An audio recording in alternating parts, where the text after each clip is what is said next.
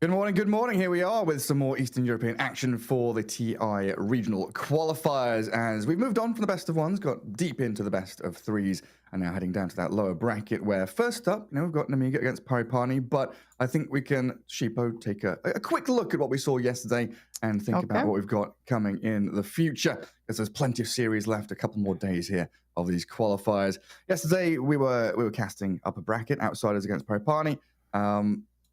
Yeah, Outsiders still look the strongest, right? Outsiders looked so clean. It was insane. I was actually incredibly impressed by everything. Like, usually it takes 10 minutes for teams to start making big, meaningful plays, but when they came mid on that 5-minute car and just destroyed that mid tower, I was, like, losing my mind. These guys were just on it from minute 1 till the end of the game.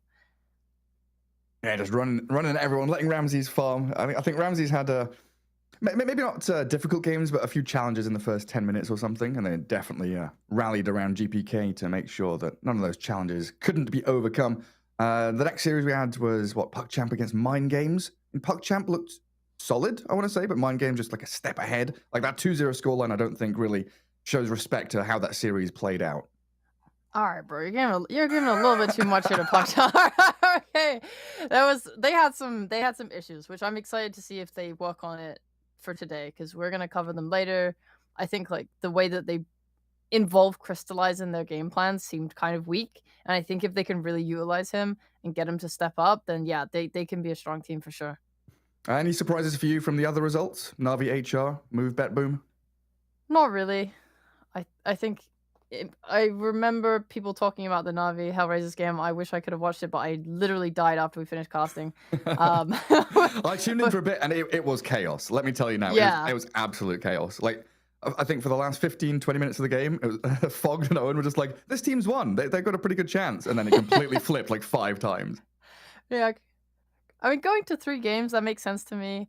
Navi and Hellraiser. I mean, Hellraisers used to be a Div 1 team. Like yesterday, I talked about PuckChamp and how they like got relegated to Div 2 after the Tour 2 regional finals. Hellraisers was another team that got hit by that, Mm. and by no means did I think either of these teams looked bad. Hellraisers especially. I know in Tour 3 they managed to get their way back up, top 2. They're now going back to Div 1 for next season, which is exciting.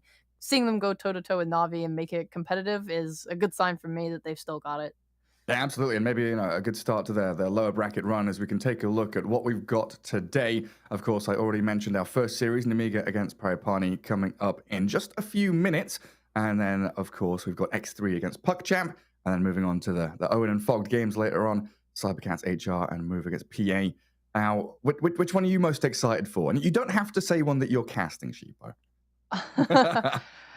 I honestly a little hard to say. I want to see the. I'm actually quite excited for the game we're about to do. Mhm. Honestly, only because Paripani, our team that yesterday they had like this thing about them where I can see that they have the potential to be really good, but they were held back, I think, by their drafting. I was I was pretty unhappy. They had a lot of lack of playmaking, and I think it made their game just much harder in general. And if they have a good draft, like this is I want to see them in a comfortable zone where they can fully just express their gameplay, right? When you're playing with Pasha's Dawnbreaker and you have no one to go at, like they go from game 1 having a Void Spirit to game 2 having no Void Spirit, no one to jump in. He's Mhm. just on this island where he's farming the enemy jungle trying to get a scrap of gold because he has 2 farming cores and no one's playing with him. And I'm like, if they can fix that up, if they have good drafts, like they're strong. Pasha's a good offlaner, especially on his Dawnbreaker. Like they look very aggressive in game 1, even though they lost. Yeah, like Depressed Kid was living up to his name in some of those games. He had, Yeah, I think you said seriously. it right. He was on an island, right? That Void Spirit against the Necro lane matchup, and arguably they're against the most difficult contenders that they could be against in that first match, right? Against outsiders. Yeah. So maybe now that's their stepping stone in this lower bracket up against Namiga. What do you think about them? Is this a team that you expect great things from? Because they've got a couple of players that have been around a while. I actually do, yeah. This is a incredibly stable roster right now. They've been together since May of this year, I think, without roster change. They've been having pretty decent results when they played the ESL1 Malaysia qualifiers. They lost to BetBoom and Navi, so maybe they're not super top tier as a team yet, but they beat like Into the Breach. I consider them to be a pretty decent team in Europe.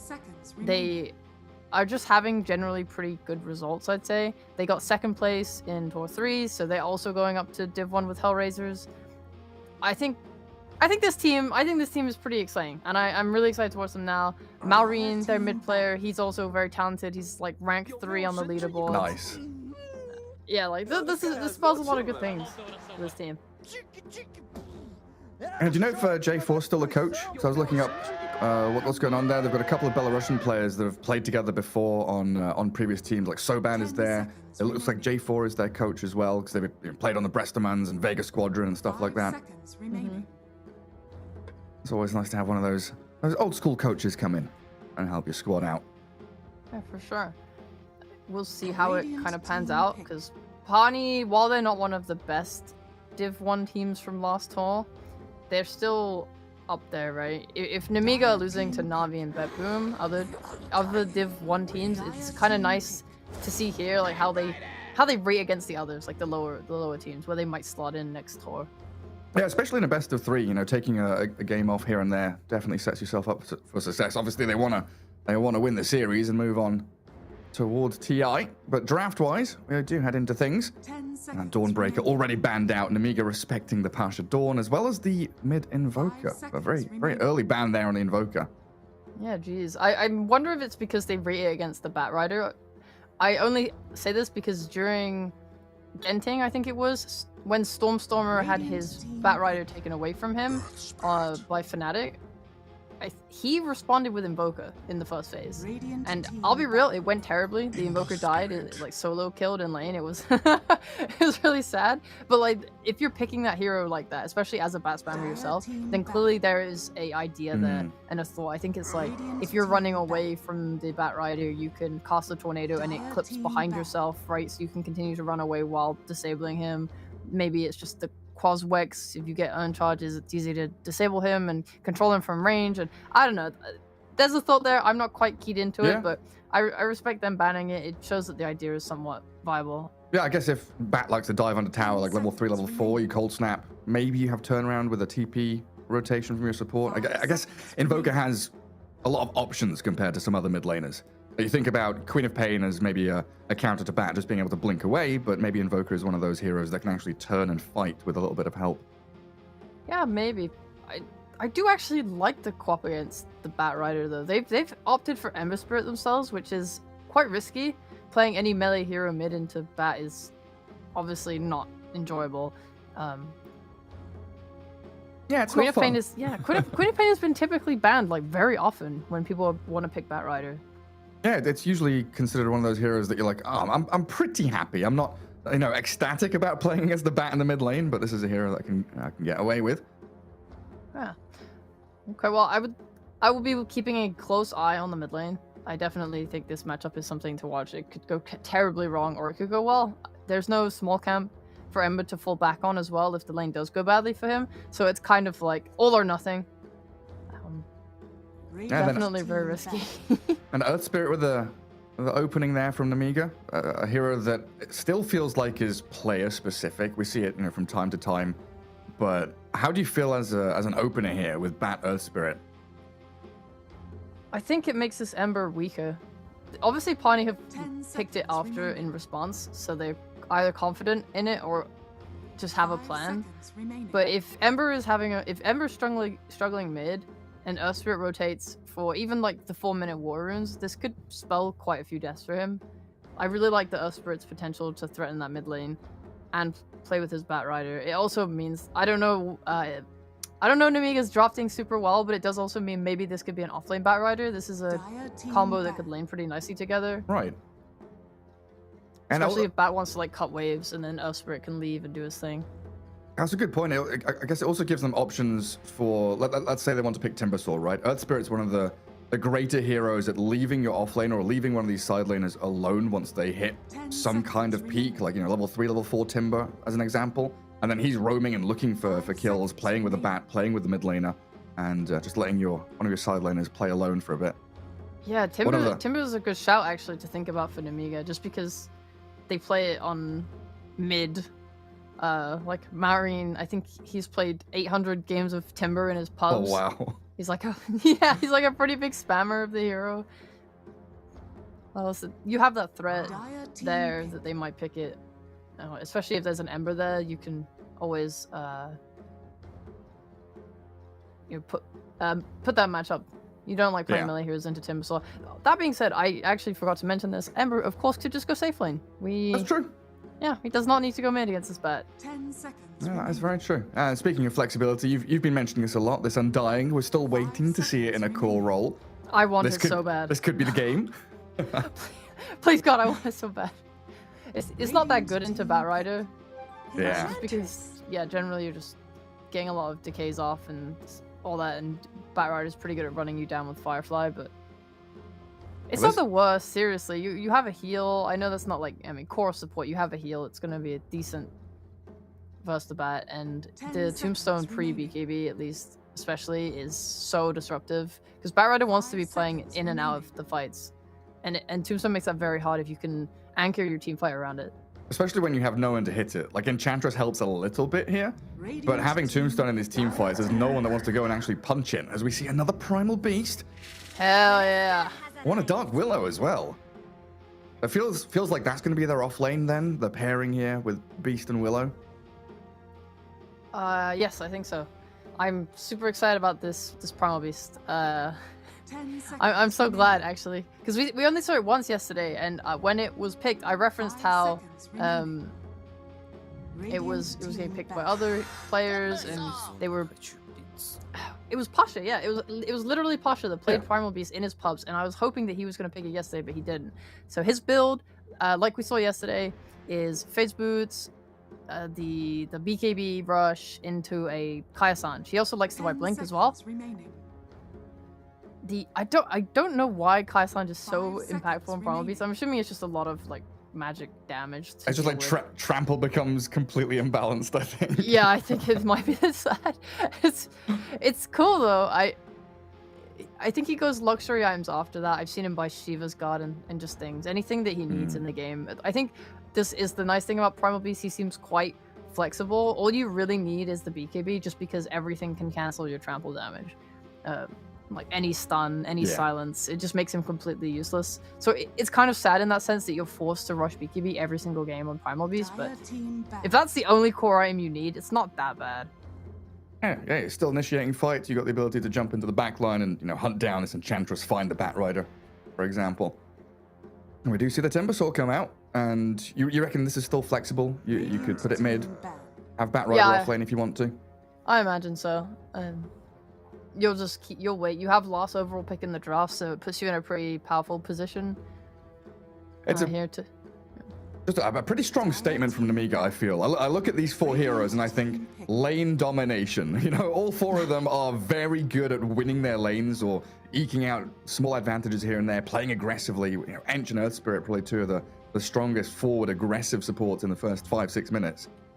For sure. Earth Spirit is not typically a lane dominator though. But what is nice and what pairs really well here is, and this makes me think Timbersaw is more likely to be in the offlane, is that he is a offlaner that can sustain alone. You get your level 3, 4, 5, you're chilling, you're like, okay, I don't care anymore.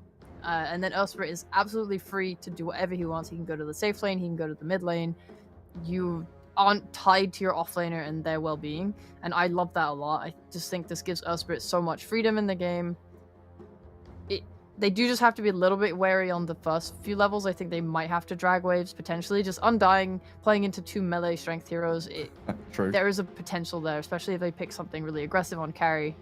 I'm not sure what though. I would think of a hero like Chaos Knight. Ursa? Yeah, Ursa, that would be... Oh no, he's banned. He's banned though, yeah. Weaver. Oh. Well, you said yesterday that he's a hero you can play aggressively and should be getting involved early on, but yeah, you're not a fan? Who was it? Was it Crystallize? It was Crystallize, yeah. I was a massive fan of the Weaver when Crystallize picked it. I thought it was good. And that was into a matchup I thought was strong, but here into a Timbersaw, it seems a little bit scary. You are playing with Undying, so I think maybe there is meant to be some threat there. It really depends. Yeah, it really depends. And then Nemiga with this overall last pick, knowing that the offlane they're going to be up against is Primal Beast Willow, Ench plus anyone seems pretty good, honestly. Yes. Do you want to go safe though? Like, do you want to go, you know, Juggernaut as well? He's banned. Jug Monkey and Ursa all banned. Yeah, I also was thinking of like a Faceless Void, but that's banned. A lot of carries are banned. Slark is banned as well. They've all been removed. Well, Lifestealer, the fake Juggernaut. It's not the best if you're looking to contest Primal Beast in lane. Like we've seen people try lots of different things. Like the Templar Assassin as well was another idea, but that turned out to be really, really bad. Especially when you go Sideblade to level 1. Yeah, especially. Didn't feel particularly good. For Lifestealer, let's see how this one pans out. It looks definitely like a hero that is just meant to sustain in this lane. They don't want to try and kill the Primal Beast. It is also like a slightly weaker lane maybe for Pani than the last time we saw Primal Beast. Before it was with Hoodwink, which was a guaranteed stun from that Bushwhack. This time you have Willow, so the Bramble kind of gives a little bit of leeway for Nemiga to react before Pani can just go on them. Yeah, and I guess Lifestealer here also plays into the timings Nemiga have, right? Timbersaw, 15 minutes in, he's ready. Batrider, 15 minutes in, he's kind of ready to go. it's going to be a pretty early move in towards, 10, 15-minute catapults to put pressure on these towers, it feels like. I don't know how I feel going later into like 30 plus, looking at Weaver, Primal Beast, Ember Spirit. I think Paripani probably have that safety net, knowing that if they can drag the game out, they've probably got it in the bag. How do you feel about that? Going late game, it's obviously a toss-up. There'll be team fights and outplays, and it's not necessarily one way or the other. I've seen this Primal Beast as a core, and I feel like there is a bit of damage drop-off somewhere along the line Okay. that could be abused. Weaver is just going to be a little bit of a tricky one. They don't have any real lockdown on Nemiga other than relying on Lasso and silences from Earth Spirit. But if Weaver gets a Manto or a BKB, that doesn't really matter anymore. Maybe Lifesteal is going to have to rely on getting an Abyssal Blade further down the line. That's kind of all I see for it. This Weaver could definitely be a problem. It is a pretty good Weaver game outside of the fact that there's a potential that Timbersaw overruns his lane and makes his life a bit hard. Mm. And there's no way they're like swapping lanes, right? It is going to be like Weaver Undying against this Timber Earth Spirit. That's the best setup for them. I imagine they're probably fine with that. Between Weaver's general lane aggression, the decays and the fact that Earth Spirit probably wants to leave the lane, I think they're probably chill with that. All right, let's get into things. Game 1, best of 3. The lower bracket here for the regional qualifiers. Nemiga up against Paripani. Getting ourselves across the map, all smoked up. Where's the first ward going to be placed? Sheepo, where's the first ward going to be placed? Mid? Oh, you were right. It is mid. That's an interesting one. Behind a tree. That's great. I like not being able to see the mid lane. I guess that's to stop people from doing the tower aggro vision trick at nighttime. Oh, what? And then you just cut the trees when the lane starts? Yeah, I guess so. You just go, you just go tango it. Nothing sus about this. I'm just going to tango this specific tree over here. He has a coiling blade. Let's relax. Let's relax. Yeah, that actually might be a strat.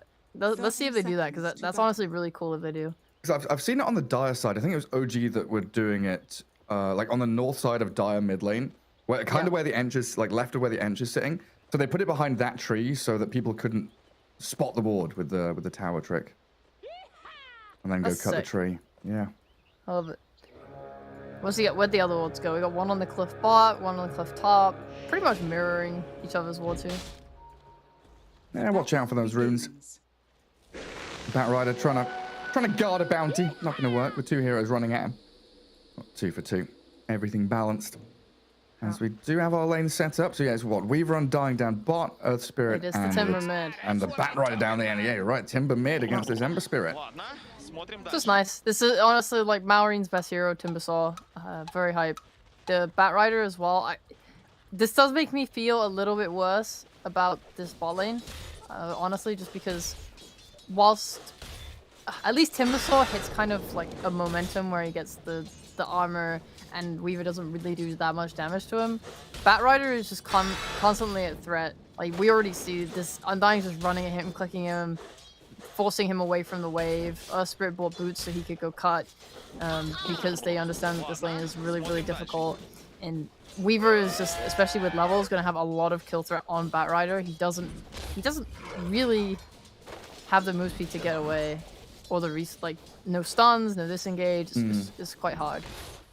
I think Weaver is one of those heroes that we kind of considered in the old days anyway as a counter to that offlane Bat Rider, just Shikuchi away from all the stickies. So maybe Immersion's going to be the one that's going to be in harm's way as we once again see the additional lane in Dota made up here. Nice little drag across from both teams to meet the creep waves in the forest. Already a bit of aggression there towards the Bat.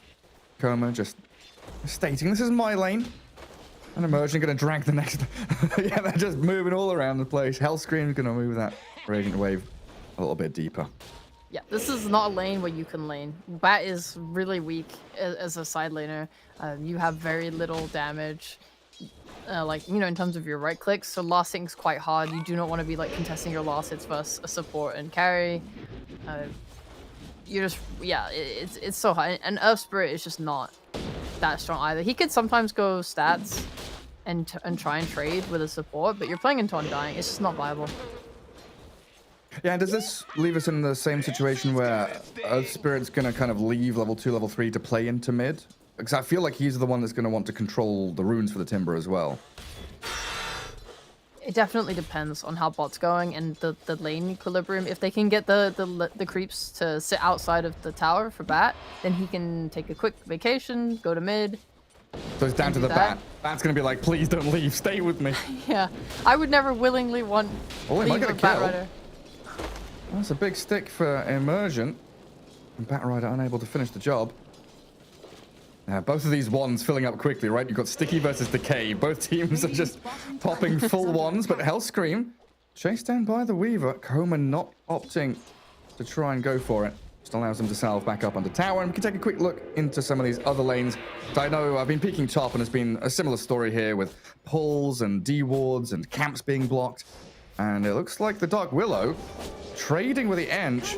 Pops the Fairy Fire, but is going to lose that fight. Pasha will come in to trade at least. Courier survives as well. So 1 for 1, but first blood going to So Bad. Much better for Ench, but I don't think you're unhappy if you're an offlaner getting a solo kill like that. We've seen in the past the Primal Beast has such high damage. Like, look at him right now. He's got 92, 91 damage. I can't do maths very hard. and he's meant to be able to contest CS because of that. But it feels like this Ench is doing a really good job of just kind of pulling their attention away or disrupting their game plan for the lane. Because Lifesteal is right, Rain and Happy, 19 CS, 7 denies. Meanwhile, Primal Beast down at 11-5. Yeah, Lifesteal having a grand old time. And another little D-ward battle going on. This large camp, very important for both teams. It looks like Enchantress also winning that little skirmish. Can have a little think about this mid lane. Timbersaw 28 and 10. Doing That's very well for himself. I'd hope so. I'd hope so. It's his hero. And in the mid lane against another melee. I mean, we will see Earth Spirit rotating pretty early on. He hit level 2, rolls into mid, the slight dodge from Depressed Kid. I don't know if that was intended. I guess he knew, he saw it coming. Yeah, when that Earth Spirit went mid, I wasn't sure whether he'd go for the 4-minute runes. Like I said, it depended a lot on equilibrium. The lane was quite near their tower, so that was completely fine for him to leave the lane. Nice move. He's in a little bit of danger right now. Actually, no, there's no tombstone yet on the Undying. I think he's okay. Immersion just getting some pulls off, while, again, this Enchantress dragging 2 heroes to escape from the Willow and mid lane. Behind the tower, bro. Yeah, Ember Spirit needs to pop that level 2 Flame Guard just to try and survive a little bit. He's throwing the high five out there, like, come on then. You want to come to lane? Your flag bearer creep. All the supports are running to mid right now. It's just like the comms are going wild. Team! Look what he's doing! How is this allowed? This is illegal! Where's my Undying? Where's your Soul Rip? They've even got Earth Spirit in behind. Kills off the Courier. I don't have much mana on this Timbersaw though, so unable to really do too much to pressure back Immersion or Depressed Kid. They're bringing another support in though. And if he uses Flame Guard, So Bad's here. He's gonna enchant the flag bearer creep. Just to get that extra 1 hit from the that's cart onto the tower, yeah. That's pretty bad though, isn't it? Giving extra gold. No, it's okay. Okay. I don't think this will have long-lasting effects on the game. Okay. Well, a little bit of bonus money there. Well, everyone in mid. Where's the rune? Is it hiding under the willow? And Dream just sitting on top of it. Means no refill for Depressed Kid though. As Bat Rider's starting to stack up some creep waves down bottom, double wave. And with his Firefly will clear through that. So completely dodging the lane like you were saying earlier on, just not wanting to face the Weaver. Going and doing other stuff in behind. He was playing against him for a little while, but as the levels go up and Weaver hit 5, he's just like, yeah, I'm just gonna go behind tower now.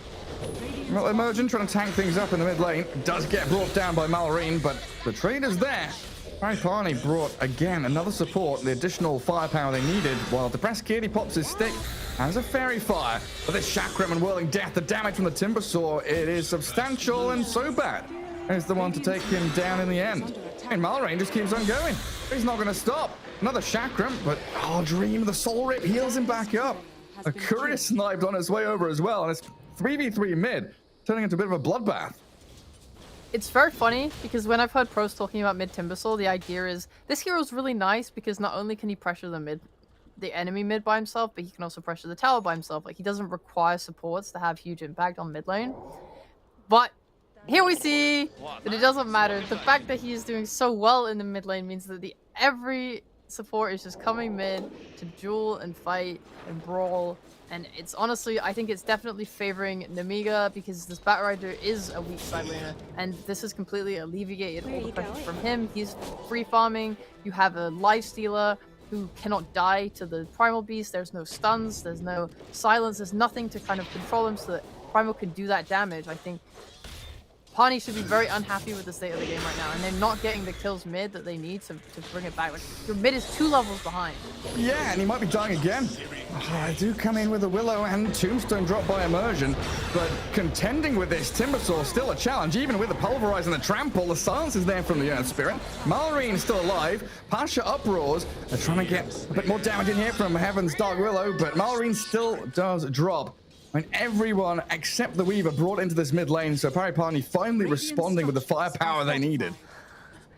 Yeah, I think this was a good move. Definitely the right one to bring Pasha there, and he's quickly swings back to top to try and get back to laning. The only thing that feels bad is just because it's a mid Timbersaw, you get the most impact from not skilling Timber Chain, because you're not playing like up a long lane. It's a very short lane, and there's no trees in the river, so you just don't want that chain. It does mean though that when you get ganked by 18,000 heroes, you do not have a way to escape. That's life. And it looks like Paripani want to try and snowball this into something else. They've actually swung down bottom, aiming for the Batrider. He's got his Tranquils, level 6, halfway to his Blink here. But he's being very, very tentative with his movements. He knows that he's not particularly safe, so just going to try clear out the large camp and slip away. He's fine. He's playing quite nicely as well. He's been just farming the hard camp and not really putting himself in the way of danger. Like anytime I think at this point in the game as well, you have to be considerate of diving the tier 2s, or not diving tier 2s, sorry, cutting waves behind tower, because any TP from like Ember Spirit, for example, could just easily kill him. Like Weaver can connect so fast with Shikuchi. You just have to be very aware, and I think he's playing the game really nicely and being super aware of where people are on the map. Yeah, he's in a pretty good spot. How's Lifestealer doing? What's he up to? He's farming. Is it Armlet ready? Oh, I hope he got Midas. I hope he got Midas. Let's check the courier. No, it's an armlet. That's coward behavior, my friend. Why is that cowardly? If this was V-Tune, if this was Ramses, there would be a Midas. And they would be farmed. I don't think you need to rush. I think you should be quite happy with how your game's going, that you don't really need to get an armlet and get super involved early on. Personally. Okay. And just chill a bit. Accelerate your farm as Malrine. They've gone on him a couple of times and just chased him back into this ancient camp. Still unable to kill him. That feels like that's the pressure they need. You're making sure the Timbersaw is not sitting in front of your towers. Like, this is timed around the catapult waves, while so bad trampled down by Pasha. Nice Primal Beast on a killing spree now. This is pretty important, because I really felt that Namiga, 10-15 minutes in, they would be on these catapult waves pushing towers, but they've actually been held back quite nicely. Yeah, I was thinking as well that Ember would be much further behind, but honestly the rotations from the supports and Pasha have... He's not far behind Timber. He's only 500. I think Timber's really struggling. He's not that tanky. Yeah, I mean, he's being burst. He does get himself back into the trees. Depressed Kid very deep, but has the Remnant to get back safely to it, and Heaven dies. The Lifestealer getting involved, his armlet ready, so he's available to munch onto this Undying and find a double kill, and straight onto the tier 1. Even with the Carty here, they've got plenty of little skellies with the rally. And no glyph for the Radiant either. Paripani, they don't want to give this up without a fight though. Tower down, but Malrine in trouble. Oh, the Infest saves him up. The Timbersaw's fine, so he can turn and fight now. Back into Pasha. Hellscream trying to silence up and control the Ember Spirit. Depressed Kid, he's got a Remnant. And again, out of the grasps of Namiga. You know what, Gary? What's up? I said he didn't need to do it, but by God, he's making the most of it. This armlet coming mid, that nice TP, getting involved, getting the tower for your team, saving your mid. Honestly, he's probably made the most impact of having this iron build that he could have already, and I really appreciate those moves. Do you think he needs to do more, or is that enough? It's like, okay, he's done enough with the armlet, and he can go back to farming now? Or do you want them to keep that momentum going? They're not crying for objectives that much right now. They could look towards the bot tower, but I think they need like ways to take it right now. They can either bring Lifestealer down there and take the tower with him, or they could send Malrine down there and just try and take it. Like they could just go as a 4-man unit. Like I think this game, what we'll see a lot of is just everyone minus Lifestealer fighting together in an area of the map, or like trying to play in one area of the map together as the game progresses. Like we move out of laning, and he'll just get involved when he feels like a big fight's gonna happen. Like if a big team fight's gonna happen, he'll be like, okay, I'm here. I'll TP. I'll join. Yeah, because you still need items. You need Deso, you need Basher. These are like your core items this game. And you know you're up against a Midas Weaver right now. Like Coma is gonna start building up these big items very quickly. He's already got Manta. It looks like Shard queued up as well. Wow. What are those Blitz Knuckles for? Blitz Knuckles? Does he want Orchid? Does he want MKB? Wait, who has the Blitz Knuckles? The Weaver has Blitz Knuckles queued up. He's queued up. Yeah, so he wants Maelstrom, Manta, Shard, and then there's Blitz Knuckles in there as well. Orchid? I don't know. I guess so. Maybe Shadowblade. I mean, no, Orchid makes the most sense, right? Because you're playing against a Lifestealer. He doesn't naturally buy BKB. You put him in an awkward position by having that. You see how Weaver has a Midas, Gary? Yeah, I see it. Behavior. Yeah. I see it. I see Pasha surrounded by 3 heroes from Nemiga. A Batrider deciding to get involved with his Blink Dagger, gets over the top of him, and they're going to go for top tower, it looks like, because of the long wraparound from Timber and the Earth Spirit. Trying to come into that ancient camp, but they're all scouted by this Radiant Vision. They will get dewarded. They are completely ignoring this Weaver, and I don't quite understand why. Maybe they feel like he's not a problem. Radiant's top tower is under attack. Or they can't actually kill him. Yeah.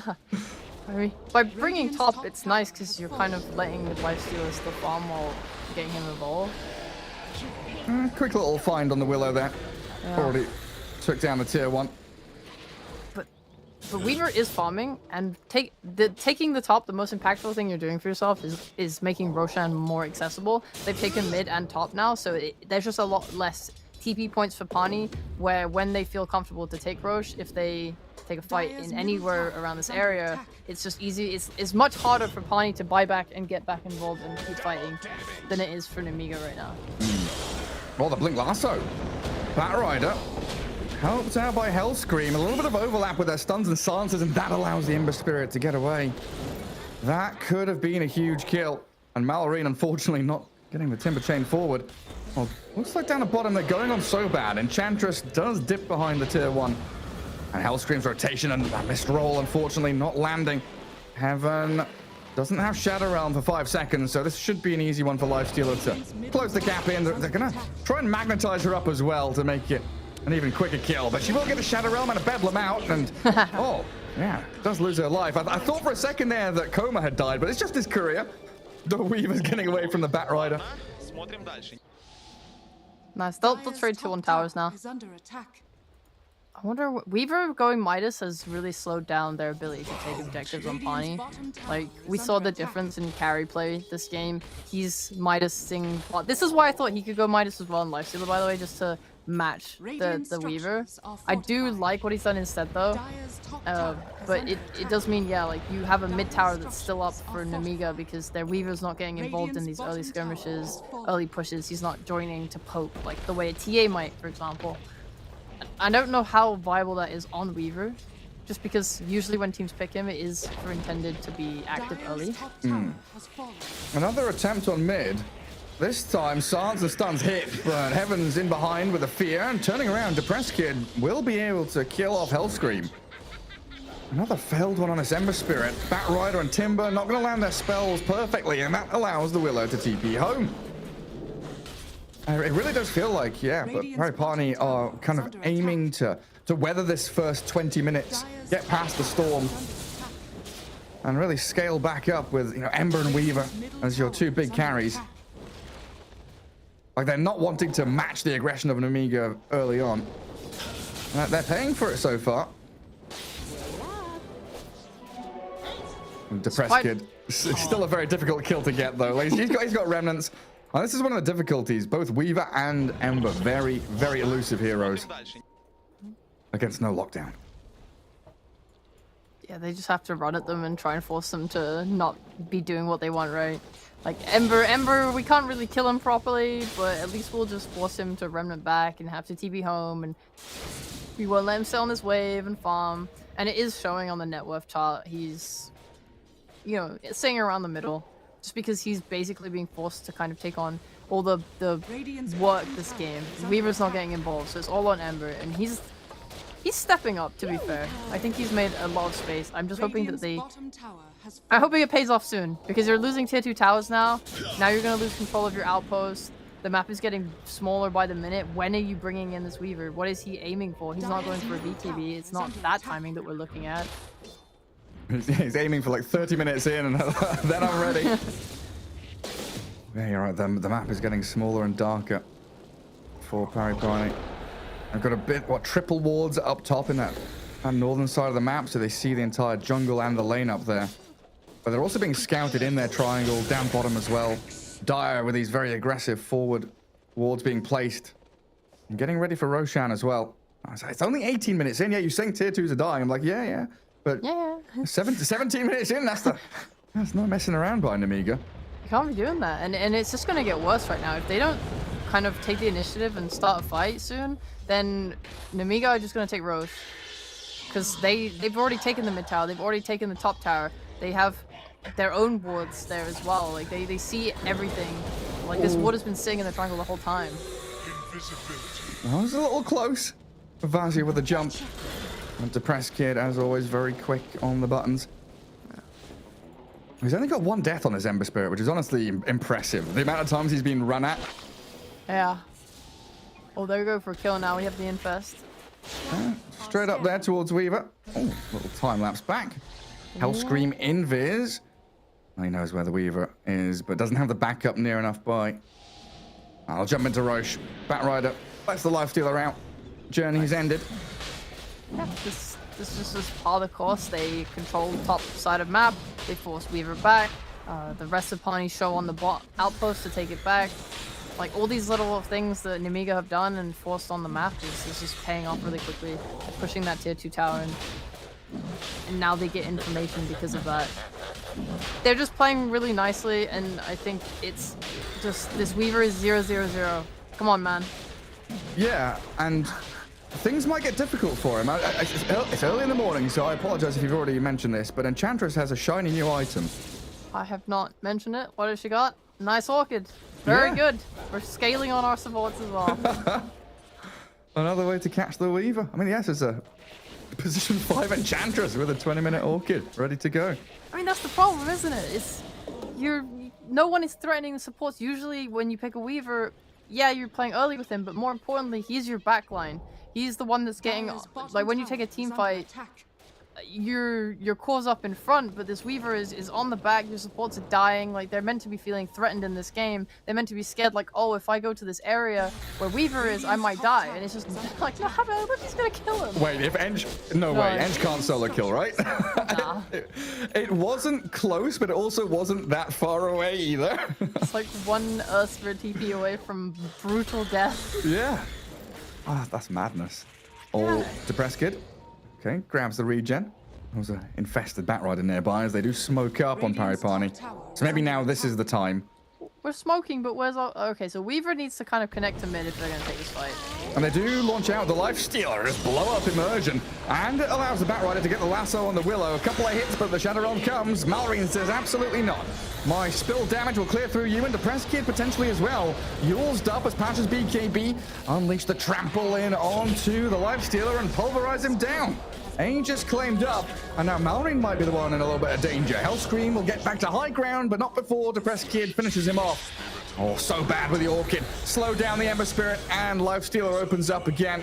Diving tier 3, thinking about going for Pasha, but does want to just chill and go back for the tier 2. It has officially taken 20 minutes, but we have our first assist on Weaver. Oh, yes. Woohoo! And back to farming we go. Yeah. hit the creeps. He'll have Manta, though, which does give him protection versus the Orchid. I would hope at this point he will be willing to fight.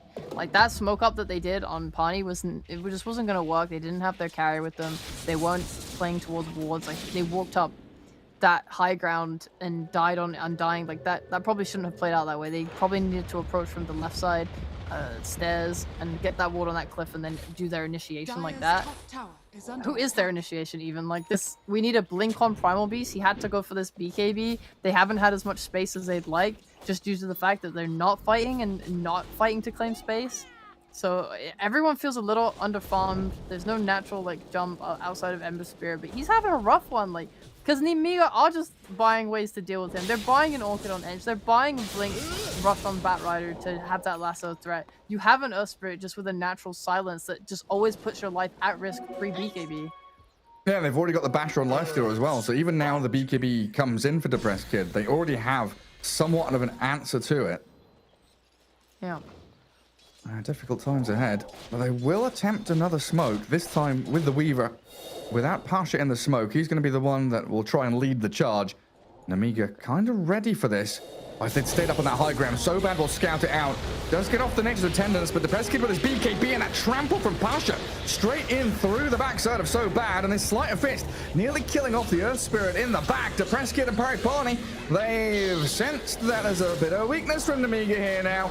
They do lose their Undying, and an Impetus shot flies all the way across the screen back towards the Ember as the Onslaught will give a bit of a distance for Pasha to recover and remove himself from the grasps of the Timbersaw.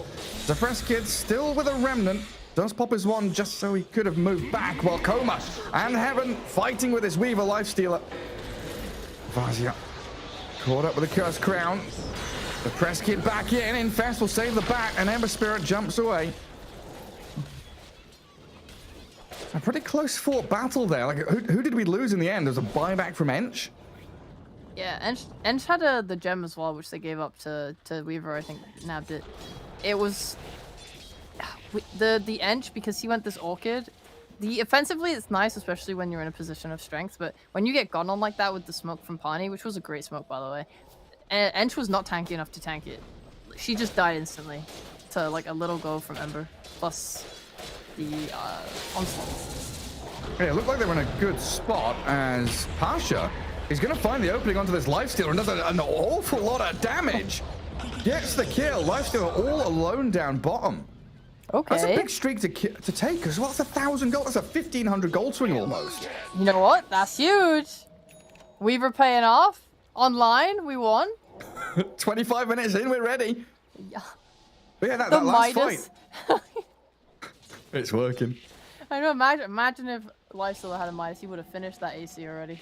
Oh, yes. But honestly, that last fight, it felt like they were in a great position, and then 3 or 4 of them went low ground down the staircase. And if they'd just been standing there, they would have had much better chance, like Timbersaw breaking the smoke. As Malrine does get run at, even by his own base, but he chains up towards his tier 3s.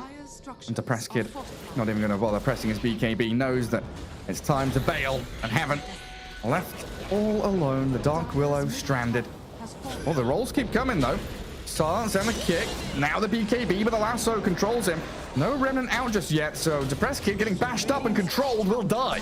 The physical damage overwhelming him. That was a really big shame. Primal Beast, when he onslaughted in, he accidentally knocked Malrine onto the low ground, or high ground, so he couldn't ult him, couldn't keep stunning him. Oh, that no. was really unfortunate. What can you do? Can't do anything. Gotcha. And we're back to going high ground here, Nemiga. Middle tower Yeah, is up to under tier attack. 3s. No Ember for 20 seconds. Tower. Where's Still our from a Weaver? good opening. I don't think they can. I don't think they should fight this. They can do it on Ember's respawn, or actually now they have Glyph. Maybe they should back and play for Roach, or no? They don't care. They do. All right, good back, guys. I don't want to see them throw again. It's clear that this Weaver is doing quite a fair amount of damage now, and they do need to finish this Assault Cuirass on Lifestealer just so he has that more armor. All right, he has it now. They're kind of set now though. With that AC finish, they still have the Blink BKB bat to play off. If they can set up a ward and play around it, that's pretty good for them. It's a DD Lifestealer. Nice to see he's going Satanic as well, so he'll have a Nice little way to get rid of that orchid. For sure, yeah. This it's gonna be important. That's like the one way he just dies, especially if he wants to play on the side lane while his team is away from him. I really like that Pawnee have just taken a lot of the handle of the game with these smokes in the last like 3-4 minutes. Especially like getting a pick off and then re-smoking and going for more. Like they just need to take as much advantage as they can of any weakness that Nemiga has, because they went from fully controlling this game to now it's actually kind of even. They're just gonna smoke again. Yeah, it feels like whoever gets that first glimpse of vision, if Immersion can get a high ground tombstone, that's going to be a big problem for Nemiga as well. Oh, they're going to walk straight into them. Glimmer Cape, Immersion, straight up towards high ground, but he's silenced and killed before he can cast a single spell. Now Pasha blown up as well. Oh, Ember Spirit lassoed back into the waiting arms of Lifestealer, who picks up a double kill. Oh dear. That was terrible. That was, Oh, look how quickly Roche respawns as well. What can you do? They'll probably get it then on Nemiga. I mean, they will respawn in time. I don't know if they have any smokes left though. They've used so many in recent times. Doesn't look like there's any on the supports. I don't know when they come back in stock. The biggest problem with that fight was just the fact that Nemiga had 2 wards down. Yeah. They had 2 wards down.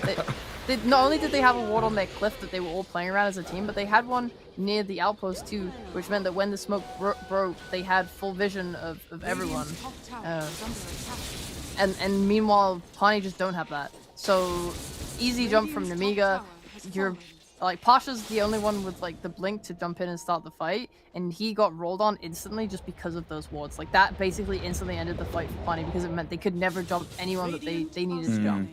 It's like you were saying yesterday, the kind of team spirit strat, right? Place a high ground ward, play under that vision, just wait for your opponents to come to you. So very good read of that smoke coming in. But they orchid up this Timber Saw. Tanky Boy gonna Yules himself, try and get away from danger. Hellscream doing the same thing, rolling to high ground. And now the Tombstone being brought down by Bat. They've cleared out a lot of the team fight potential from Paripani, but they do fight back. Both supports brought down. And Dark Willow trying to terrorize this Mallory and Timbersaw with the infested Lifestealer inside him. Now ditching, bailing away. No. And this Roshan, it might belong to Paripani now. There's no edge for a minute. They're thinking about contesting. Can they contest? Maybe. I mean, Timber has no stacks though, does he? That's always a problem. That's true, but there's no tombstone. And there's no BKBs. Oh, but Batrider, no, you can't be doing that. Stop, no BKB. Gem's going to be dropped. Claimed back by Paripani. And Mallory still considering going back in. Roshan, 3,000 health remains. Depressed Kid and Coma sitting in the pit while Pasha, he's ended up on the high ground. And this gets Lifestealer straight on the target that he loves to munch on, but that's allowed Paripani to claim the Aegis. Giving it to Coma. And falling back to their own little ancient camp. Immersion, 2 hits. And an Orchid on this Lifestealer. Always silenced up. Can't get off the rage. The bashes, the turnaround play. It was potential there for a comeback, but Lifestealer down and Malorine. Is he going to escape from this? He's being controlled so beautifully. The roll back in though, the damage back into Coma, claims the Aegis. That first life removed so very fast by Nemiga. So much back and forth in these fights. If someone gives their life for the Aegis, then we go back into battle inside the pit. I'm gonna think that Nemiga's okay with that, given that they had 2 heroes dead. They lost their carry, sure, but you traded it for Aegis, which puts the game back in the even playing state. You're not on the run now, thinking, okay, like, well, we can't fight into this Aegis, guys, let's relax, so on and so on. Like, they can now make plays, it's all good. The Weaver was the one that got the shard as well. This is new. I think the patch changed it. It used to be like I think the bugs like showed invis and stuff. Yeah. Now it is off Shikuchi. It puts a mark on enemies. Let's see, last 6 seconds. And when you proc your Gemini, enemies with a mark within 1,200 range also get attacked. So wow. Yeah, if you get that mark on everyone, or a lot of people at least, you're going to be dealing insane levels of damage. Yeah, another Medusa coming in. Doesn't have the specialist array though, unfortunately. I mean, there is one in the stash. Do you think it synergizes with the level 25 talent if you get an Dyer's extra top tower geminate is under attack, attack. like you hit 3 times? Huh. I guess so. The shot only mentions the secondary attack, so I don't know. That needs to be tested. That's a good question. Yeah, I've not thought about that one. Yeah. Well, it's new. We'll see it eventually. Maybe this game. Maybe, eventually. Probably. Maybe. Yeah, Potentially. probably. One might hope. It's a possibility. But yeah, you're right. It's like a small loss now from Nemiga for a greater victory later, making sure that their opponents aren't able to really take control of the entire map. And Pioneer trying to do that up top, with, amassing their forces. Need to really start dewarding this top jungle, though. These observers have given so much team fight potential for Nemiga. Yeah.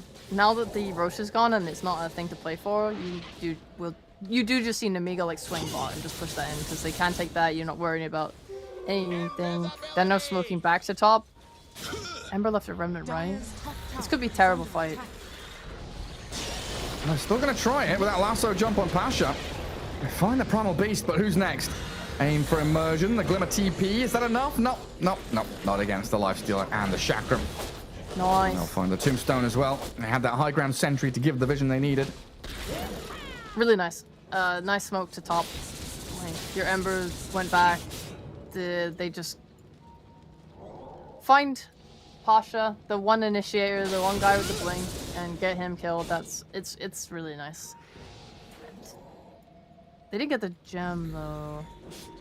Only unfortunate part. Ember's still holding on to that. And his Ghost Lincoln's done now as well, so making things much easier for him with BKB Lincoln's.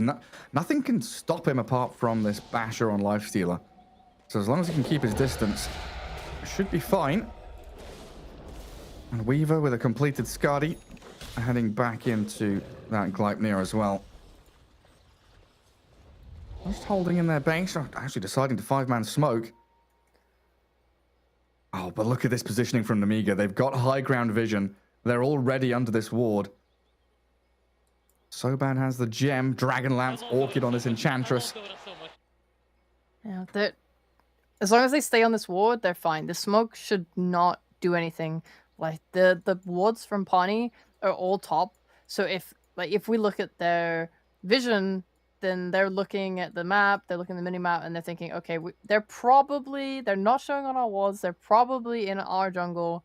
How do we approach a fight like that? Like the way they'd have to do it would be walking up to this cliff and warding it and then just jumping. Like, because you're probably gonna like break the smoke or like see someone off the back of that vision, and you just have to fight. And it's so risky and so hard because you only get like the split second to analyze where everyone is and then get the right target. Meanwhile, Nemiga, it's much easier for them. They're already on their ward. They already see everything. Someone will break the smoke, and then Bat will just have his like, choice of like, I'm gonna like lasso Pasha again, for example. And yeah, I think Nemiga are in a much better position being on this high ground. I don't know if Pawnee will just sweep for top instead. That's the thing, right? Like if they sweep for top, you've lost this bottom tier 2 very early on, and it's really nice for Nemiga to be able to just push that wave into tier 3. So if you go top and you try and set up for a bit more vision up there, maybe try and cut the wave top, it gives Nemiga an opportunity to actually force you back and then go back to the ward, just reset the positioning again, force you to try and go for another smoke. Yeah. I've seen some nutty smokes though, like movement. Like obviously like the brain dead play might be like, okay, we're just gonna unga bunga at this cliff with the ward down and try and fight. But I've seen some like insane wraparounds. Like if they went through mid to the river, like through the river, and then took the like far right staircase or something into the jungle, maybe they could catch Nemiga by surprise. But that's quite hard. It's very, very difficult. Maybe they'll hope someone pokes mid to try and push the wave out. Oh, they might find Enchantress first. And Gem does spot the Weaver coming in, gets the Orchid out, but so bad. I'm just going to be fodder to this Weaver with a Shikuchi forward. Gem dropped, and Nemiga now the ones on the run. Well, everything we said did not apply. Was that just Eng out of position? What was the problem there? Yeah, I feel like it. I think he's just playing like he's very tanky when he doesn't have any sort of defensive item. No Glimmer, no Force Staff. Like you don't have a hood. You don't have like anything that might keep you alive, is not building it. He's just trying to be a core. He's going for Lotus Orb now, which would make it is a lot better. But yeah, he can't walk up like that. If you're playing around this ward, it's yeah, that was a little bit of a grief, and it just forced his team to have to back after he died. Need to be all together. Oh man, we've got a DD rune on this Ember Spirit now as well. Nemiga trying to smoke down bottom. Infested Batrider again. Not going to come in contact with anyone. And I guess one of the upsides there for Paripani is they did manage to de-ward that high ground as well. So vision kind of lacking for Nemiga at this point. They're playing blind into the map. And the Firefly mid, it's going to give away the positioning of the Bat and maybe this smoke in general. They're going to follow the courier. just kill it. You know they're all up there. But right here is the issue. You know, we were talking about what Paripani can and should be doing. They sweep top, they get high ground vision. They're up here in a decent spot, but then mid and bottom lane are in serious danger. Yeah, they also have to get through this top tier 2. It won't live for long, it will die fast, but you have to deal with this tower that they can glyph, and they are glyphing. Meanwhile, Nemiga's already going for mid. Your high ground's being threatened. They have taken the tower. This is yeah, TP back. Power Rangers TP. Let's go. Yeah. Base in danger. Lasso comes in. Dark Willow glimmered up, but a lot of damage from that Timber Sword, just shredding straight through. Well, Pasha BKB's pretty early on. Wants to blink aggressively in towards the edge. Pulverize cancelled by the bash of Lifestealer. And Amiga still thinking about this turnaround, but the double damage Ember Spirit offering a lot. And as he chases in towards Vazia, what have we got left? The Batrider's BKB is ending, and the Skadi Slow should be enough to keep tabs on him with a double for Depressed Kid. They defend their base, fight back, and now they're swarming towards additional heroes because the zombies are chasing. The zombies gave vision of the Lifestealer. They're moving towards Timber. They won't be able to catch up, though. They didn't walk back through the Radiant Observer Ward. I love that Kurtic is just farming enemy Ancients. Yeah, playing under his wards is okay. They're just going to run right back to their wards on Pani. But you can cut these, you can push this wave in bot, you can cut this wave mid. Obviously it's a little scary because if someone does sit up, like you don't see inside the base. If someone is there, you could potentially die just because you don't have numbers, you don't have your heroes set up on Amiga. I do like this though, just threatening and making the most of having those 2 deaths. Yeah, force them all the way back. He's going to get the tier 3. Oh, no, he's not. The glyph is there. Well, that glyph was reset because their mid-tier 3 died. And there it does die in the end. Go for another smoke. Or they'll just try and catch stragglers. They're pinging up. Okay, they're pinging the Observer Ward. They want to get rid of the vision here. I thought they were pinging the Weaver for a second. I'm like, well, how do they see him? How do they know he's there? No, they don't. How many gems are in this game and how many of them do Pani own? Do they have all of them? There's one in the base. One on Ember. One on Ember, yeah. I think that's it. There's just the 2 of them. Might see a third. I hope so. So bad has the money for one, but he wants the Lotus. Yeah. Neutral Item's coming out. This is exciting. We got a Flicker. That's actually massive. Timber taking that. That's crazy. You're not worried anymore about any Silence, any Sleight of Fist, any Dark Willow Curse Crown. This is a powerful Flicker game. Yeah, it is. Yeah. Wait for both teams as well. Like, if Radiant got one, we'd be pretty happy with it. They got Ninja Gear, Timeless Relic, and Penta Edge Sword. So Weaver with the sword, bit of bonus damage for him. And Ember Spirit with a Timeless Relic. Not too bad. Nemiga playing around that high ground ward. Everyone's thinking about Roche. As is tradition. Spawning in just a couple of seconds. Little Ench Sato trying to scout it out. I think something that kind of sucks for Nemiga is that they don't have a boost of travel carrier this game. I mean, they have potential ones. Timbersaw and Bat could both have them, but no one has bought them. And this means that, like, when you're contesting Roshan, no one is able to really play bot right now, or it's a little bit scary. So they're just gonna go for the smoke play instead. They just have to keep playing together. It's harder for them to split these lanes because they don't have boost of travel. Keep forcing the issue. Again, if they're able to see someone, immersion, smoke breaks. Vazia doesn't want to commit for it. Doesn't see up that high ground. I love the aggression from Depressed Kid. He realizes, hey, I can just run straight forward. I've got a remnant. Lincoln's BKB at the ready. Are under attack. And Radiant are even going to scan the pit, expecting something going on as both teams Gotcha. still smoked up. Yeah, Bat does not have a Lincoln's Breaker. He's not even buying one. He's going for Boost of Bearing, Octarine, and since they removed the neutral line, God, what the hell was the neutral line called? The one that could break Fade? Lincoln's? Fade grenade? Yeah. Yeah, since they removed that, you can't even get anything from neutrals anymore. Oh, yeah. Oh, Psychic Headband, right? Oh, the jump. Pasha.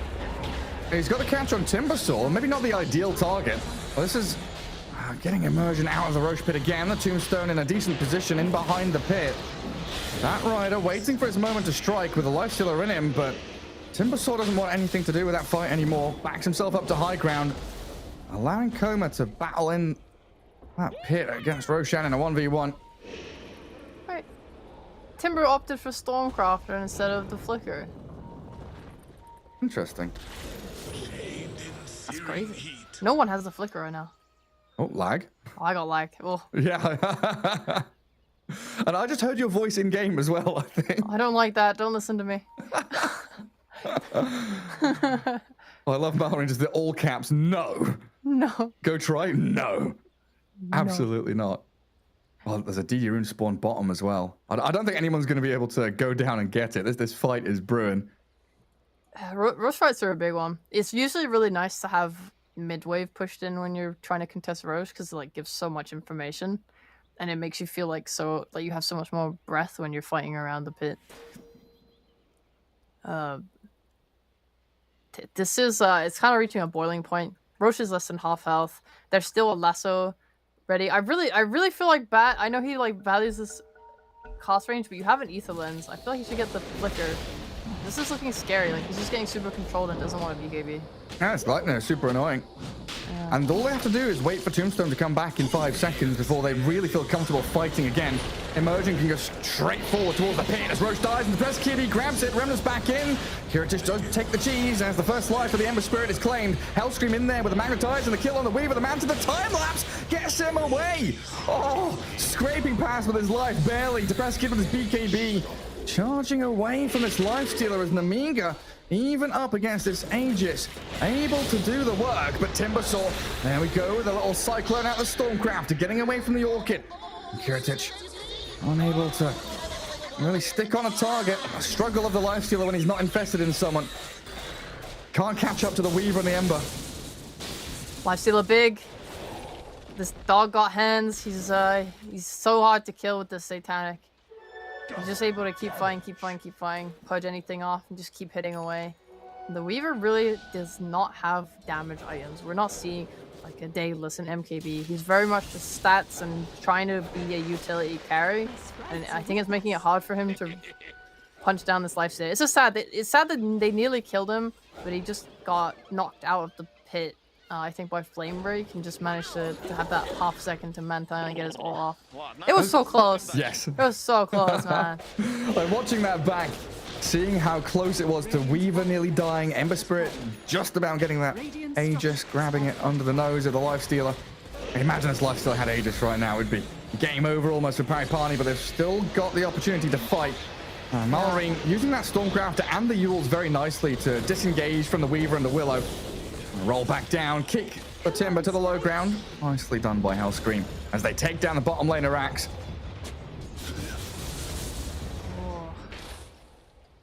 Alright, good on them. Even there's a Bloodthorn now on Weaver. I think that's where he wants his damage to come from. It's so scary though, especially like Encha's bought a Lotus now. Your Timbersaw, he's gone that Stormcrafter. I think he went this over the other one by the way, because he bought an Axe, so he wants the mana regen just from Stormcrafter that Flicker doesn't give.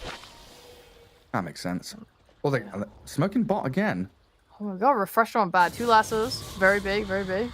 Oh yeah, double BKB. So now maybe not as scared to just use it straight up to initiate the fight. And they're coming in through the base. Depressed Kid. He's got Lincoln's and BKB. Vazia has to use his first one there as he does lasso Pasha, refreshes up, focusing the Primal Beast and blowing up Immersion with that Earth Spirit and Timber. Tombstone down and onto the Weaver they move. Oh, the Enchantress, the untouchable. They do burst through in the end, but it took a little while longer than they would have liked. Oh, Hellscream with the silence does catch out that Ember Spirit, allowing Kiritich to close in on the Undying. They want to press Kid bad, though. Rages up to get away from the chains, bashes him and stuns him. Down he goes for a minute and a half. Coma, what can he do with this Weaver? Nothing but run. Shikuchi back, hide away in your base. While Dark Willow trying to terrorize this Timbersaw away. Namiga not stopping, though. Roaring up to this high ground, looking for another set of barracks. Still 3 heroes alive, and there's no buybacks on Undying or the Ember Spirit. Tower is under attack. Feels like they just don't have the damage anymore to kill anyone. The diamization is rough. They tried to do nice things like Shivas.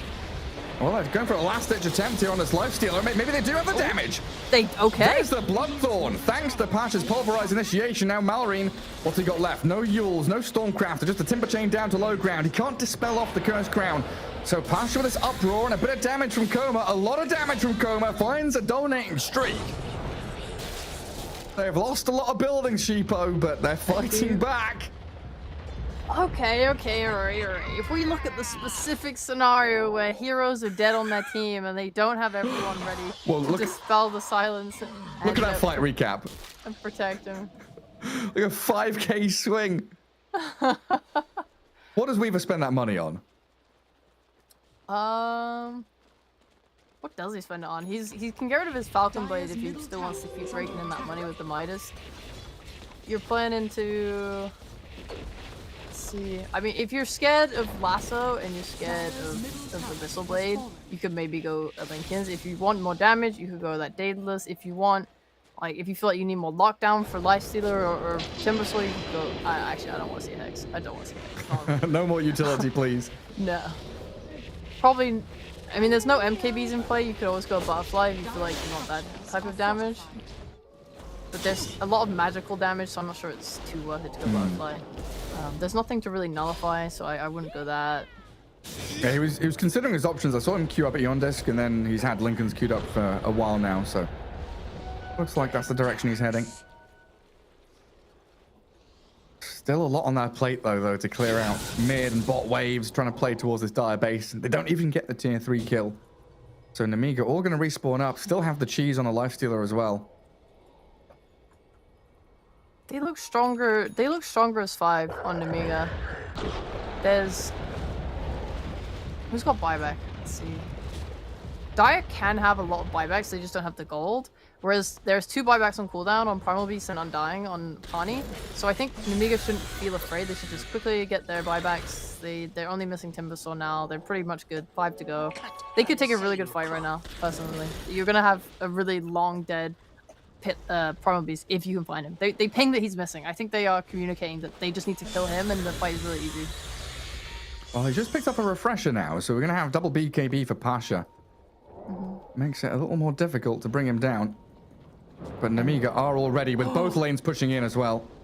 Dude, this is huge. Weaver bought a Lincoln Sphere, like the whole thing. He doesn't have buyback. Oh.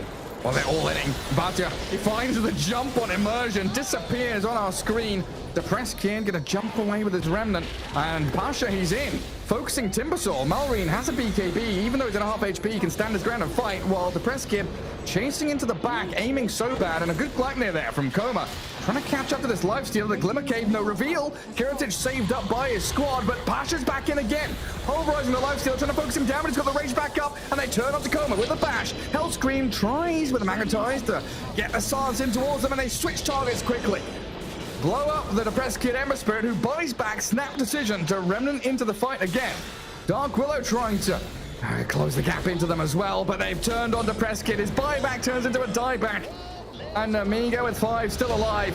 So bad on the runaway. Hellscream will return with the Enchantress. Everyone's buying back. Pasha being hounded by the Kiritich Lifestealer, though. A Pulverized. Any damage coming? A triple kill for Coma. Weaver still pulling it out of the bag. The Gleipnir and the Bedlam. They're killing the Lifestealer. Oh, he gets the Infest.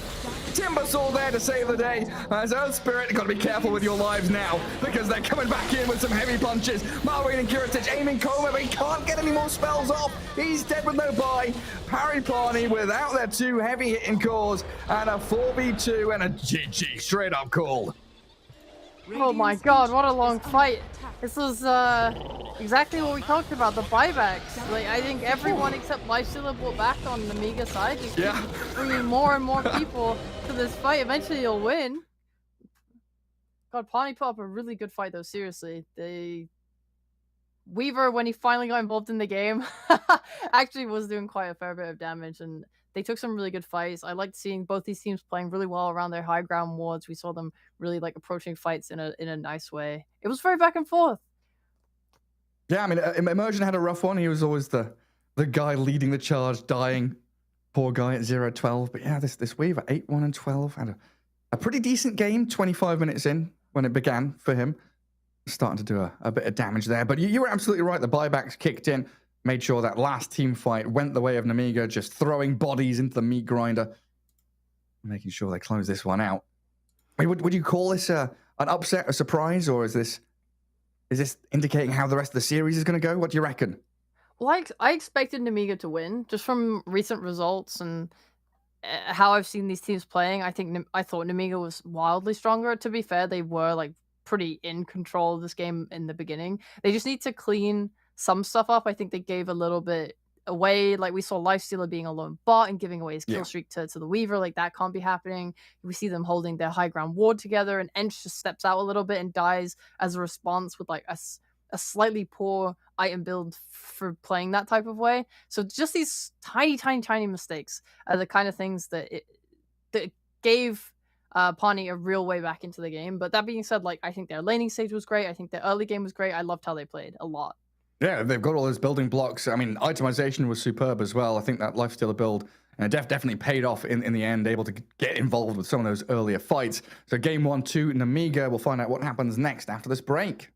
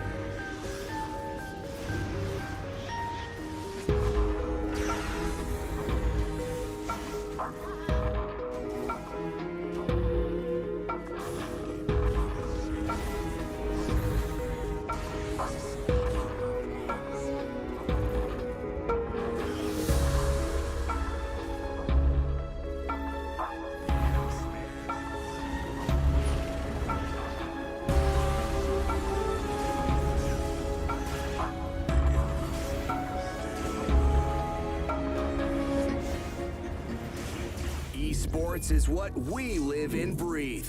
For us, it's more than a game. It's a reality where a group of letters can mean everything. Where runes are collected and Aegis can only be won in battle. Where centaurs can give you a ride. Where the true heroes are those in front of the screen. GG Bet. This is real.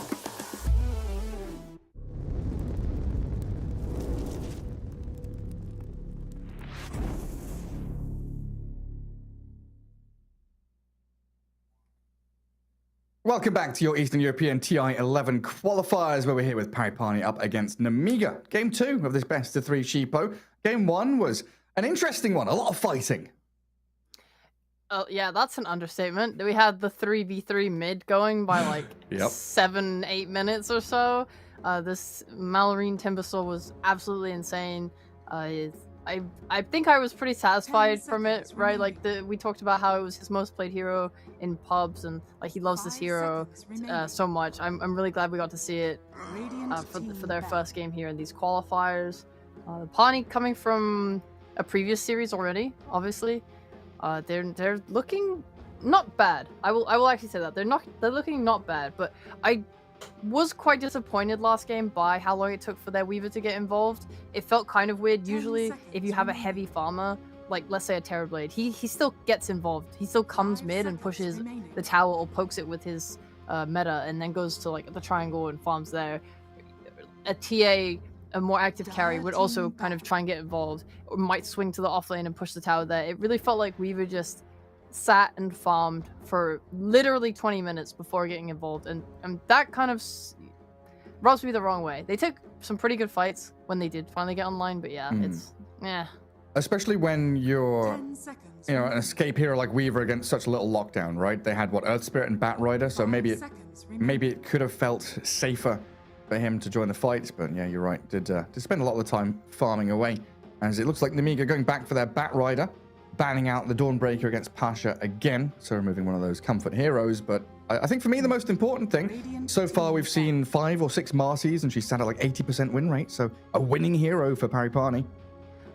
That is, I don't want to say shocking because that's quite extreme, but the Marcy got changed in such an extreme way, like switching the stun over to the rebound. It nuked the build where you go Ether Lens Blink so bad, but people are still doing it. There's 2 builds now. There's that, and there's the BKB rush, where you don't care about the range and you just try and get in there.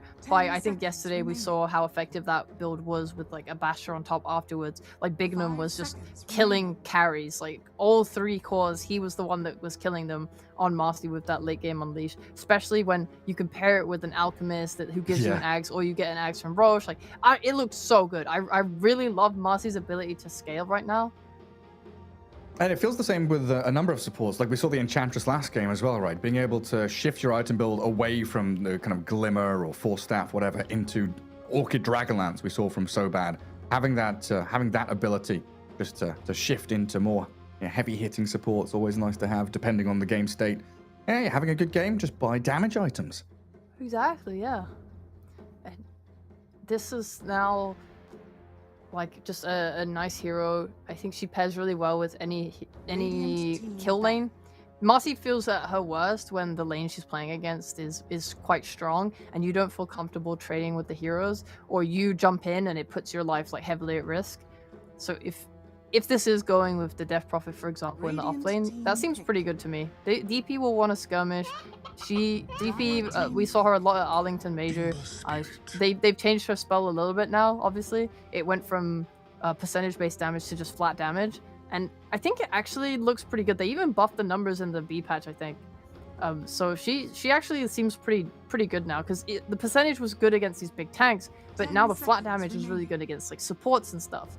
You are dealing a lot of damage. And it's always nice to have Marcy paired up with one of those ranged heroes like DP or Viper or something, so you can actually get that damage into them.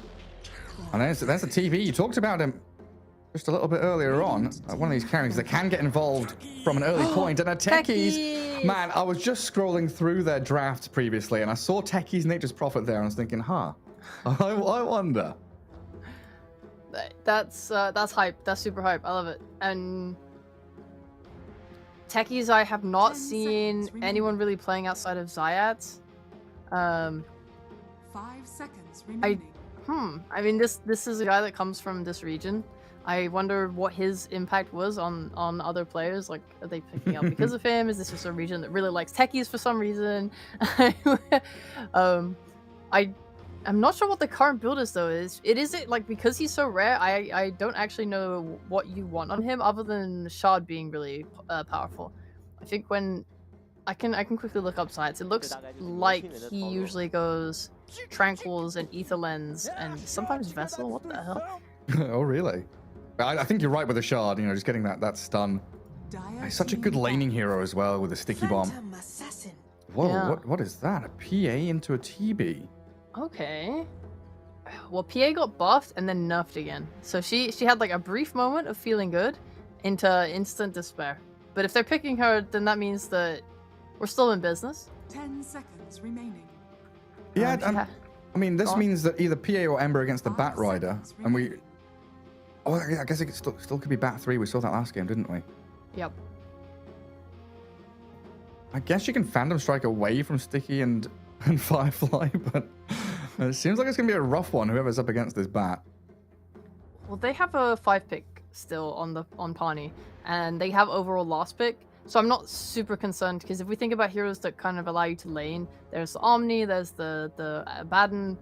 Maybe they'll ban them both on Nemiga. I'm not sure what they're thinking, but they have to reveal basically where they are putting Bat, and that means Pawnee then get to decide. Okay, are we picking, a support here, or they could even put like a DP on support if they want. I think that Like might a be why 5 Nemiga DP? is. Yeah, I think that might be why 10 Nemiga's banning Dark seconds. Seer. Red team back. They're just like covering their bases in case like Pawnee shift things around. Oh, that's an interesting one. 5 DP coming back into play, maybe. I mean, potentially, like the change to the Siphon makes her much more viable as a support again. I don't know if you remember, like a couple years ago, DP 10 was being played as a seconds 5. This was kind of around the similar time to when PA was being played as a 5 as well, with the dagger 5 being really long seconds range. People would remaining. just keep harassing with that. And DP Siphon was similar, and you just keep trading in lane and be like that, and then yeah, PA support got nerfed pretty hard, but DP lived on.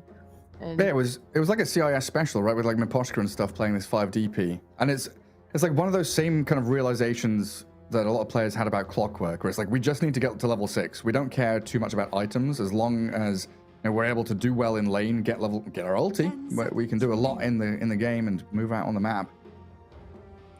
I love it. I love seconds DP. remaining. I just think she gives a lot to your team. Like you said, like just lane secure, objective taking. She's super nice. Dire team pick.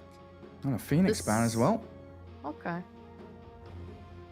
Phoenix is a hero that this patch Phoenix has gotten a little bit more love, but it's been really nice seeing the rise of Phoenix in general. And like Europe East, this region really liked that hero. They would pair it with a lot of Radiant different team stuff like pick. centaurs and axes and all this. Okay, so I still don't know what lanes they're going to. No, but that's some serious tower push though. Like once, Yeah. who cares lanes? Once they're ready to fight, they destroy. I'm guessing Select your I'm heroes. guessing mid DK. I don't know. No, mid bat. Okay, not bad. I like this more. I mean, yeah, I guess I should have clued in what was happening here. You have 2 range supports. It's most likely that you want an offlaner that's melee to pair with that. Dragon Knight fits the build nicely. He's not going to care about this PA. The armor is really nice, just to like, she can't really touch you basically. There is this mid game, or sorry, more towards late game timing to be fair, from PA, where she gets her shard and she does deal a really large amount of damage. I think it's like percentage based, and then you get that break as well. And Dragon Knight is just gonna melt under those conditions. But until Yeah. then, yeah, he's gonna pressure a tower. He's not gonna care about the lane. It's really nice. Hey, what is it? It's like 17% of your max HP, something like that, right? 16%. It's a lot. And applies break. That's pretty nutty. Against stats heroes, like the TB in particular, it does give you a lot of damage. And then that Winter Wyvern last pick, they've got a lot of ways to actually handle Kiritich's Terrorblade here with Ember Slight, the PA Shard, Winter's Curse. Some good ways to handle him. I do love this techie skin though. I hope he's got the elephant chat wheel line as well. Oh my god, dude. When we loaded into the first game of the series, they were just like hardcore spamming every voice line under the sun. I had to mute my client because all I could hear was just like elephants screaming. Oh man. Yeah, there was a time when OG discovered the chat wheel lines and we legit had to go and mute them all in game, like muting individual players. Like I can't handle this. Like it's like Lacoste and me trying to talk about the draft, and they're spamming it through the entire draft, louder than we were. What are your thoughts on I did the same thing, but without casting? Oh, just mute everybody. Just watching. Yeah. Yeah. But yeah. Do you have a good read on which way this game's gonna go? Who do you prefer here? Namiga looked pretty good in game 1. They did, yeah. Let's see. PA, judging by last game, I'm imagining he's probably gonna go for a Battle Fury build, and just try and farm it up. PA, he might try and hit this like 15 to 20 minute involvement timing. There's a chance that his lane is hard and he doesn't feel like he can get involved. Like TB, it's much easier for him to poke at the mid tower than PA. And as well, like Pani have picked a really good lineup of 4 heroes outside of PA that are going to be able to fight without her. So I don't think she feels super pressured to get involved. Like they can take towers with DP. They don't necessarily need her to be involved. Namiga though, it's scary. You're playing into a Chen, you're playing into a DK. Both these heroes are really good at pushing towers. Like TB, if he gets involved as well, I think they're if they 5-man, it might be pretty hard for Pani to deal with. Because like, how is Mars meant to jump in without dying, right? There is deep push. Yeah. What's the wave clear for Paripani? Like once they group as 5 as Namiga, they've got like Splinter Blast, Crypt Swarm. No. It doesn't feel like the first 15 minutes or so anyway. It doesn't feel like PA or Ember Spirit can offer you that much in that regard. Yeah, that's fair. The Wyvern's pretty nice, but if he's under leveled, then maybe some really early moves. Like we saw yesterday, like Outsiders taking advantage of early cards and stuff. I don't know if Namiga want to play like that with their Chen. But they could maybe pressure this mid tower pretty hard before Wyvern's and DP are getting to levels to be able to just stand in front of it. Well, this Dire Vision sees everything. Paripani, they think they're being sneaky. They've been scouted. I think their ward has been spotted. Actually, I think both of the observer wards for Radiant have been spotted. Dire are pinging the one in the mid lane as well. Jeez. Yeah, imagine if they've done... I wonder how much research goes into these qualifiers. Like, you come into Arlington Major or whatever, and you've researched every team, their warding patterns, you got like mad stacks of paper. I wonder if they just see the wards or if they like read like, hey, yeah, these guys usually ward here. I probably have a pretty good idea. And they're playing against each other as well in third-party tournaments, stuff like that. So probably got a pretty good idea just learning through experience. Yeah, this elephant is so loud, Gary. I want to cry. They won't stop pressing the funny elephant sound. But it's not Techie's doing it, is it? It's the DP's doing it. This is mating call. He's trying to bring in Hellscream. Hellscream honking instead. I was kind of hoping when I saw that honk, I was like, please be the goose. The goose game honk. But no. Yeah. Ha, ha, ha. Not happening though. Now we see all 3 lanes across the board. Back up against an Ember Spirit mid. Down the bottom, Techie's DK against a PA Wyvern. And up at top, TB Chen versus Marcy DP. I think that's got to be my favorite lane here, this Marcy DP in this game. The most potential for kills, probably. Maybe Namiga can kill Immersion, actually. If they get... It's going to be hard because, walking up to a Wyvern and pressing stun is not too viable. But if they manage... If he's ever out of position... like Techies is gonna do so much damage with blast off. Like level 3 maybe, they're like pretty strong. I think both people in the spot lane should maybe strive to get some raindrops going. Sorry, I can't hear a word you're saying. These alphas are way too loud, man.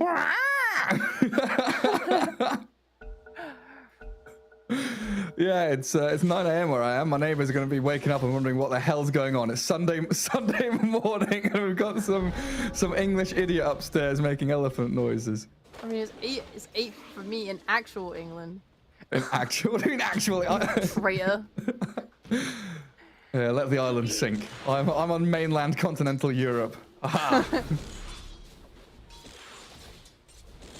Oh, jeez.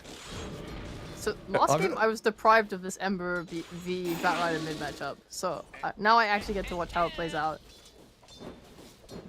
Yeah, is Bat favored, right? Like Flame Guard is decent, but what does Ember do to match up against Malrine here? I don't know. I mean, I'd hope it's Bat favored. You just dropping a lot of stickies. I think he dodged the sticky actually with his slight, and so the stacks just reset, which is nice. But you just need to do a lot of creep aggro. Oh, Pasha. Ah, TB with a meta. One more hit. He's got it. Yeah, walked straight into the trees. Nice. It was quite a while ago, right? This TB build changed from going meta level 1 to the reflection instead, and you just trade with your support. And you know, like use the reflection to help them trade and just take these early, wear them down. And I like it a lot, and it's clearly set up and done well here for this level 2 timing where they get the metamorphosis. Like this Chen doesn't even have creeps yet, and they're still able to run down Pasha. Seems like a pretty bad mistake, but I think they just hit 2 first and weren't expecting it.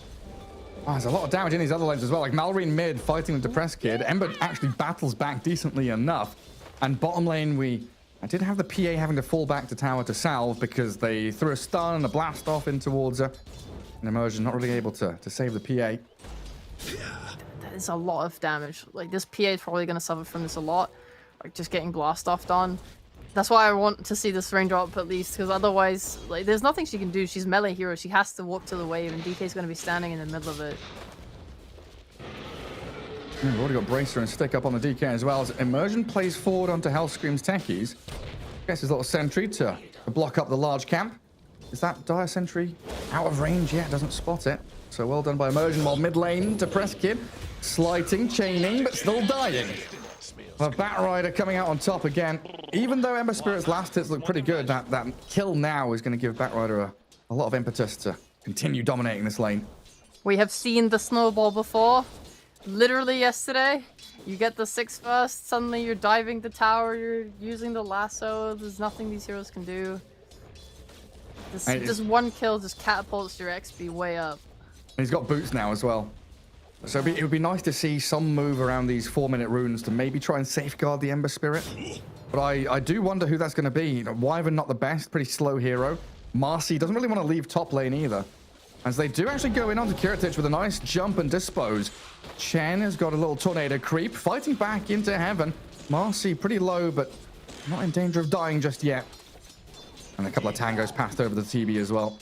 Have you played lane versus this hurricane creep No, thing? I've It not. is so much damage. I've played jungle against it. Oh yeah, I mean the jungle isn't. You don't think about it, right? You're just like, oh, a little hurricane, no problem. And suddenly you're like 10% health, and you're like, wait, what happened, man? Like, oh, I've got to pop my fairy fire to deal with the jungle creep. Right? It's crazy damage. It lasts for a really long time, and I don't think it's even channeled. So like stunning the Wild Wing doesn't do anything.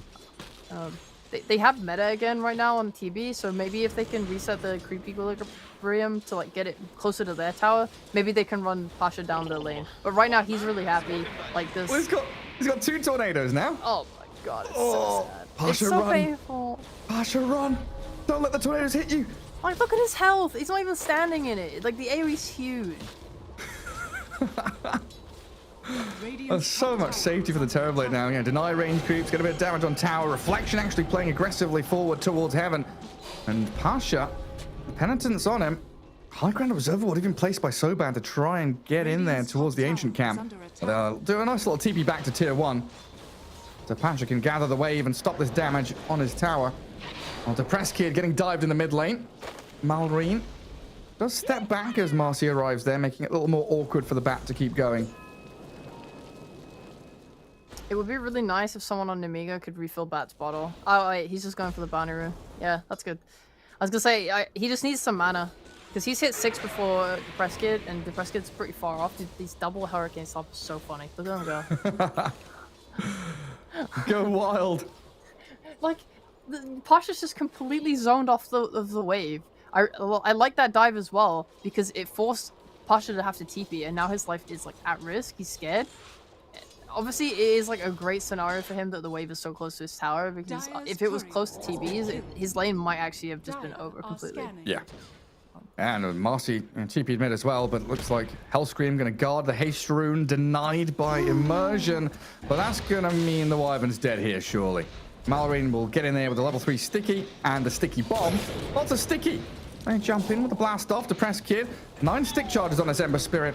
Can't save his Wyvern though, but maybe the Marcy can turn back onto the bat and get a huge kill. And Depressed Kid picking up the bounty for it. Remnanting forward. Aggressive play from this Ember Spirit, looking for the double. Sticky bombs on him, but he's got the slide to kill it. Nice rotation from the supports. Like, Pasha has to give up a little bit. Like, this double stack small camp is going to mean he misses out on an entire wave. But for the cost of killing a Bat Rider and giving 2 kills to your mid laner is just great. It's totally recovering his game. He's now like highest net worth in the game. Yeah. This whole advantage has been lost now for Bat. Haste rune tonight, very useful as well. Because previously it had been pretty much every water rune for Malorine. Just gathering up all those bottle refills. Radiant's middle tower is under attack. Depressed Kid returns back to that lane. How's things for the PA down? Oh, the TB. TB up top. They've got a Penitence and a bit of a turnaround with a Sunder. Oh, Kiritich, can he kill off Pasha in time? The Spirit Siphon not going to heal her up enough. Great turnaround there. Hitting level 6 and getting that Sunder right on time. I was going to say, did he hit that as he was being gone on? Because usually TBs do not skill Sunder. Yeah, I'm pretty sure he did. Yeah. An attempt bottom as well. Nah, just a sticky bomb thrown in. Safeguard the push here with a catapult wave. Namiga making so many moves on the map where it feels like Paripani again just trying to react and respond to everything that's coming their way. Yeah. PA did not opt for 1/raindrops, unlike Wyvern. She went for this Ring of Health instead, which is a fair attempt. It does just mean she's being kind of pushed off the wave though, because they do have like an overwhelming amount of harass, and her net worth is just going to suffer in response. She can't really go for like early Ancients either, so she's just going to have to hit these creeps in the jungle, and then like DK is going to probably just push the wave in, and then when it's under tier 2, that's when she'll farm it. Oh, Depressed Kid. Yeah, going straight on the Bat Rider again. Another kill for him. Still trying to stay up at the top of the net worth, but they are shutting down his Bat Rider very nicely. They're having to give stuff away to Namiga to do this, but this is a lot of the momentum is meant to come from that mid lane for them, right? Bat is that tempo hero that's meant to play with the DK to allow the TB to safely farm in the jungle. It's definitely a little bit harder for Namiga because their 2 supports are not active in the way that Pawnees are. Marcy, it's so easy for her to just jump in with the rebound, get that throwback, like throw you out of position. Wyvern with those slows and stuff too. Chen is just an aura. He has creeps. If his creeps are not super strong, he's not going to be able to do that much in these mid fights with his Bat Rider. There's no one to jump in for him. Like Techies is damage, but yeah, like they definitely have different skill sets on each side supports in a way that favors Depressed Kid a lot. But like you said, they're giving stuff up. Like TB is farming, DK is farming, he's taking bot tower. Lassoing Ember Spirit. But again, this Wyvern and Marcy sticking around. The silence from the blast off and the sticky bomb coming means they get the spree. All they needed was that one additional support to help the Bat Rider out. And a lot of room made now. Bottom lane pushing in, jungle being farmed by Chen, who has mech being delivered. So a lot of timing's being hit here, just 10 minutes in for Namiga as the catapult waves are about to spawn. A little mistake there from Ember walking up into the lasso, like playing maybe a little bit too aggro on that, feeling confident with supports behind him. But lasso is down now, which means Malorine could potentially like be ganked and killed. Like there's 80 seconds where they don't have that stun. Like Pawnee have the chains, they have the rebound, like they have stuns that Namiga now don't. So they might just like relax. It looks like Malorine, they're using that smoke just to farm the Ancients instead.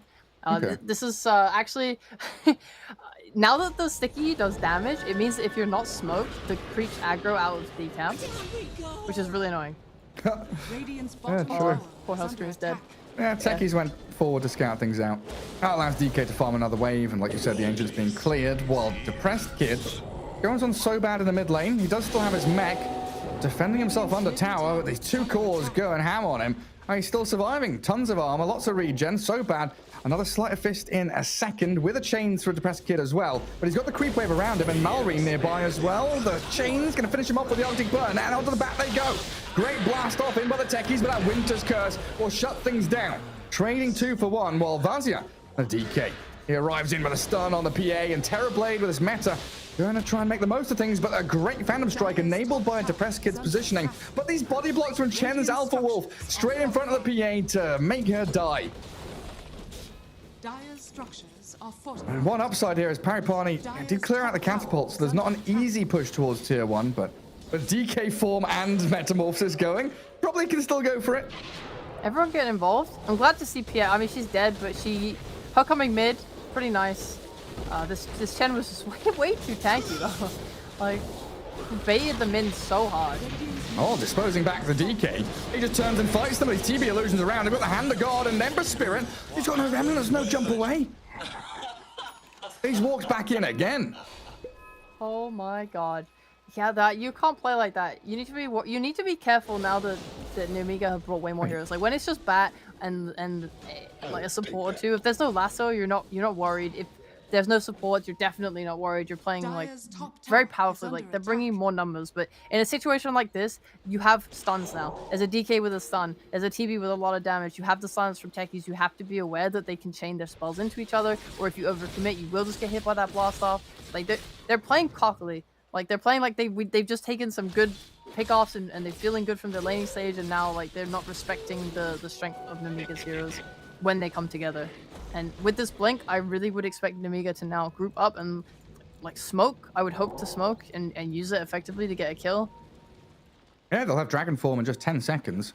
Why not go again? Boots of Traveler. The Bat Rider picks up one of the components for his BKB. All right, here we go. Time to move forward. They've already got a 5k lead, only 13 minutes in, so they're definitely getting up there. Their 3 top cores on the net worth board are all Dire. The damage from the techies ult is insane. Like they're smoked, they're looking, they're hunting. This blast off with like 2 proximity mines should burst pretty much anyone, I want to say. And who do they find? Is Pierre going to break that smoke? She does. Oh, They don't get the jump. And the rest of Paripani invading northern jungle. It looks like Chen has managed to get himself away from them. A little smoke there from Depressed Kid and Immersion. And coming back through into their triangle. Vazia here aggressively farming. He blinked away before the slight hit, and he's out of there. Oh, what a slick move. Yeah, he deserves those tips. Yeah. He blinked out like as the slight was going off. If it had just clipped him first, his life was forfeit, but nice to get out. I think they are a bit disappointed at least though that they didn't get a kill off the back of that smoke. Like that was the blink reveal. Like if that slight, if it was a smaller stack, you know, no stack there, or hit him first, different story. A good Winter's Curse though, on the bat with the DK, whacking into him, and Marcy disposes Bat across. Maybe a turnaround though with a chain of heals and sustain, keeping Malrine alive, and that explosion from the proximity mines of Hellscream, destroying both supports on the Radiant, while DK doesn't have stun for 5 seconds. He's giving chase, but he's all alone. Nobody followed him because they're inside the Roche pit with his Metamorphosis. Good transition of a nice team fight. Support's dead. They don't have the Winter's Curse when they respawn, so I think it's very difficult for Pine to contest, but they should try. They don't have that Maelstrom finish yet, which is a shame. And they get the jump. The silence. Can they kill the Ember? No, not quite. Drop him to half health. And try and blow him up here as Heaven does rebound in on the DK, but this is a very disjointed, scrappy fight with all the sustain and the auras. Like DK has 20 auras on him and just kills off the Marcy, while Batrider jumps in, forces the exorcism. Still a little bit wary here of what the Ember can do from range with the poke that he has. And Vazia can't blink with the ghost hitting him. Would love to get in on top of this Ember Spirit. They're even going to drop the rejuvenation from the seeds. Heal them up as they dive onto tier 1, and another blast off in, but Hellscream doesn't connect. Vazia will, aiming Pasha, and Malrine trying to stack up these napalms, but it's Immersion that dies to the Batrider. And the rest of Paripani, they will disengage. They lost out on Roshan, they lost their tier 1, and it really is becoming a one-way street here as Namiga dominate this first 20 minutes of play. Yeah, good discipline. Seriously, to not dive that tier 2. the Ember was super low, the DP was super low there. They could have ran their heroes under that and just looked to finish off the kills, but I'm really happy that they kept their Aegis, they kept themselves alive. Back off, understand that they are stronger, they are scaling better, they're topping this net worth chart, 7k net worth lead. This Maureen's going for his BKB now. Like he's been hunting for a lot of kills this game. Like when they smoked up on DK originally, he had a haste rune, he was looking to try and play with them. They're just gonna keep playing like that way. Try and keep up farm on your TV, get involved, and then maybe towards the tail end of your Aegis you look for a tier 2, or you just play it the way that everyone else plays these Aegises. Use the first one to really out-farm your opponent and play confidently, not feel threatened, and then you take that second Aegis to be the one where you finish off these outer towers and try and poke at the high ground. Yeah, makes a lot of sense. I'm just always surprised at how powerful Blastoff is. Like every time I see it, but I think in particular in this game against heroes like Wyvern DP and Ember Spirit. Like Wyvern and DP are kind of single-use heroes, right? They use Exo, they use Winter's Curse, and that's kind of the majority of the hero utilized. So if you're able to blast off into them before they can cast their spells, they're just nothing. You know, they are worthless bodies. They can get blown up by this TB on the Batrider as Pasha gonna get grabbed and dragged under a tower. Dragon Knight gonna come in with a stun as well as Heaven tried to save Pasha here. We'll see if Maureen will continue chasing with an Arcane Rune. It should absolutely be a kill on the Death Prophet, making sure to get away from any attempted Spirit Siphons, keeping the stacks of Napalm up. Heaven trying his best with that rebound, but they've got so much chase potential. Oh, this is an attempted TP from Pasha, and he actually gets himself away from there while Marcy rebounds away as well. What? Are they both escaping? That was illegal movement. Oh my. So they bit off more than they could chew. He just siphons 2 creeps for that extra health, and the rebound movement speed just lets him get away. Maybe a mistake from Vazia to try go for both heroes. If we'd had that stun for the DP, it should have been a kill. Yeah. Maybe a bit greedy. At least they forced them out of top and maintain like map control. Like you look at the split on the map right now of where everyone's playing. You're getting way more enemy. Yeah, Vazia. He's not afraid. So go jumping into mid. They've already used the mech though, holding Hand of God. Gonna need it to save the DK here, and they will use it. Turning back onto the Heaven Marcy, but dead to the TBDD rune. The Winter's Curse plays against him. Depressed Kid gonna try and slip away, but this 560 damage Terror Blade right now. Terrifying, really scary, and he's so confident now. There's no Wyvern ult. That was probably the biggest threat to him. Yeah, Tenki still has Blast Off ready. And he's looking to go in onto Pasha, gets to land onto the DP, drops 3 mines on her, and even with that cold embrace, still being burnt alive.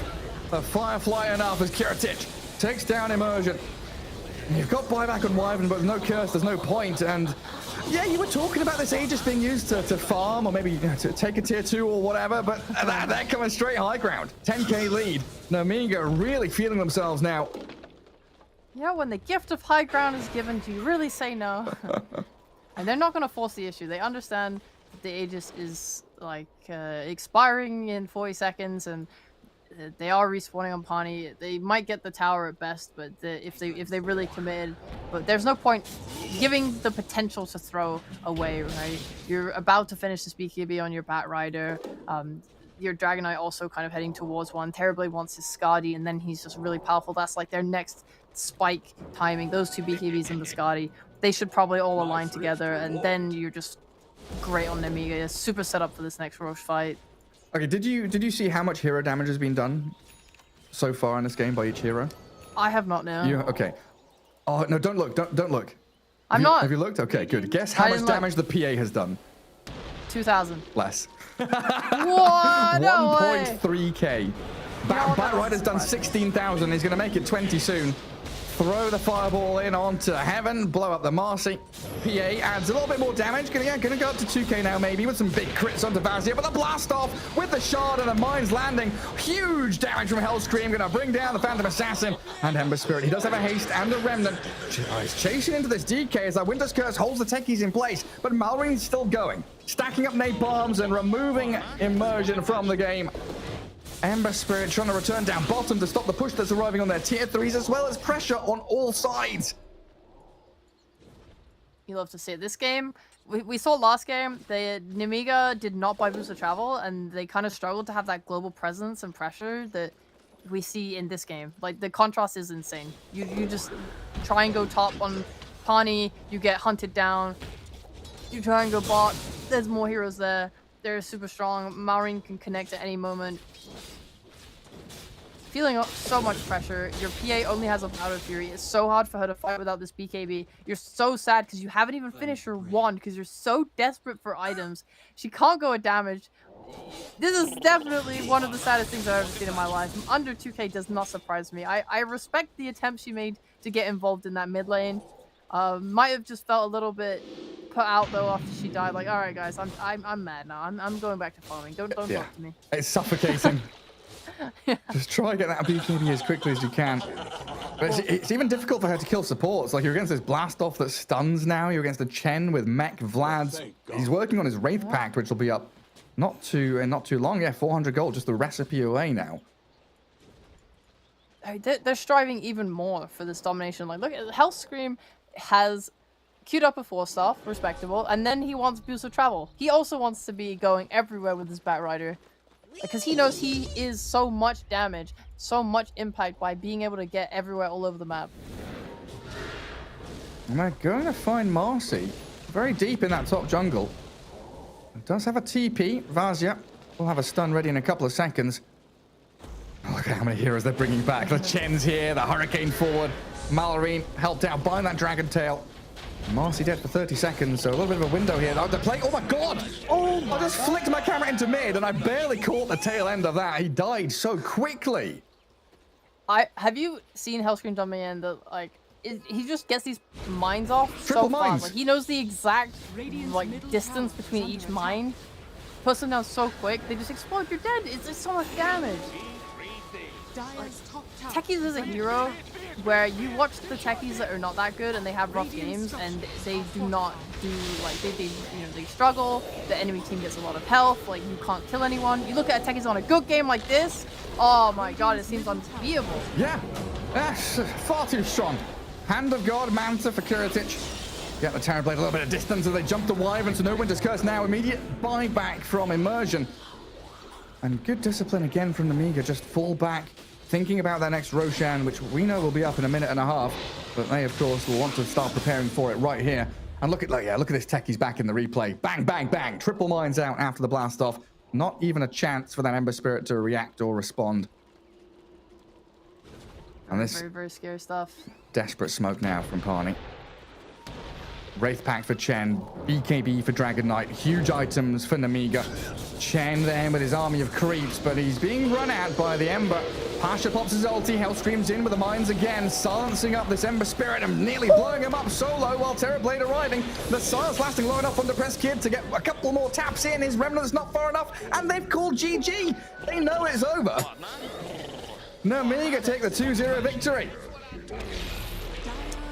You know, I don't blame them.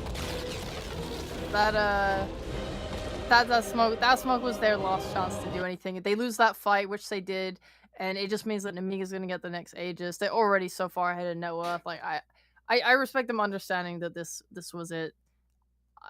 Your PA is just too underfarmed to really do anything. You're playing into like just newly finished BKBs. This TB's out of control. And this techies. I mean, the techies. We gotta give the MVP to Hellscream this game. Beautiful, really beautiful stuff.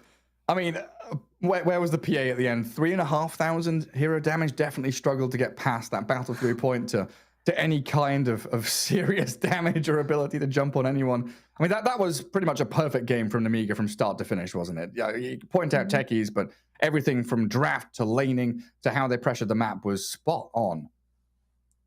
Yeah, I really loved how they used their boost of travel. I think the start of the game was a little scary for me. I think like if I have to give one really good thing to Pani, it was how they brought their supports to the mid lane and skirmished around Depressed Kid. Like, they totally recovered his lane.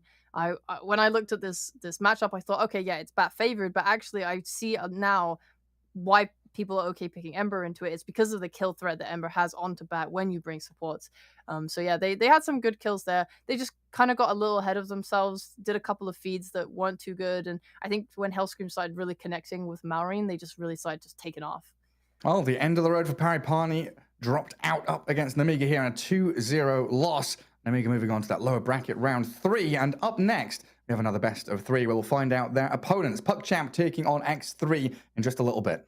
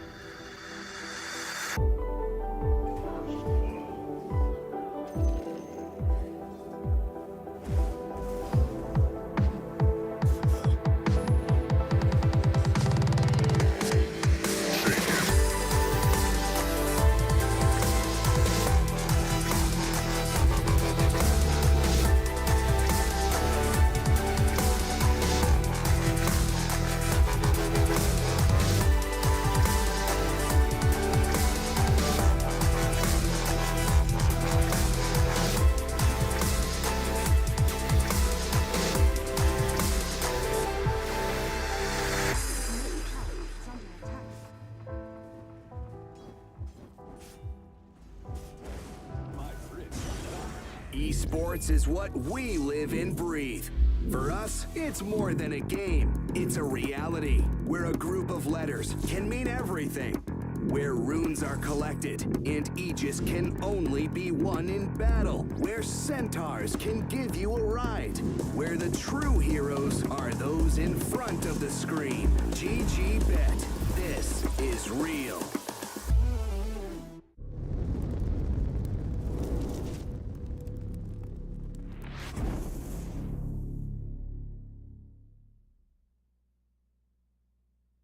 Welcome back, folks, as we get things underway for our next best of 3. PuckChamp taking on X3. And Sheepo, do you know if X3 stands for anything, or is it just X3? X3 is the amount of series they're gonna win before losing to outsiders. Oh, wow. Is that how many they've got left? They got, yeah, they got 2 more in the tank. Quick off the mark you are today. But yeah, PuckChamp and X3, we saw them both yesterday. PuckChamp obviously off a loss from that upper bracket. X3 on, a small wave of victory, getting a nice little win under their belts. What are your expectations coming into this? Definitely hard to say. I think it depends on how strong X3 is as a team. Like, because when we saw them play before, it was against Unique, and I don't think Unique were doing very well. I think they've been going through a rough one. Then X3 just played really solid lanes and kind of just won off the back of that, going into a strong mid game. PuckChamp, on the other hand, are a team that I had high expectations for, but have not done as well, especially watching them play yesterday. They struggled to have impact on their carry. They were their mid rotations were a little poor, trying to, you have an invoker without earn charges. Their games felt very difficult to play in general, and I'm not sure if it's just team communication, team synergy, or drafting, but I think this is a relatively new roster. They replaced Krillat with Crystallize, they replaced Jucalis with Lil. PuckChamp seem a little less organized, and I think X3 could exploit that. Yeah, we see the road there. Of course, the winner of this series does go up against Namiga, who we saw pretty much destroy Paripani, but we are ready. Game 1 of this best of 3 is underway, and the draft is available to us as we get ourselves into things here. Already a couple of bands starting things out, Marcy and Beastmaster, as I think Marcy's definitely becoming one of those heroes, even with the changes that people still love to utilize. I mean, you've talked about this kind of shift from support to core almost as the game develops. Yeah, I definitely prefer the BKB build on Marcy to the Ether Lens Blink nowadays. And she's just in general a very strong laner. She gives a lot there. She's able to rotate on mid lane really hard. We've seen this lack of small camps means that supports are spending a lot more time around mid than even before, just to secure the lanes and just to keep fighting and make sure that their mid player is able to recover, because you don't, because as well another problem caused by the lack of small camps is if you have that losing lane matchup, you can't fall back on it. You are forced to stay mid. So these support rotations are really powerful, and Marcy helps with that a lot. Absolutely. Oh, Dawnbreaker coming in. We've seen her banned a lot in the first phase here in the Europe East qualifiers. So finally getting our hands on a Dawn. Yeah, this was a hero that they like. They would, whenever they had first pick, they really like Undying, they really like Tiny, and they like Dawnbreaker. I'm surprised they took Dawn over the Undying, though. I think he's looked really strong. Maybe they just feel like PuckChamp's heroes may be able to deal with it. They banned the Lina, though. I thought they were going to take Undying after I saw the Lina ban. Yeah, I mean, maybe now, or do you want something to go with the breaker, the Willow, for example? It depends. If they want to hold this Dawnbreaker for offlane, which they might, it is something they play on core role. Actually, fun point, and probably why they like Dawnbreaker so much. They play it on 4 roles. They played it mid, they play it offlane, they play it on 4, and they play it on 5. So they can take a core here, which is usually what you do with first pick, and then ban to protect it. Or you could take a support and keep your Dawn more open to potentially going onto a core role. Okay, and then the PuckChamp side, they've got the flexible DP. This could be your offlane DP clockwork, but it equally could be 5 clock, could be 3 or 2 death profit. So not giving anything away early on from PuckChamp side either. Yeah, it's always a mystery nowadays in Dota 2. You just don't know. Even last game, right? The end of the draft, we're looking at 5 heroes and going, well, they can go anywhere. Yep, they can. Now that's a hero we've loved. Okay, yeah, and we love it on X3 specifically. SMN.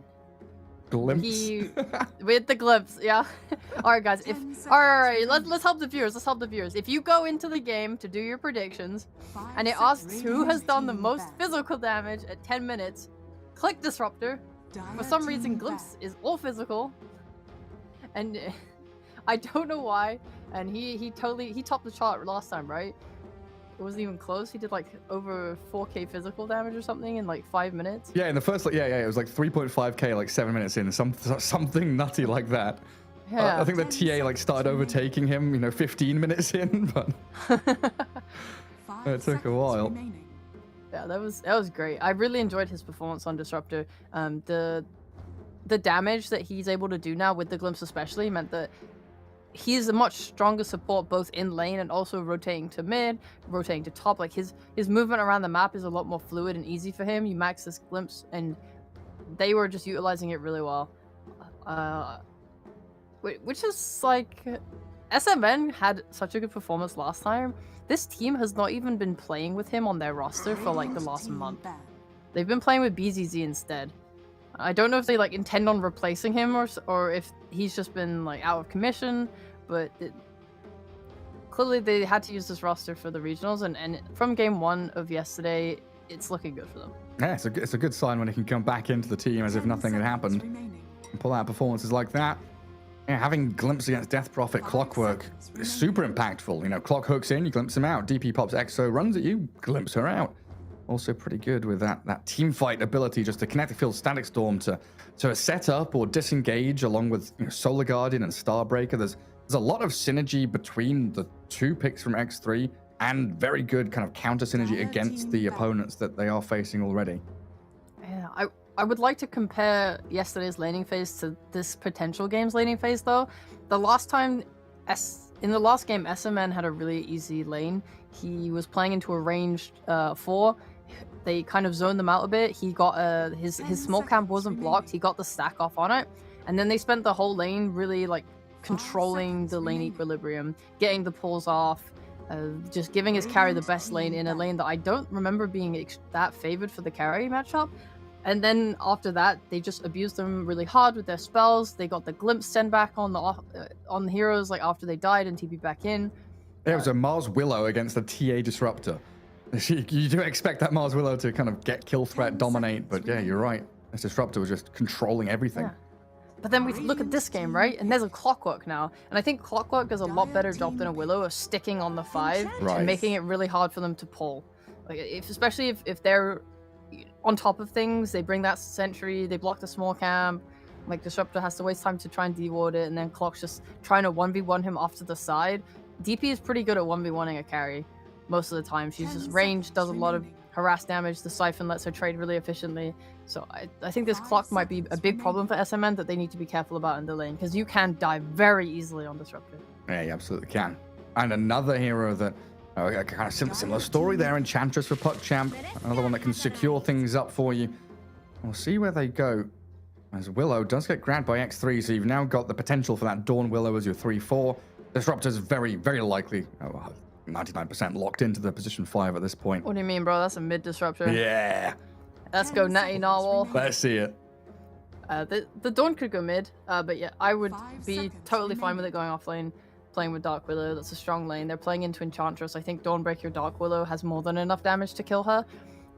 When I watched LGD and like Liquid and these teams play into Enchantress and Chens and stuff, they were doing some nice blocks where they would bring 2 sentries and block the small camp and then the medium camp.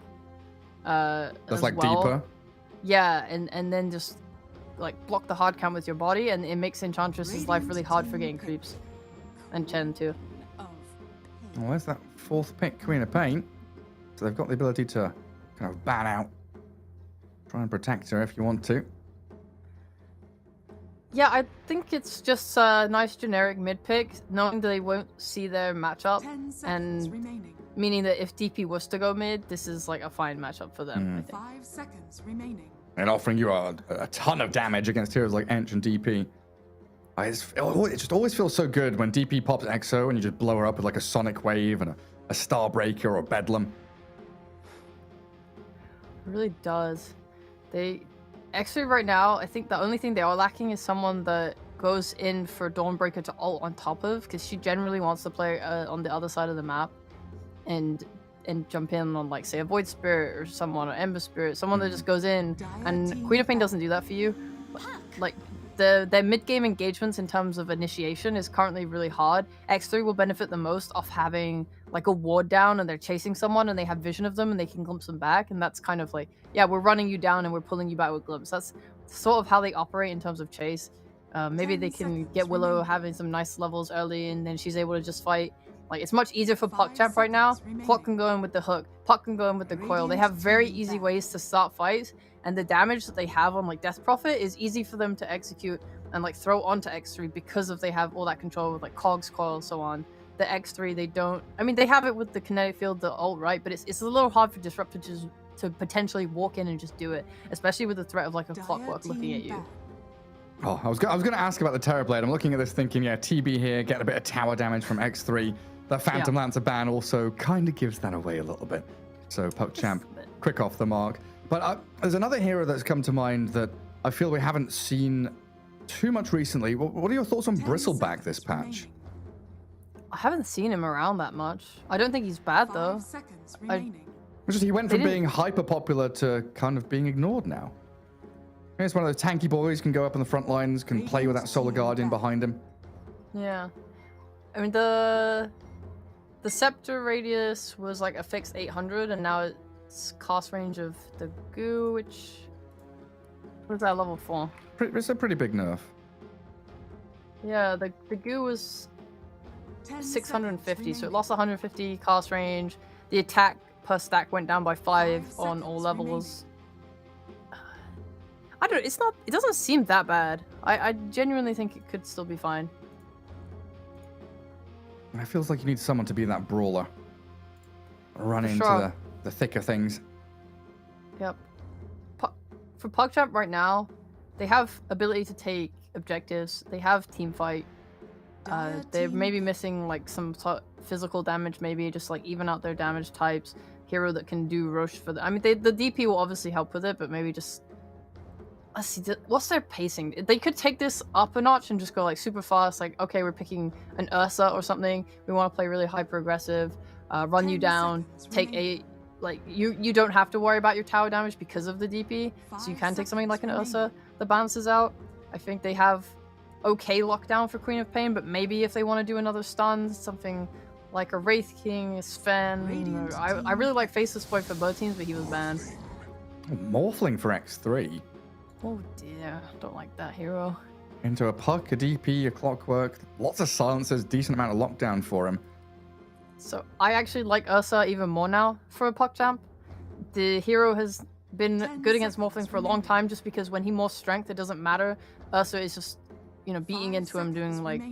He doesn't care about your health pool, right? He's the tank killer. And also you can buy a Diffusal Blade, which is really good against Morphling, because he relies on his mana to use all his spells, get his mobility, and you take that away from him. So any Diffusal carrier would be favorable for me right now for PuckChamp. And they've got plenty of time to think about where they want to head with it. And they are Radiant side as well, so that Ursa could definitely come into play. What's his lane going to be like? Because this is now what, Morphling Disruptor, Dawn with Willow, yeah, Queen of Pain mid. So you're going to be Ursa Ench against a Dawn and a Willow. Seems fine to me. Ench is just, I mean, she's not securing your carry's lane. What else is she doing? Ooh. Oh, no. A little bit of throwback to the Major. Lone Druid, one of the big popular heroes. And a lot more tower push, right? Enchantress, DP, Lone Druid. X3 are going to have a challenge to defend their towers.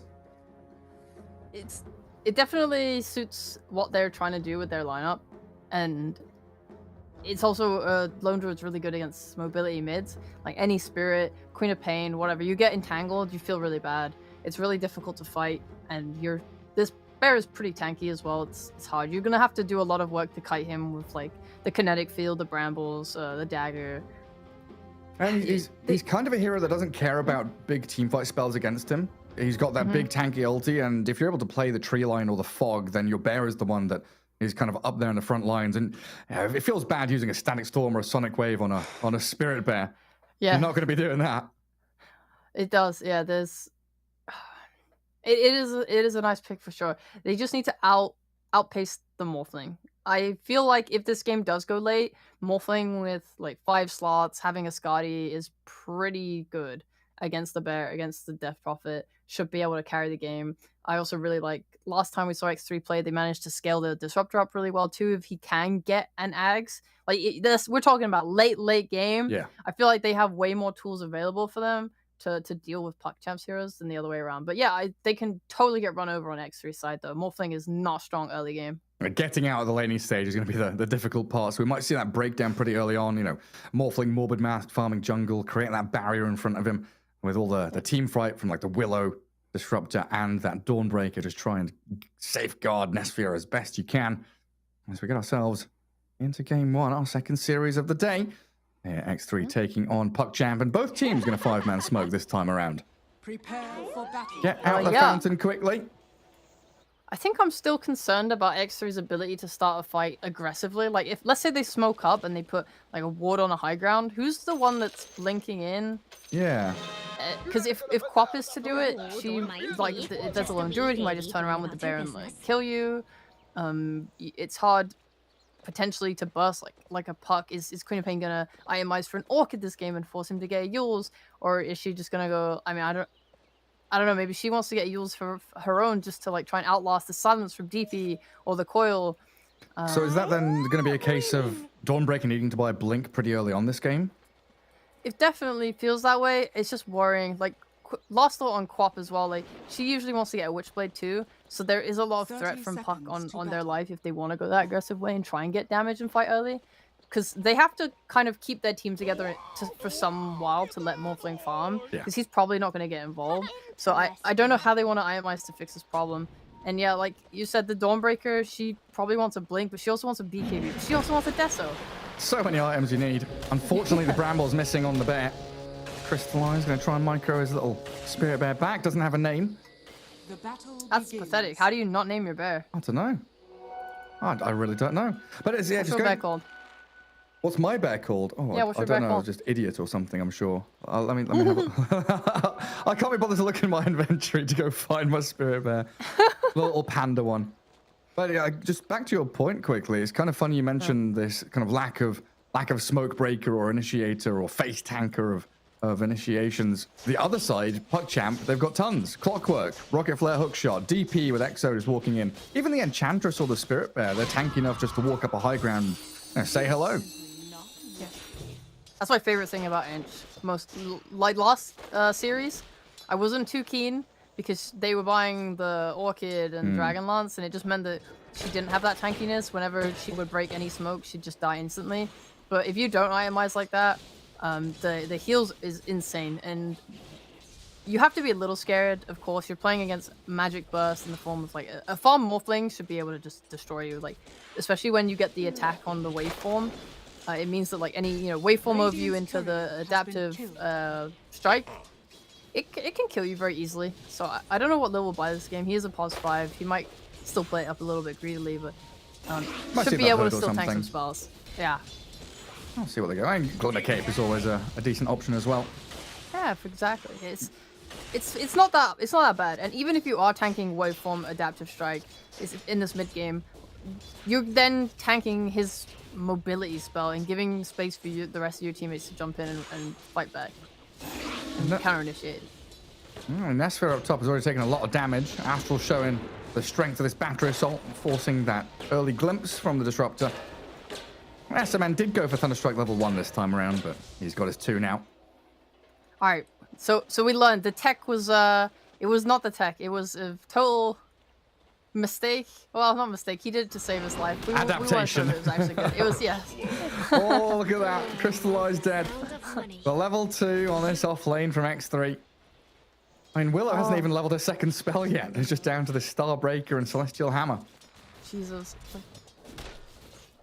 I think the nerfs for Dawnbreaker were nice. Like, it limits... her being absolutely insane, like defensively and offensively. I'm glad that she's still a hero, though. I would have been sad if they totally removed her ability to play as a core.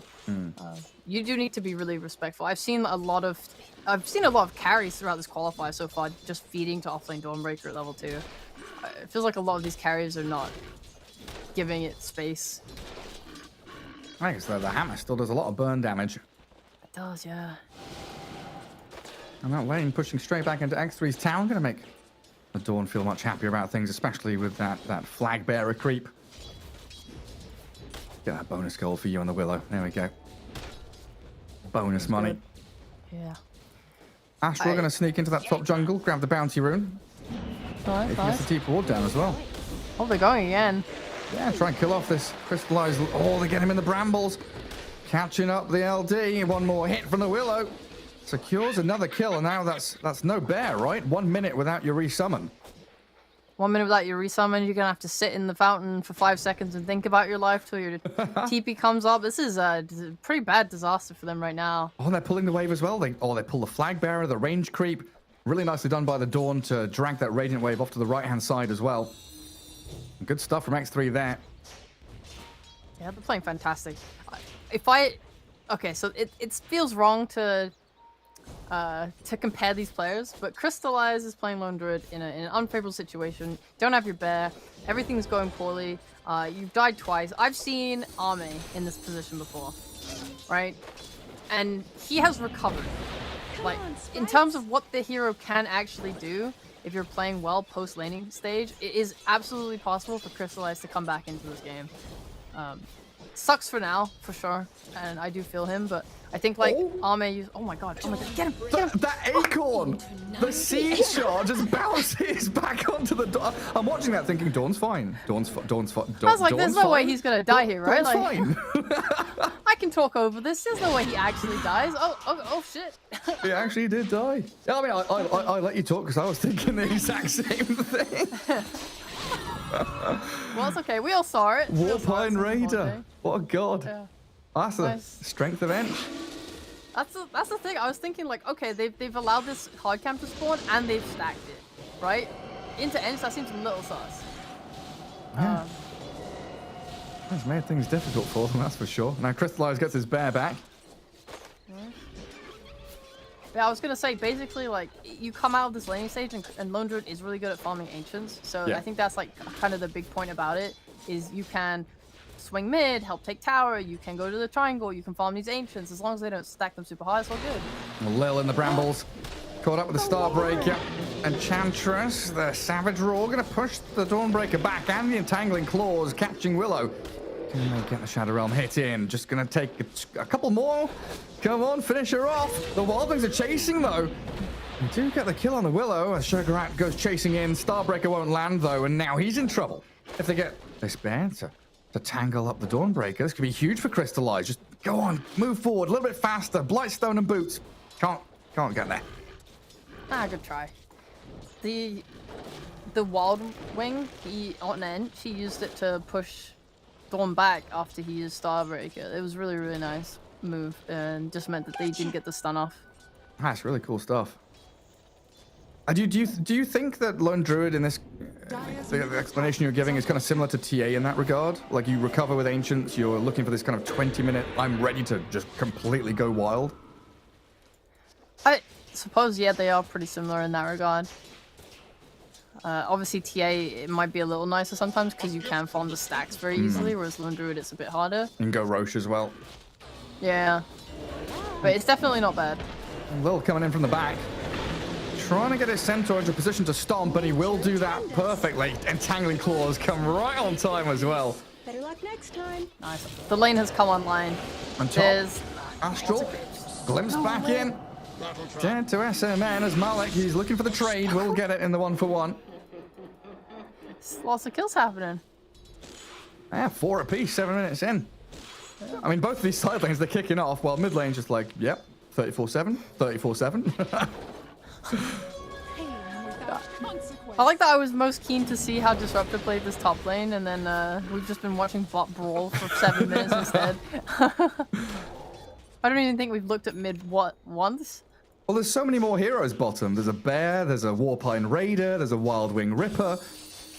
Then there's a Lone Druid and an Enchantress, you know, the sideline heroes compared to the summons that they bring. Alright, we'll do our dues. Let's look at mid. Looks like it's going pretty even, both level 7, relatively even on net worth. Puck's a little bit far ahead. In terms of the runes, looks like Natty Narwhal got a regen rune. So no active runes coming yet. It's about to turn 8 minutes. We'll see a rotation. Oh, fuck. Don't die, man. I'm looking somewhere else for once, man. Come on. I was watching that the whole time thinking, should I... I'm looking at mid. No. Don't worry, it's just an Enchantress. It's fine. It's just an Enchantress. Alright, Natty Narwhal got DD. I would have started screaming over you if the Dawn had died as well, because Sugar Rat was dropping pretty low as well. I respect that. Just start screaming. I'm just trying to give a little love here to our Queen of Pain. Okay, both supports, SMM, Astral both went mid for that. No fight actually broke out. They're both returning to top though. I want to see Quap make good use of this DD. Hopefully she goes to top lane so there's action somewhere else that isn't bot. Go bot, go bot. Go bot, go bot. Someone's coming mid though. Oh, Radiant Observer sees the Willow. A glimpse back means SMN has his safety. As we do start to get a couple of these neutral items filtering in as well. Fairy's Trinket for the Radiant, so Puck gonna have that. A beautiful little item. Going for the treads into the Witchblade. As Crystallize. He's got his branches on his hero and the classic Phase Boots, Mask of Madness, and I've really liked seeing these Lone Druid players add that Gloves of Haste into their build. Nice cheap bonus attack speed. Oh, there's some K1 stuff there. Yeah. Wait. It's like they're just gonna pressure the mid tower with Ench. I like the rotation a lot just to add a little pressure and make it harder. Oh, That was aggressive. And Natty Narwhal jumped in. A glimpse on the Enchantress drags her back towards the Queen of Pain. With a Starbreaker, they'll lock her down for long enough. I mean, sure you got the kill, but you're using your first Dawn ult to kill a Pos 5. He's gonna respawn pretty soon, and then can just refill the bottle on Young G mid, and then just do the exact same move again. With a catapult.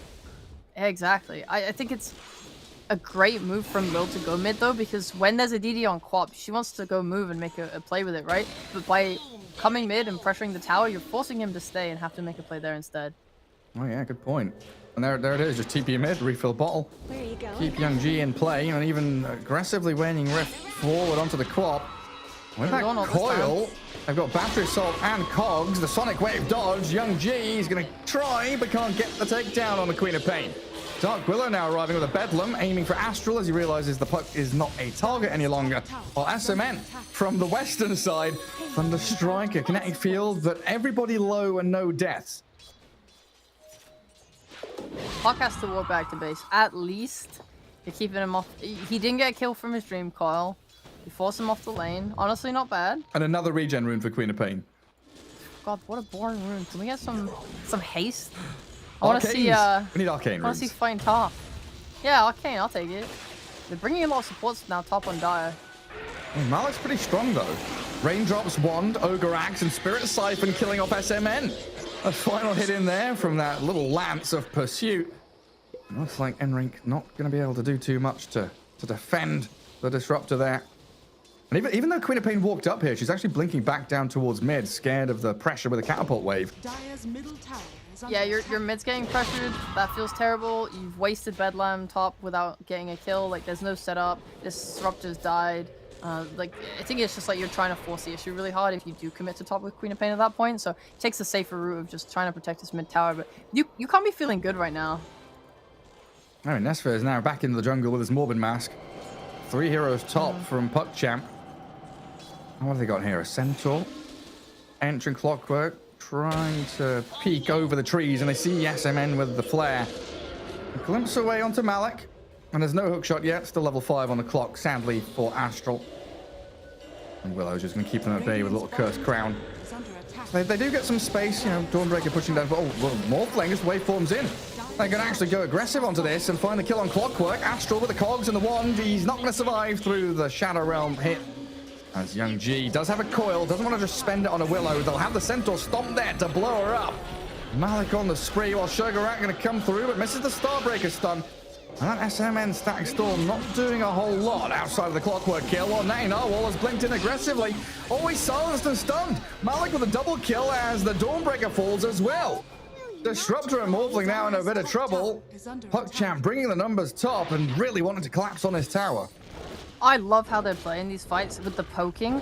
Like, it was not like the end of the world. Youngji could commit a coil, right? You see Morphling, you see like Willow, they're two heroes standing next to each other. You could coil, but you know Dawnbreaker still has a role.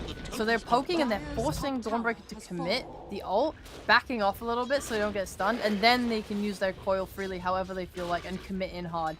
Like this poking is really nice. Really, really, really nice. Letting them get the perfect engagements that they want. Yeah, a little game of tug of war. Yeah, and this Morph's just not strong enough to take these sort of team fights. It's fine if he has a lot of heroes top and they can just kill someone like that clock. But overall, like, he can't commit and stand there and fight and stand his ground. So bringing more heroes with PuckChamp, the right play to secure that tower.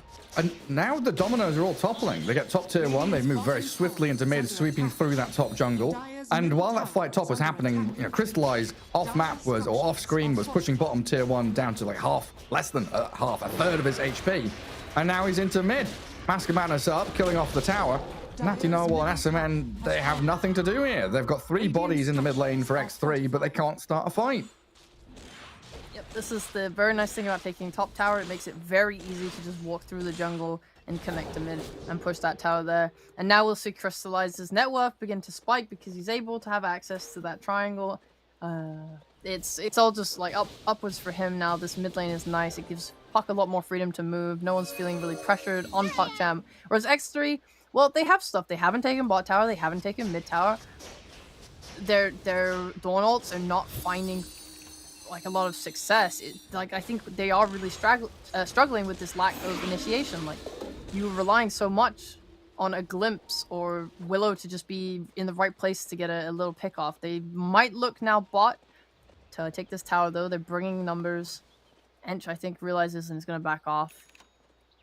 I don't think they had vision. They'll contract the wave and stuff like that, right? He will back off with his hero, but he's still got that little range creep to move the creep wave away, try and limit the damage onto his tier 1, while the rest of his team smoking up to the top jungle.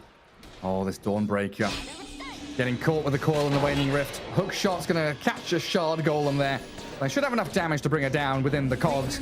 Sugar out with a celestial hammer, buying a little bit of space, and the Terrorize fearing up the puck with a bedlam and a static storm. Young G glimpses back in with the phase shift. Where's he gone? Disappears. Waning rift across, but still dies. Dire's top tower is under attack. Nice, nice, nice. This is a the only real way they can play their lineup. Punishing overextensions by PuckChamp is probably their main good way back into this game. Incoming. Like, yeah, if you don't have the initiation, if you don't have that blink stun, if you don't have that jump like the clockwork hook, then what can you do? You can sit and wait for them to go on you, and then you get to use your disruptor ult. You get to use your Willow spells, your fear. This is like the nice thing about fear. The Willow, especially pairing up with this Morphling. You have... Wait, does Axe still... No, it doesn't. Are you able to take your allies anymore? No, I don't think you can. They got rid of that. That's so sad. Yeah, well, no more for Earthshaker, more for Earth Spirit. Yeah, that's fair. But yeah, the nice thing is, if you have a tanky call like a Morphling late game with the Morph Strength or the BKB or whatever he wants to get, you're able to cover him with the Will of Fear really nicely. Oh, Young G getting the initiation, and Astral finds the angle onto SMN. He'll glimpse the clock away, but still die to Malik and Lil, pushing that damage forward. When PuckChamp group is 5, they just look so incredibly strong. It's not quite Roshan time yet. They want to take control of top jungle, it looks like, but this is giving a little bit of room to Nesphere and that Morphling in the bottom lane. Invisibility. No, they're definitely the strongest team for quite some time. Like when I look defensively at X3, I think nicely, like I was saying, when Morph is big, like, he'll be able to just frontline and push objectives and do things for X3, and like Willow can cover him very nicely with the fear. You have like the Disruptor ult too, just any kind of way to disengage, but until you hit that point, it's so hard to fight, and you are just gonna get picked off. Like, PuckChamp have so many more ways to play and fight right now. Yeah, in this early game. I'll take that back. It is Roche time. They go in with the Exo, decide to just commit straight for it. I was looking at the the respawn times of the dire, and I thought maybe, you know, the chance for X3 to get back in there and fight with all their big team fight ultis. But instead, Disruptor goes bot, gets a ward out there, but he got scouted on the way through, and his sentry has missed the Radiant Observer ward near the outpost. And Astral going to come across D ward and keep that vision with his rocket flare. Oh, nice little use of the cogs there, actually, to get vision up on the high ground. Feels bad to lose that ward. Just makes this area of the map a little bit more scary for Morphling to be farming in. They still have control of their ancients at least. And Queen of Pain being forced away from her own jungle top. And that's Norwal blinking back towards base, trying to finish off that Kaya Sanj. But at this I feel point, like with the power of this lone druid, you're getting a Deso and you can just take whatever tower you want, Gary. yeah, oh, I was just about to say the exact same thing, honestly. Aegis, Lone Druid, Deso Mom, they just want to go and take down every objective they can. Like, what can even stop them? Witchblade, Blink on Puck, like Young G has the 2 items he needs. And Lil's Talk even... about the problem with Dawn's items too, right? Yes. You're saying he wants the blink, but look, he has to go BKB first. Wants the shard, then the blink after. Also skipping the Deso, which you love on these core Dawnbreakers. I do. I don't remember the last time I saw a Dawnbreaker with a Deso. I actually keep saying that. Oh yeah, I said it's nice that she can still be played as a core, but honestly, I feel like I've seen her just suffer repeatedly during these qualifiers. Yeah. It's been a rough one. And Lil's going to bring the rally creeps top. Force the glyph on the tier 2. Now, it looks like X3 are trying to maneuver themselves in towards mid lane. I'm keeping the Morphling farming bot now at least. So they're doing this little buddy system. Disruptor holds hands with Morphling, Queen of Pain with the Willow. I will regroup together. Yeah, there's like a problem in this. Usually you want to keep Dawnbreaker away from the enemy. And then you connect, right? But it's kind of the opposite way right now. She's trying to fend off this thing. If a fight starts, it will just be on her. You usually want other heroes to get gone on so you can use that Dawn ult. So everything's kind of counterintuitive. And there we go with Young G in. Silencing the Morphling and Malik's BKB and that long duration silence. Level 3 on the Death Prophet, just clearing through Nesphere. Astral. That hook shot went straight through onto a creep wave coming in as SMN is destroyed by the DP while in the mid lane. What's going on there? Astral, that's where he got glimpsed back to. Cogs up on the Queen of Pain. Blink is ready now. Narwhal's got to jump away. They don't get back in with the puck fast enough while Enrink are away with the TP. Another decisive victory for Puck Champ. Now 7k ahead and charging towards mid-tier 2. Did he use Manta just for the damage to push? Plus, either way, he did not have Manta for that silence. Yeah, the double silence. I mean, what was the Static Storm on Lil? Trying to kill off this Enchantress, but Bracer, full wand, Strength Treads, doesn't survive. Sonic Wave, straight through the middle of Puck Champ. As Astral getting focused down by the Morphling now. Finally getting involved, Nesphere, with a bit of right-click damage. Needs another move forward with a waveform to catch anyone else as Crystallize pops the Savage Roar and Young G back in with a 3-man Waning Rift and the Orb. Doesn't get over the top with the coil on Narwhal. Queen of Pain out as Morphling shifts into Puck form and we'll be able to disengage from that little scrap. And not too bad from X3, spending all of their ultis, getting a couple of kills, but they're only on supports.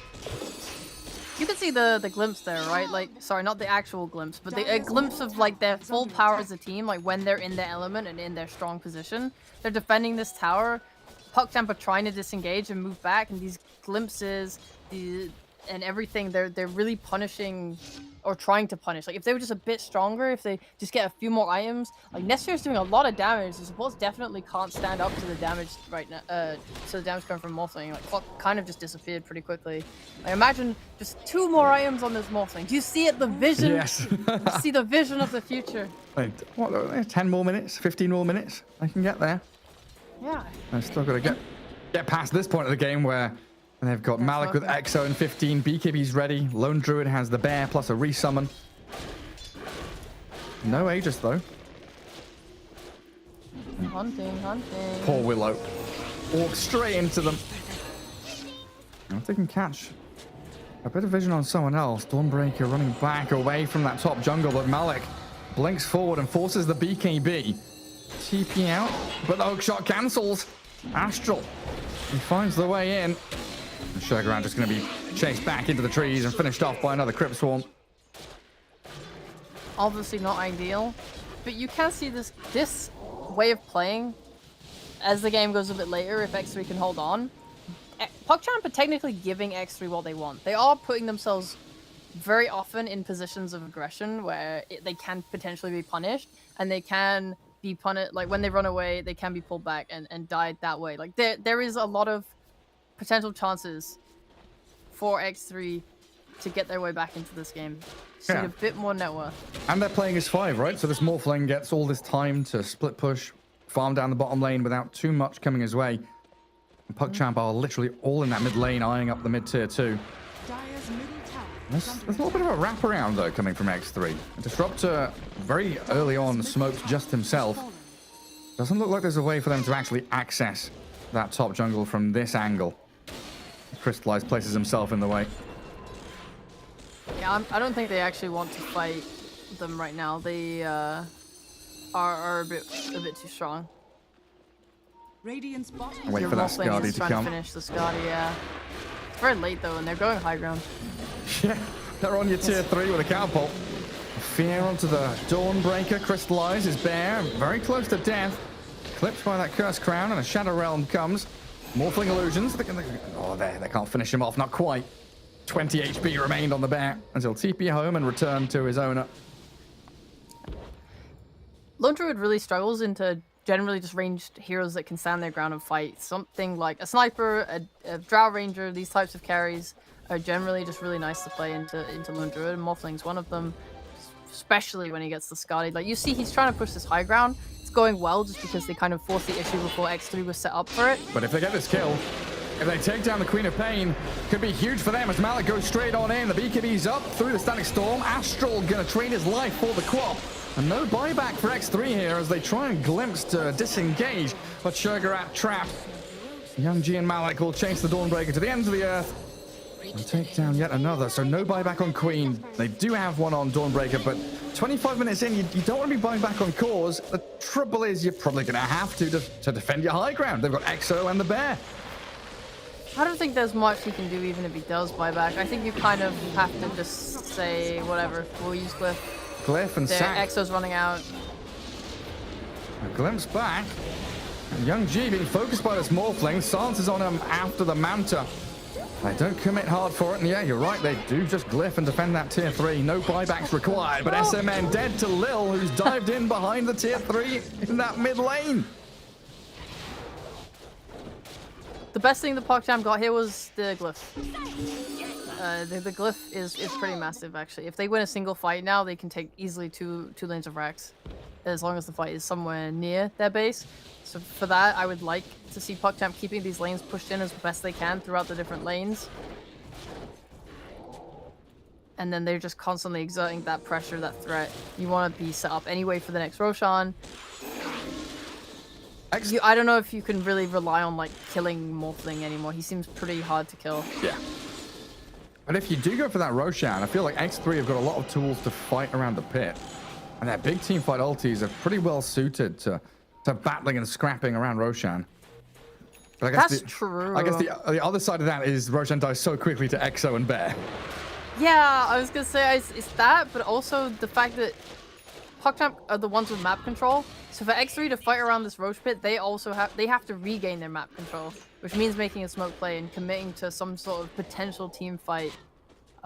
They don't have vision around this area. I mean, they have the top one there on the high ground, but that's not going to give away if Roche is being done or not, because they don't see the south side, they don't see the triangle, they don't see like anywhere where PogChamp is playing. Everything's kind of a mystery to them.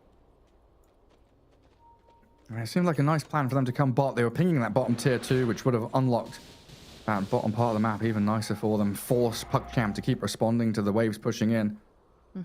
5 seconds for Roche to spawn, and PogChamp perfectly in position. If they can scout this out to just wander straight into the pit. They can do it easily, especially if any of these heroes on X3 show on this outpost, on this bot wave. And there's no problem for PogChamp to just walk in and do it. Yeah, Lil trying to bait as hard as he can. Send a Wild Wing there, show his body on the lane. Yeah, look at me. I'm an enchantress. Come kill me. You've got 4 heroes in that jungle. Deal with the Bambi, not with the Roshan. And yeah, how quickly he falls. Don't even need the Exo. And they've got to know something's happening. Mid-tier 3 is being pushed by creeps. No one's defending that until Dark Willow now shows up. X3 are trading. I don't know if they've clued in that Roche could be happening, but they're not making any move to really stop it. I think what would have been a good heads-up play is to try and push in this bot. I think it's just a vision problem. Because they don't see PogChamp, they're like, okay, well, we want to maybe push in bot, but we know Ench's there, maybe they're set up. Like, what if PogChamp have smoked to bot? What if PogChamp have also TP'd and they're ready and set up to fight? You can never be certain, so it feels scary to commit. Meanwhile, they're taking Roche and you don't know, so you can't commit to trading the Roche for the tier 2. I'm so afraid. A long line drawn there by the DP saying, go on Lone Druid, there's tier 1 and tier 2 bottom, go take them easily. And we'll come from the Roche pit through the top jungle, through mid, clear the wave. We've got perfect vision to spot everybody coming. And it's going to take the perfect team fight initiation from X3 to really match this from PogChamp now. And they see with a Hex jump in, that Observer Ward gives them the vision on the Dawnbreaker. Feared and hook-shotted. Astral gonna push her back into the Crystallized Bear, who just takes a couple of hits. And mid's also going in. Oh yeah, Willow gone. That's a puck with an arcane rune, so only 45 seconds left on the coil. Not scared to expend that for a Willow kill. Now they go high ground. There is a glyph in 1 minute's time for Dire. Yeah. About these buildings. Yeah. Oh, jeez.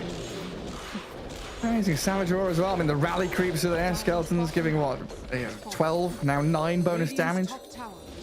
Moving towards mid. Picked off, they maybe could have fought, but now they're just waiting for respawns. They do reset their glyph at least with the tier 3 falling. I don't think that seems like PogChamp. a mistake. I don't think PogChamp care too much about this. Let's kill off every single building in this Dire base. It's now in a situation where X3 have basically one team fight left in them, and if they don't win that, it is game over. Crystallize, maybe losing his bear here though.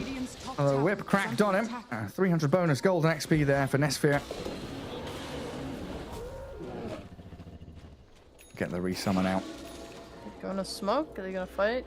Oh. They need to do something on X3. They don't have a glyph anymore, so they can't rely on just defending their high ground safely. PogChamp still have this Aegis. Like, they're just going to go for your top. Maybe you want to wait for them to try and come for your high ground, and that's when you think you can take your best fight. They have options, and they're debating what one's the best. Do we need to smoke and wrap on them? Do we need to wait and defend our high ground normally? Yeah. What is the best condition we can get for our fight? And it's going to be that smoke. It's just going to be smoke and go. And they probably feel pretty good with the bear being resummoned, but now he's got Blast Rig and BKB, and the puck breaks the smoke to jaunt away Blink to safety. So the smoke comes to nothing, and PogChamp, they reposition. They ready themselves for a move, maybe onto this Morphling as they ping him out, and they get the Scythe of Vice, the Hex in. The Terrorize will Fear and maybe hold them back for long enough, but the Fear was on the Morph as well. Someone caught him out, pushes him through the coil, while Astral in onto Sugarat's Dawnbreaker. 2 dead for about a minute, while the Sonic Wave does very little. Nutty Narwhal will push Malik back, but doesn't get a single kill for the Dire team, and being hunted by the DP still. Oh, the Hex. This Scythe of Ice from Malik's Death Prophet has been superb. And what an item. They got that initiation on Morph so well. He was just chain stunned, controlled from full to finish. SMN's dying down bottom as well. Young G just keeps on chasing. So Queen of Pain, the only one left standing while their buildings are crushed. And GG is called. 31-minute victory. A straightforward one here for PogChamp. Crystallized, like you said, after the laning phase, 2 deaths and then fully recovered. Did he end 0, 2, and 8 on the Lone Druid? He didn't get any kills, but his tower damage must be like 20k or something. Damn, did he actually not get kills? Oh my god, he didn't. That's sad, but what a good job he did anyway, keeping his net worth up despite no kills. Don't need him. Yeah, 19,964 building damage. I wasn't far off. Hero damage 6k, but he got all the building kills. I mean, yeah, that's the nice thing. Like, I think my biggest problem with this team yesterday was just struggling to involve Crystallize, and they did a really good job of doing it with Lone Druid. Even if he's not hitting a lot of heroes, what he is doing is he's farming aggressively, he's taking up space, he's hitting buildings, he's scared, he's there. His fear from the bear as well, like very effective in these fights to like break the coil and other stuff. Like they synergize well. Like he was able to impact the game in a big way despite his lane, like you said. I was pretty happy with this Lone Druid pick. Actually, it played out really well. Yeah. I really loved Lil's rotations early too. I think he did a great job moving around map. Like when the Queen of Pain got the DD rune and he just went mid to stop her rotating. Yeah, there's a lot of really nice things there. Malik, of course, as well with that early Scythe of Ice pickup. He had a superb game. 9-0-8 on the DP. Pairing it up with a Clockwork feels really good as your offlane. And that was their draft opener as well. Was that DP Clock, which did a lot of work getting the angles with the hook shots and those long silences out of the Death Prophet and the Puck. Game 1 goes the way of Puck Champ as they start the series off with a bang. We'll head on to a break and return with Game 2 in just a little bit.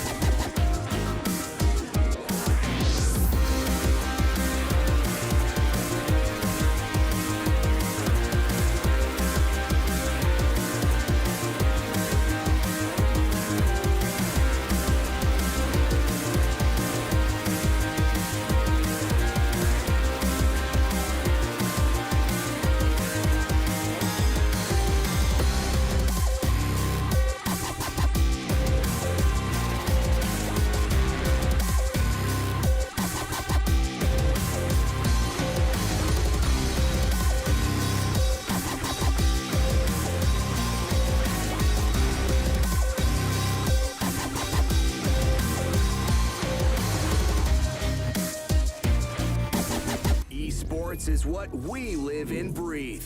For us, it's more than a game. It's a reality where a group of letters can mean everything. Where runes are collected and Aegis can only be won in battle. Where centaurs can give you a ride. Where the true heroes are those in front of the screen. GG Bet. This is real.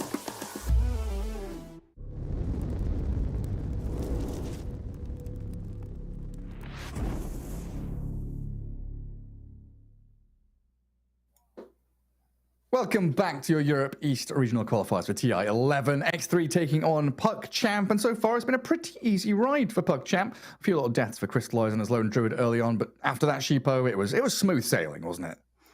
Yes, sir. They definitely just kind of got it all together, made a lot of good moves, invaded some jungles, focused on objectives that they could take, and really just got the map control they needed to assert a lot of pressure onto X3. I think this Morphling pick that they had was honestly very disappointing.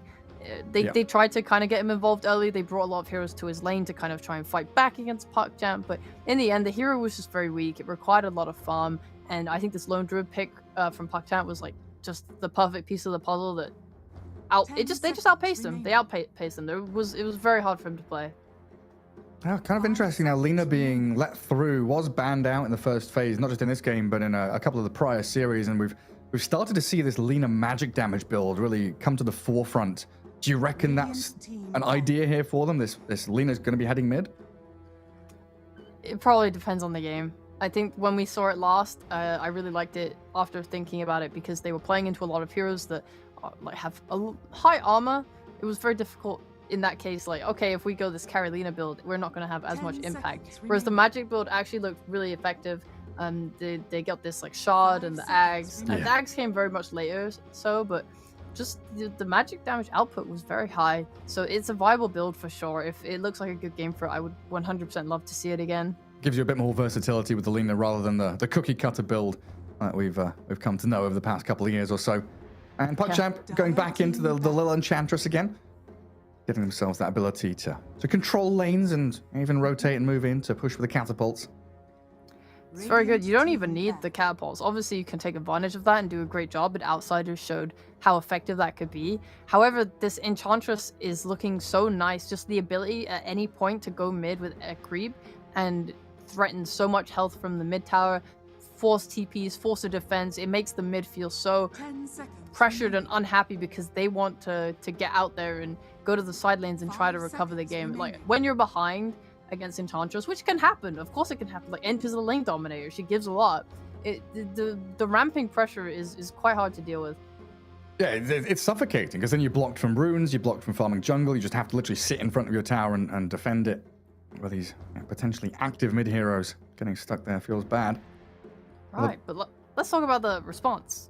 The Dawnbreaker Skyraft, this is a lot of magic burst. It looks like they still do just value the comfort in the Dawnbreaker here. We saw how nice the Starbreaker was. There were ways to play against it, of course. We saw Enchantress get that Wild Wing Ripper and just push Dawnbreaker away when she initiated in. But in general, she does have kill threat there, and Skyraft accentuates that. Undying into Lina now as well. Going to be aiming for that lane domination in your safe lane. Tombstone always going to be an incredibly strong team fight ability. But Lina's one of those heroes that can kill it pretty quickly. I know, which is making me wonder, because if you're playing support, more of your utility comes from the Soul Rip heal and the Tombstone. But if you're playing into a Lina, then already the Tombstone becomes a lot less effective. This is me praying on God, please put it as a core. I want to see it as a core, because at least then you are a hero outside of your Tombstone. I think it's so strong. What would that mean for the Dawnbreaker then? Put Dawn in a 5 role? Mid-Dawn? They could do a support, they could do mid. Yeah, this was X3 that love it. They play it on 4 roles. It can go anywhere. Realistically, they probably won't. I'm just coping. I want to see it. Just huffing all the Undying core copium. Huffing mad copium, yeah. Yeah. Especially seeing this Tusk come out, it makes Undying much more favorable as a 5. Because if you let this hero go unchecked in the offlane, they haven't even shown their offlaner yet. It's an aggressive lane. Like, Tusk wants to get tag team, he wants to kill you with his offlaner, and Undying helps against that. Do we just go DP again? Run it back for PuckJamp? No, that shit got banned in phase 1, bro. Oh yeah, so it did. They banned it themselves. I'm blind a little bit. Yeah, you're actually blind. That's crazy. How do you cast games? You do it by feel? Touch the monitor? It's all sound cues, echolocation.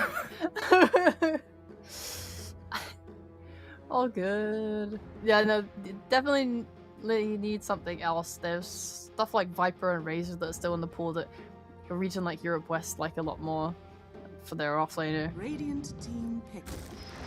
A Doom, though. Okay. That's going to be your 3 then? Like, Would Was Doom Tusk against Undying +1? I don't know. I don't know about that. 2 strength heroes into a position 5 Undying. I don't like it 10 either. seconds However, remaining. Is there a way they like put Enchantress 3? No, right? you can dodge the lane. Oh yeah, fun. We got an Arc Warden in the mix. Fun. Okay, look, come on. Can you really flame him as a hero now that people are going this magic, The magic build? Yeah, okay, Yeah, fair with the enough. Lightner. It's quite like it's cool now. The clone doesn't 10 do seconds damage now remaining. when you send it like really far off on the map. So this boost of travel, split push, 5 garbage build seconds is remaining. dead. I think it's way cooler. He is obviously still exploitable as a hero. Like the ability to jump on Arc Warden is still right there. He's not got the best like move speed. He can die. Radiant team So back. it's not like this hero's super Dire overpowered. I team think his back. build of getting more involved, buying Radiant treads and team so on back. is fun to cool. It's cool to watch. We'll see a lot of skirmishing, and it means that in this game 4x3, at least if you are getting doomed and you have your clone up, you're still doing a lot of damage, and you still have access to at least one round of your spells and abilities and items. Sorry. To be fair, some of my favorite drafts and one of my favorite strats is the shit on the ground strat, where you've got Yeah. heroes like Undying, Venomancer, Phoenix, and I think Arc Warden can probably be added to that list as well now with Spark Wraiths. Yeah. Just here, deal with all this nonsense, all the noise you've got to try and bypass. You've got Treants, Ench Creeps, Chen, all sorts of goodies. He got buffed as well. I don't know if you remember, but his Q, the Flux, previously if you stood next to the person affected by it, the slow and damage was removed, but now only the damage is removed, so that you're still slowed by the Flux, even if you stand near a hero, and that is like That's to good. me a massive buff. Yeah. Yeah, I think like in lane that might have been like one of the worst problems about Arc is that your Flux was basically near useless because there's always creeps in the lane. 10 seconds remaining. What's It next also is. Oh, go on. I was just, what's next for PugChamp? You go on. 5 seconds. Oh yeah, No, sorry. please, you. No. What are they you. missing? They have damage. They have not super hard lockdown, but they do have a lot of stuns. They don't have anything that really takes objectives other than Lina if they want to put this Lina into a carry-ish type build. Let's see here. And that feels pretty rough against Magnetic Field, right? Usually you want a hero that can jump the Yeah. Arc Warden. Is that the same Like story a PA still? is usually a hero that does well with that. Yeah, I would like to see jump. They only have the Snowball right now from Tusk, and then Doom will get his Blink. He'll get the War Stomp as well. That's another thing, but Radiant They need like an team Ursa or a Spectre or like some. Well, that's not one of those, but I guess Song of the Siren is a pretty good way at resetting and getting on top of people still. Well, one of the ways that Arc Warden's always suffered is it like I said, I talked about the Flux, right? So any heroes with illusions and stuff were usually always really nice against him because 10 they didn't care about it, seconds like remaining. Meepo, Naga Siren, PL, these heroes with dispels on 5 themselves, like seconds they're all very remaining. good. Versus Arc Warden, Naga Siren is no different. She will help get rid of the Tombstone, Skyroth, and these heroes, they have no way to defend themselves, like Undying 2, no way to defend themselves versus the Naga Siren illusions. The more bomb she gets. I actually think this is probably one of the best Naga Siren games I've ever seen, and I think X3's last pick needs to address it. Yeah, it looks incredible. Yeah. Especially with, you got the mirror image plus Manta Star and get away from any of these silences, get on top of the Arc Warden with Song. Yeah. They have no stuns on X3 right now. They actually just only have Starbreaker from Dawnbreaker and the impact on the ult, and that's it. So you're looking for a hero that needs to clear waves, or clear illusions. You're looking for a stun. You're looking for Do you want a it to be playmaker.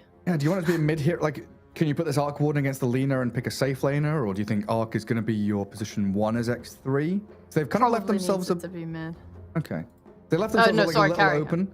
Pick a think carry carry. now. There's a PA on their side. Okay, this is not. It's okay. It's something that can jump in and allow your Dawnbreaker to ult on top. But I literally, like, we were talking about this off stream. My biggest problem with these Dawn carries is they do not have someone that goes in for them. Like, how many times have we seen these Dawnbreakers? Like, who am I ulting on? There's a Queen of Pain who, if she blinks in, she'll die instantly. I have a carry who doesn't want to jump in because he's a Morphling farming a triangle. Like, let's go into this game. Archwarden's not going to get himself in there. PA, yeah, she wants to, but she also wants to buy a Battle Fury and farm for 20 years. Yeah. Your Undying and Skyroth Mage are not playmakers the same way that PugChamp have picked Clockwork and now Tusk.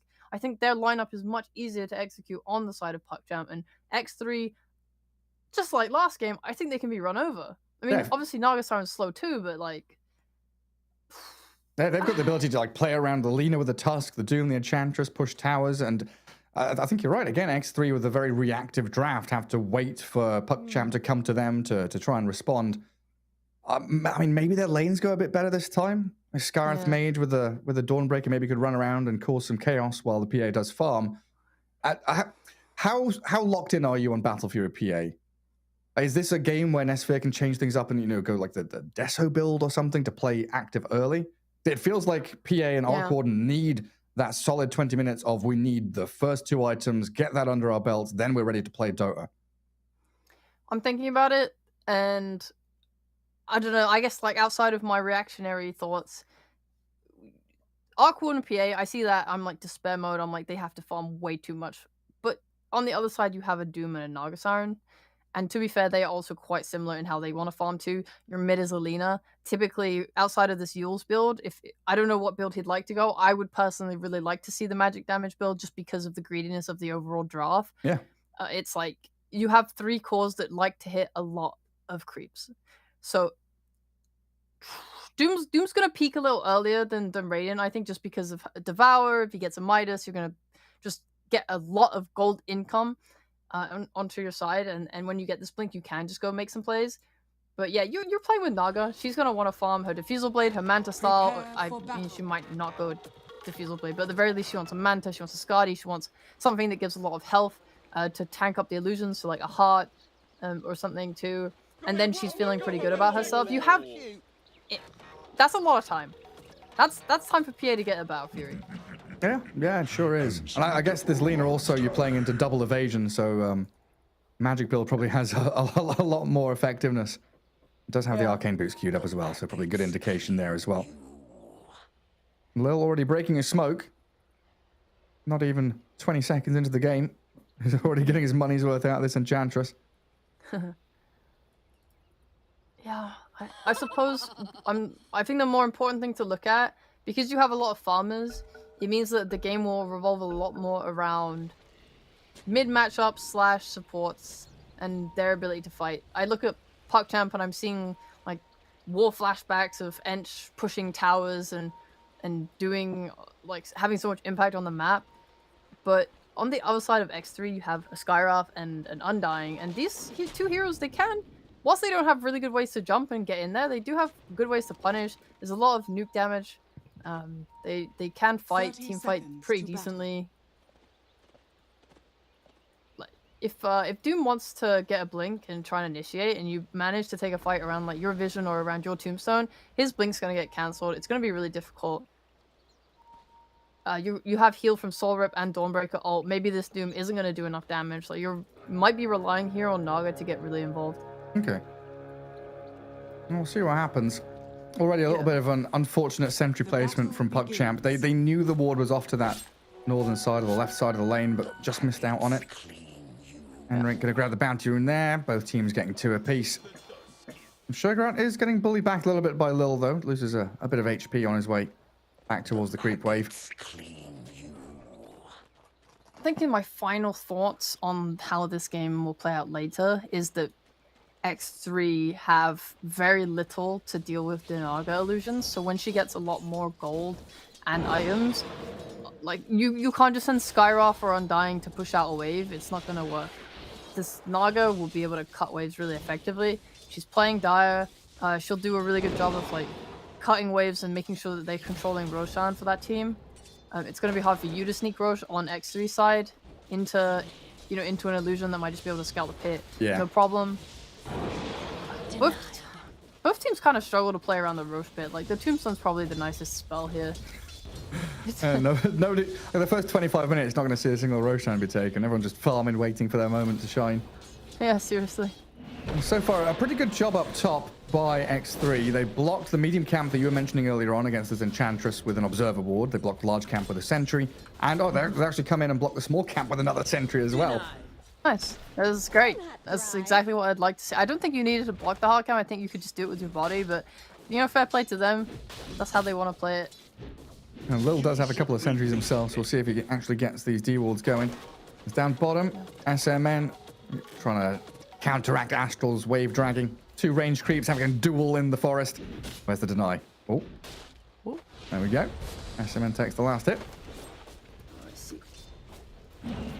Leaves the Doom in a 1v1 against the PA.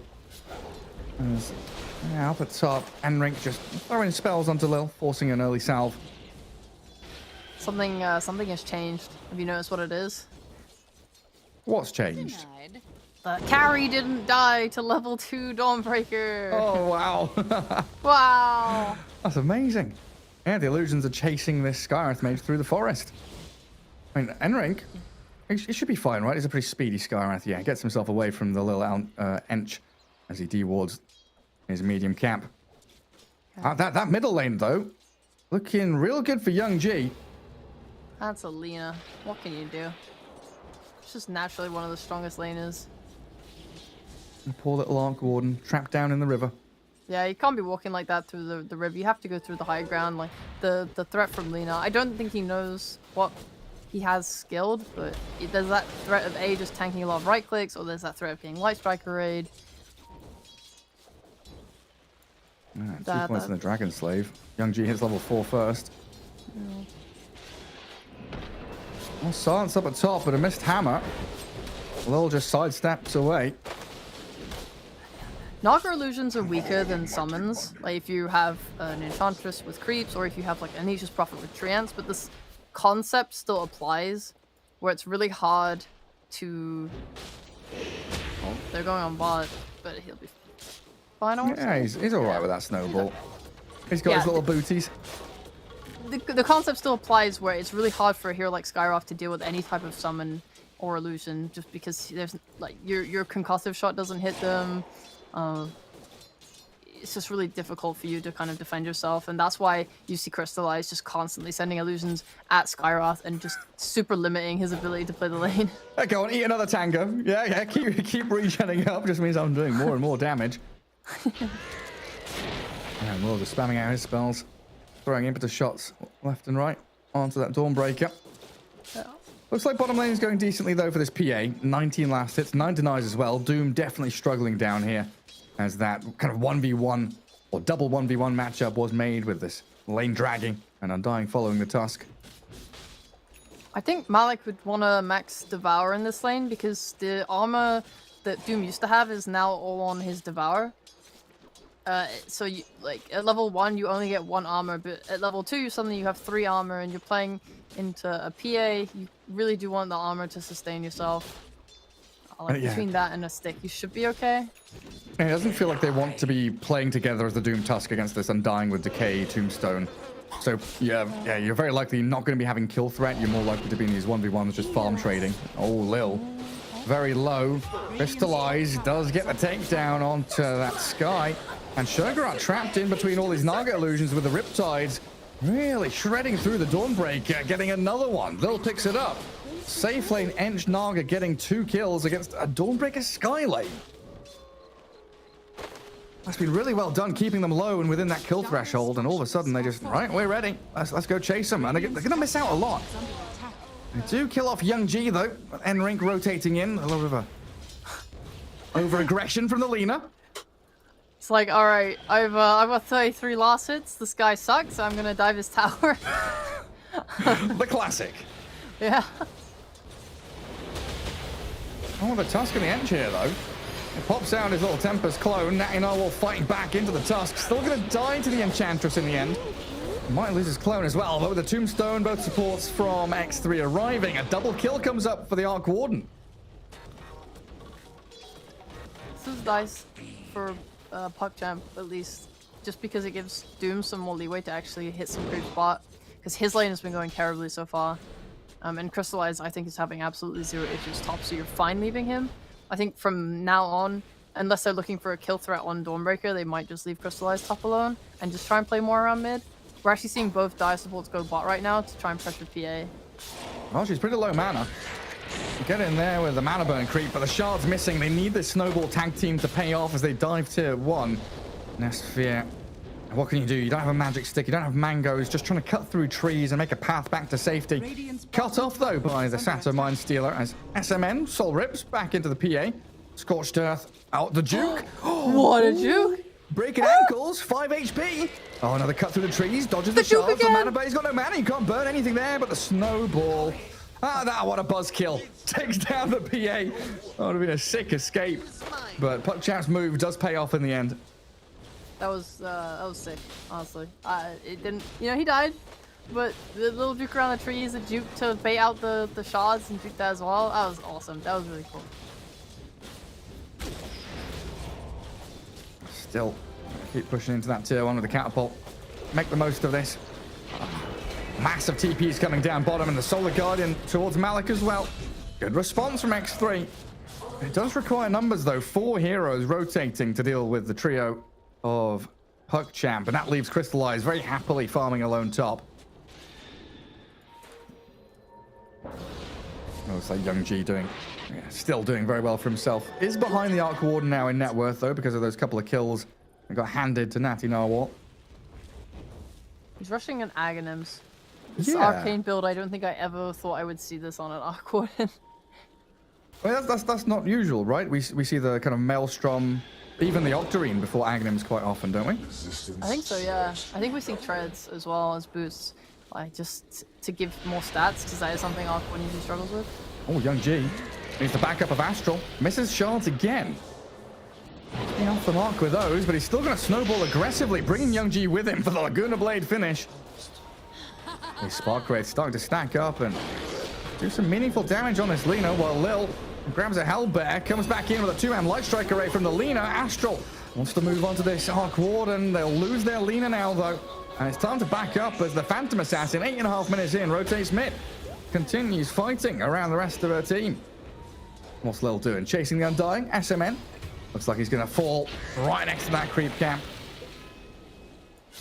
Oh, close. He nabbed the regen rune. It allowed him to just live a little bit longer. Ench got his number. Radiant structures are fortified. X3 are playing pretty decently. I thought the mid fight would go much worse for them just because they were playing around mid with a low mana on supports. The Tombstone was still on cooldown. Yeah, getting a couple of kills on this Lina's got to feel incredible for this Arc Warden. And he's now 2-1-2 after being dominated in the first 5-6 minutes of the lane. And all these scrappy fights where they're trading, a dead even game, 5-6, 1k lead. When you've got 2 greedy cores getting involved with the PA and continuing to farm, that's going to get your spirits up. Yeah, I wonder. I'm just thinking about this Ags Rush build because I really Me too. think that, yeah, you're like playing against a Nagasar, and it makes sense to me that you would want the Maelstrom because you want the procs to help clear the illusions, and the Gleipnir is going to do a really good job of like controlling her throughout these fights. Like you want to help kite her. You want the double Gleipnir so that even if she mentors it off, you have something else there. Like you want to help support your team and not let them die. This Axe gives you nothing defensive. It feels very risky. I don't think it even like notably speeds up your farming in a way where it's like a farming item to rush. It's okay, but like, is it better than a Maelstrom? I'm unsure. Radiant structures Yeah, are I'm not fortified. sure either, but so far these Spark Raids are absolutely pissing off Young G. He's just like running around trying to figure out like, where do I stand, where do I go? Astral, come here, Tusk, tank some for me. You've got Tranquil Boots, just walk through the minefield. Incredibly irritating. And now he's got his Tempest double back up Dire's again. structures are fortified. I'm just spam more. Dire's top tower is under There's attack. probably not a high chance of Nesphere coming mid and helping push that mid tower, so it is just going to be on them to just keep farming. I don't think they're pressed to take it. No one's really angling for an early Roshan. I don't think any team really has that damage. Dire's top your tower Doom, is under attack. he's got his Midas now, yeah. Everyone's just farming. Yeah, and Radiant Scan connects on the 2 smoked heroes that are trying to roam up to top. I got some high ground vision there. Might be able to see Skywrath Mage in a second. Young G absolutely wants to get some momentum now. He's got his Ether Lens. Those past couple of deaths have definitely hindered him. Bottom of the net worth of all the cores at this point, this Lina. And the smoke is going to lead them in towards mid, where Enchantress setting up with a stolen creep and a catapult, trying to do a bit of chip damage, but it will lead to absolutely nothing in the end. Dire's structures are fortified. This feels like the problem with trying to make these ganks. Everyone is farming. and your Lena's just wasted a bunch of time not farming to try and go for a gank that hasn't worked out. Like, what a read from X3 to just dodge this. That was a great scan. You got great vision down. I just saw Lil having to TP back to base because of these spark rates. Yeah, same. Oh, that's a very wise TP. Tremendous amount of damage from them. S-Man's going to come back up top to deward the freshly placed vision that Tusk got up there.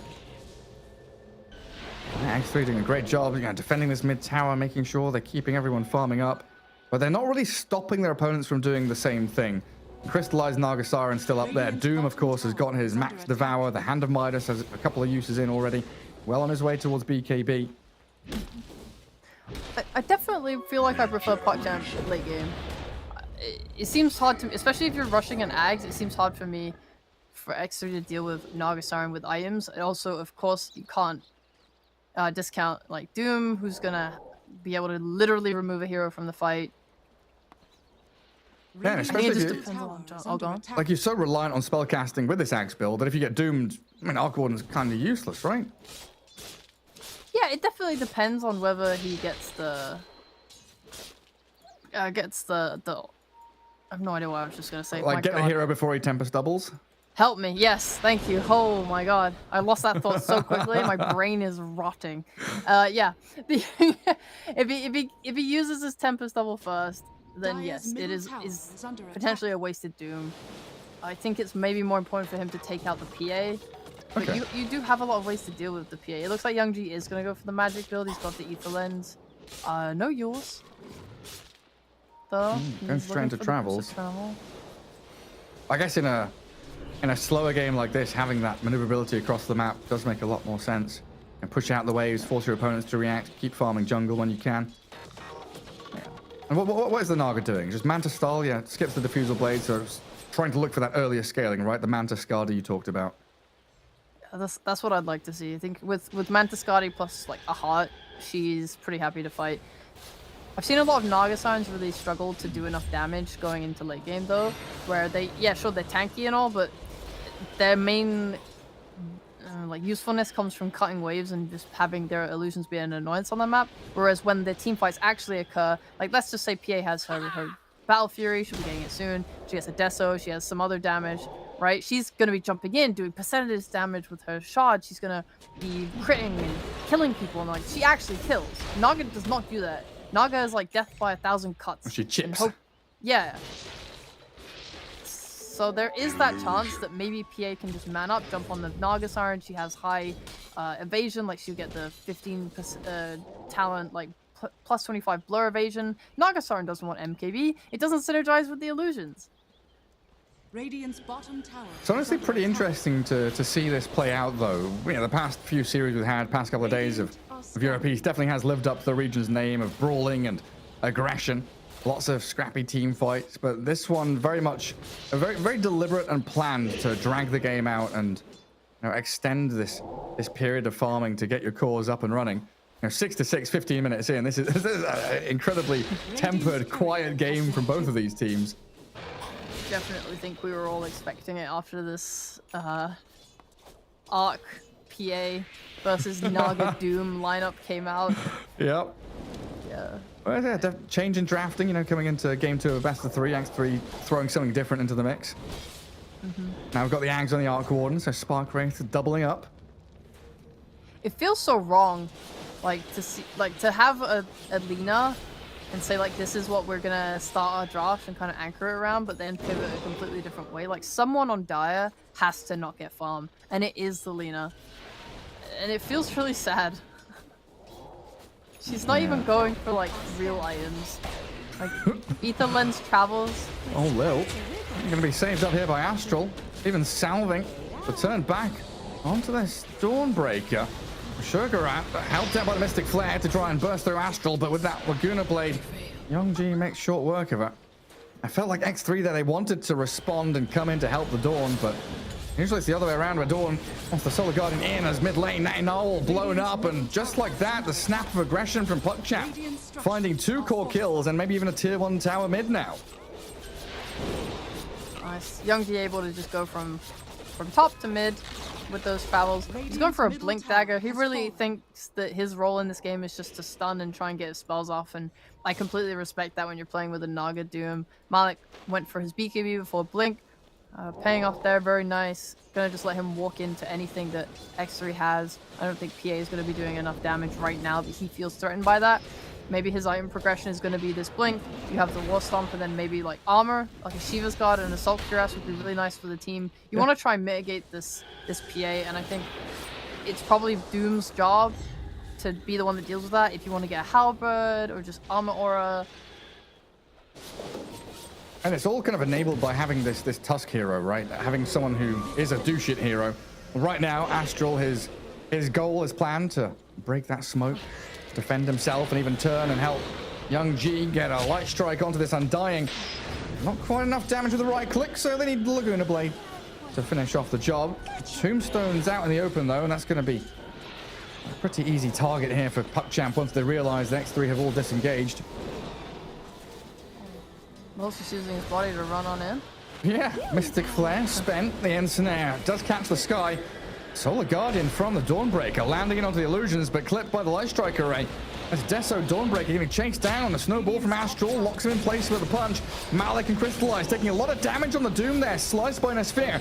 Astral needs this Song of the Siren to save him. The Spark Wraiths, though, they blow him up. Tons of magic damage, but the song has allowed them to slip away. Oh, the Spark Wraith, though, is that going to be enough? He's got Manta. Crystallize. Is it going to be enough to kill the half health? No, not to kill him, but like, you know, slow him down, maybe catch up with the PA, give the vision. Yeah. Yeah, he's going. A bit of turn there from X3. They kill the Doom, the Tusk, but oh, Young G! He set that up. Light Strike and Dragon Slave then ran away to back off of that PA. He just comes back in for round 2 with a blink. Nice blink. Now that he has this, I imagine he'll want to go with Shard. And then maybe Axe, if he can get there. It doesn't seem like he'll be going for anything greedier. Maybe he would go for a BKB, but I don't think he needs it. You have Naga and Doom who are both going to front for you. You can just play nicely on the back. And just poke. I think you can play the game that way. And you've got some safety, right? You've got Ench with Force Staff, Tusk with Snowball. There's ways to kind of protect you if you do ever get caught out by a PA Blink or an Arc Warden chasing you down. And Roche being pinged out there by the Undying. Not sure if that's X3 wanting to go there or if they're afraid that PuckChamp are already attempting it. X3 can definitely take Roche with the Tombstone. If they get the time to do it. The problem is that they're not really in a commanding position where, like, we see most of the time the team that's winning, they'll just play around top, and then as soon as the other team shows on bot side either like pushing a tower or just on an outpost, then they're like, okay, we're gonna go into Roche pit. But X3 is not in that position right now. I think it's a bit scary, and PuckChamp as well, they can use the vision from like Ench creeps and stuff. They have like vision poke from like ice shards if they want to check the pit, if they feel like something might be happening. So I think it's very difficult for X3 to Roche like that. I think both teams want to do like a smoke or a team fight and get a pick off and then go to the pit. I think both teams are strong enough to do Roche though at this point. Yeah, probably feels pretty good for PuckChamp having all 3 cores, top of the net worth, and having his items flying into them.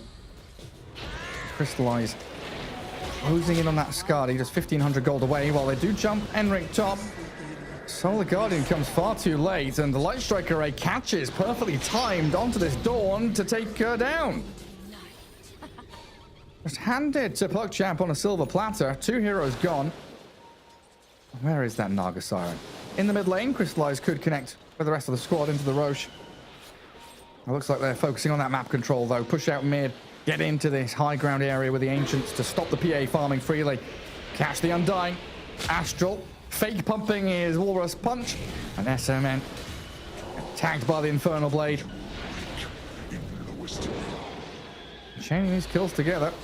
And still has that opportunity to wander into the Roche pit. Ench can tank it a little bit. Young G has tons of damage. And then Crystallize arrives. Should be theirs. There's no Tombstone either, so even though these respawns are going to come out, they won't be able to get them back in time. They don't have any way to really fight.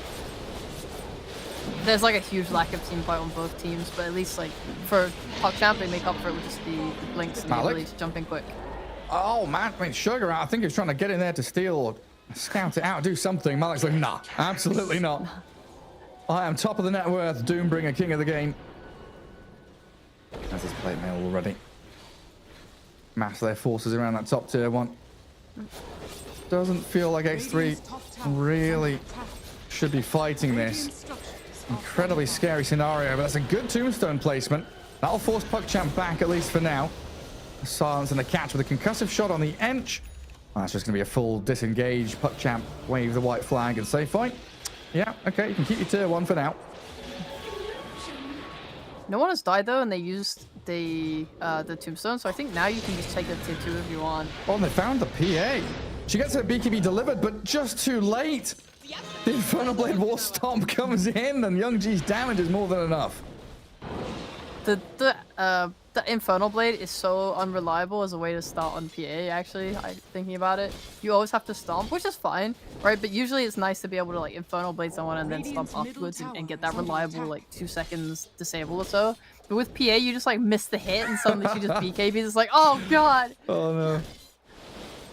Yeah. I mean, if PA got that BKB, I don't know, 1 or 2 seconds earlier, maybe she's able to get away from that with some TP rotations to help. Maybe, yeah. Another juicy kill for PuckChamp. And again, planting themselves in these areas of concern for X3. No longer have access to the bottom jungle. Tier 2 being pressured mid and bottom lane. And no real vision for X3 either in that bottom area of the map. They've got 2 in the mid lane watching top rune spot and the lane mid. And like 5 sentries around their triangle trying to de-ward any vision that PuckChamp has. They put this nice ward bot on PuckChamp that sees all the heroes behind the tower, and because they see that they've rotated there, they're just smoking to top to look for any stragglers here and try and take that tier 1 tower. Yeah, I think they were hoping to see maybe someone farming the triangle, but they have control of this now. This is a powerful position on the map to be. It's going to be cut 2 waves. Yeah, X3 going to smoke now. Young G. He's feeling something. Hides in the trees down bottom while Ends just face tanks that tower top.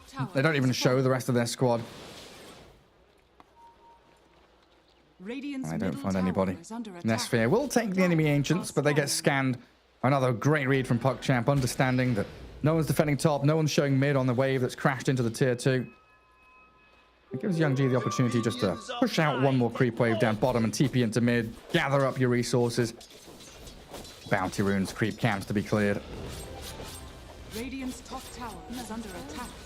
It's really been superb from PuckChamp this game. I'm just watching the minimap. I'm not looking at anything else. I'm just watching their pings, their drawings. They're like, yeah, they're here, circling around them here. We know where they are. And I think you're right. That one ward has given this kind of chain reaction of knowledge. They see them there, so of course, by process of elimination, they must be over here, over there. It's really nice. It's really nice how they're playing. I totally agree with what you're saying, and I think they just get to cut 2 waves from this ancient position and get the tier 2 tower, and there's not really anything X3 can do. They lack so much team fight that it's hard for them to do a grand smoke and look for that kill. Like PA, she has defensive BKB, but she doesn't really have damage to fight into it. We can see the ways that the item progressions have changed on PuckChamp's heroes too. Like Naga Siren isn't going for that heart because she wants to do damage. She's going for Orchid instead. I'll say goodbye to you, Skywrath. And also, speaking of item progression, right, the triple blink from PuckChamp. We were looking for these ways to jump onto the Arc Warden, onto the PA to get these catch and kill scenarios. So nice to see 3 heroes from PuckChamp really, it improve. Like every time you buy another Blink Dagger, it feels like it improves the previous Blink Daggers that your team has. Yeah, like 5 to 10 minutes ago, I think we saw how many times like Tusk is blink going on someone and Lina is just following up always. Like look at them again now. They're doing it right now. They gotta find Dawnbreaker. Shard, Snowball, chain stunned into oblivion. The tag team with this Lina doing a tremendous amount. And at the same time, it's not just that move, right? They're making multiple moves on the map where they're pushing in the mid tier 2, catching out the Skywrath. They need this PA to come clear the illusions, but they still lose the objective. Tombstone healed a little bit, but Lil will take that pretty simply. And now the map is incredibly small for X3. They're backed up against the wall. But maybe now with the Aegis being claimed up and they see Crystallize under this Radiant Observer Ward. It just feels awkward without your Dawnbreaker to go fight 4v5.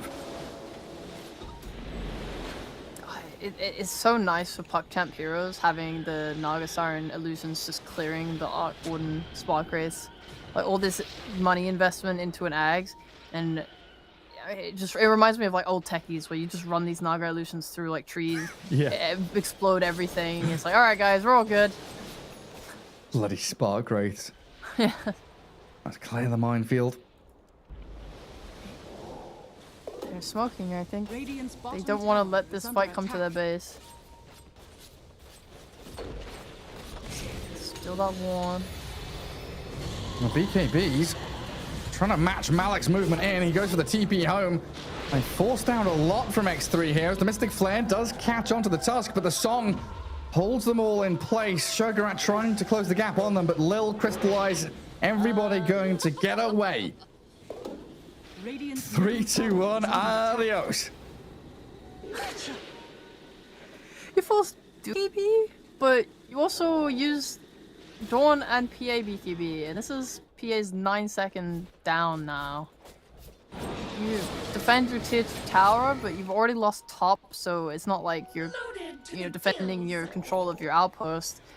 I think the smoke idea was very nice. I am sure they're sad that they didn't get more, and PuckChamp can just get right back to it. They know that those BKBs are down, they can just go back on the hunt. Straight up to that top lane. And who's coming up here? PA and Sky. Oh, the PA jumps on the creep wave. They know. They life strike array. They catch her. Nesphere disappears. Skyrath, the blink stomp from Malik will catch him as well. And they are just picking off everybody. X3 just seems to have no response to this whatsoever. They're so far behind now. There's a 20k net worth deficit. Just scrambling to push out waves. Yeah. You see heroes on a lane, you're like, okay, I'm gonna go to the other side of this map. It doesn't matter. PuckChamp have booster travel. They're already running up there. They're just doing the same thing again where they control everything and you never feel safe. And they will continue to do this until they get the next Aegis, and then they will go high ground, and then they will hopefully end. And all X3 can really hope for is just getting some damage on your PA, getting to a point where maybe you can carry. It's just getting harder and harder though. Like I talked about the armor. Malik's got his Shiva's guard now. Just hope the late game comes. Get us to 50 minutes. Get this Arc Warden 6 slotted. It might still benefit PuckChamp. Yeah, that's true. I mean, Doom is huge right now, but this Naga Siren, 19,000 net worth. So many items in her inventory. She's like, okay, I'm finishing off my Bloodthorn, but I've still got a Quelling Blade and a Wraith Band in here. Gonna probably sell those. Yeah, get rid of them. Full 2 minutes for Roshan to respawn as well. Plenty of time here for X3 to have a couple more cracks at these team fights. If they spot Lil, farming out these Ancients, PA chucking daggers at her. It's so difficult just to get into a fight though. It's like PA has to blink in BKB as the fight starts for the Solar Guardian to follow through. I think it's been a really rough one here for Enrink, honestly. The Scarth Mage, usually we see him paired up with, you know, the offlane hero that actually jumps in and stuns. The DK is an example, the old school Sand King, or even the supports, the Tiny, the Tusk. This time around, Mystic Flares have just been used raw. That's what I'm saying. They're drafting Dawnbreaker with the intent of having it be a core and then not pairing her with the right heroes. What? I mean, PA BKB'd for that. They've got to do something, right? No, just run away. They're gonna run away. So afraid. Astral. Straight onto the Tempest double. Are they even... Okay, yeah, Laguna Blade it. Why the hell not? Naga gonna ensnare the PA, knowing there's no BKB now. Man, Buddy, baby. damn, like she's dying to illusions. It's currently a very slow death. And you, like you said, you want to get that crack, and you need that crack to be successful, because otherwise Doom is going to finish his Ags. Then he's going to get a refresher. Now you're playing into two Dooms where your PA, maybe you died to that first Doom, and then you buy back, and then there's just another one. And you're just never safe. There's nothing you can do. And there's nowhere on the map they can be safe either. Dire Vision's going to spot them every step they make. Like Malik right now, okay, he's waiting under a Radiant Observer ward. X3, they're pinging him. Like, come on. He's out in the open. He is all alone. I just don't know. What do they do through BKB? Their only physical source of damage is the PA. Everyone else is fully magical. And do they have anything to stop BKB TP? No, right? They're buying a Basher on PA. She's gonna have it soon. Okay. Hopefully that's their trade for the Roshan. I mean, I don't think they realize Roshan's going on. They're scared in their base right now. This is the worst. They're laughing in the chat wheel, so I think they knew. They're just like, we can't do anything about it. But you want to leave your base and at least farm like a camp or two while the roast is happening, but they see nothing. They don't know what's going on. They're only... I mean, their only ward is this one in the jungle, and that doesn't give nearly enough information. I actually think by Malik standing there on it, it made them more afraid on X3, because they're like, where are the rest of them? Like, there's no way that they're just all top while Doom is there alone, right? That would be crazy. Yeah, what if the Doom and the Lena's there? I mean, Naga Tusk could probably solo Roshan. Might take a little longer, but I could get the job done. And now the net is closing in around them. Ench and Naga pushing out that top wave with illusions and Warpine Raiders. Bot lane in with illusions. Crystallize keeping this map really tight. Don't you love Ench item build this game? Like last game and other games, we've seen Ench buy Dragonlance and try and be a semi-carry, but this game, he knows you're not going to be a core. You have enough cores, you have enough greedy heroes. I'm just going to buy a plate mail, a pipe, really try and keep my team healthy and safe. Incredibly tanky. Yeah. He's been able to break these smokes safely without dying as a result. What's the process for going high ground, though? Is it as simple as sending Naga illusions up over and over again? Definitely not a bad idea. Because you kind of want X3 to come out of their base for you to fight them, don't you? I mean, if the game goes late enough, then Tusk will... Oh no, he's going BKB, but he can get an Ags and kick someone out of the base, and that's how you take a fight. Oh, the full staff Lil in. Starbreaker comes, but doesn't connect properly, and Malik, he's got the chain stuns in onto the Dawn, blowing her up as they doom out onto the Undying, so no additional heals or anything like that. Tombstone being focused as well as Malik. He's got the AoE Doom. Song to reset and back onto the PA we had. Muted, caught out. What can we do? No BKB, no saves, no buyback. PA and Dawn both dead for half a minute at least. Well, this looks like the game's about to end. Puck Chap heading towards that 2-0 victory. A very straightforward series for them. 8-23 here in game 2. Natinar will go on with the Arc Warden Aghanims Octarine. Spam out your spark rates all you want, but there's nothing to stop this horde of heroes pushing into your barracks. A great shame. And Malik, straight back in. Enormous amounts of damage from Young G with this magic build. Aghanims delivered out onto your Naga now as well. And they're going to play very defensive, like fall back away. PA respawning in about 5 seconds. No need to overcommit to anything. Yeah, you can wait for the Doom cooldown again if you want. Kind of chilling. You have way more map control and your net worth is only increasing. Like, you only benefit from waiting longer. It's like insane. It's so insane that you don't have to choose a Doom target anymore. You just Doom yourself and go in. Radiant are scanning. And like, he was standing on top of 3 heroes during that fight. That's like 3 Dooms. Yeah, it's wild. Nobody cast any spells. One last chance for X3. Yeah, when I look at X3, like, I mean, we should probably talk about what they can do to maybe get back in. You have Basher on PA right now. I think Lena's build does allow her for very little armor. Usually you might see her go the AC or Shivas or something. Right now, she's got E-Blade, but if you're able to catch her with any level of stuns, maybe you can get her killed. It's just that this PA loses half her HP to a couple of Lena spells. Yeah. Like, you have to BKB so early on. I see, yeah, Rapier queued up on Nesphere, but that is a pipe dream, a long distance away. And Doom now picking up overwhelming blink. Malik can pretty much just 1v5 the enemy team, it feels like. Radiant's top tower is under attack. Bottom lane shoving in, top lane at the tier 3. I think maybe it was wrong for X3 to let PogChamp come to push their base, because now they're together as 5, you're never going to get picked off. Maybe if they were able to smoke around them and like kill someone on the back, could have been a way into a good fight.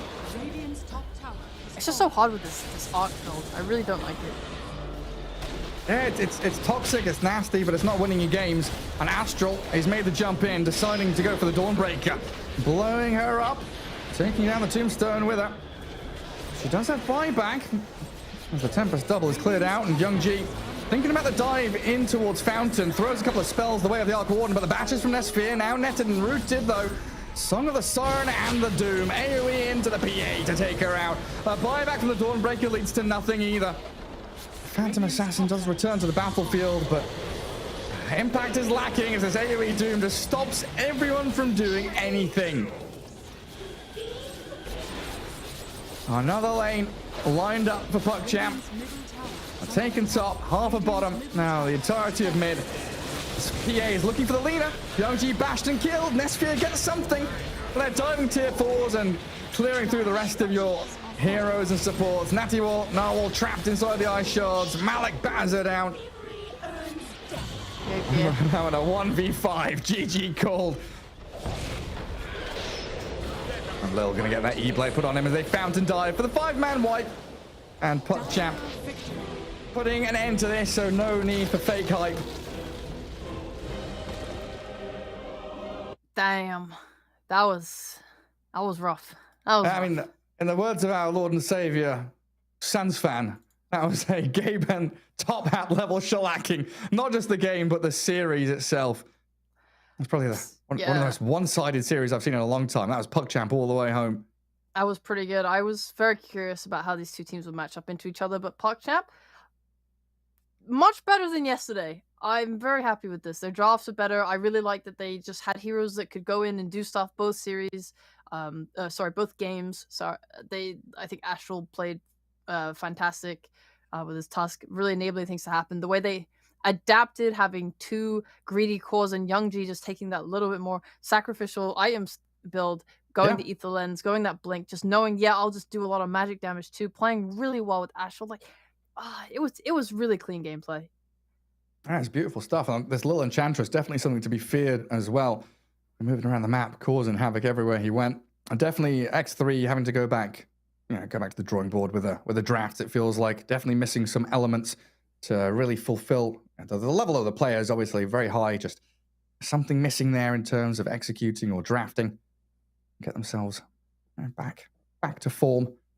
Yeah, I'm definitely not a fan of how they tried to make Dawnbreaker work. I think it's fine as a core, but I think not having an initiator like a Void Spirit or any 4 hero like that can just jump in like a Tusk, like a Clock, like what PogChamp were drafting. It really needs that sort of thing. Your Skyroth isn't working well with anything, and on top of that, your Arc Warden is rushing an Ags, which I don't agree with. I think maybe if they had gone this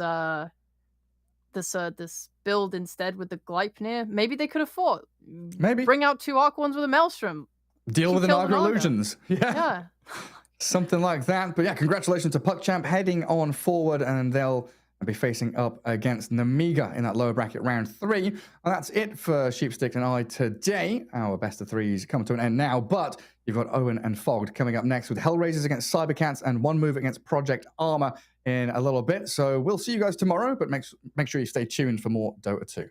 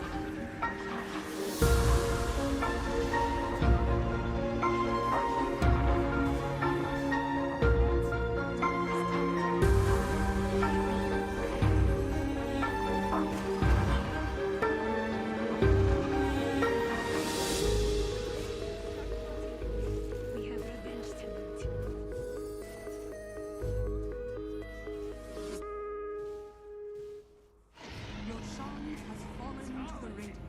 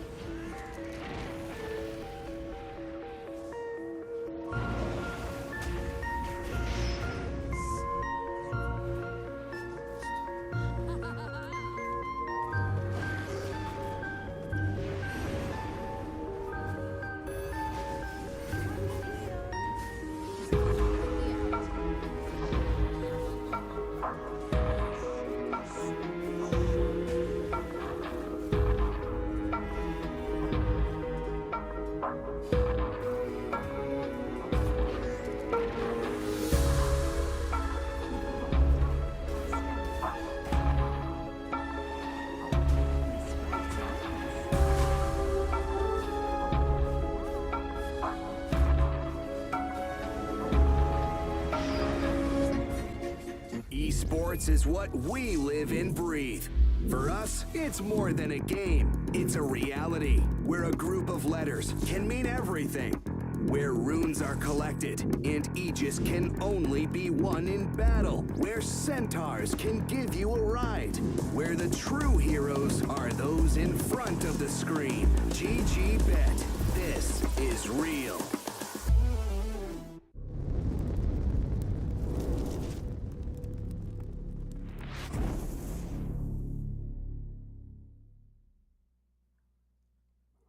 Hello, ladies and gentlemen. Welcome back to the Eastern Europe qualifiers here for the International 2022. I'm ODPixel here with Fogged, and we're very blessed and looking forward to bringing you two more crazy, hopefully, series here in the Eastern Europe region. Fogged, how are you doing? Yo. Looking forward to another day of Dota 2 here in the qualifiers? Yeah, bright and early morning. You know, the games earlier went really fast. I thought that I had another 2 hours of rest, but, you know, I got to catch the tail end of the games, and now, yeah, bright and early, 6:30 a.m., ready for some Dota, ready to watch Cybercats, who have actually beaten HR the last time that they played versus each other, if I'm not mistaken. Okay. So I think it's been some time, though, because I looked and it had been like a month or something, maybe, since they last played. That's Yeah. not that long. That's not It's a that month long ago. ago. Yeah, and they won 2-0 in pretty quick games. I Yep. don't know what to really take off of that, of course, but yeah, should be pretty cool. Let's see how they're able to do again this time. Absolutely, yeah. You know, as you touched upon, we've got Hellraisers versus Cybercats next. In fact, we should be able to bring the brackets up, show you, if you're just tuning in, what's already happened today and what happened yesterday, and also what we're looking forward to today. So here we go, ladies and gentlemen. On your screen right now, you'll see Sweet. what we've got coming up. So you're going to be looking down at that lower bracket, round 2. We've got those bottom 2 series ready for you today. So Hellraisers versus Cybercats, and then One Move versus PA. That will be the last series of the day. Of course, already, if you've been watching earlier, we had the previous lower bracket series coming through. So those two teams, the two winners that have moved on, Namiga and PuckChamp, they'll be meeting each other in the next round. So, yeah, very, very exciting to see what we get today from these two series. And interesting that you did say that Cybercats have done well against Hellraisers in the past, because if you sort of consider the position both teams are in, if you didn't know about that result, you would probably expect that Hellraisers are the favorites in this matchup, right? Especially considering what potential we saw from them in that game 1 against Na'Vi yesterday, right? Their first game at this qualifiers, they came in and they crushed Na'Vi in game 1. I mean, even game 3 was, excuse me, quite interesting because it's like it's this late game that they're putting up like a 60-minute fight, and it's not even the carry that's carrying the game, right? It's a Darkseer and a Death Prophet, so it's like very unique kind of style. So yeah, I'm looking forward to this one. I actually have my stocks. Maybe I'm a fan. I don't know. Maybe I'm like a little bit of a fanboy for Hellraisers, but like I have a lot of stock put in these guys just because they look so good. Their individual skill a lot of time. They just need to get like the little things of meshing together as a team a bit better. And this team could upset a lot of tier 1 teams, honestly. I think so. You look at again some of the results and what they were able to show yesterday against Na'Vi. Na'Vi, of course, definitely one of the teams overall I think that's considered a favorite to maybe even contest that final spot, that one spot for actually going straight to TI. They did well in game 1, and as you say, a good showing in game 3. So let's see what they've got here. Of course, Cybercats so far, they've made it through that grueling round of the best of 1. So now they're at least able to rely on the fact that, a best of 3, a little bit more comfort, more room for mess-ups, for mistakes. So definitely less stressful in that sense compared to the best of 1 they had to go through yesterday. So let's see what both teams have got straight up with the drafts coming out. I like the bands. Yeah, some interesting early ones here from Hellraisers. Obviously, we know that Visage as a whole, this is a region where you've got some of these players that are, they're top Visage spammers, so not something you want to have to deal with. Like we saw the damage done yesterday by the Hacks Visage in terms of just being unbeatable. So I'm seeing that still come up here with the different teams, alternate teams. Yeah, we're still seeing like the speed. I feel like it's like fast-paced drafts, even though I know everybody's talking about how this patch is a lot slower. I think it's actually 6 minutes slower on average in game time, from 35 to 41 or something. That's quite different. It's quite a lot. It's quite a big increase. But this one, like we're just seeing all the summons heroes. Like again, yesterday we saw like Undying, Visage, Chen, Beastmasters, Lycans all over the place. Like today, it's gonna be similar style. So teams still looking to get those early towers and strong lanes at least. Let's see if we get one of those further summon heroes being banned out here. So it's going to just be the bat. Okay. I mean, that hero is also just insane. Not sure why. As we said all the last tournament as well, I think all the players were talking in the back room also. Why did this hero get buffed? Don't know. Enigma, this one is also super popular, really dominant hero. The Eidolons, you provide so much. Like, you're denying the carry so much farm. You're this BKB threat for late game. Yeah, this hero is amazing. 10 seconds. Yeah, and one of the sort of the safest openings, really. You never feel bad getting the Enigma in on the first two. I love it because it's an aggressive and defensive hero. Yeah, You're it just defensive in lane to pull the lane back, but then you can also get aggressive with your 3 with Eidolons and stuff. So. I'm dying. Oh, here we go. Dying. This is another classic. Well, Nice. it's becoming a classic opening, especially in this Eastern Europe region, right? You know, this Primal Beast Undying. There's a lot of teams that will take this as their opening here. Yeah, we saw the 4 position Primal Beast. I've seen a couple 3 position of the Primals. It seems, I mean, it seems kind of decent, honestly. It's just this super strong tanky hero that just starts the fights. Remaining. Radiant team back. And here we go, we get a Marcy. Okay, cool.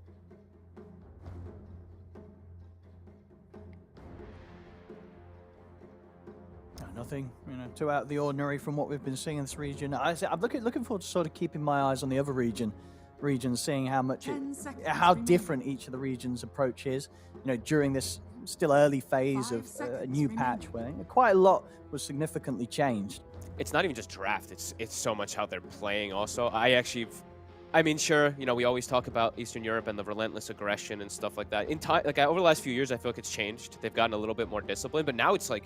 Dude, there's like we had a game yesterday. There was like 6 kills at like 15 I mean, minutes. that's the. I tuned into the South America game. There was like 45 kills in 20 minutes. Wait, really? I didn't catch any of the South American stuff. Is it pretty different? It's they're actually just wild. Like they're super. I guess you could say a little reckless in a way, but they're just like they're making things happen constantly. I felt like yesterday I'm watching just like these very disciplined teams like sweeping the map, securing farm, camping high grounds with wards. I mean, it's TI qualifiers. Of course, they're going to play a little bit more like that, but so careful. Absolutely. It's in Eastern Europe, they're more focused now on killing the buildings, right? Killing the objectives. Doesn't matter about, they're not diving recklessly for hero kills. They're for the most part sticking to the lanes. And then once you sort of hit that mid game, very, very grouped up. I feel like I could count on a single hand sort of the times that a solo hero was getting caught out alone yesterday. It was always situations where both teams were very much grouped up as a unit. Yeah, and teams who are reading the map well, right? The times that you saw someone die alone, it was like Crystal, poor Sweden Strong getting clockwork hook-shotted or something 15 times in a game. But it was him like catching gank, so yeah, a lot more discipline. And I talking a little more at this opener, I think this Marcy Enigma is kind of cool because Tiny keeps getting addressed and nerfed and stuff like that. I think this is a similar like lane duo because the Enigma keeps pulling the lane back. The whole combo was you toss people under tower with the Tiny and then control them. Marcy can do similar. You pull people out of position and let those Eidolons capitalize. So this could be a cool lane combo. Radiant team ban. That's a fairly interesting bans. I feel like Juggernaut in this new patch has sort of been forgotten for the most part. I feel like too. You never really see anyone trying to play it. You don't really see it being banned that often either. So I'd say a little bit surprising there. Of course, still has its strengths for sure. I mean, I'm a little surprised that it isn't, it has been ignored as much as it has in this new patch because definitely towards the end of the last patch, its stock was rising quite a lot across the different regions. Yeah, that's actually a good point. But I'm still seeing it in pubs quite a bit. But yeah, but it seems at the pro level, I feel like in all the series yesterday, for example, there was no bans or no picks of this hero. No. Dire team ban. I mean, it did get some, some nerfs like. What, in 32, I think it was, right? The healing ward got nerfed, and you lost some movement speed, but like, yeah, interesting. Still seeing people banning Morph too. I guess you're playing versus Watson, but honestly, Morph has not looked very exciting, very good. It's looked a little underwhelming. I think it's just really good versus like the TAs and the Razors and stuff like that because you turn into them and you get that big benefit. But yesterday I was very confident also for the Morph too, and then it fell really hard on his face. No, so. I mean it was a free farm Morph. Free farm Morph. And then it just was one fight, loses it against the Pudge in the team fight, and then the Morph weren't coming back into it from there, or at least just never really had the potential to kill a big tanky hero like the Pudge. Yeah. Looking at these bans, I mean, there's a Slark and a Bloodseeker. That usually indicates like one of those what you trying to protect? PAs or Lycans or something like that. No, I think you could, but yeah, But Lycan they seems already have kind the of Enigma. likely. The thing is, they already have Enigma, so it's just like, where would they put it? Sure. You're not a fan of sort of the support Enigma in this patch. You just you always want to have this as the 3 nowadays. Right now, PA looks amazing for them. If like that's kind of what they were going toward, because then they PA have does like, look PA great. Marcy, and then versus Undying Rubik, like PA is like one of the best heroes in the game versus Rubik, in my opinion, because you're super fragile, you die, you get no spells, you do nothing to this hero. So Yeah, no, if absolutely. they want to go down that route, I think it can work. And it's looking even better now, backed up by a Dazzle. You know, I feel like PA is going to be top of the pick here for Hellraisers. PA or, I mean, honestly, even Terrorblade can work. I think TB looks pretty damn good for them too, and it works so well with Dazzle, so that's probably it's more likely. Very nice to sort of just pop the meta, take down the Tombstone. 10 seconds remaining. Yeah, absolutely. Either of those. One of I these think sort of big physical 5 DPS seconds hard remaining. carries that. Dire team pick. Lena. Okay, Saving their carry for last pick here. cool. Lena. And this is a Tombstone killer, high Yep. burst, benefits from Marcy, Radiant team secondary core scaling, because we've seen a lot more people like try core scaling after OG, in my opinion. I'm going to go for the Weaver now. This will be the carry hero, right? Yeah, and it's elusive. There's limited, I mean, very limited disables, really. It's Malefice and the Marcy thing, plus Lena. But 10 pretty good for the seconds Weaver to remaining. scurry through to the back line. I mean, anyone that can offer that catch 5 here seconds remaining. as your carry, or you're sort of stuck in a position where you're going to have to go with someone that, you know, maybe eventually will get like the Basher and such, but before that won't really have any lockdown. Yeah, they might actually have enough. Like once, like Lena's stun and Marcy, like these little stunts, and then Dazzle gets his shard at 15 minutes, so maybe that'll be enough. Maybe they do have enough control, actually. At first glance, it looked. I mean, he can still get to the back to Devers, Dazzle, and stuff, but yeah, we'll see the TB ban. So TB PA were the two that stuck out for me, but now that there's a Weaver, I mean, you know what we never see, What? but I feel like they do have a draft that complements it, Hellraisers. And I feel like it was 10 something in the seconds past that remaining. Eastern Europe would run as the carry. Wouldn't this be a lineup that would 5 end quite seconds nicely with a remaining. Drow Ranger? honestly, Dire yeah, they don't really team have. back. They only have Beast to get on you, but I don't like Drow. I don't Yeah, like and that's this the thing, hero. right? This hero is like we But- never ever see it. But this, if it was a little bit better, I could see it because you they know, have the having the Lena, Gust they have the against these Dazzle. heroes, Gust taking is out good. the Tombstone. Yeah, I could see it, but I think it's more feel likely. like the PA, the TB. Well, okay, TB obviously TB's banned, gone. but PA still seems appealing. PA looks pretty damn good, yeah. What are the other 10 ones? That seconds. PA or I mean, honestly, maybe. What about PL? 5 I mean, we said seconds PL a remaining. bunch of times. It is Watson also, so I mean, Yeah. it might be. It 'cause was, your I versus think it was Undying. banned out against him yesterday, wasn't it?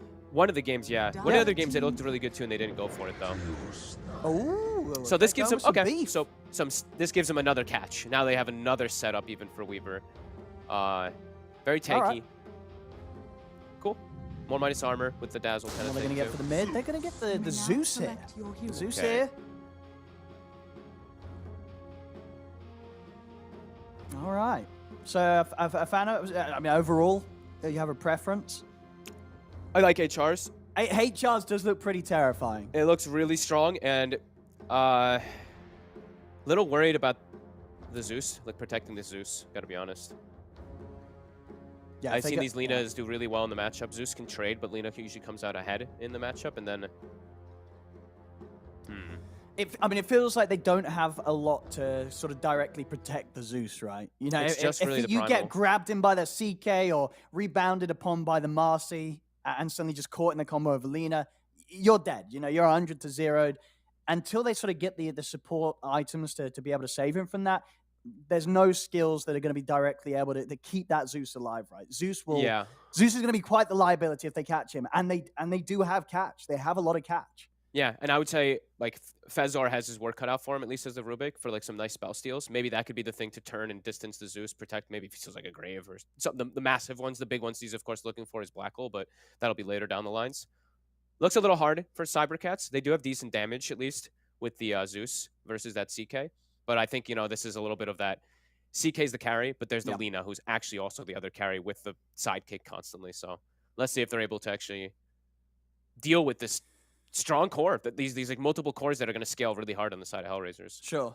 And I was sort of looking at the lineup as well. If the Zeus does get caught in the team fights and dies, when you consider the rest of the lineup of Cybercats, surely there's going to be a point where these heroes are going to struggle to have the damage to kill a CK.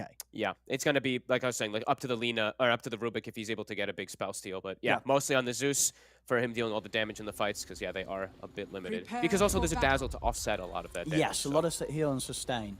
And whilst, you know, Hellraisers have got pretty good catch and setup, it's not going to be as easy for Cybercats to get to the backlines. I mean, I guess it's going to take kind of your carry Weaver to be the one to charge in to try and look for the Dazzle. But sure, you know, if the Weaver gets on top of the Dazzle, and no sort of stuns or silences that's going to be able to stop Dazzle from getting the Grave off on himself, or just living that little bit longer to get his round of spells off. So it could be a challenging one for Cybercats, this. Yeah, I would say Hellraisers have like a lot easier ways to start fights overall, because they have Gilgor that can just jump in. Like, they have to, on Cybercats, they have to throw their Primal Beast. He just has to charge it. He's got to go in, fights. yeah. So it's a little awkward the way that could end up happening for his Rubik and Undying to follow up. But let's see. Let's see if they can. HR, they just have so many stuns and ways to just kill heroes. They have so much aggression. This could be a pretty decent first blood hit. The setup, the stun into the light strike. He's going to be able to charge away, though, actually. And then Gilgor. Maybe Cybercats will be the ones to find first blood. They will. Gilgor pops the stick, but he'll still die. First blood hit. But she gets it. 860 HP with a Ring of Protection. The beauty about Primal Beast level 1 for sure. And they get the D-Ward, so really nicely done. The battle 4-man begins. decay from the Undying too. So. We'll see what sort of lane setups we get here, if there's going to be any sort of surprises. Doesn't look like it. Standard stuff, you know, CK Dazzle taken to the bottom lane, and then obviously over for the Cybercats, we're going to have the Weaver Undying starting top. Cool. All right. Weaver should get pretty okay farm, but at the same time, Enigma does deny a lot, as we always mention. Undying can have a little bit of difficulty to chase out anything like Eidolons. He starts with Windlace. I actually like that on the Undying, because he's going to now bully versus Marcian and the Enigma potentially. So all right, lane's looking pretty decent, I would say, for Cybercats. Let's see how much DK Fogas is able to do down bottom to slow down Watson's farm. I mean, is this a lane where the CK will be pressured, or? Usually not. I'm still not 100% sure, like the adjustment for Primal Beast, how this hero's able to bully. I think if he had a stronger hero behind him, maybe, but he has a Rubik, so I think Malady should be able to offset most of the pressure. Look at this mid lane. 4 and 3. Rebel actually has 0 CS. All right, he'll get some now. Now he'll get some. We'll get that one, and he will get that one. Easy. There we go. But indeed, yeah, hot start for the Zeus. And you can't downplay that hard right click that Zeus does have nowadays. Very true. That was hot. Lane gets easier and easier for Lina. Lina starts to be able to actually bully the Zeus a bit as it goes on. But Zeus also just shoves the wave out as Igor jumps in really aggressively into mid. He actually jumped on top of the Lina. A little crazy. But he got the last hit. Yeah, he's doubling the CS in his mid lane on the first couple of waves. Did not expect that. Could be the result of having Light Strike Array rather than having Dragon Slave, but he is connecting most of those stuns. But of course does not benefit from the maximum of Fiery Soul, because it's based on how many things you hit. So usually Dragon Slave connects you and gets you at least 4 stacks per nuke. The stun only gets you like 2 stacks per nuke. And do you like this top lane? She gets Zeus to carry Weaver, rushing the urn. He's going to have it sent out. So they want to find kills early top. I like Urn. If no one else is going to buy it, I think having an Urn, I will never argue about it, no matter what, even if it's a core, even if it's a carry. This item is one of the best in the game, period. Sure, because if you do get that early kill, it's just what's super easy then to just snowball the lane. Yeah, you snowball the lane. You don't have to buy sustain for either hero as well too. So I'm always really happy to see people go for this, because like I just feel like Wraith Bands and stuff. The Wraith Bands and stuff are just they almost never feel good to buy as a safe lane carry. So you just usually rush shreds and then you have like a casual circlet or something in most situations, of course. For sure. This is an item that it does something. It does something. It's great. Gives you everything you need. Stats, armor, mana regen. Great. And they don't have anyone else to really buy it. Undying doesn't buy it. Rubik doesn't buy it. Primal doesn't buy it. So.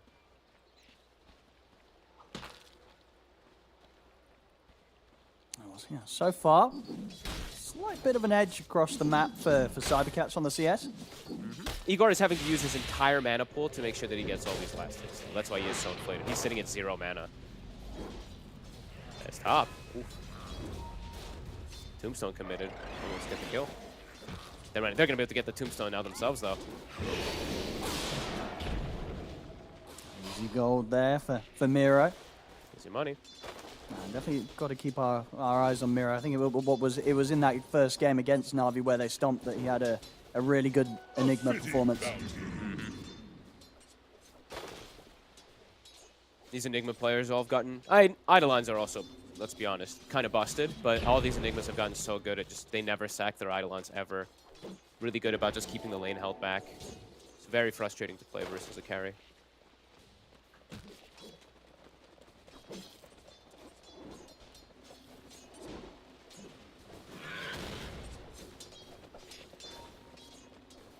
See, I mean, after sort of the like, what are you going for as the Weaver? Still just getting the Maelstrom build? I would imagine so. Yeah, I don't think that people deviate. I mean, would you see a rush Lincoln's this game? I mean, Lincoln's it would definitely have its benefits, right? Could, but you were mentioning, you know, lack of damage a little bit, right? Yeah. From earlier, so I think I wanted him to be a good damage dealer at least, not just relying on Zeus. Every player has a different thought about Weaver, honestly. I see some people just no boots, Dragonlance. Some people rush the treads. Some people go Maelstrom, etc. So in this game, I don't see any particular big item that he needs, but Maelstrom looks good. Top. Well, they're going to be able to dive in and look for Gilga. He's trying to take out the Tombstone, but zombies are already out, and Gilga goes down. Cybercats able to dive in for the action, and now with the Urn charge, putting some good pressure onto Mira. I mean, Shigetsu wants to chase for this, but of course, getting under the tier 2, not too appealing right now. But this pressure will allow them to start to tickle away at the tier 1 top. They zoned them off of, what, I think 2 creep waves as well. The Tombstone does get killed. I think Gilgar got last hit, but a good pressure play coming out from Cybercats again. I like how aggressive they're playing this early game. And yeah, it's gonna be Maelstrom. So treads, Urn, Maelstrom. Nothing too funny.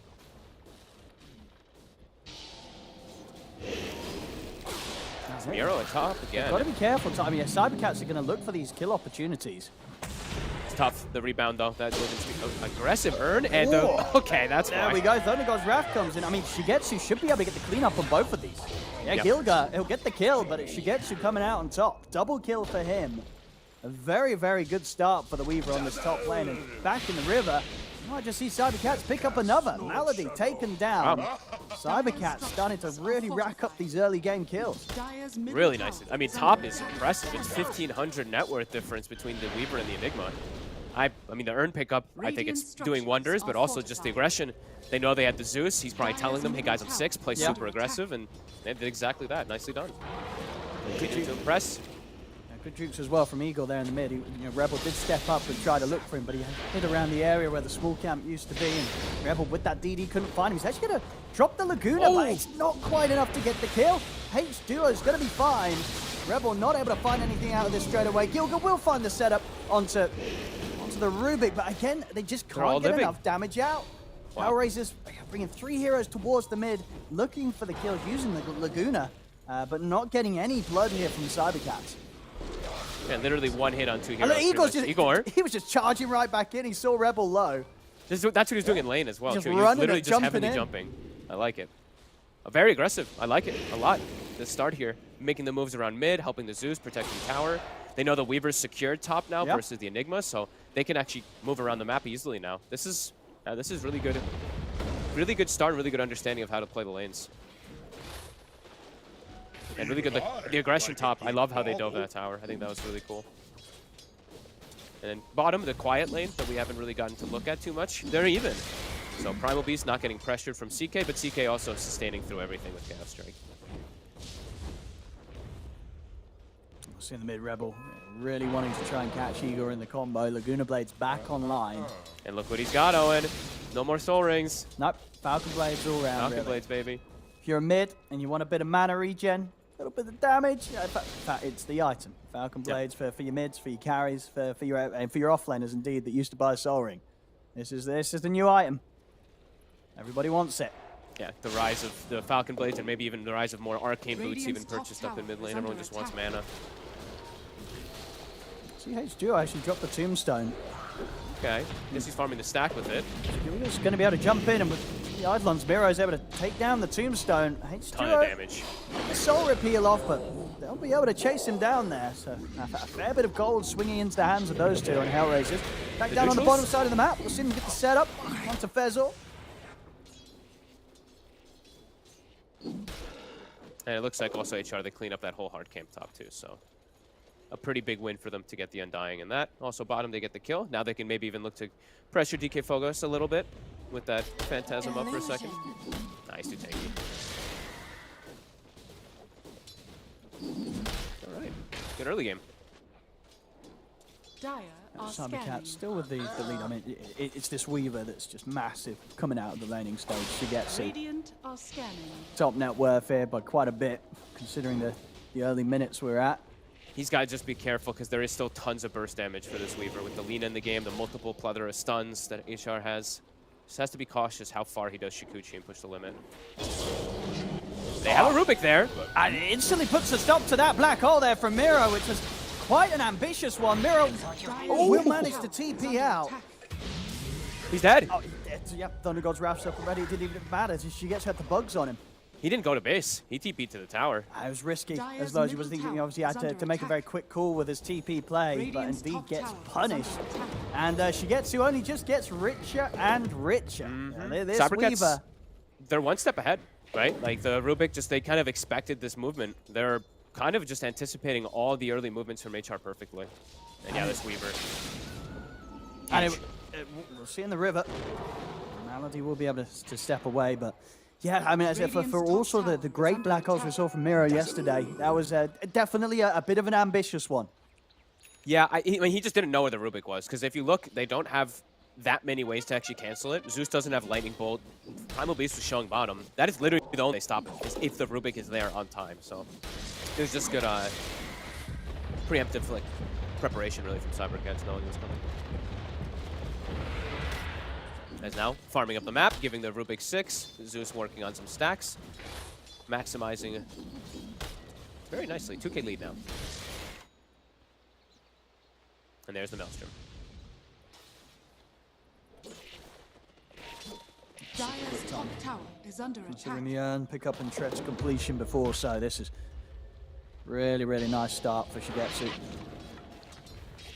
Just has to be wary of the stuns. Lots of different disables that if he overcommits, that's Yeah. the only thing.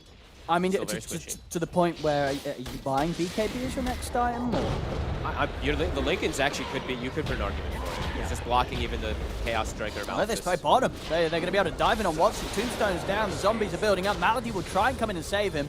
Has got the shallow grave and will be enough to TP out. Malady, of course, won't have the same luxury of a route out of there. So Cybercat still getting a kill and putting pressure onto this tier 1 down bottom that Hellraisers won't be able to do much about. I'm loving it. Again, just aggression. They're playing, even like the Undying showing up for a gank, something you don't anticipate.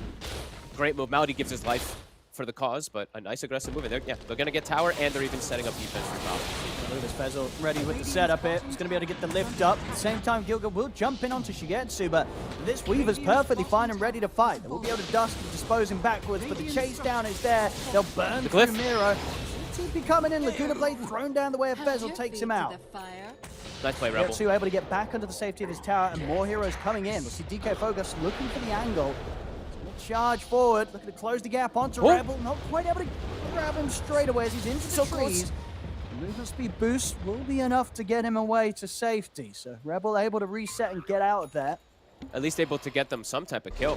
Cybercats like really running away with the early game. The bottom tower, then they react to top as well too, get these kills.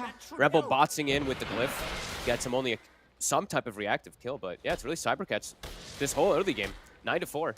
Yeah, And still looking to play aggressive. Look at this Undying and Zeus. I've got good ward coverage around this area. And they're going to be able to play around it. Get the setup here towards Malady. Not a whole lot he can do. Gets grabbed by DK Fogas. 10-4, 3K lead. Cybercats. Yeah, they're smashing this early game. Yeah, 3 and of now the 4 top spots in net worth. They're ready for more tier 1 towers. Igor, pop that DD. I thought he'd be hitting it with DD right now. They got the full 5 of them here. Yeah. 13 minutes in. Cybercats, this is the group up that we've been seeing from teams in this region that happens this early. And at this point, they're just ready to sort of swarm across the map, take objectives, take kills, knowing that as a unit, they just have this strength that Hellraisers at this point of the game are going to struggle to deal with if they run into them. Yep, just really liking the way that they're playing around the map. Like such good aggression that they're able to get these deep wards now too, and HR is under pressure because of it. They're feeling lost how they're gonna actually group up with the Marcy and Dazzle with the Lina. Watson pinging out bottom. I mean, They're setting up for him, it looks like. can they burst through this armlet CK? They need a third hero. Yeah. Fezor though, walking over, breaks the smoke. Might pay with his life. Let's Let's have a see. look. Oh, he's got the jump. He can actually jump off his teammate. And he's got a teammate to back him up there. DK Focus heads in, and in fact, the team, they're turning up and ready to fight this. They get the grab onto Rebel. They take down Gilga. They'll run down this Lina. TP's coming in. They won't be prepared to dive to tier 2, so Rebel will live, and off to the side. Malady Tombstone. chased down by the zombie. Jump forward there with the Rubik, leading in with a stolen rebound. Will set up for a second kill, and this pressure from Cybercats is going to be coming in at Hellraisers underneath the tier 2 tower as they dive in, take out Miro. They'll take out Watson as well. Huge aggression here. Cybercats just fighting perfectly, and of course around their carry. You know, Shigetsu, he knows with this lead as the carry weaver, he can get involved and this aggressively as well. Yeah, underneath the enemy tier 2 on the other side of the map. I mean, he's just massive. Maelstrom, Dragonlance done.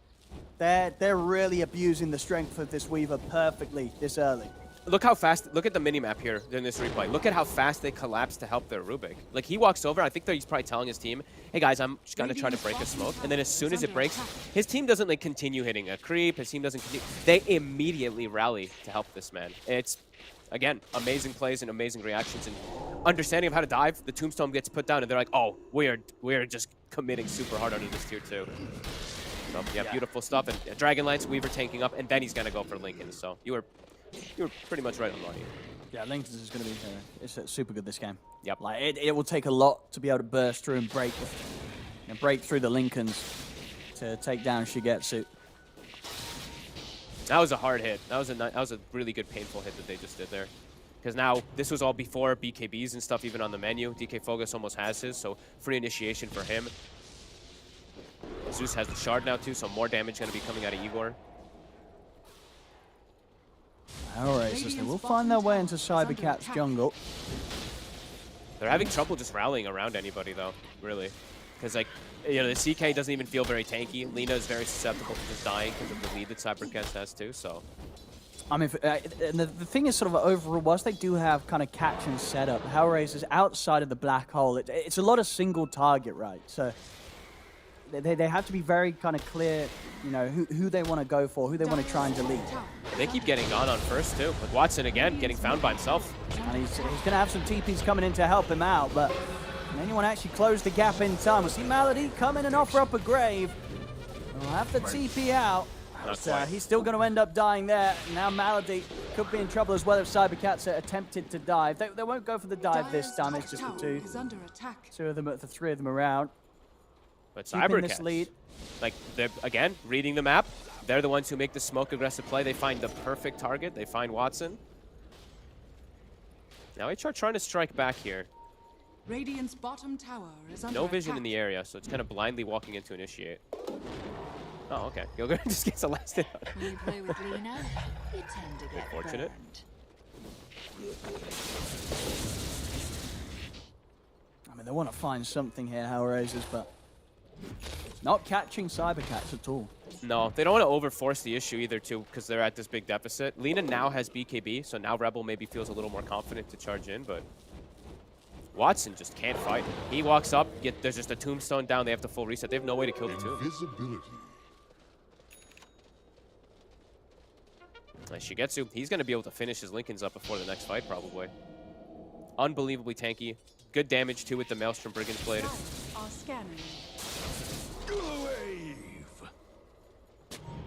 Radiant See what are they can do scanning. around the mid. They've gone for the smoke. Radiant's bottom tower is under attack. Cybercats not ready for this. They'll try and leave in on the Primal Beast. So they can take down DK Fogus. They can. Eliminate the Beast. Tombstone as well. The bugs Shigetsu. are on everyone. Coming from the side, but Rebel quickly dealing with the Tombstone. Okay, this time HR, they find themselves a good fight. Get the initiation on Primal, they get the Tombstone cleared, and it's near Roche. They're thinking about it. They could try and force it. No Tombstone, no Primal Beast. They still have the Black Hole themselves. They're a bit unhealthy. Radiant's Zeusult middle is still tower up, is under or about to be attack. up in 5 seconds, maybe be. Dire's top A little tower careful. is under attack. Just trying to keep this area protected. I guess at least making sure that Cybercats can't step in. See DK Radiant's Fogas bottom top, but tower is under attack. diving towers for Primal Beast killers. Pretty unappealing. Rebel. They will get this Radiant D-ward. That ward did structures kind of are spot fortified. everything in the last fight, too. Shigetsu's just continuing to push bottom tower, too. He's got the Lincolns. TP is coming in. Yarrow, no Blink Dagger yet. You can get the Black Hole. They could get it, but No, he's, Shigetsu too slippery. yeah, he Not knows sticking he's being around. safe.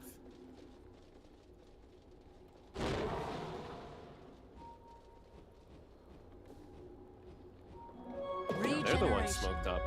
I mean, Cybercats, with the lead they have, if they get any sort of core kill, they can very easily step into Roshan.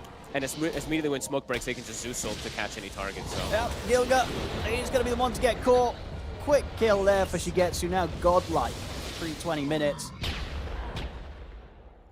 now they can do Roche themselves. Absolutely. Straight into the pit. Stun at the ready. Yeah, Miro still not quite having that Blink Dagger. He's close. Walking into this area looks quite difficult too versus the Tomb. They're gonna have to just give it up. Zeusult also still available, so he can scout everybody. HR. Gonna have to just give this one up. Now you have to somehow find a way that you're gonna kill this Weaver who has Lincolns and an Aegis. I say it feels like it's just not going to happen. They You said know, it doesn't with feel how like well it. that they've played so far and around the Weaver and Shigetsu just from the lane onwards, he's been looking fantastic. Yeah, they have heals for him too. They have the Undying to offset. Absolutely, yeah. Maybe even a stolen grave or a stolen heal. You know, Maybe. if Rubik's able to get the grab on that. A stolen sidekick for the Weaver to do even more damage. And Yep. Some nice buffs Dire's to middle tower is take under away from them. attack. There's the Blink Dagger done for Miro. Radiant's Sees top tower still is many under things that attack. he has to be concerned about when looking for a black hole Dire's opportunity. are fortified. Yeah, they have to kill the Rubik and then Dire's catch bottom the tower Zeus is under inside the ult somehow. That's kind of one of the best situations. Or he catches Zeus and Rubik, but that's very Radiant's unlikely. top tower has fallen. Let's see what they can catch here. Dire's bottom tower has fallen. Towards the bottom lane, but the damage has been done. Hellraisers find the opening to take a tower. I like watching Primal Beast in competitive, honestly. Seriously. He's He's got it super hot. nicely changed. Now he's gonna die maybe, but they might steal a black hole out of it. I mean, yeah, they dropped the black hole and the Laguna. And they do steal the black hole. Oh, that hard to sort of say that was worth it there for Hellraisers. It feels like they lost more than they gained out of that kill. And now they'll lose the Enigma too. Yeah, Future that's- fight is gonna be really scary. Fezzor almost has Blink with black hole. Yeah, that was not worth. Dire's Not turret worth at all. has There. I been mean, obviously they killed. feel sort of pressured to Dire's make that turret sort of has play, been killed. but not going to be a play that really gets them back in on this. Yeah, I guess because of state of the game, they're just like, let's just settle for this kill. I haven't gotten to use black hole. They have Aegis. We don't really want a head-on fight anyway, so let's just settle for a kill. Maybe that's what the idea was, but yeah, now you have to play for this black hole. You have to be Yeah, pretty that's wary rough. for the next 2 minutes. Black Hole, Aegis, and the lead that Cybercats have, they've got everything to bring the Radiant next are fight to you. scanning. You've got to Yeah. be pretty terrified if you're Hellraisers here for the next couple of minutes. Feels like, yeah, next 2 minutes, 2.5 minutes or so, it's gonna be full avoid fight from HR. Unless they can find a pick-off, you know. Pick-off is different than a full fight. If they can catch somebody split up with Rebel, then maybe they can go for something, but a head-on fight looks quite difficult as Cybercats, they're looking to force it.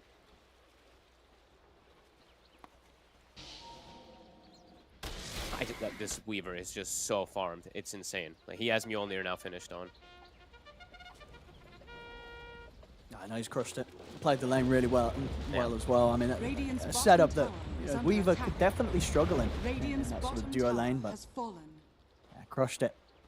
Undying does wonders when he's able to just force people low, and you're able to commit in and get the doubles. Yeah. And yeah, I do want to highlight the earn. Yeah, the build-up was fantastic. Yeah, I think that this item build-up, it was perfect this game. Yeah, I think he ended up. That you want. Pretty sure he sold it or it's on his courier when it's dead. I'm not too sure, but either way, it's like, you know, it did do its job. As the Wraith Pact, but the first few times I've seen Miro summon it and it instantly dies. And they're ready to push high ground, Cybercats. They've got 2 minutes on the Aegis. They've still got the black hole threat. Yep, really trying to force the issue here. Radiant structures. And of course, they themselves don't have to be concerned with the black hole coming out from Miro for another 70 seconds. So a big window for them to keep this push going, and limited ways that Hellraisers can really threaten Cybercats. Yeah, Tombstone's down, so they see the whole fight. They see everything on the high ground because it provides that vision. Miro. DK Focus, he's ready to charge in.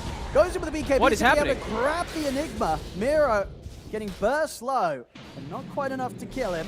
Did you see him just disappear? Where'd he go? I've seen that a lot with the grabs from the Primal Beast. I don't know what it is about it, but there's something when some sort of other spell or ability comes at the same time, he kind of grabs the hero, but it's grabbed a huge distance, so it's just being chucked in the air from a mile off. Did he get lift? I know there's a couple weird interactions where if you like definitely, lift or something while they're getting that, they like spin in circles or something, but that was kind of cool looking, but they get the tower, but they get pushed away. HR. Rebel, of course, yeah, throughout all the chaos, he's still getting the farm. He's got a lot of damage now with the completed Daedalus. Like we said, he's the real carry. It's not Watson. But he can't, like, him getting to the backline is difficult, right? Him getting ever to the Zeus is really hard. He might be able to focus fire Undying and Primal. And if the Weaver, if he messes up, but Shigetsu so far has not made any mistakes, so. And he's just leveled up a couple of his items here. Full Hurricane Pike, full Mjolnir, and he will be going back for the BKB. And yeah, after that's been picked up, having the BKB, the Lincolns, the maneuverability of a Hurricane Pike, it's going to be so tough to kill this bug. Yeah, and he can just get on, if he gets on the Lina, he will kill Rebel incredibly fast. But yeah, let's not underestimate Rebel. That's the one thing. They're going to go for another black hole opportunity. Yep. If the Lina's able to sit her ground and attack, this could be a fight where HR's finally able to turn things around. But they look prepared for it. You know, Cybercats, they're up here, and Undying's in position to sort of dispel a smoke movement. Build up. They try to lead him with the grab. They'll turn their attention over towards the Undying, but DK Focus charges across, grabs the Enigma, but still Dying hits the right click of the CK and its illusions. Doesn't matter though. DK Focus able to walk away. Watson wasn't able to do enough damage. There'll be a buyback from the Undying here. Cybercats considering the ability to keep this fight going. They're playing from the side, bursting back in towards Miro. That was, I mean, there we got to see the power of HR. They didn't even commit the black hole. They couldn't. The positioning was actually quite advantageous for Cybercats. That's, I think, the only reason they didn't lose more heroes. But starting to see, you know, the Lina, you can't underestimate how much damage is done. Undying forced to buy back. Zeus fortunate to survive. Again, trying to reclaim this high ground. Igor.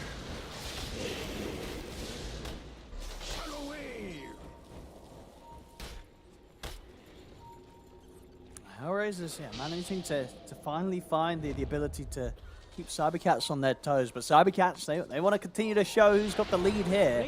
They'll smoke up and be in position to kind of dissuade and stop Hellraisers from poking into their jungle. Fezor, BKB still on cooldown for Watson. They're really looking to take over this bit of this map, Hellraisers. Yeah, they want to get the vision control around here. Focus. They get initiation. They get the jump.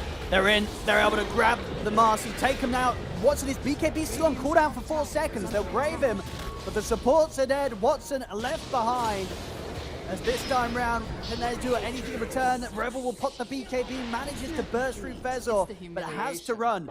As Cybercats, they're in with the chase. As they'll look towards these final two. Rebel in a lot of trouble here for sure. She's going to be tempted to dive, and will certainly do so with DK Focus jumping in, closing the gap. Ultra kill for Shigetsu.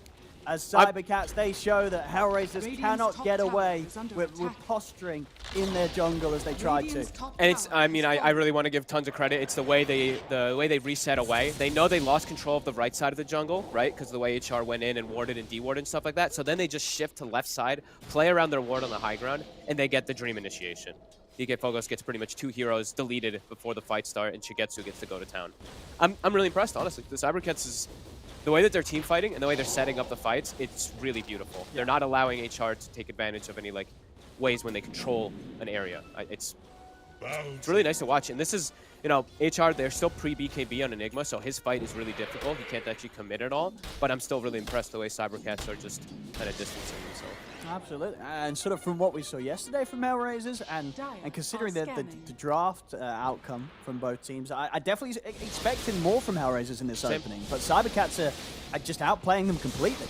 Yeah, I think Miero is, it's like, the Wraith Pact, I don't like talking about it too much because like it's still like the best item you can get on the Enigmas and stuff like that. But this game, it feels underwhelming because of how the lane went, right? It just, he summons its Wraith Pact, Weaver two-shots it, and then he continues progressing. So it's just a tough matchup because of how the lane went for Miero.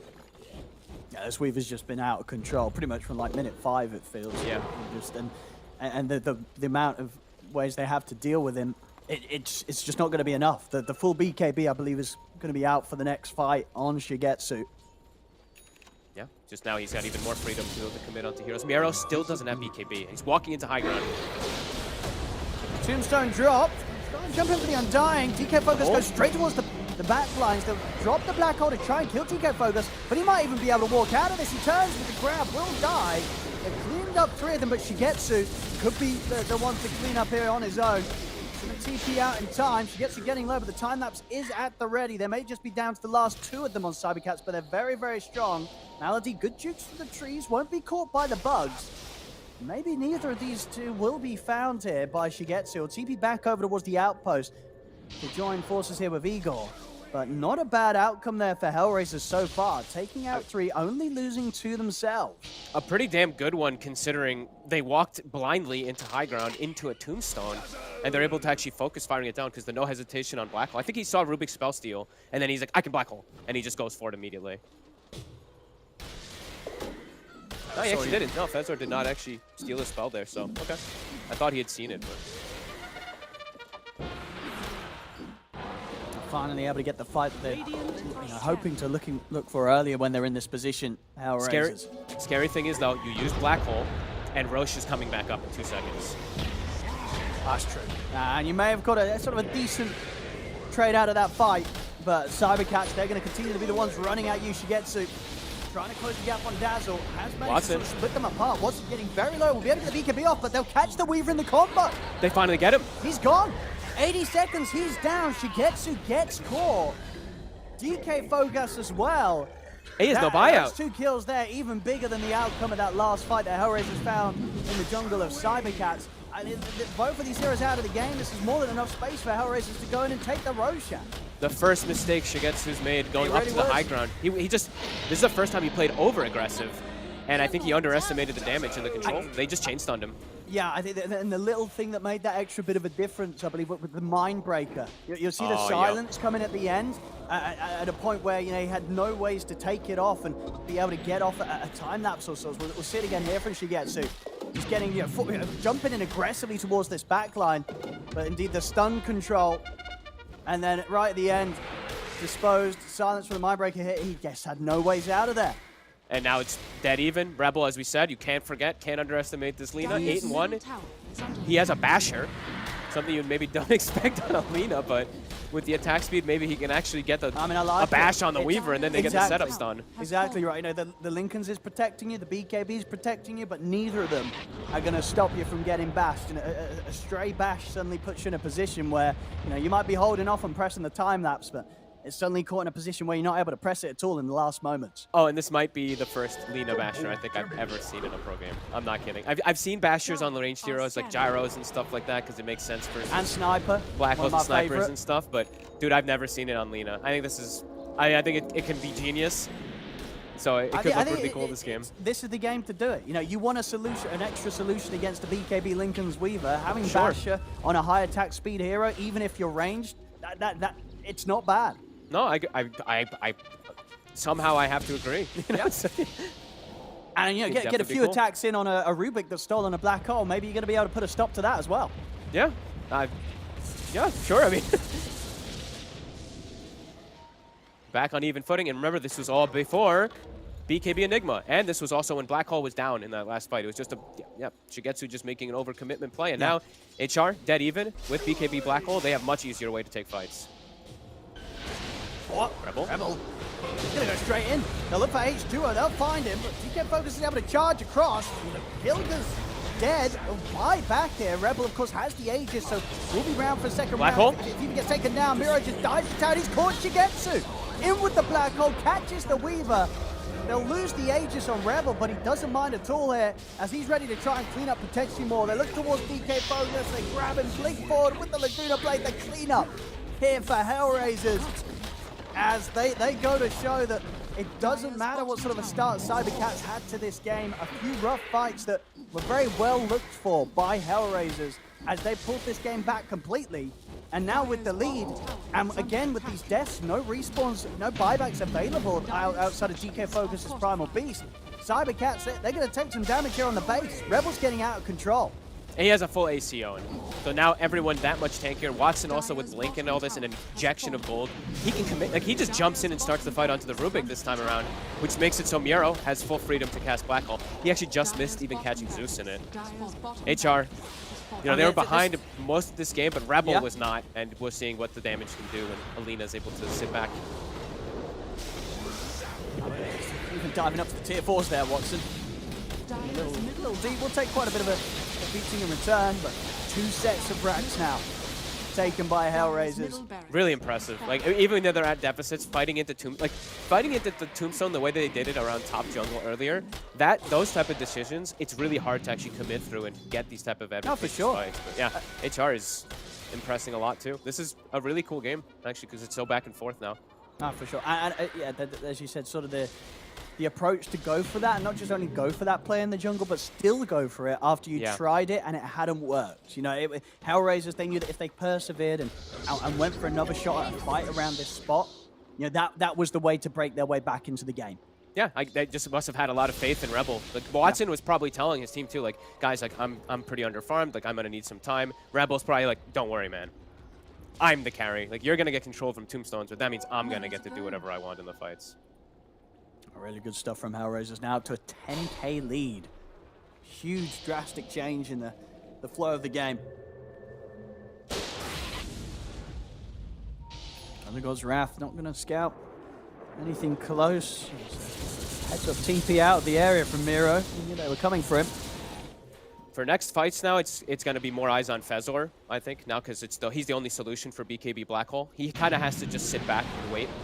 Because the way that we're watching Miro initiating fights, he's literally just BKB blinking and black holding on the Weaver or Zeus. Mostly on the Weaver, as we saw last time, but yeah, Fezor has to be there to bail it out. He's the only solution.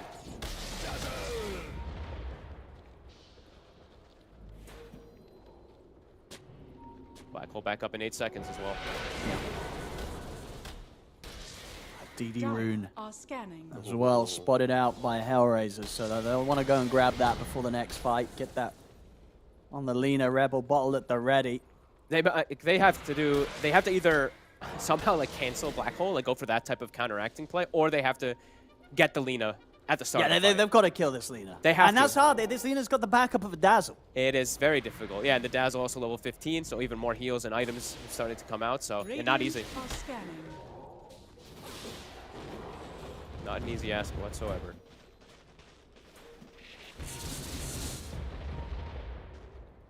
How quickly things have turned. Shigetsu, just just one little mistake really. 15, 2, and 6. 21 of the 21-5 kills on this Weaver. Yeah, it feels like you can't ask for much more from him, you really can't. It does just go to show, you can have the fancy KDN. It may just be, 2 kills. It's not a high number, but 2 deaths. But those deaths, when you have such a lead, they just give up so much to the enemy team when you do get caught. And when you are a 4 protect 1 lineup, right? It really is the Weaver carry. The outside of the base here, DK Focus able to BKB and charge away. Yeah, that's the only scary thing that does happen a lot of times when you do run these type of drafts where you're playing versus Doom or Enigma or one of those big control a hero ultimates, and you're playing with the 4 protect 1 lineup. It's the Enigma's job is literally just black hole Weaver and make sure Ruby can't stop it. Once it gets to this point, of course. As HR now, everyone's scaling. The CK completely caught up now. Yeah, talking about everyone scaling, you know, Dazzle, he's rocking an Octarine. Oh my god, I actually didn't. I was wondering where his gold was, but yeah, he had arcane boots, and I guess he brought the other pieces. Spell Prism plus Octarine. Let's see what the Grave cooldown is. That's going to be crazy, isn't it? 11.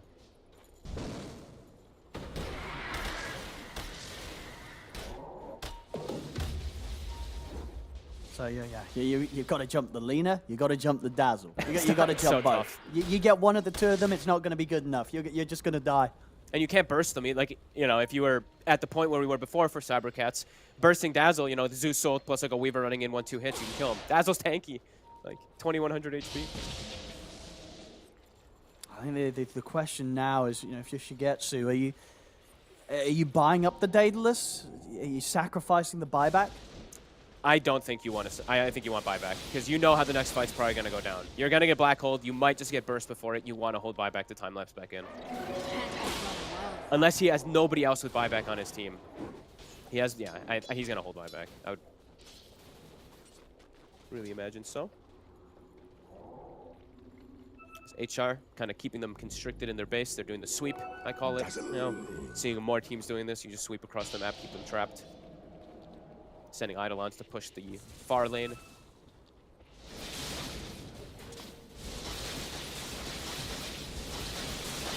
And Miro getting close to the itemization that makes it so the Rubik can't do anything. Once he has BKB Lincolns, then he literally just BKB Black Holes Weaver, and there is no way for Cybercats to stop it. So game feels like it's getting more and more difficult, more and more complicated for Cybercats. HR trying to sneak in, maybe catch this Zeus here.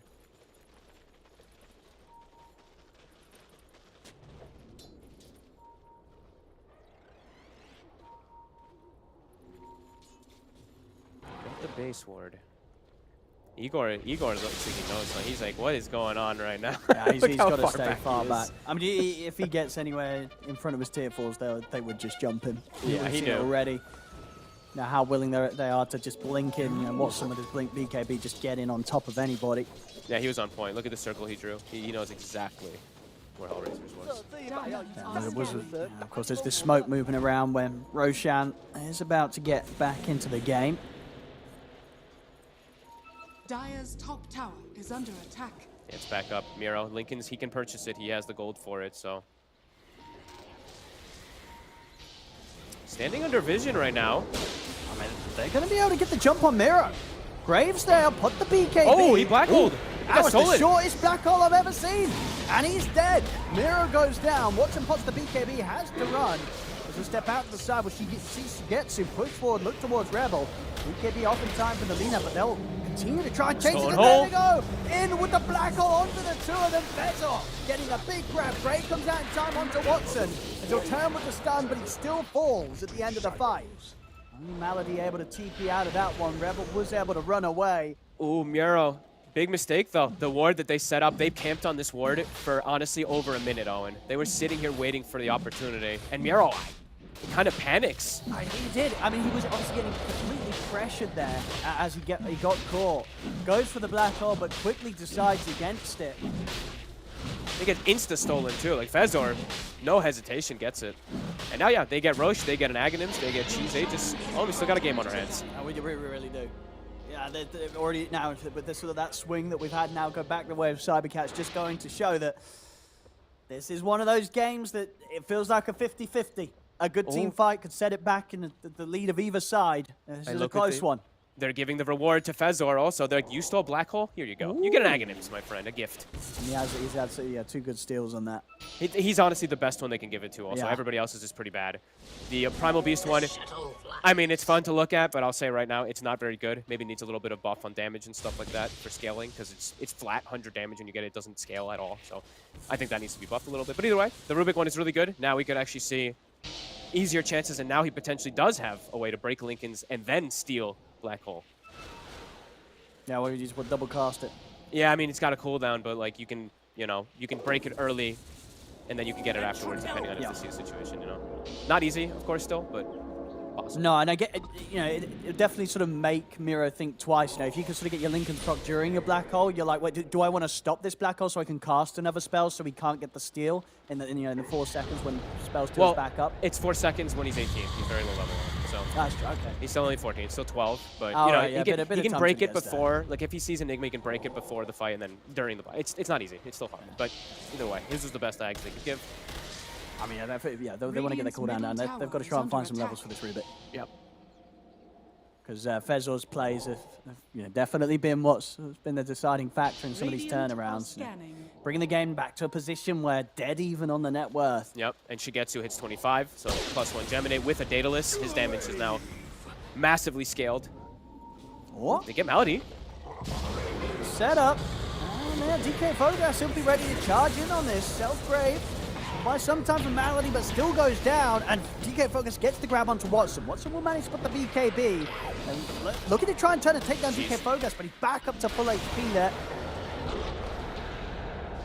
No one took the gem. Did use the buyback. They're pinging it now. Here comes the courier. Are scanning. It'll snag it. Nice move. Now no buyback Malady. They can find this Dazzle for the next few fights. Huge. Oh, and a DD. They see it. They have a ward right outside for the Weaver. So Aegis plus 25 talent plus DD. Might just shred almost any hero before they can react.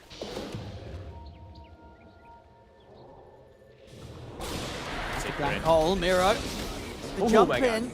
Elite H duo. If you can catch more with Gilga. Gonna jump in. In fact, they're ready to jump back over. Holy. Gilga just gets destroyed there by Shigetsu. We'll see Shigetsu try and go up against Rebel. Quick time lapse to the side. The stolen shallow grave buying Shigetsu that opportunity to live. So both back off from one another. Jesus, you see that? I think he double crit on his Geminates with the DD. Just evaporates Gilger. Dire's middle tower is under attack. Arrows is getting pushed back. Oh, they didn't get the gem. They killed the Undying, but they didn't see the gem. They were focused elsewhere. DK Focus able to get it back. Playing around their ward. This series actually, or this game in particular, feels like it's so much about just playing around these wards. Both teams doing an excellent job of just catching whoever goes under the vision.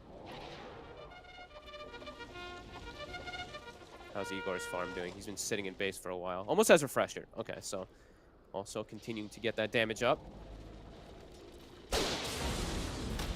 Easier ways for him to scout backline also. And he does complete it. 6,000 gold on Shigetsu too. He has buyback in the fight. And looking to play around their vision. They have a ward here. It's on Malady. They just get on top of it straight away, and already DK Fogas looking to see if he can get another grab. Is heading up to the high ground here. Rebel will be able to hold him back with the Abyssal through the BKB, but Shigetsu diving in for an extra bit of damage in onto the Lina. Rebel will live. First time I've ever seen Abyssal as well too. That's the funniest thing I've ever seen. He's turned and stunned. Oh man, they find the perfect target. 75 seconds. Dazzle getting caught. Again, the vision. This game, Cybercats. And even further catch coming out. We'll see Shigetsu actually pick up the Blink Dagger. Okay, cool. A bit of the Blink Weaver. Swift Blink, in fact. He'll spend up. Radiant's He- middle okay, full tower commits. is under attack. Really wants to It's just get a in the little face of risky, Lina. considering his Aegis is going to time out in 10 seconds.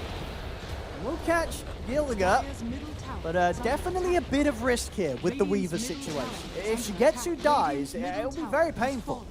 It's eyes on Miero. Can he get the black hole? He's going to can. jump. He's in. They get the grab. They caught Shigetsu. They got Shigetsu him. goes down. No buy. Oh, that was the risk I was talking about. You spend up on the Weaver at the moment that the Aegis expires, and now he's out of the game for 90 seconds. And Miero was literally, Miero's just telling his team, he's like, guys, I'm just BKB black holing Weaver if he walks up. And he walked up. I mean, we'll see how much damage they could do, but that purchase of the Swift Blink could haunt him. Oh, and that's mega creeps. There's no Undying, no Weaver. Lanes are pushing in. That's definitely megas. I mean, he didn't need to spend up, but He did not. He didn't need to do that, but he did. He did. I guess he just really underestimated the Enigma. Maybe he really thought that his Rubik could do something, but as we said, versus the Lincolns? Lincolns, it's near impossible. Yeah. Oh, boy. That was that. top tower. You know what, How Owen? much it does cost them here. This game is delivering everything, at least. Some beautiful plays, and then also some questionable ones as well, of course. 35 seconds. There we go. 2,000 gold short of that buyback, of course. And Hellraisers, they'll know it. I think they'll have seen that swift blink in his inventory. They know he's not buying back. He's got that much money. Watson's in. Takes down Fezzle. There's the mega creeps. He'll get another chance to fight here. Shigetsu for sure. The game won't finish quite yet, but mega creeps out. The mega creeps are usually quite impossible to come back from, especially when this type of state of the game versus like Enigma. 60 seconds, Black Hole gonna be back up. All lanes pushing in. Oh, what a big mess up. Money to burn. And of course, even when he is back in the game, he's going to have to find 2,000 gold from somewhere. So still a further window where Hellraisers may be able to get in under 50 seconds for Black Hole. If they do that again, it's absolutely game over with the pressure of mega creeps coming into the base. So like Miro they've got to protect this Weaver until he can get that buyback gold. Yeah, like Miro literally just has to BKB Black Hole him. Like you might even be looking like game over. Maybe he should have done. I mean, this is very like maybe Aeon Disc. You can say like a lot of things in hindsight, maybe perhaps or something. But like, yeah, he's literally just getting Black Holed every time. And now it's gonna start picking up in the pace because there's also, I believe, a refresher coming soon for the Enigma too. So yeah, harder and harder for Shigetsu. And they never find Rebel. He's still 12-1.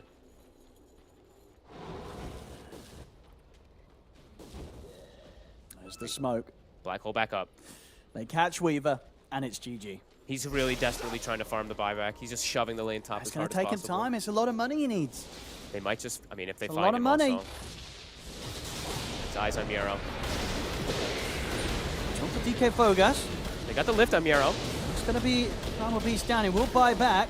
Miro getting pretty low here. Shigetsu's going to try and finish him off. We'll get him. The crit comes in. They'll take him out. Rebel off to the side. Tries to BKB TP, but he died. They've brought the two of them. There'll be a buyback from Miro. He was thinking about getting back in on this fight, but now with Rebel gone and Watson falling low, I don't think there's any chance for Hellraisers to turn this fight. Cybercats, they'll be able to push Hellraisers back. Beautiful. They actually get the initiation. They get the jump, they poke the Enigma, get him to like half HP, and then Shigetsu sees his target, able to blink in and get the 2 hits on him. And they got through the tough spot. And the Mega Creeps, of course, still out, but Shigetsu, off the back of that fight, he has got buyback back online. Yeah, I think Miro, like he goes for this like blink play onto DK Focus, but the fact that he shows his face, that's a pretty big mistake from him. It gives the opportunity for Cybercats to get these kills. And now Shigetsu may be considering, a Rapier pretty soon. Maybe he doesn't even need it with all the damage he's doing, but he's maxed out. Whatever he considers, hopefully he'll consider buyback over everything, though. +1 on that. He does not want to get caught like he did last time. Igor also. I mean, this is also crazy. Like, look at the stat lines on some of the heroes. Igor is 5-0-26. Yep. Weaver is 21-3-10. Okay, Fogas. Trying to find Miro. He did use a buyback. He probably dies here. Shigetsu's in. Okay, backup's here. Shigetsu just looking straight towards Miro. Wants to try and finish off the Enigma, but the heal comes out along with the Grave. And now, in fact, with the punches, he's trying to turn and take down Shigetsu, but the damage is too high from this Weaver. And now Hellraiser's in a spot where both their supports out of the game. No buyback, 10 seconds or so, and Dazzle will have his. I love this. This game just, I mean, continues to deliver, honestly. 80 seconds, there's 2 supports are dead. So Cybercats, they can look to hit themselves here, too. I mean, Roshan's up. Back off, get the Roshan if you want. You'll do it so quickly. They also hit 25 on Foga, so now he has the Pulverized Pierce's immunity. Dire's middle tower is under attack. They want Miro. Use the buy. Get the grab. Rebel, he's going to be into cover. Jump. Black Hole. There's the jump. They'll get the grab. He's been caught. He has got buyback, though. Very much likely to need to use it here. As this push from Hellraisers is going to come straight down the mid. They themselves could look to pick up Roshan on the way. We'll see what they prioritize. I think they will. Like it is going to be the Roche. Yeah, it's got too much on it. Grab it. Refresher. So they themselves they'll have the Aegis, they'll have all the pickups for Roshan, and of course they do also have the luxury. They have 2 big buybacks, both Watson and Rebel, having buyback gold available. They'll want to, for sure, look to pressure out the buybacks from Cybercats. You've got to imagine, with a minute on the sidelines, highly likely that Shigetsu will have to buy back into this. I would imagine so, yeah. But They have the gonna be refresher on buying Miro. back, into this refresher shard Enigma. Yeah. He took, by the way, I think they wanted to give Miro everything there. Because he, like, for his hero, he's the most important one. Especially now with the Ags, too. He can get the pull in, which can actually grab some of these heroes and pull them in. Like the Rubik in particular. I mean, they're kind of pulling back a little bit. Maybe they won't push in time to pressure the buyback, which I think will be quite a sigh of relief from Cybercats if they don't have to buy back on Shigetsu. Yeah, I think they're maybe like discussing a couple things on the side of HR. Like Miro might be telling, hey guys, I'm also near a refresher. Because he's actually about to have it done. So maybe he's like, hey guys, like I'll have 3 sets of black holes. Even if Weaver, when he comes back, I'll be able to handle it. But he has to still be careful of getting burst, as we've seen a couple times. With no buyback, 4 minutes. Smoke time. He does commit, of course, the gold. And they're going to look for a grab. Shigetsu's going to get to live without the buyback. So this is pretty huge. Siege starts, though. Try and jump him with Igor. Igor just gets surrounded by Watson. He's gone, but he has buyback. Buyback's coming now. Miro looking for an opportunity. He'll put the refresher. He's got the black hole at the ready. We'll see what target he can find. He just uses it. He's going to drop it on DK Focus. Shigetsu getting pulled into the side, but get put to a stop. Shigetsu's still good to fight. Backs up with the BKB and the Shiguchi. DK Focus in with the grab onto Gilga, but the shallow grave there. They killed Gilga alive. It's going to be Rubik and probably out of the fight. Watson's diving up towards the base. We'll lose the agent. But it's 3 dead. No buybacks available to Cybercats. Hellraisers, they'll focus the agent. Look to close it up. Shigetsu trying his best to beat them off it, but the damage has been done. The game is over. Hellraisers will manage to close it up. Wow. I mean, what a... Honestly, that HR line right there, the Spanish line, Barta, it was a complicated game. That's what it means in Spanish, pretty much. Difficult game, complicated game, because that's what it was. This was kind of anybody's game for a while. It looked even like Cybercats for a moment might get it because they catch the Enigma and stuff like that, but HR holds strong, even though they're at this deficit most of the game. Rebel in particular, 16-2-7, phenomenal game from him, and it's hard to take stuff away from Cybercats because it's 22-4 Weaver. Zeus, I think, ends up only dying once or twice, but the overall macro game from both sides this game was spectacular, playing around Vision. Yeah, what a wild start to the best of 3. You know, with as much back and forth as that, just goes to show that this matchup between Hellraisers and Cybercats, very hard to call who's going to come out as the stronger team today. As indeed, Hellraisers able to close up this game 1, but very much moments where this could have gone either way. So cannot wait to see what we get in game 2 from these two. Fantastic start to the series. Lots of chaos, a lot of action, as we would hope for from these two. So don't go anywhere, ladies and gentlemen. Hellraisers, they'll take game 1. Game 2 between Hellraisers and Cybercats coming up right around the corner.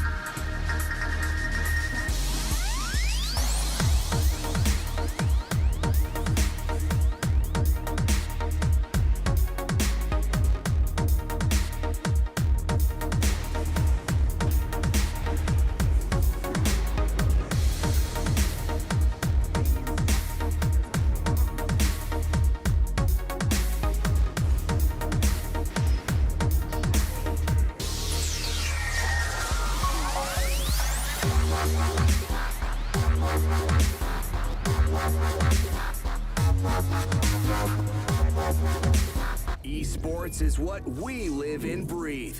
For us, it's more than a game. It's a reality where a group of letters can mean everything. Where runes are collected and Aegis can only be won in battle. Where centaurs can give you a ride. Where the true heroes are those in front of the screen. GG Bet. This is real.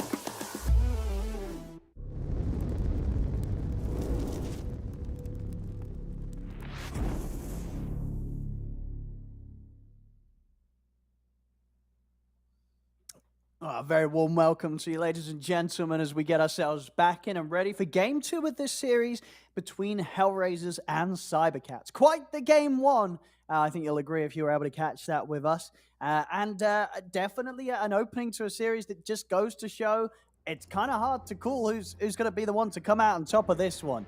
As we have the draft kind of coming up on your screen right here. But yeah, folk, a wild Game 1 that I guess overall, sort of to draw from it, probably just the fact that overall throughout the game, less mistakes from Hellraisers, I think. Yeah, I would say that. I think their draft is has a little bit more lenience of they can actually, they can make these mistakes and still have like they win condition constantly because of the Enigma. While I feel like for Cybercats, it's a lot harder. If they make one or two of these mistakes, the game just becomes a lot more difficult for them. But yeah, I'd have to agree. But I was actually really impressed. I actually really liked the way Cybercats played really aggressive. I'm sometimes a little hesitant with some of these like newer teams or like tier 2 div 2 teams, etc. when they pick Rubik especially too, because that hero just straight up loses in a lot of games. So yeah, it was good. It's a good showing. I like the way they fought around Vision. I think that's one of my favorite things to see. Teams actually playing around wards. Because that wards are so important in Pro Dota that I think you have to just really focus on them that much. So it was good to see. See what draft we get this time too, because a lot of the summons are gone. The Enigma's gone, the Undying's gone. Two heroes that were really frustrating inside of that game. A bit of a change up with the opening. We're going to see some Doom here this time. Sure. It's really interesting how we're seeing such variety in openers. Oh my god. Like honestly, I've seen different openers from everywhere. You see the Visage Marcy. This is still the solid one. This is the Eastern Europe special, the Bet Boom special, of course, the sidekicked birds, as we love to talk about, or I love to talk about at least. Yeah, wild stuff. 10 seconds remaining. So I guess this time we probably won't see the Primal Beast, though. 5 seconds remaining. Will we see the Aghanims Doom, though? I mean, I hope so. It's hype, but specific for certain situations. Faceless Void. We'll go for the Void. That was also a hero that's been banned in most situations. This is a carry that's pretty much gets banned every game in the mid phase. Yeah, and let's see if they have the Arcana as well too, right? True. Will they be tentacly? 10 seconds remaining. Cool. Void, a hero that can offset decent like soul assumption, but also can just die. If this is like the lane that he's going to be up against, if it's Marcy Visage, every time they use his Time Walk, they just commit onto him again. He has to be kind of careful in lane. It's kind of annoying for most of these heroes, but at least he can, save regen on dodging damage. Every time you get hit by soul assumption, you like save yourself 2 tangos or something with a Time Walk. Radiant team ban. A TA ban. Okay. Of course, a very, very solid carry that we're seeing these teams do enjoy. Pace setting carry as well too. Like you just set the tempo for the game, get rush. 10 And seconds here, like Void remaining. wants a bit of a slower game. I think TA can sometimes just push the tempo a 5 bit too fast, seconds especially with remaining. Visage. Dire team ban. And they'll take out the Lina this time.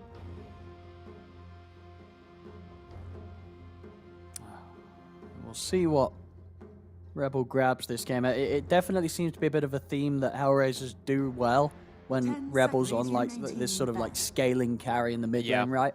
I think that's just his style. Yeah. His Lina is his his Ember too. He's so good at pushing the limits and playing as the carry from the mid lane, really. So, yeah, I'd be inclined to that. Some like Ember Spirit, someone that can scale. Can be a 10 bit seconds annoying versus remaining. Void though. You get the catch from slight chains. Maybe it's something he looks at. But time dilation's a bit 5 frustrating. seconds remaining. You do have to be prepared to be focused by both the Chrono and the Doom this game. Mm-hmm. So some big heavy lockdowns that, Dire you're team going to have to try and avoid. They'll ban the Primal anyway. A bit of respect there to Yeah. what DK Focus was able to achieve last Team game, and he team definitely was annoying with some multiple times. Just he charges into the team fight, finds his target, gets him with the BKB, and grabs someone like the backline supports.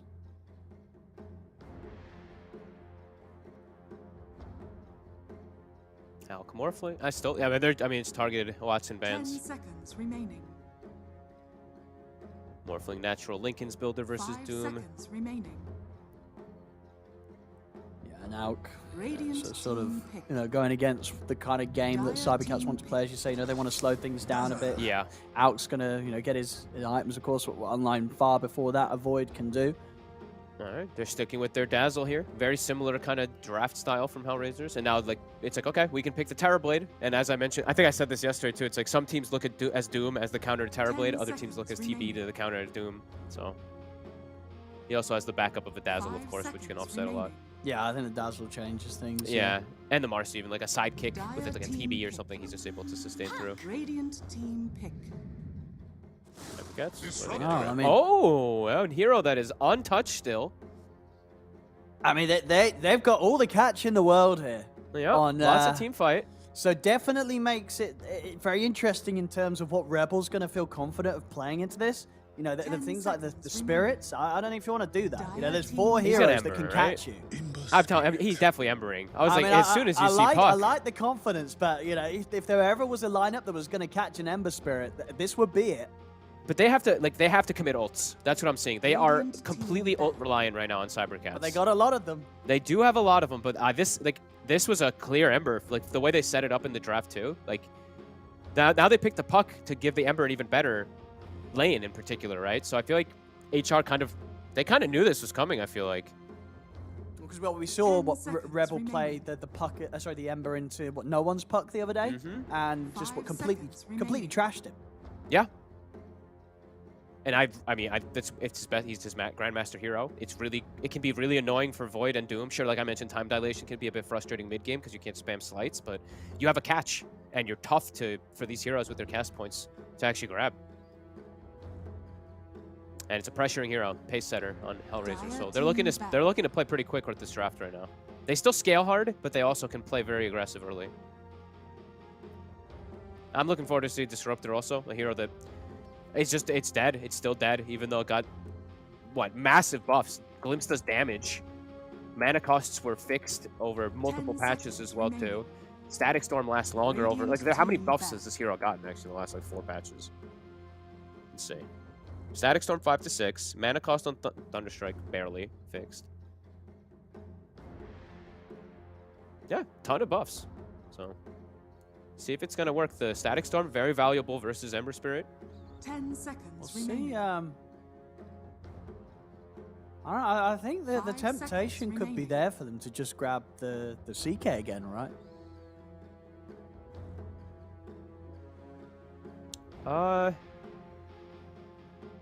Yeah. Looks Just pretty- looks a good. tanky high HP hero that doesn't care too much about getting caught in some of these spells, can stand his ground. Gives them another a stun, which they're kind of lacking a little bit maybe for the Void, some catch. Mm-hmm.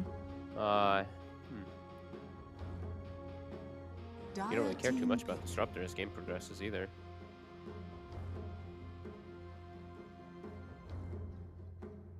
Or do they want to get something that just pushes faster and sets tempo faster? Because I see Ursa ban and TB ban from Cybercats, so they're thinking that Hellraisers need something that takes objectives a little bit faster still here. 10 seconds remaining. Maybe Cybercats is thinking they can stall the game out for this Void long enough. So, what's another 5 fast hero for seconds Hellraisers? remaining. I guess they still could put the Visage safely. I don't really see Watson do it, but they still have the variety of being able to put Visage like carry, like the Hawk does. And then they just pick a second new offlaner, I guess. But I mean, what are Cybercats going to get for their offlane? could still be the Doom, right? I mean, the band's right, you know, but Hellraisers don't think so. Radiant They think there's still an offlaner to come. So And it's here we go, tied. Okay. This is the most cooldown dependent lineup I've ever seen. I was going to say, they've got the catch, but it's each and every one of their ultimates.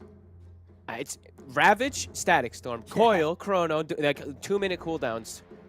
I'm concerned about the game because Hellraiser's draft is not cooldown. It's like literally the opposing, complete opposite drafts. One team is going to dominate team fights if they ever kick off 5v5s, but Hellraisers has really good lanes and no cooldowns whatsoever. Their longest cooldown is literally like resummoning birds, which is not really what you count. So, I mean, do they want some sort of carry with inbuilt magic immunity? Or they want someone that lists lanes versus Tide, like a Monkey King or something. Monkey King, indeed. I mean, Ursa was banned, you know, by Cybercats, so definitely, you know, concerned with those sort of heroes that can trade with the big melees. What other ones stand out? CK not as valuable anymore versus all of these ults, I would say, but maybe still possibility. Wraith King used to be. You see like everyone having these insane long cooldowns, right? Yeah, Like, yeah. just get a Wraith King and he just sits there, maybe. But I think more than likely it's gonna be the Monkey King. Let's see. Okay, cool. I mean, this Alright. plays fast. You know, this is It's sort of very fits fast. the timing and the tempo that you expected from the overall draft. I like It's- this better. Yeah. I like this quite a bit better, honestly. I haven't gotten to see Luna Visage either, how much the damage they're going to be able to dish out in mid-game team fights. But yeah, this is pace setting. Now gives them more ways to take Roshan objectives, and at least you distance yourself from Accurate Smash, too. Like, this looks like a very hard lane. Cybercats, it's a Tidehunter Doom versus Dazzle Luna. That feels very free for Hellraisers, at least in the safe lane. I mean, we'll see. I mean, we did like Hellraiser's draft last time round. But obviously the game itself was very close. Cybercats even having the lead for the majority of the beginning of it all. Oh, he's got the set, too, by the way, so. Well, the Arcana. Yeah, he's got it. Oh, here we go. The true reason why the Void reason. was picked here nice and early. I understand it. It's the same in my pubs. You know, you want to play Void with the Arcana, you got to pick it early. Dude's banned It's every getting game. banned out or someone else is trying to grab it. Yeah, it's literally banned every game that I've played. I have not seen a single Void yet. This is the first time I'm going to see the set. Honestly, let's see if Shigetsu makes it look good. He certainly had his moments in Game 1 on the Weaver where he was shining. He did.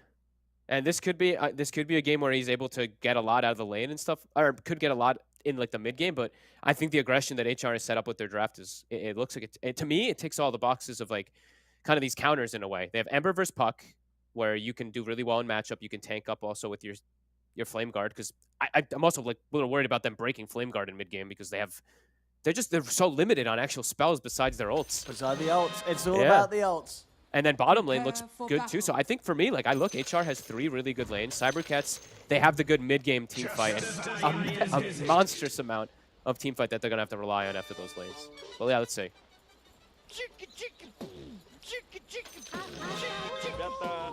Already coming out with the smoke here. I do see no for Shigetsu. It is a master tier Void. This man knows what he's doing. I want to see how this, if they do run into. I think they know also their level 1 is so much better. Cybercats has a pretty atrocious level 1, gotta be honest. Just because their lineup is literally all They need the ult zone. 6s. Yeah, They need level the 6s. There's no stuns. It's gushes and little slows and stuff like that, and just spell spam until they do get those ults online. 30 seconds to I'm worried for them, but I'm hopefully gonna be impressed. It really does look super difficult for them.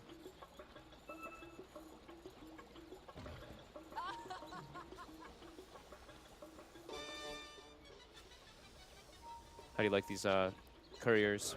By the way, do you know how many of the courier things it uses when you inflate it? Dude, it uses like 50. Wait, I've not seen it. What does it do? It like shoots the little inflatable like balloon courier things. Oh, but like you can use more to make it bigger, or what? Like when you're channeling it, it channels and it inflates the balloon more, but it uses like all of your. I think I used like all of mine in 2 games. I didn't notice. And that makes sense because I think I do have a lot of them. I mean, I leveled so you my get like battle 700 pass, or but something. I think I've got like 1500. Yeah. Well, yeah, you got like a crazy level of things. I had to get the Void Arcana, just like I know, Shigetsu. I You know. know, he knew as well. You know, a fellow master tier faces Void. You know, you got to get that. Gotta get Is the it just me? Arcana. Wait, did he just slap him from across the map? Yeah, the slaps are global, dude. Slaps are global. No way. You can slap where you want. That's actually pretty good. That's pretty sweet. All right, let's see how Shigetsu's able to do up top. This is a tough lane, as we said, you know. He has the time walk to be able to offset a lot of damage, but it's going to be constant putting heroes down to low HP from Miero and Gilger. I don't know what Disruptor can really do to offset this. I did see them. Shigetsu got a very good start in regards to farm last time. Let's see how mid does this time, too. I think Rebel, after he actually lost to the Zeus last time as the Lina. I think this time he's going to have different words for Igor. Igor, right? Sorry. I thought it was Yegor. Yegor. Sorry, Yegor. You're right. Yeah, I reread the message, and I was like, wait, I still said it wrong after someone told me. Thank you, by the way, chat, for helping us with the pronunciation of these names.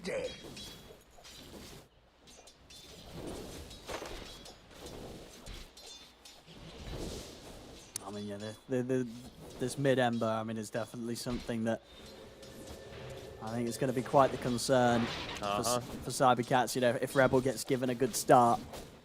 Oh, and I have to be pretty honest. Yeah. I think these lanes are going to be really, really tough for Cybercats. I think they're going to get kind of crushed in all 3. I think top maybe the Void comes out okay, but I think the other 2 lanes are going to be pretty one-sided.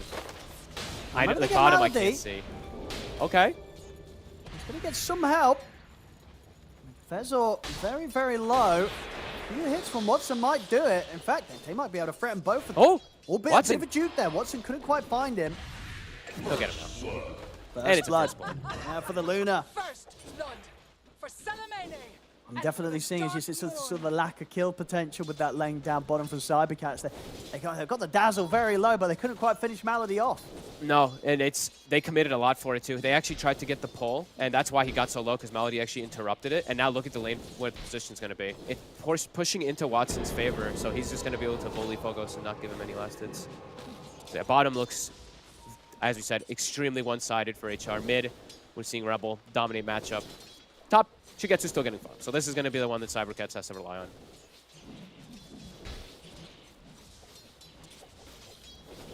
But I just see bottom getting like worse and worse. This is a 4 CS tied. Luna 16 and 8. And yeah, it just does not get easier because he's got a Doom support. And this top lane is, even though Shigetsu's kind of getting farmed, it's not really a lane where they're going to be able to get kills too easily unless they get some good bashes. But you see Gilga, he just jumps straight back in on them. Goes for H duo. They'll get the kill and Gilga's just able to walk away. Yeah, these lanes are quite impossible. And they also, just little things to point out also, because I didn't say it earlier, but they understood that they were playing versus this 4 Doom. They actually warded that medium camp. That's why you see a sentry outside of it on the Radiant side. So they knew how to block the camps and ensure that this Doom wouldn't get one of those like OP creeps. I mean, and also we saw that on that first blood, you know, having that camp blocked meant that there was nothing that he could look to try and deny himself to. And it gave the vision for the Luna to walk up and get the beam and extra, right? Yeah, it did a lot. It was nice. Mid, Mouty trying to contest the water rune here, won't be able to. Now he's just going to run down Fezor, though.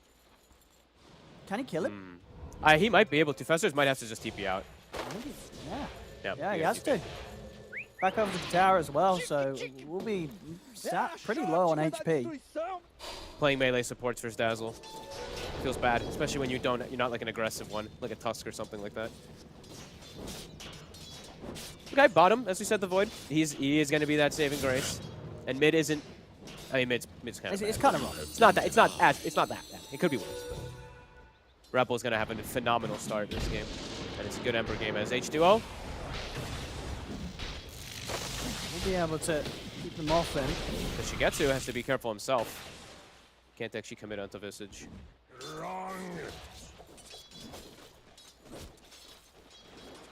Radiant structures Having a are very rough time getting the CS spot on DK Fogas. Only 10 last hits so far, 5 minutes in. Playing Tide versus double ranged with no backup of a support, really. Doom does not provide anything, as we said, without that creep. That's like, what, 94 base damage on the Luna, and Tide can't walk up an anchor. Dodges the anchor there nicely, Watson. Is he dead? Nah, Poison Touch will be able to get Krakened off. He should be okay. Very, very close, though. Yeah. Looks as if they're just so happy to keep him low. We'll see top lane. Again. Keeps the lead in onto H2O. Good rebound. They'll get the kill. Shigetsu, once again, just not at this stage as a Void having the potential to threaten anyone in return. As we said, though, at least able to offset a little bit of damage with time walks and stuff like that. But yeah, a really tough laning phase that's going to have to just be recovered with those big ults. That's what they drafted for. They have to know that something like this would have happened with the way that they did pick their heroes. Checking runes now, power runes. Do not want this Ember to get this. And Fezzel could get run down. This will get under the tier 1. But they're tempted to dive. Oh! Ooh, that was a lovely bait there. Jumps across the remnant in the mid. He goes towards the one up at the top rune, and that baits out the Dream Coil. Grandmaster for a reason there. They tried to get the kill on the Visage, but they, again, just didn't have enough damage, the two of them. Oh, and it's like one of the best. It's one of the 2 best runes you could get on an Ember in this early game. A DD. It's a DD or Arcane. That was super smooth.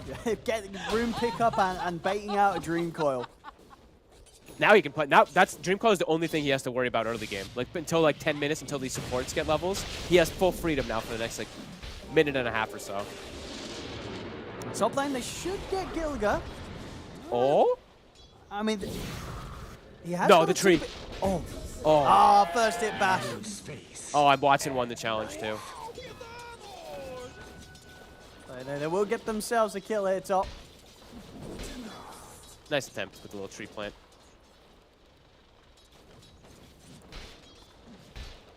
Yeah, Rebel just gonna keep Puck low, keep Igor low. Miro top now. Got the glimpse. Oh, nice move. Oh, here comes Rebel though. Uh-oh. Might be able to kill too. He can go again. H2O's got nothing to protect him. I mean, He might. Okay. He can't go for another, but still making that move there, picking up 2 solo kills. That will give him the phase boost complete. And now Igor is TPing top to try to set up for him, but Rebel is actually just heads up play. The rune spawning in 10 seconds. He already got what he wanted top, and he's out. Rebel on fire this series. And they're going to ensure the rune gets grabbed. Yep, so they'll get the bottom rune. Disruptor's racing toward it to stop it. Invisibility. And he'll be able to snag it. Ash having 4 heroes around this mid lane. Cybercats. They can't pressure the side lanes. They can pressure top. They can try to hurt the Visage, but they can't go to Luna. Without Puck, there's like no Puck or Void. They can't go down there. Watson, full free farm. Near Yasha done. He's going to just continue catapulting forward over this Void. Unless Void starts getting some kills with Chrono. Yeah, I mean, the ultimate usages from Cybercats have to be immaculate. Yeah. Shigetsu needs to get like a solo kill with his first Chrono with Mask of Madness.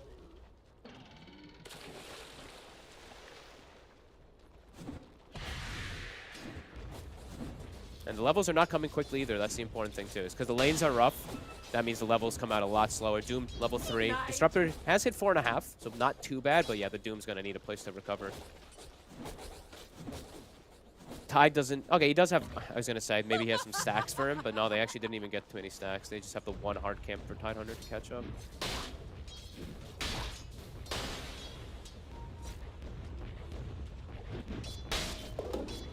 HR very happy. Now they're not seeing the supports either, so they're actually dual jungling. Gilgar and Miro don't want to play the top lane. They're probably afraid that's the only play that they can actually, the only place they can die on the map. So jungling for the 6 for the Visage, trying to get those familiars online so we can lane safer.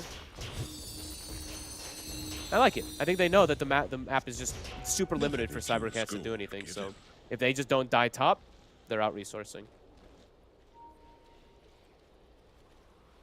Dire's bottom tower is under attack. And again, checking the runes. Rebel has the Remnant on the bottom rune. Gilger's going to check top rune. See if he gets a nice one. DD, Haste, or Arcane will be the ones top of his list. Coil. Down bottom, you have the coil, but of course with the low levels, there's no follow-up ultimates. That's all they have. Oh! 20 HP. Okay, it's good chrono. Catches him to the side, but again, do they have the damage? They don't. He's going to kill Doom. Not at all. Rebel's perfectly fine. At the back of a Malady, they run down Fezor. That's, I mean, that's 2 ults, Owen. That's your ultimates. Uh-oh. Structures are fortified. Rebel, as he said, you know, this flame, they don't have the damage even to break the flame guard almost. No, They coiled and he just stood there. It didn't even need Dazzle. No. Dire's top tower is under He is attack. going to be an absolute menace of space making while Luna just gets the freest game of her life. 3K lead in 10 minutes. A lineup that excels on playing fast and is going to start kicking up the pace faster and faster at this early game. Yeah. Cybercats, they got to be careful how they whip these ults, or be careful how they layer the ults. They have to layer them together because their draft is just super lackluster in damage and control besides those ults. And now pressure's going to start on those towers. Yarrow is 6. What weathermancery Let's see what they look to do. Radiant are scanning. Doom is level 4, Owen. They've got to find some sort of XP for these, Dire's these top supports. tower is under They attack. need the level 6s. He's nowhere near it. He just hit level Yeah. 4 on Doom. It's 11 minutes. This is going to be some like 15-minute level 6 Doom. Dire's As top HR tower has fallen. playing fast, taking tower, Chrono on cooldown. Now they're even setting up to defend bottom. And Rebels, no fear. the thing is as well, you know, with the ultimates, even if they do hit them, the majority of these ultimates are more focused around their strength of being control, right? Yes. It's not like they're Radiant huge structures damage are output fortified. with the ultimates. So even No. if they do throw them all down, there'll be situations where they won't even kill one hero.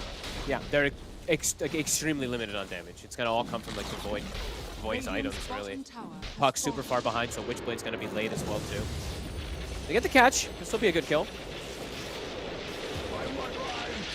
So he's nearly able to outlive that. He put the Verdurous Dale on the ground during the static storm, so it actually did. I had to throw that one in once today. Well, we'll see as well, Rebel just going at just sort of the anti-ultimate build, just rushing BKB this game. I mean, a BKB, of course, it'll be your answer to at least 3 of the 5 ults. He'll be nearly invulnerable as... I don't know if Doom's even going to get 6 this game. He tries to go top for a second, gets like 3/4 of a level, and then dies. No, he'll get 6, but it's going to be hard. It's going to feel a bit rough. You know, you've gone for this ultimate focus strat, and one of the key parts of that is having the ultimates. They're struggling to get those online for the 2 supports.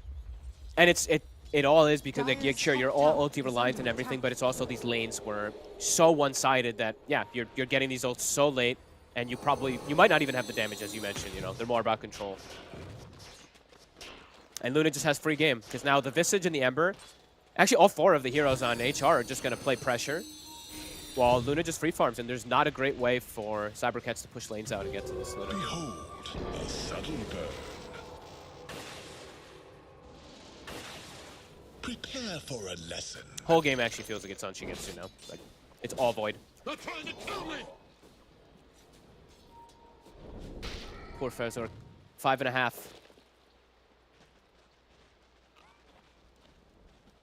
He'll get it. He'll get it soon, though. The next wave after this one.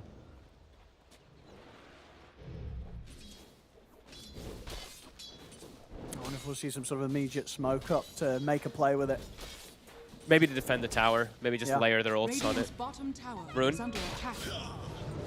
Man, Igor's getting quite unlucky with these runes, too. Arcane Rune at the ready.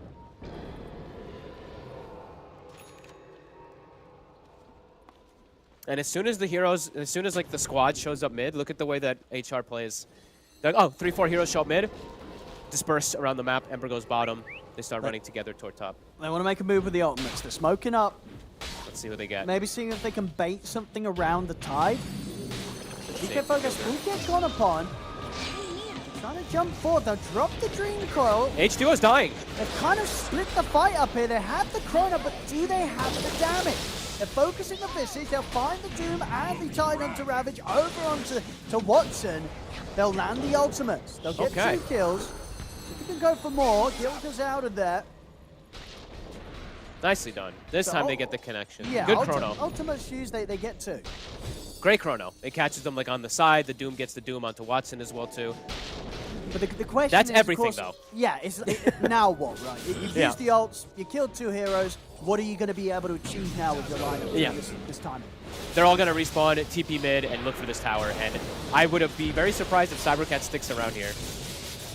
She hates Duo and DK Focus trying to get away from them. Duo goes down.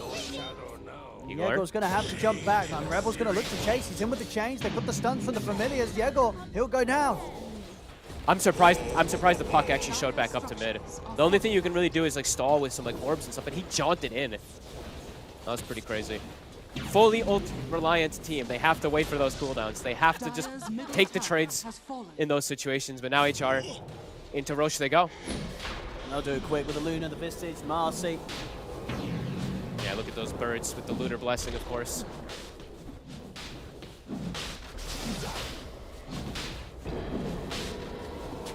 Definitely hard to sort of see what Cybercats can do with the tools that they have. They have the ultimates when they're online and when they're available. They can, they can get kills with them. Even then, it's sort of only just, you imagine if there's so that next time or so on Hellraisers, the ultimates aren't going to quite cut it from Cybercats. But then it's a question of what do they do after they've killed a hero with the ultimate? Yeah. Or is the Dazzle in position to actually save people? Because that was the other thing too. Dazzle wasn't there to save people last time. As Fezor easily ran down. It's just a really hard draft to make work here for Cybercats. They have to just play it like it's like the weirdest draft of like how to pressure and not pressure. They have to just like literally avoid every fight if they're gonna commit ults like that altogether. Shigetsu still, like we said, not doing that bad though for the Void. Sure, like 1500 behind the Luna, but for the lane setups and the way everything has kind of gone, I think that's pretty impressive for him. Almost level 12 also for level 2 Chrono. Dire's top tower is under attack. Radiant's bottom tower is under attack. Top tower though. The pace continued to be accelerated by HR. BKB finished for Rebel. Radiant are scanning. Dire's top tower has fallen.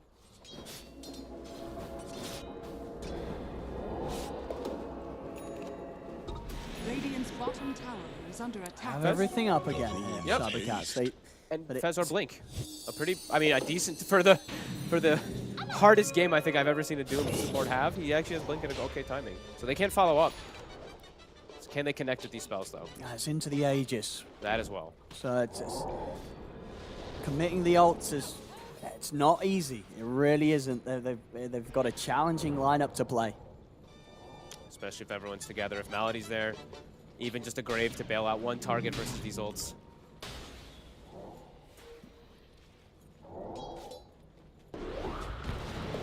Mid lane. Good. Just a little poke.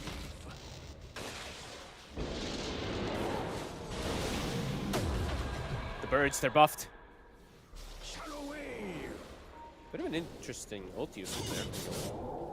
I guess he thought that maybe they would drop the Static Storm, so he wanted to have the ult off in time so he could fight through it.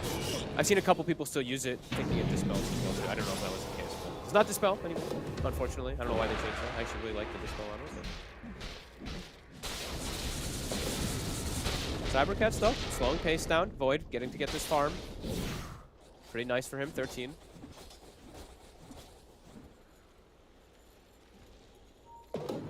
Fezor just continued to play around him as well too in case something does happen. It's a very aggressive posture from Cybercats down here. The closer you are to danger, the further you are from harm, right? It's working out for them. And for all things considered, they're not that far behind on the farm. No, for like the 5 ulti draft, this is pretty decent. The Doom, the Devour is starting to add up.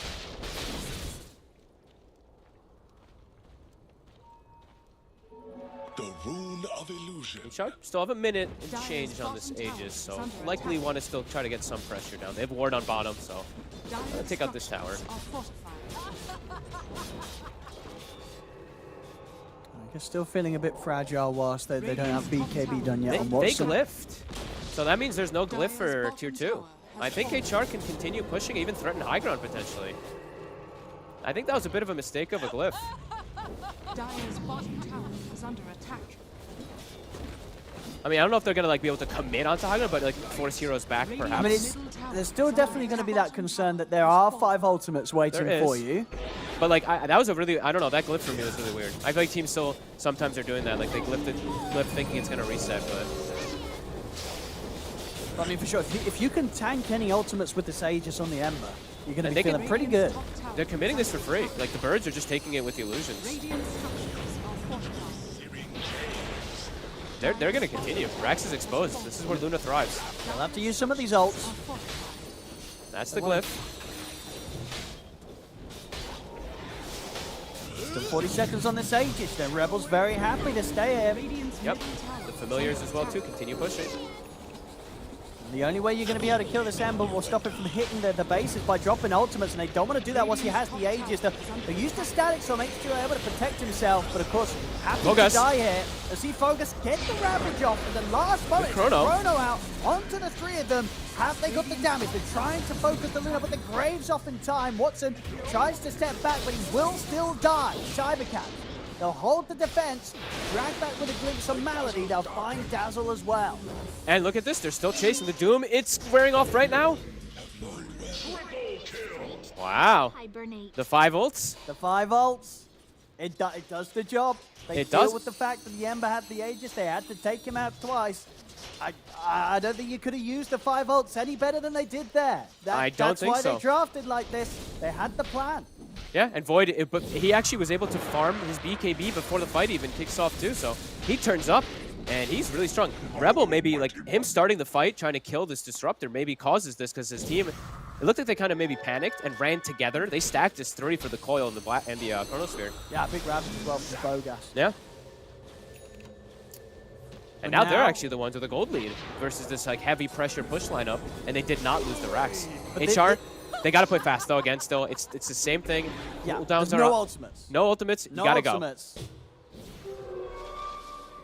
But that was a painful hit. Dire's middle tower is under attack. Igor? What can they do whilst they don't have the ultimates? Yeah, go. It is no They great. actually get him. Dire's middle tower is under And they're attack. laying now. They're able to shove out bottom. So they're going to go right back for this Rax. The ults look like they will be back up in time, though. Just about exactly. 50 seconds on the 3 big ones. Maybe not, actually. HR, they're going fast. Yeah, 50 seconds is, you know how fast Luna can take your base. No, they're even glimpsing him backwards just to try to buy time. Doesn't get the man to dodge, but the push is coming. Visage also hit 12, so level 2 familiars. They don't want to buy back either on the puck, so still No. 20 seconds until Dream Core is going to be available. Radiant's top tower In the sense is the under puck being attack. dead. Might have to sack this one. As we've seen, the ultimates, they can kill you, they can Dire's push you bottom back. barracks has fallen. During those long cooldowns, they will return and they will kill the base. Yep. I love the poke and prod. Radiant's middle It's tower has fallen. very balanced back and forth of ults. Everything, though, back up now. 5 seconds. It's time to go. It's time to find a fight. Especially wanting to find this fight. If they can get a fight and then Roche spawns, that could be amazing for Cybercats. Because it is going to be 50 seconds or so till we find out. Rebel. Jump. They've got him caught here. They'll try and get him out to the side. They're trying to boost him up to speed out of it, but the static storm follow-ups there. He'll manage to hold out to the side, but the snap back of the Dream Coil takes him down. Chrono out of the 2 of them. Shigetsu commits in over towards Watson. Watson did get the BKB off in time. He's able to put the man to BKB comes to an end though, and there's the other ult. The Ravage from DK Focus locks him down as Cybercats once again, ultimates used to perfection. They take out 4. They will lose 2. But they're making it work. It's a fun draft. It is a fun one. And look, 3 seconds, we're going to find out about Roche. It's up instantly. Are they going to scout it? That's big for them if they can check that out. I don't know if they'll check it out in time. Depends what they go I mean, for after this tier 2. I actually think it maybe is big for Hellraisers, because now no ults up. As soon as they respawn, if they actually make their way to the pit, they might be able to just get that Aegis for the next setup of pushes. This is a crazy back and forth game, but I mean, beautiful initiation from Cybercats. again, just a situation of You've used your ults. You've killed the heroes. What next?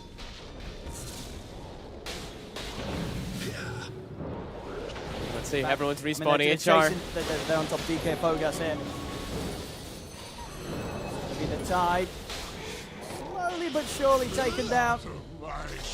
Do they scout the Roche immediately, though? Let's I mean, see. surely, yeah. I think they're they gonna send are. the birds in. They're going to check this out. They're like, guys, this is our saving grace. The ult's on cooldown. We need this Roche. We lose this game. And they should be able to get this. I don't know. Cybercats, this is going to be a tough fast for them to try to contest it. Maybe they just ignore it. I mean, again, they will have a few of the ultimates back up by the They need time them all. Hellraisers pushes in on them. Yeah, they need all these ults, though, for the pushes. This is such a cool, this is such a funny game. How back and forth it's going just because of cooldowns. I mean, the ults are slowing Hellraiser's progression down. They are. But it really is just going to be a test of if this strat has what it takes to get Cybercats in a position where they're the ones pressuring Hellraisers. The one thing is, like, for them, it's that Shigetsu is actually like even farm with the Luna. The Luna actually wants to be quite a bit further ahead with this type of draft that they've got. So I think that is kind of the really big saving grace that Cybercats has for the scaling. This Void is massive, almost 18. Also, this is a little thing. I'm going to point it out because it could make a difference, but Mjolnir, the active static charge, it pierces BKB. So if a hero is hitting you and has BKB active, it hits the initial target through BKB, not the bounce. Small little thing, but just pointing it out. See it? It's the start of the fight with the ults. Dream Coil and Static Storm have been dropped. This time, nobody dies as a result of it straight away. Chrono? The Chrono. It's caught the two of them. You'll see him go straight for the Dazzle. She gets able to take him down. Turns towards Miro. Miro able to buy time here with the Stone Form. But watch This it time survive. round, the ultimate's not quite doing enough. Doom? They'll get back in. They'll look for the control on the end, but they'll drop the Doom down. They'll get him. But Watson, I think he might have to clean up this time. He As does. He'll turn, shred through the Faces Void, shred through Fezor. Cybercats having to run. Their hand has been revealed. The ults have been used. They've got nothing else in the tank. As they're diving into the base here, Rebel. Let's see if he can maybe catch the puck. Yegor's able to jump out with the orb. But the Very push, smart. it will be coming down the lanes pretty hard and fast now. And this time, HR, they're recognizing, they're like, yes, you have all these ults, but you know what? The counter to big ults, buybacks. Rebel buys back in, jumps in, Gilder, same thing. And this time, it wasn't that beautiful synergy we saw the last two fights from Cybercats. It was all over the place with their ults, and Watson was caught in none of them. He free attacked the entirety of the fight. They're going to get at least a set of reps here on top of the damage already done by that earlier push. Maybe more. It's Megas. It's got to be Goes Megas. back up, but the big ults outside of that, they're not available.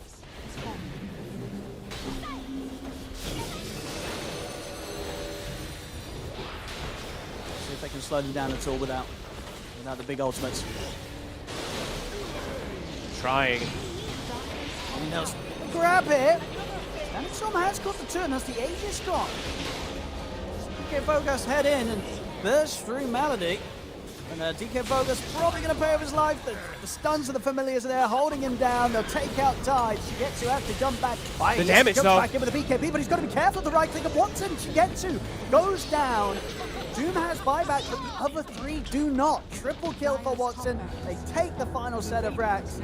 They could keep this push going. They're on to the tier 4s and they'll call it GG.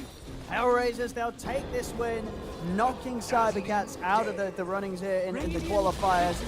I mean, it was a fun draft to watch was fun. from Cybercats, but you don't usually, or very rarely, if any times, see teams go for this much of an ultimate focus lineup, and we did sort of see why that was this game.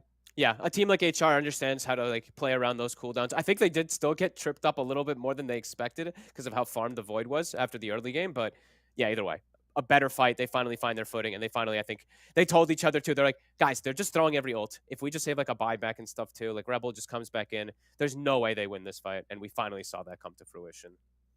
Here we go. They're the final results of this game. As I said, hats off to Cybercats for giving it a shot with such a different approach. But indeed, at the end of it all, Hellraisers, they had them sorted, and they got some of the strongest stuff that they can do. Rebels, Ember Spirit, once again, proving to be quite the nightmare to deal with. Even when you do have all these ultimates to trap him, he's still all over the place. And overall, I think even though you said previously there was a recent series where Cybercats were able to do it, I think most of the time you do expect Hellraisers to be the squad to come out on top. And with the showings that they've had, definitely a high chance that this team will make quite the run in the lower bracket, I think. Yeah, they were impressive. I was quite impressed with how they played around wards and stuff like that. This one just, even the way that they fought, like this game was really hard, and they still did some nice fights versus HR when they're at this deficit. So yeah, I look forward to see them in the future. Oh, well, there we go, ladies and gentlemen. As I said, end of the road for Cybercats. Hellraisers will be the ones to move on with this 2-0 victory. One more series today coming up, and should be another fun, spicy one. We're going to be seeing one move go up against Project Armor in their lower bracket matchup. So that'll be coming up very, very shortly. So don't go anywhere. Or maybe to get yourself a drink, get yourself a snack, but be ready to get right back in as we've got one more series of fantastic Eastern European Dota to come up. We'll see you very, very shortly for Project Armor versus One Move.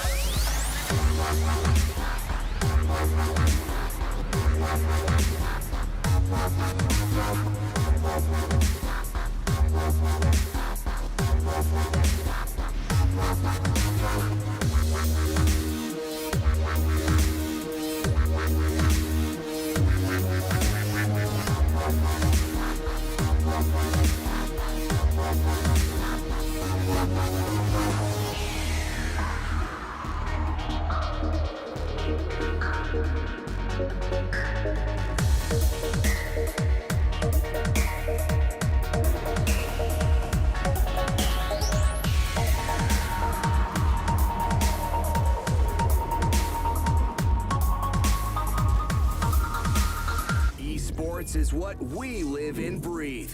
For us, it's more than a game. It's a reality where a group of letters can mean everything.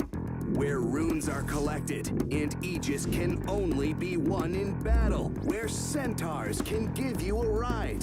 Where the true heroes are those in front of the screen. GG Bet. This is real.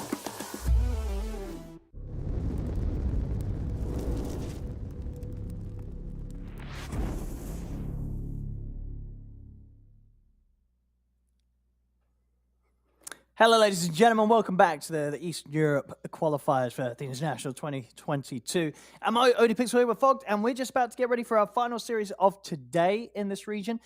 It will be one move going up against Project Armor. So an interesting series if you consider the route that both teams have had so far. This is Project Armor's first game, first match of the qualifiers. They got the BYE, the bye, in the first round to push them forwards. This bit in the lower bracket. And of course, for one move, they will start in the upper bracket. They did get slammed down pretty considerably by BetBoom in a 2-0 against them. So it will be interesting to see sort of how these teams match up against each other here in the lower bracket. Draft has begun. We've got it up on your screens right now. I mean, Fog, straight up, what do you sort of expect from these two rosters when you consider the lineups that the players we've got here? I honestly have no idea what to really expect from Project Armor because they haven't played together in like a month, I don't think. At least not official, of course. Yeah, not sure. I only really know Funnick, honestly. I know Arrow and Funnick. I heard of Kaori. I don't know the other two players. On one move, we got to see them yesterday, but we also already knew like 4 of their players. Kind of 5, honestly. Seiyu as well a little bit. 10 seconds remaining. Wait. Oh, wait. There's a way to say Seiyu that I just said it wrong. I sent it I to think you, it was Seiyush. Remaining. Right, the That W sounds is right. representative of an SH sound. SH sound, yeah. So Seiyush. Yeah. Seiyush, yeah. But yeah, they've played together, and these players have been around for a little bit longer on one move. Not compared to Funnick, but compared to like the overall. I'm not sure. I don't really have a read too much on Project Armor because they played pretty aggressive. I would say they didn't really go for late game style too often. At least the games that I did see from them. But it's been a month, so. Dire team ban. Let's have a look. I mean, standard stuff ready regarding the opening of one move at least. A bit different of Project Armor. They're going to have the Tiny quite high up in their priority. Here's second pick. They must have like a really confident Phoenix player too, because the hero has gotten buffed multiple times and all that, but it's not a hero still that's getting picked as an opener. Usually it's a combo, you know, the Mars Phoenix or like Dusa Phoenix, something along these lines. But one move I would say from what we've learned so far from the first few days of these qualifiers, they look like they're more meta, more standard. DP Chen, early aggro pressure. DP seems to be a hot ticket here.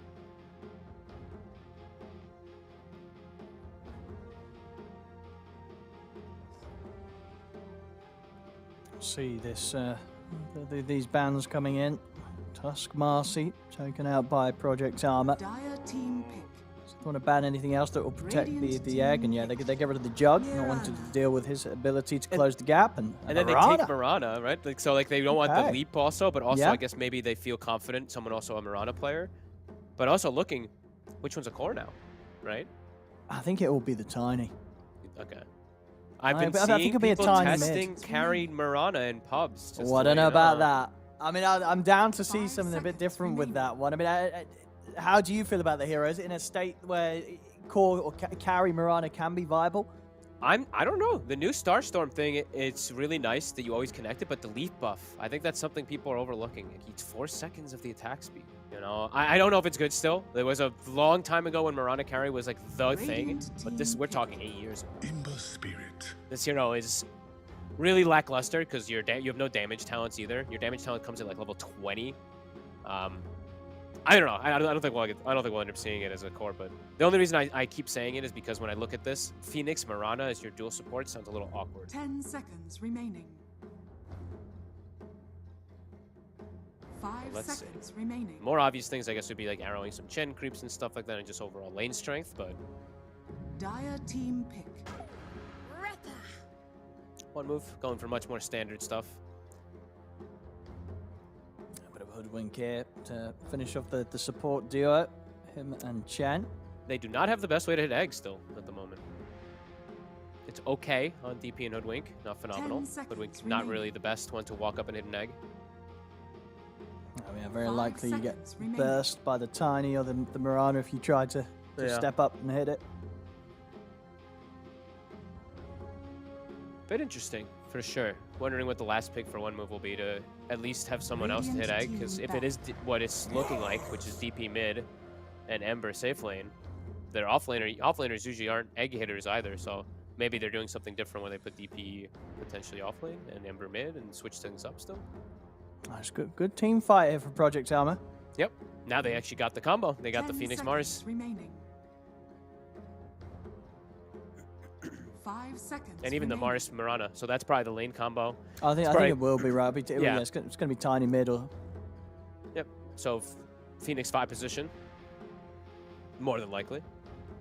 I personally, I actually do like Mirana as a 4 at the moment. I mean, I'm just biased because I love the hero overall. But in the current meta, like, you got your Starstorm buffed, you got your Leap stuff buffed, so it's clear buffs across the board for. And arrowing, I mean, this sounds so stupid, but arrowing the inspiration creep, that's my thing. I just arrow it and then I just right-click people because you have the offset HP regen inside laning phase with great harassment hero.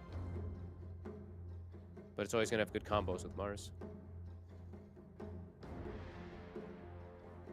They're really just protecting the Phoenix, so look at those bans. Remaining. Lifestealer Jug Marcy. Dire team ban.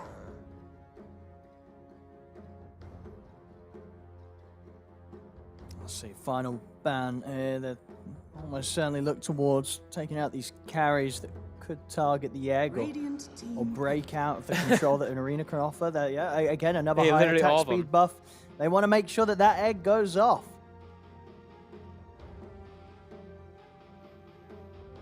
So what the one move take?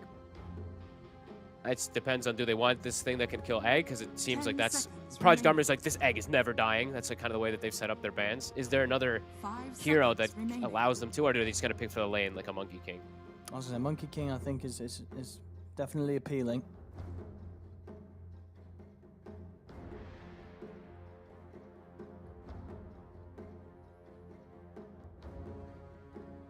They usually aren't that much of a late. I'm thinking of like these mid-game kind of carry heroes. Monkey King. Yeah, it's gonna be Monkey King. Yeah, it was, as you said, the one that was left in that's going to be nice to lane against the Mars. Yeah, and at least you have like some attack range as a melee versus. I mean, it's pretty lackluster, but it's like something, you know. But yeah, it's more so about the lane, and they'll have to just figure out a solution for egg in mid-game. 10 seconds remaining. Yeah, and if the Mars is slow sometimes with the arena into spear, you know, you get the chance to jump up to a tree. Or the combo connects. And last pick for Project Armor. They still need their own carry. Let's see if there's going to be someone that can benefit from the control that a Mars will be able to set up in the team fight. They could go for some sort of big sort of hard carry. what's left though. TB's gone. You don't I want. mean, Medusa's kind of the big hard carry, right? That's left. Medusa is the combo. Yeah, that does give them like the full Phoenix Mars Medusa kind of team fight thing that always helps. Might be a bit too slow. Might be a bit too slow. I was thinking the same. Yeah. Well, what's a quicker carry that actually synergizes well? Because I don't want something that can be broken, because there's this hoodwink here. I don't want something that can get kited too hard. You want something strong also, that's the thing, because you have a Phoenix 5, which isn't traditionally the strongest 5 position. Playing into Death Prophet and Templar Assassin. the TA.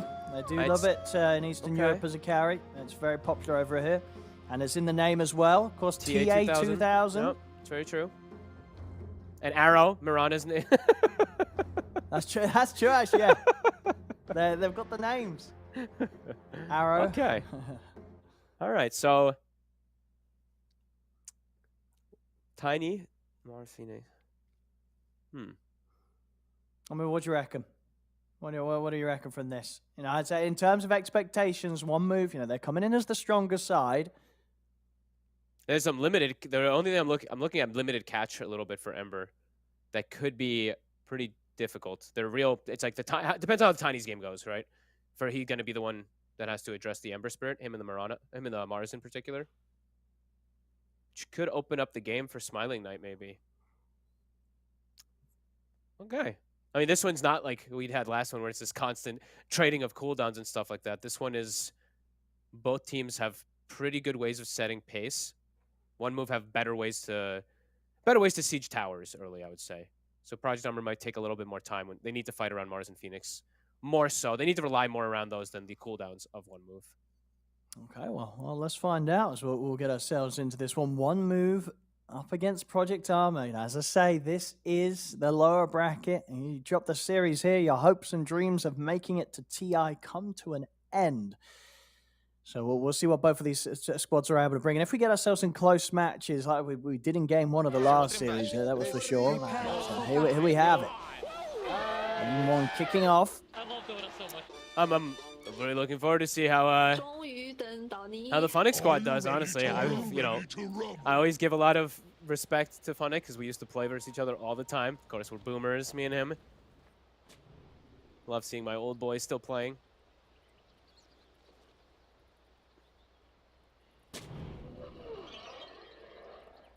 Let's see how these lanes end up doing. Can the Mars Mirana actually put pressure onto this Monkey King and Chen? Most people have not been able to do that. Oh yeah, this is Chen seems to continue to have a pretty good time in this patch. Yep. And that's why we're seeing so many teams still continue to just grab it in the opening two. 30 seconds to battle. And we have had some very, very good Chen play so far in this region. Yeah, the heal is just too much for most lineups to deal with. You get this like mech super early timing with Hand of God. You secure most lanes as well as this Chen. So it's kind of the dream as a 5 position to be able to play like this. And then yeah, the auras mid game really get ridiculous. That's kind of my biggest thing I always notice from Chen. It's like if you look at the bottom bar for heroes, and it's like it looks like you're playing like a MMORPG because you have like 20 buffs. One move they get 3. Nice stun from the Monkey King to secure bottom. Wow, that's see how some of these matchups go. Of course, Melo, another top tier Ember player, master tier on the hero. He's up very against comfortable. the tiny mids, something that a fair few teams have strayed away from, but some still finding the ability to run it. And of course, with as early as it was picked this draft by Project Armor, clearly something that Nicky's very confident on, regardless of what sort of matchup he gets thrown into. And he's literally playing versus 0 strength heroes, so 0 of these like super tanky heroes could actually burst most of the targets early game. Sure, Ember Spirit has Flame Guard, so he should be able to survive, but yeah, could be a good game if the Tiny's able to get a good start to be able to burst these heroes out. I'm looking at top to see how TA 2000 is going to do. I think they wanted a range carry in particular because they knew it was going to be these double range he's playing against, so this one at least is able to absorb some of that pressure, not get constantly right-clicked out.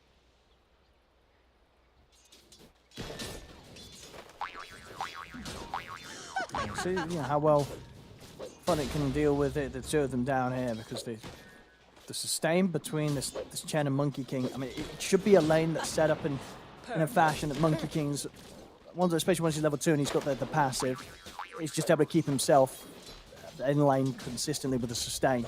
Yeah, he should be able to do just fine down here. Mars, as we always mentioned, versus melee heroes can have, even versus range, but versus melee heroes, you can always be really annoying to disrupt CS, stuns and rebukes to push him away from creeps, so they do have some good ways to at least protect Funnick and see how these first few waves go to see how his start is going to be. Very, very good start at the moment for Tiny in mid. Yeah. Getting, quite the CS lead against the Ember. 10 for 4, 11 for 4 against the 5 and 2. He's doing very well. I mean, all three lanes looking good the way they set this up. That ranged carry top, Tiny versus the Ember, and also the Mars bottom with the backup of the Mirana. If that latches, they get the kill. Absolutely. It was very close to doing so. I mean, he still has an arrow if he wants to try and fish for this. He jumps in, but got to be off the mark there. Nice try. Well, it's huge amounts of pressure. I mean, look, not getting any CS at all. Really. The power of just the right clicks, really, from Mirana. This is why, like, as a 4 position, this hero can thrive. Yeah. Most heroes can't trade too well with you. And we're seeing that. He still has a huge creep, like 3 creeps or 4 creeps under, so he will probably catch up to the 10 CS, but great first 2-3 waves from PA.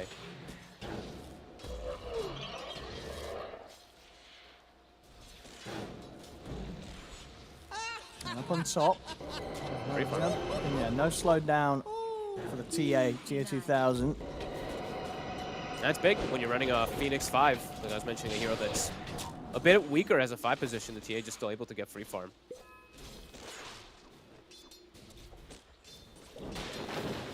I mean, do any of these lanes sort of get considerably harder as the levels come in? I think bottom gets easier for one move. The Monkey King now has 2 points in passive, so now it's a lot more difficult for Funnick to actually walk up and contest. But Funnick, I think he already has his double bracer, so he should still be able to get the CS. Just, he probably won't die down here. Oh, this is cool. Okay, he actually takes the flag bearer creep. Usually you don't want to do that because it's a lot of gold that you negate, but the regen it's going to provide for the Monkey King is nice. I mean, I guess, but... I guess. Well, it does take away a lot of gold. Yeah, and if that then dies, I imagine it still gives the bonus buff now to the enemy team, right? I bet. I guess he's like sustaining the Monkey King full HP, and yeah, like we said, this is where it gets harder for the Mars. Can't actually step up because it's level 2 passive, especially when Mirana's not near. Mid stabilizing a little bit for the Ember, but Tiny's to a 10 denies. Oh yeah, I mean, it's a lot of passive regen all added up here for Knight, especially when he's under the tower. Yeah, he's got 11 per second. It's just, does get this constant and incredible amount of HP considering the early minute of the game we're in. He just, like, Pantomin just has to not get this creep arrowed. Yeah, don't let it get, don't let it get arrowed.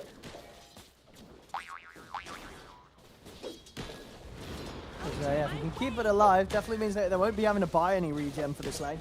Sure. Things are starting to stabilize across the board. Dead even CS on all 3 cores of one move. 22 and 5, 22 and 4.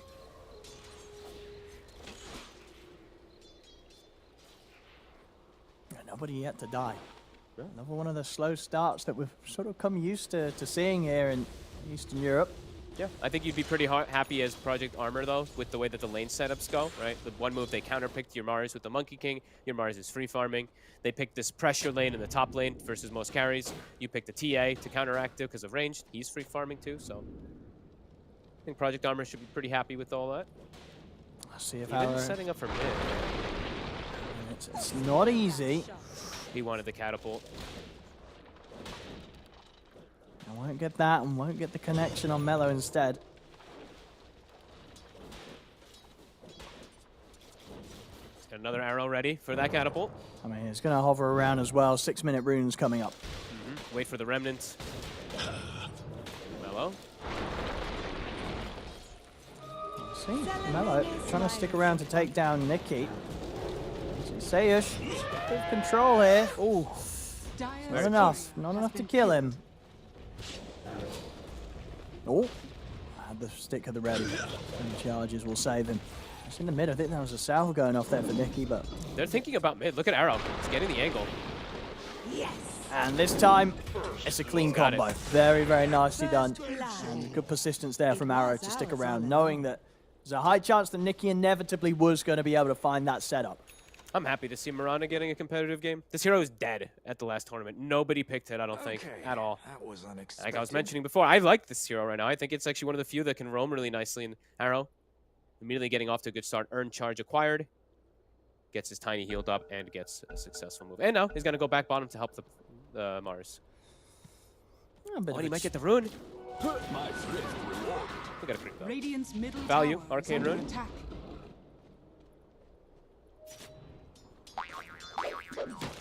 Getting the tiny off to a good start is really important too. He was already having an excellent time in the mid matchup. He's going to have good levels. And as we mentioned before, lots of burstable heroes. Already getting their stacks prepped for TA 2000. Already has had a good lane and will be able to back up and get those stacks too.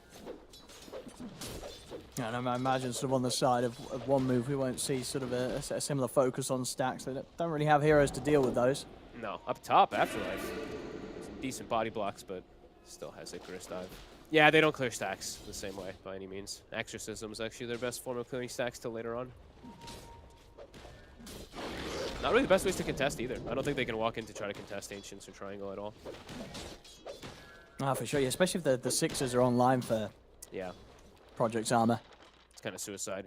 The Mars the Mars is having a good game already, so I think if you even attempt to contest it, it's suicide. I think a solid start so far for Phantom, for Project Armor. I mean, they very little pressure put onto them. You know, TA is going to be able to back up, hit the jungle.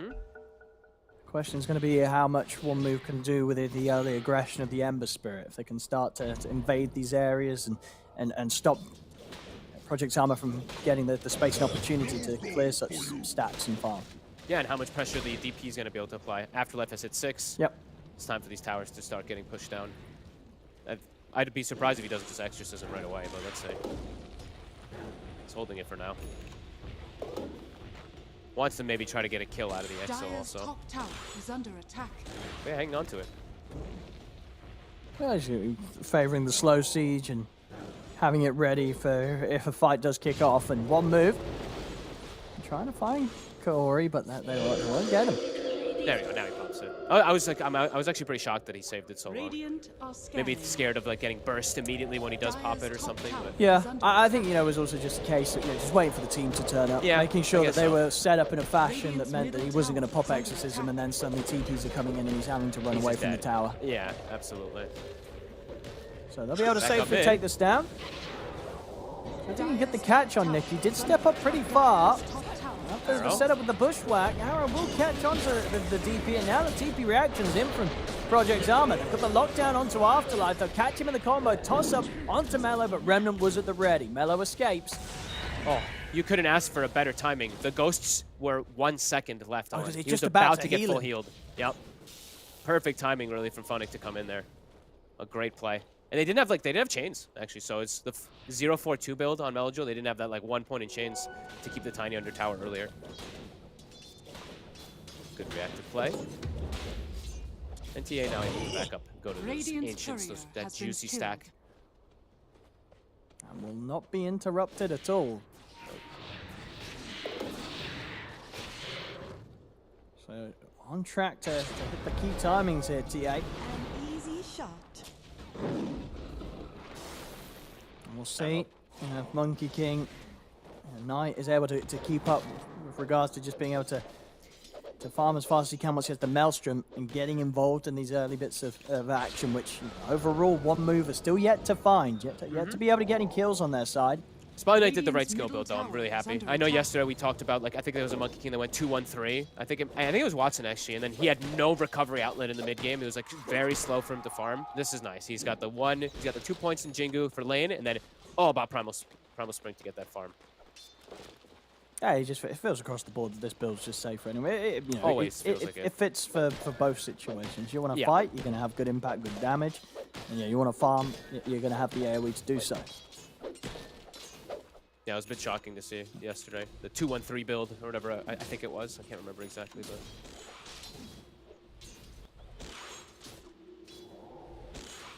On one move. This is crazy how slow things are, though. As you mentioned like earlier, Eastern Europe, it's so slow, the way that the aggression's coming And out. it's pretty much every game. Yeah. As I say, I think a lot of it is down to it being qualifiers. Especially in sort of the first 2 days, the first rounds, the qualifiers, teams, they'll play it very, very safe, you know, especially at the beginning, you know. And I think a lot of that is, it's kind of down to the patch as well, right? We're still sort of in an area in Dota 2 where early kills or like getting a huge amount of kills early, it's not as valuable, right? It's just making sure you stay alive and you're hitting creeps. Everyone's just learning how to maximize more and more and getting better and better at it. Maybe we'll become League of Legends at some point where this is a high kill count. You never know. You never know. Full circle. Things change up with every patch. And, you know, who knows, maybe we'll see some teams and some regions' approach be very different to what we've been seeing over the last couple of days here. I mean, you said yourself, right, for instance, in South America, you were still seeing quite high kills. Yeah, quite reckless play, for sure. But that's just, I mean, that's South American players in a nutshell, really. It's like the aggression a lot more, and that never changes for them. As Nikki, Blink Dagger's going to be done. We've got Maelstrom done on Monkey King. We've got Chen with Mech. I mean, everyone's just farming. Everyone's getting good timings on all their items. The Blink Dagger is going to be huge, though. As we mentioned, you know, a lot of burstable targets. We'll see if Pantomim's going to be able to mech or Hand of God save people and then turn the fights or not. So right now, Project Armor just feels like they're getting a bit more out of the map just with the way that the PA is able to free farm, and they have great team fight once it all does kick off. Some of this chase down onto Sesh. They'll be able to grab him. Dire's middle tower. And such an early blink on Tiny. Now they're going to be able to just like kick up pace themselves while TA free farms. And for one move, they actually don't have the easiest forms of initiation on their side. They have, you know, the DP off lane. So I mean, it feels like Project Armor that they have got a lineup that can begin to snowball. Right? Yeah. 1 or 2 kills, they turn it into a Roche incredibly fast. And they've got the teamfight advantage in most situations. Most of that teamfight is the Death Prophet for the side of one move. Radiant's middle tower is under attack.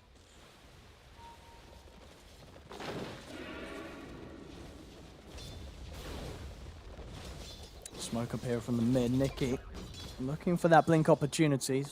Look, it's going to get handed to him straight away. I mean, one move themselves.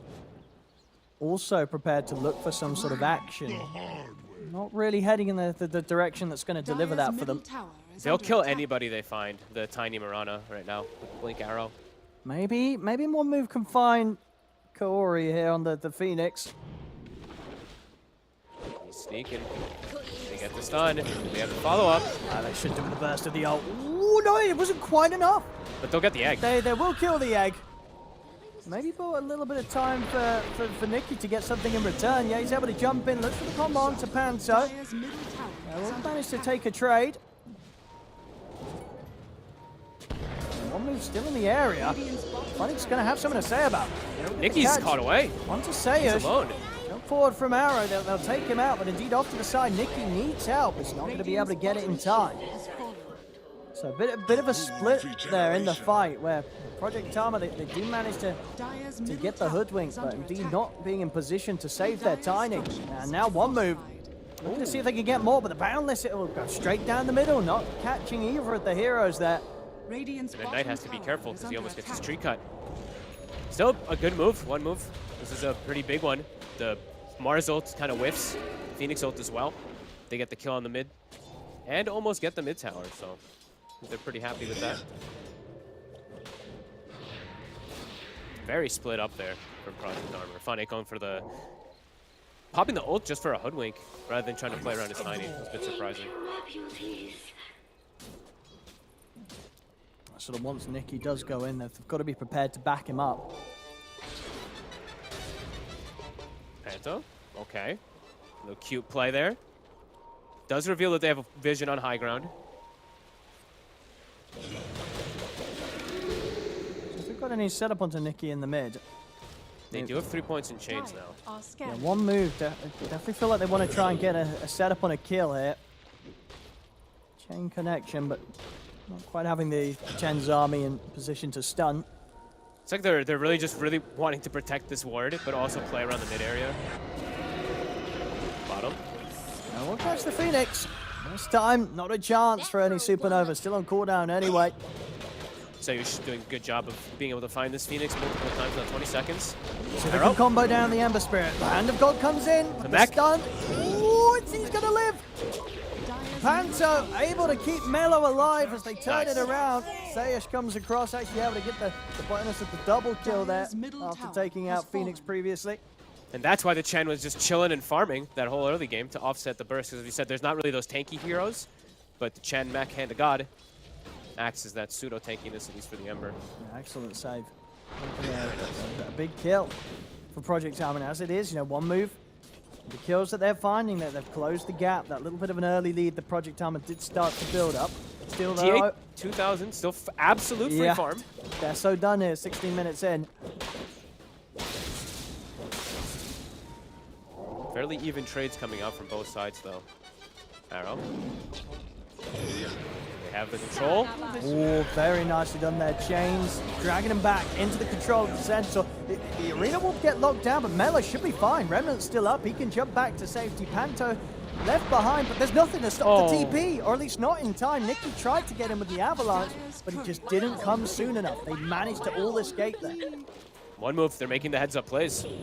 And even, okay, I was going to say Melo.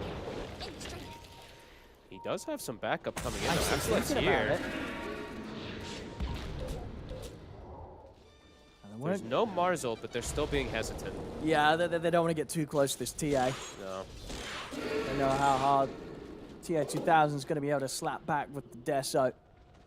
I can't believe his name is TA 2000. It's too funny.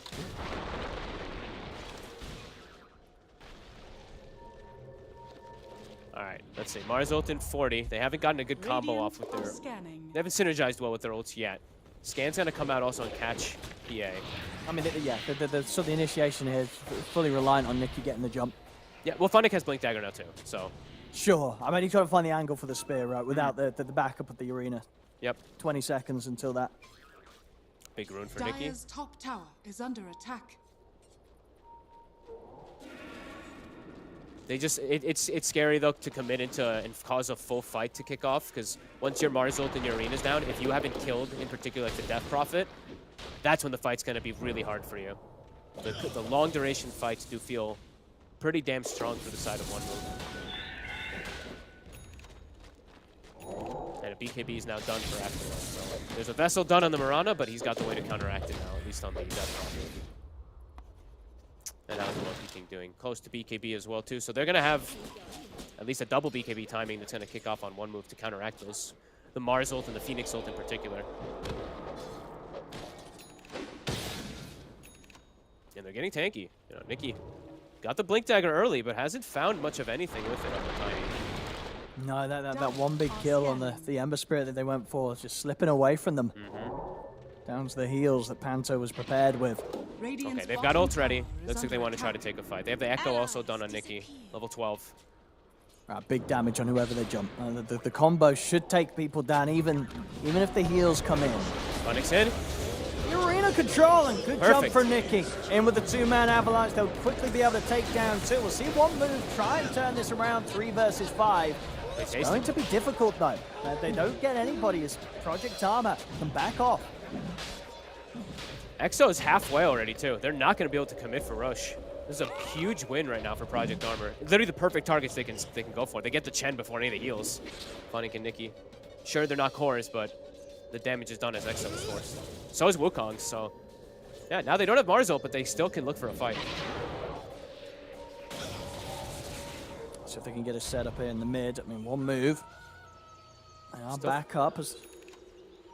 They're still feeling strong because they have these BKBs, right? The Death Prophet, as well as that Monkey King. Oh! And Nicky, he's in with the jump. They get the Melo, catch though. on Melo. They're taking him out straight away. And now with the traps, though, they'll look for more. Afterlife has to put the BKB to get out of this. Sayash cannot escape himself. Another swift Melo. jump. Nicky making the moves here. 2 times now back-to-back with the jump from the Tiny, causing issues for one move. Now they can go into the roast themselves. They have the Deso on TA, and they know that all those ults are still on cooldown for one move. A big hit and a big mistake from Mellow Jewel. Starting to fall behind a bit with regards to net worth here as the Ember. Bottom of the 6 cores. Even further so with the cash boost that Project Armor will get from taking out this Roshan. Aegis into the hands of TA. I mean, real massive timing for them there. Forcing ults, getting the advantage. Also to go for Roche too. Great pick up there. Right after resetting, you know, Nikki didn't get the grabs early for those blinks. Two great two jumps. next reveals. Perfect. Yeah, knowing that sort of position as well, where he's jumping up into the high ground into 3 heroes, but knowing they had the position to be able to combo down Mellow and kill this Ember. I'm surprised Mellow is actually hanging on to Quelling Blade over hanging on to an Ogre Axe in his inventory. He does want to be as tanky as possible. Yeah, they're going to try and see if they can take down the TA twice. Getting some heals coming out, and with the refraction, they won't even be able to take him down the once. Nice Sunray. TA perfectly fine. A couple of creeps away from having a BKB as well. They're finding quite some timings, and they keep forcing these kind of awkward plays from one move. That was a Wukong's again forced too. Sticking together, playing around the TA. They need the BKB on Mellow. And even for Knight, if he doesn't get the BKB off straight away, like the burst, the amount of damage they can do with the jump, it's a huge amount. And, it is. if it comes off late, the BKB, the physical damage will be there from TA to burst through that and still get the kill. So very difficult for one move if they're ever the ones getting jumped upon by Project Armor. And in theory, they should always be kind of the ones being jumped on, right? Versus the double blink daggers, they have no amazing way of initiating themselves. Their initiation is kind of like a Monkey King from tree lines. They're just charging in with the Death Prophet. Nikki. So the BKB come off from Afterlife. Another haste, though. And the rest of the team are coming in and off to the side. We'll see Vunic put the control on Sayush. They've got the heals. They can kill Vunic here. They've completely surrounded him. He will die.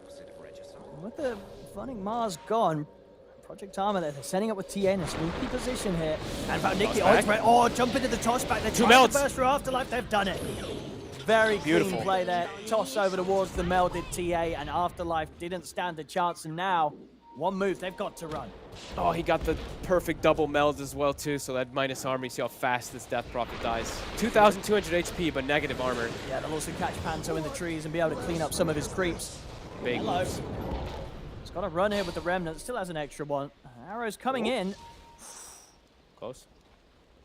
Starts a little weird with the way Funnig jumps backline and maybe underestimates the Chen heal, but then they just get the perfect toss back. Nikki, on point. Yeah, his timing is really good. Yeah, and in this sort of a situation where, you know, when the game was as slow as it was in the start, it took him some time, right, to start to find this momentum.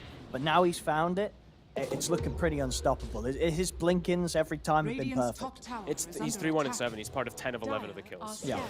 He's always the one leading the charge and finding the right targets. No, for sure. And again, another squad where we're seeing already in this performance why they were, you know, picking the Tiny as their second hit. Yeah, definitely.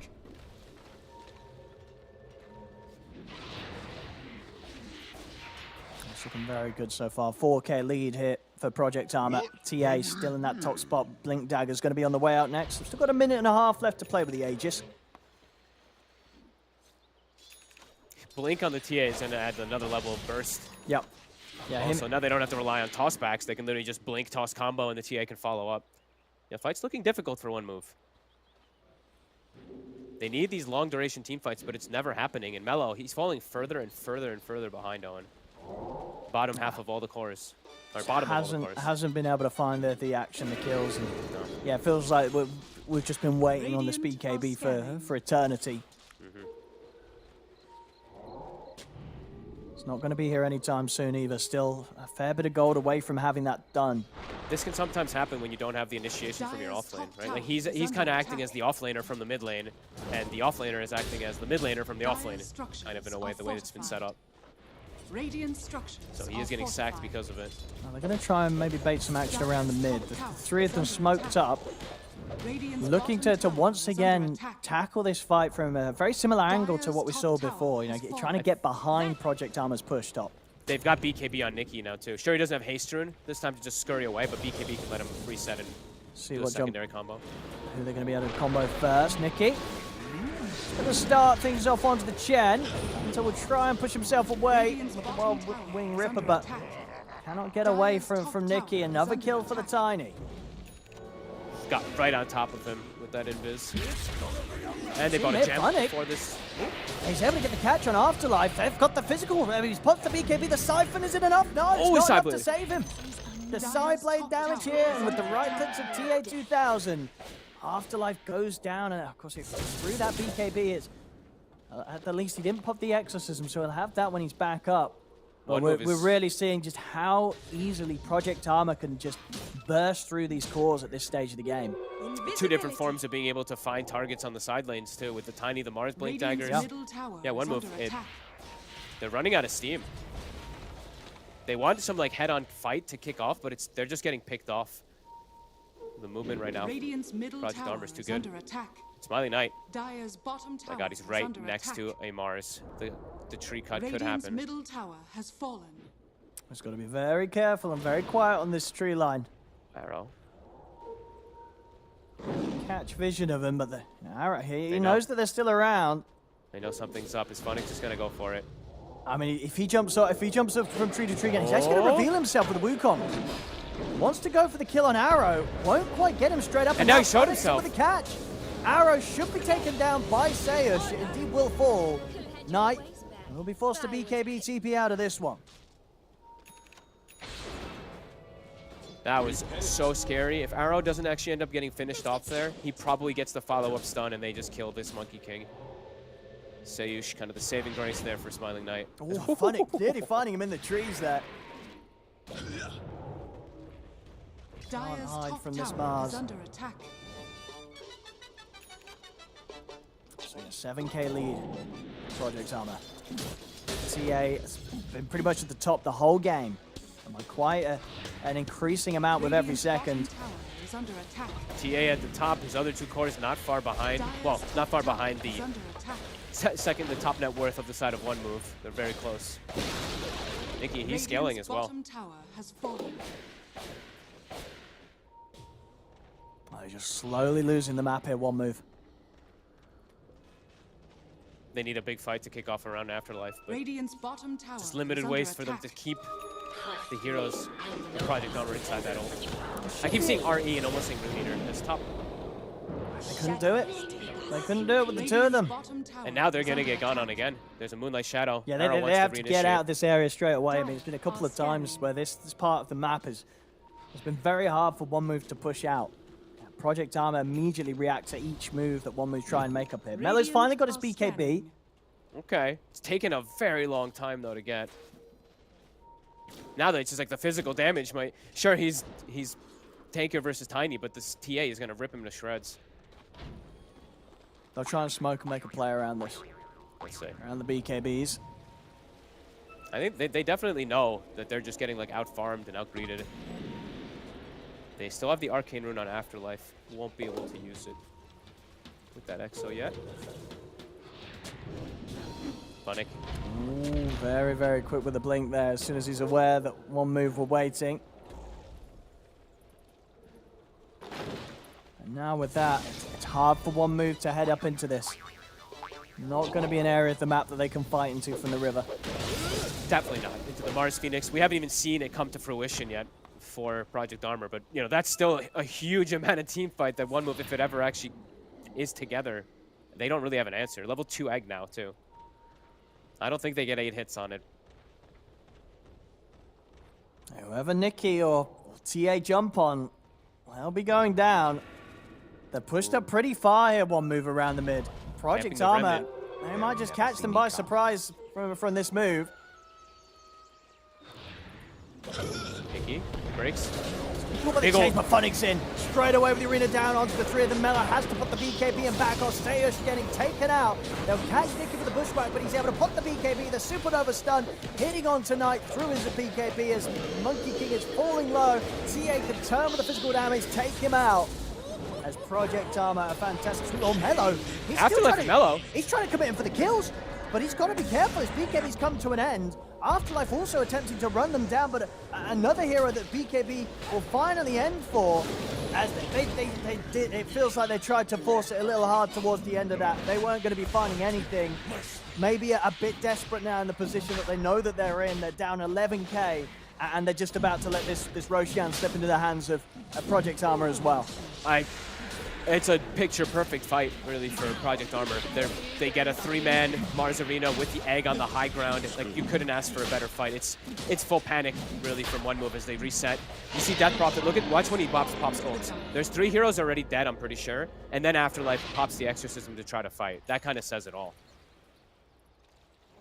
Things just not coming together at all as one move would have planned for with their lineup. Falling further and further behind. Project Armor just dominating with these blink initiators, really.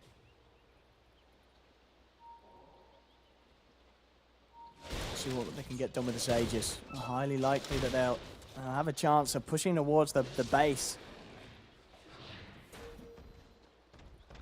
They have so much time. 4.5 minutes. Sure, yeah. They can just chill back after winning so many consecutive fights. Excellent showing so far here. Might get you on tonight. Setup, he has got BKB, but they had the chain stuns there. Ooh. Not a chance to get it off, and Mello, he'll have to put the BKB and run. He's lucky to survive. The spear just missed him. And he's sitting behind his carry as an Ember Spirit. It's like, he's playing this like support Ember almost. I mean, he's still getting on. He's got no remnants. He's out of remnants, gets pushed back into the arrow.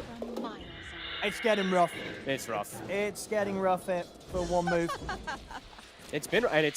They have no way to start fights or anything. They just have to charge head first every single time. Project Armor just has much easier access to start any team fight, and they always just kill everybody. Like, kill like 2 heroes to start. Solid. The first game in the qualifiers here for Project Armor. Looking very, very nice. Can't let this man last pick TA when his name is TA. I think that's true. It's in the names. Don't let the guy called TA play TA, and don't let the guy called Arrow play Mirana. Yep. If you want to have a chance against them. He's been like perfect on this Mirana also. Everyone just doing exactly what they need to inside the fights. Kaori, he's the only one who got picked off like once or twice, maybe in jungle, but like besides that, the game plan's been executed to quite near perfection, really. Feels like for one move, almost like they have like one chance of a fight, maybe, but I don't know. They're so far behind now. Yeah. Somehow need to rally, and they need to have Afterlife. They need to have Afterlife kill everybody with these. And they can't start the fights. They can't start the fights. Nicky, he certainly can start the fights on the side of Project Armor. Arrow. Ooh.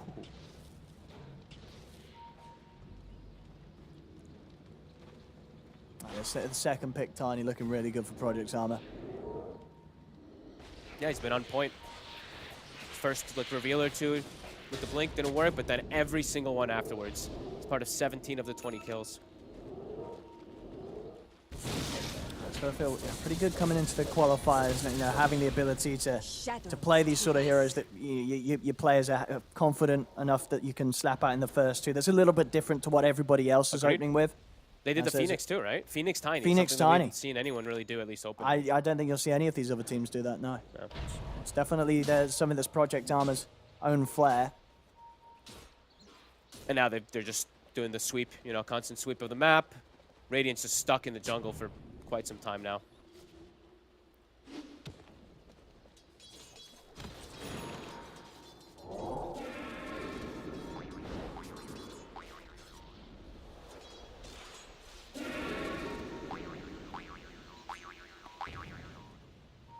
No rush for the side of Project Armor. Still a minute on Aegis. Not a whole lot the one move can do. They've just got to sit back and wait. And they're, I mean, it's kind of, I hate to say, they're trapped, like literally, trapped by the traps. They can't even step outside because it's spotted immediately. If someone shows, they'll just get gone on right away. Yeah, they either die or they're forced to use the BKB and run. Exactly. And then that's all that Project Armor need to be able to have the go-ahead to just force the high ground push. Yeah, really good gem pickup. Really, we're seeing more and more teams doing this. Just when you have lane dominance, when you just have full map control, you buy this gem, and you just constrict the map. There's like no way. There's no way one move has any information, and there's no way for them to get outside. Radiant's top Besides tower just committing is for a under head-on attack. fight.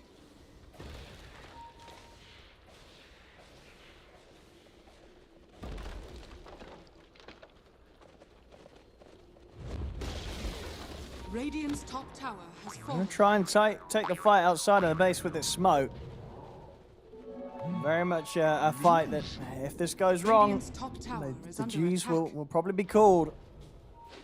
Who do they go for, too? No one dies quickly. Mars is incredibly tanky. Tiny's 3,600 HP. Like, they don't burst anybody. There's going to be a whiffed arena here from Funnick. Okay. One for the tree cut.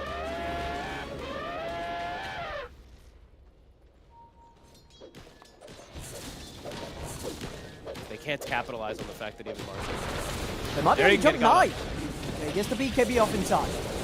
Boundless. Oh my god. The backup. He's Supernova dead. comes in and he just dies straight through it.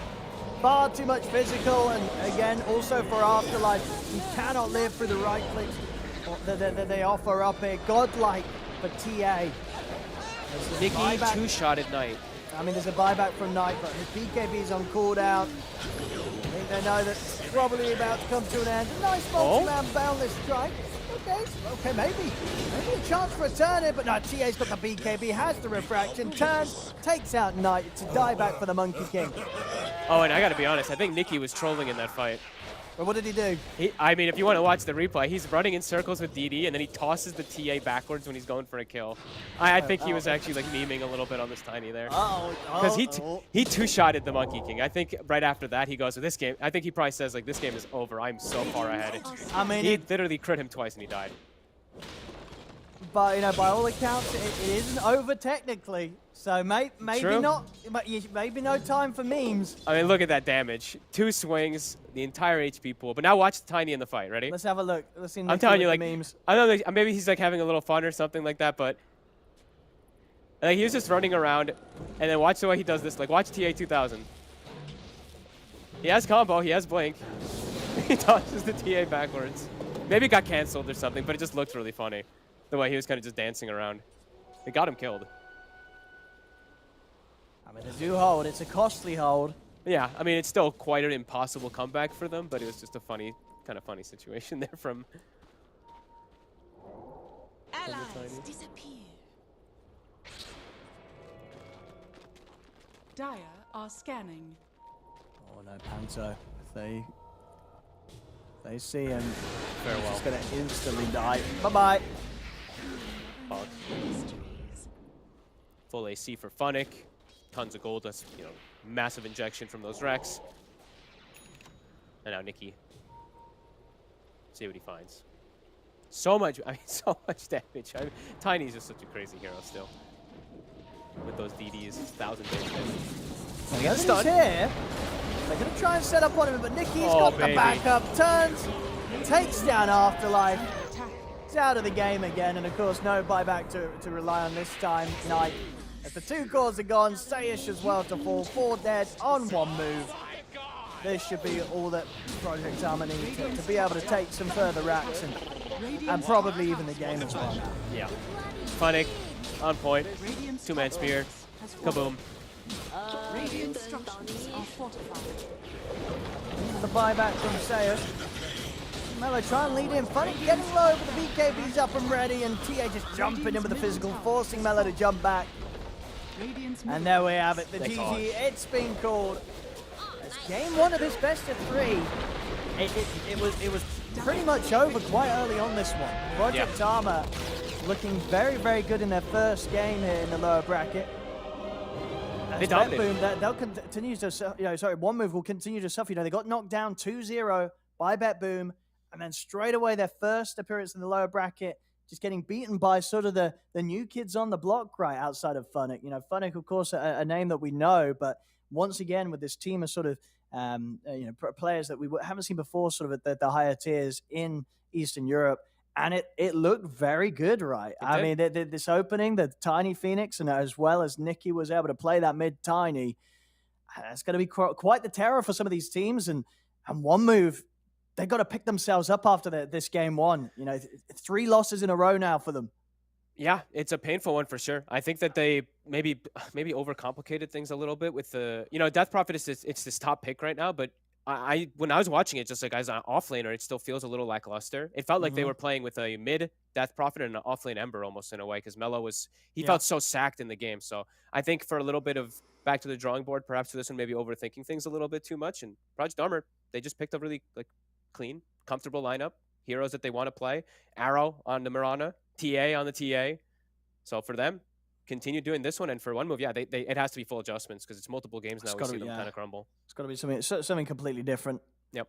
Very impressed by Project Armor. As I say, some of these players didn't know what to expect, but if they can keep this up, maybe they'll cause some upsets down in the lower brackets. So an exciting game one for Project Armor, and one move yet to find a win, upper or lower bracket so far in this qualifiers. We'll see if they can change their fortune in game 2, or Project Armor is going to be able to get the 2-0 as it stands. Project Armor to take game 1 of this best of 3. Don't go anywhere, ladies and gentlemen. Game 2 right around the corner.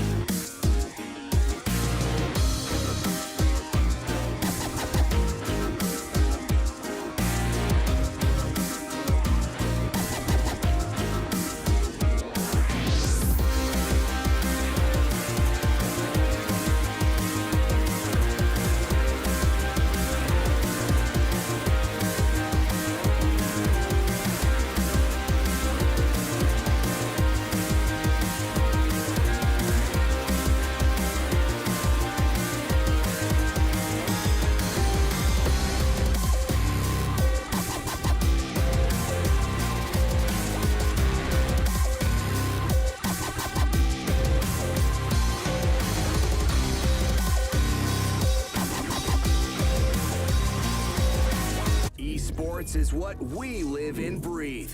For us, it's more than a game. It's a reality where a group of letters can mean everything. Where runes are collected and Aegis can only be won in battle. Where centaurs can give you a ride. Where the true heroes are those in front of the screen. GG Bet. This is real.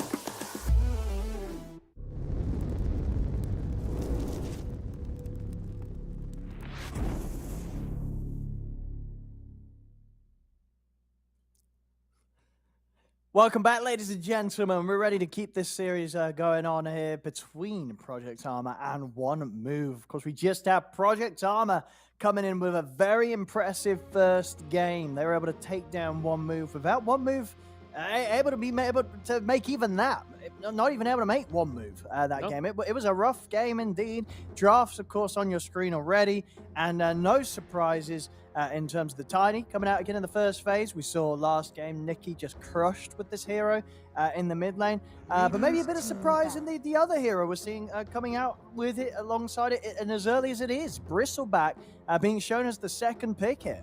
The answer to the Enigma, though, that we've seen from so many teams, the Quills versus the Eidolons, also just later stage, you know, you're back facing the Enigma.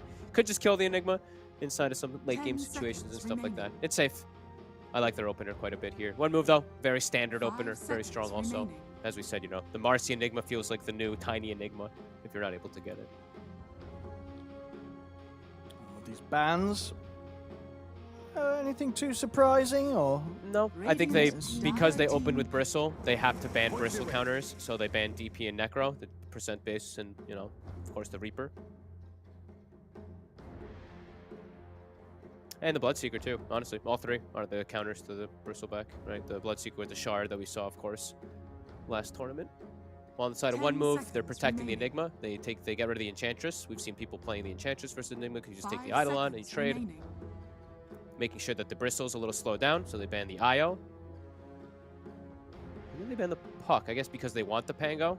I guess that was kind of the thought process for them there. I imagine this Pango is going to be the approach to match up against the Tiny in the mid this game. I guess so, right? That's what it looks like. Still a hero that is susceptible of being burst if you don't get the jump and start yourself. If Tiny jumps you, you're just dead. And look, yeah, this is. I don't think you see many teams do this right. You know, from Project Armor, they open with their 3 cores quite clearly. Yeah. So leaving the 2 supports for the last 2 picks. Yeah, but they're now picking solutions, right? They see the Pango. They probably ask Funnick, what do you want to play? What looks good here? So versus Pango, he's got the Roar, the Lockdown, also versus Enigma late game. Can't be KB itemized. Gonna give vision for those team fights, so they get the initiations of the Tiny too. And they still stick with their Phoenix. I mean, must be Kagari's most confident hero, since he opened with it in the last game, and looking, they don't really have egg hitters again. No, and I mean, the question is just going to be if we're going to see, you know, last pick, is it just going to be Mirana for Arrow again? I mean, they have less real setup for it because they don't have the Tiny.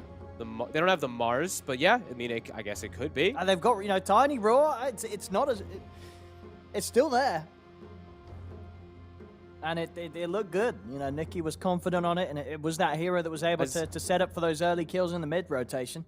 Yeah, as long as they play around their cores the same way they did last game. I'm okay with Phoenix Mirana supports. It's not my favorite duo of supports because they don't play off each other so well, but they can play off of their, you know, their cores really nicely. As one move will grab this Viper, so a break for the Bristleback.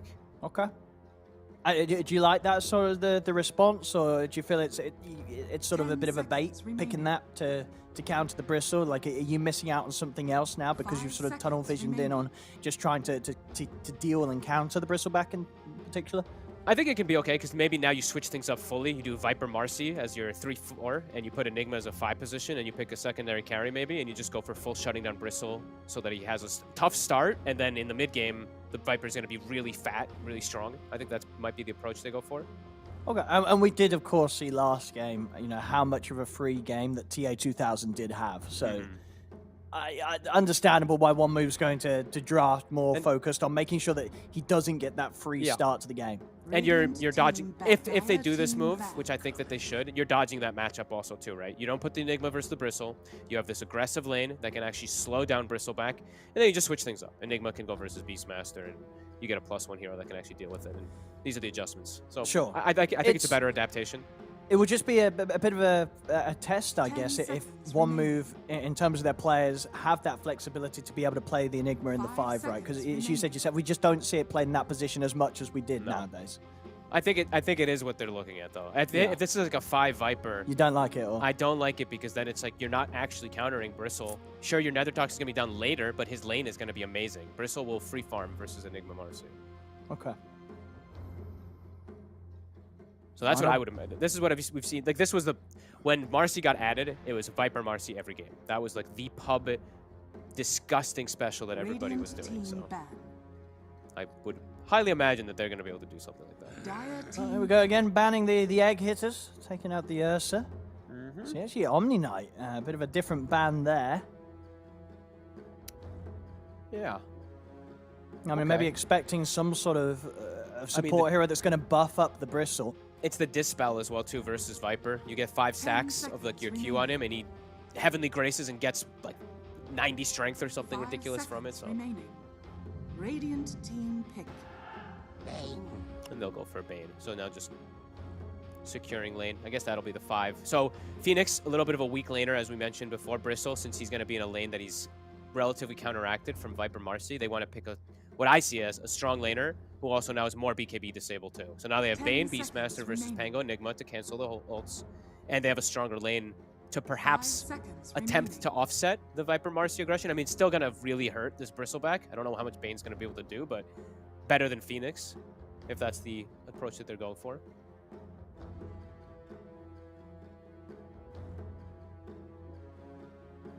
See what they can get. A final pick for one move. So I said they've had 3 rough games so far here in the qualifiers. They need to turn it around now or they're out of the competition for good. It's like, do you just pick the Jug or something, but you're playing into double BKB disables, but do you want something to hit the egg? You know, that's the question I think they might be asking. Like Knight, they might be asking, what do you want to play? Do you want to just play a traditional carry that you matches want up something well, that's not going to get egg? comboed. Yeah, and it's like, I don't really like Jug because it's the BKB piercing disables. Omni Slash isn't amazing versus Bristle. What about the CK that we're seeing that these teams like to play? Maybe. Like CK, there's a lot of things like the Phoenix is annoying for him. I'm thinking CK or Lifestealer, I guess.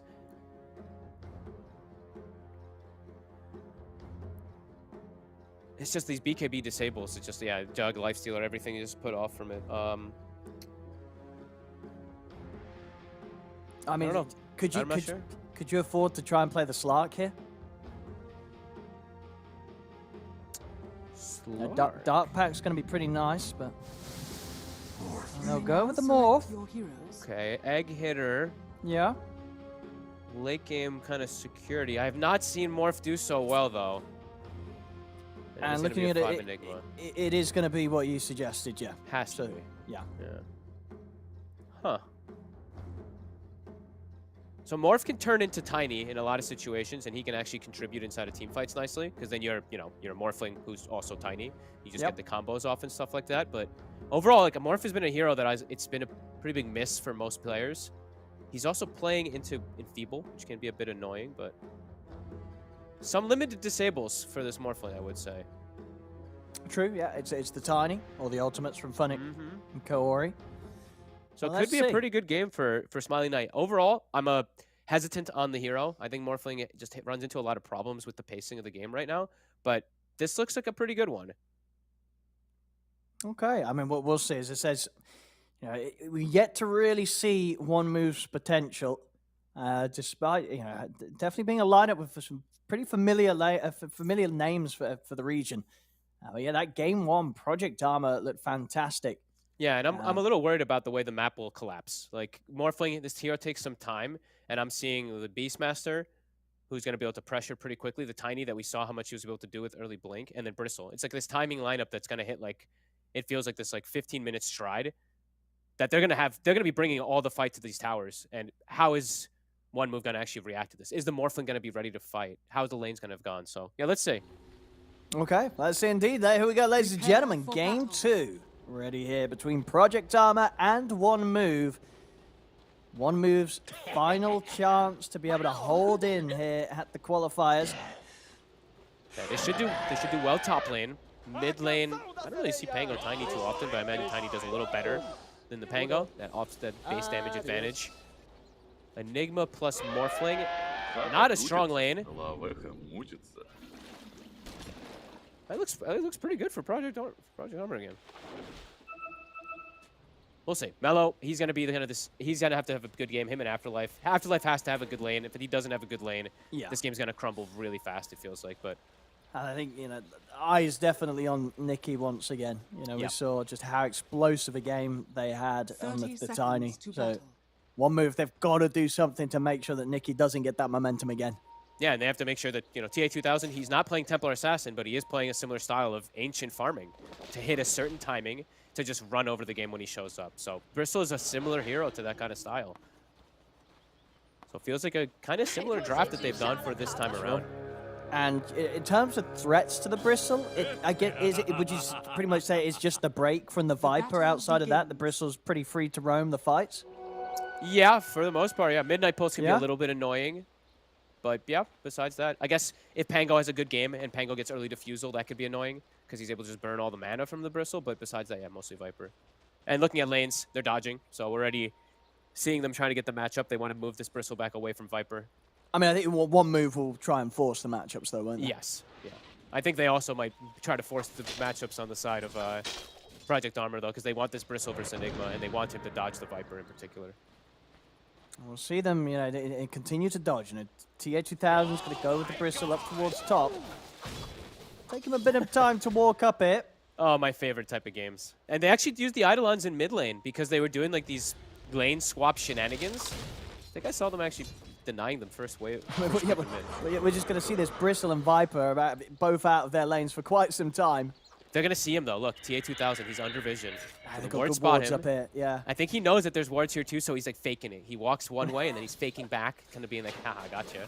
And now we're going to see the team jungling. Yeah, the team jungling. This is what happens when you get this real persistence on trying to force the lane matchups that they want. And so then we have a Bane, who's a core, versus Sayush, who's a core bottom. And we have a Phoenix, who's now a core, versus a core. I love it. I mean, how does this resolve? Who knows anymore at this point? They're being a little too You got to go to a lane eventually. Funnick is jungling with level 4. You're just going to get mass reported. Where do we even look? I mean, mid lane's the only actual real lane. This Bristle TA2000, he don't know where to go. He is so reluctant to turn up at the lane. He's starting to jungle himself now, too. Okay. The Viper and Morphling are jungling pretty well together, though. Yeah. Who's going to win the side lanes now? So Phoenix versus Enigma. Yeah. Enigma's going to do pretty well, but Phoenix has an advantage, so he's going to be able to actually bully the first few levels. It's Bane versus Marcy. Who the hell knows? Bane should do pretty well, but Marcy's should do all right with the Nightmare and stuff. You can mess with get quite a few denies in if you Nightmare nicely. Sayush has a huge toss back, though. Kaori. He actually throws him under a double creep wave. No, I tell you what, he's prepared to lane. Look, he's got 5 tangos. Yeah, he's got the Orb of Venom. He's got the lifesteal, too. Hey, how long is this going to go? It's 2.5 minutes. They're still doing it on. Then they're just hitting the jungle. What the hell am I witnessing? Look at TA2000 working on this hard camp. Well, who is this worse for? Who knows, man? Who's griefing more, the Bristle or the Morph and the Viper? I honestly don't know. I honestly can't tell. I think they're both griefing. The Viper and the Morph, look at this though. They even stack and they've got nether talk. They're definitely being more efficient. They are. Bristle is level 2. He's got boots. Go to a lane. Just TP top. You think he just... Where's he going to go? He better TP top. He's going to TP outpost to get back to the jungle. Please, no. Just TP top. No, he's going to walk. He's going back to the jungle camps. Oh my god. Okay, I don't know what to even think anymore for this game on. Morphling's got 13 CS, but they're jungle creeps. Let's pull up the net worth, and CS doesn't mean anything. These net worths are going to be so pathetic.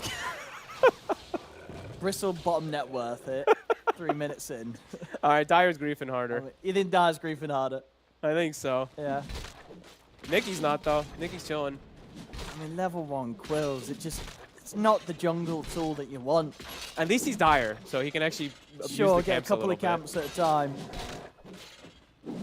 I mean, he's hitting level 3. So is the Morphling and Viper, though. Are they both hitting level 3? Yeah. I can't believe what I'm watching. Still juggling in 4 minutes. Professional game, by the way, not a Herald replay. Yeah, we'll have to submit this one to Jenkins. Submit it, yep. Jenkins. Jenkins, get on it. Replay review. Don't tell him, remove the names. He'll be like, wow, they're jungling really efficiently for Heralds. Look at the way they're kiting the creeps. Funnick has a Helm of Iron Will. Bristle, I think, on his way to Ring of Health. I mean, honestly, with sort of the craziness that's going on, I feel like with how this has started, you've been leaning towards this Tiny just going to win the game. You know, I would think he's just going to one-shot these heroes. Nicky's Morphling's just going to be gonna like win the 500 game. HP, Yeah, right? we saw what he did last game. Sure, you know, Melo's having a good time in the mid lane. They're both getting the same amount out of it, but with everything else just going pretty crazy across the map, Tiny is going to be sort of the rock that's going to carry you. Yeah, and I actually think the biggest thing really is that Viper is not like owning a Bristle matchup. So this Viper is actually going to be very poor compared to where he should be in the game. So I actually agree with you. I think Nicky's going to be able to carry this game. Like, at the end of the day, even though the efficiency of the jungling is worse for the Bristle in comparison to the duo of the Viper and the Morph, I think his reluctance to turn up to a lane may just enable the game to be in a state where Tiny will carry and one move will have these heroes like this Viper. That like, Owen, what if Morphling shows up bottom and just gets brain sapped and die right now? And he has to be careful of how much. He has 100 HP. Okay, they've got the sidekick. He's full HP now. All right, level 3B. I've never seen this much persistence. Now he turned up to lanes. There we go. Here we go. It's taken about 5 minutes for the 2 carries to turn up to a lane.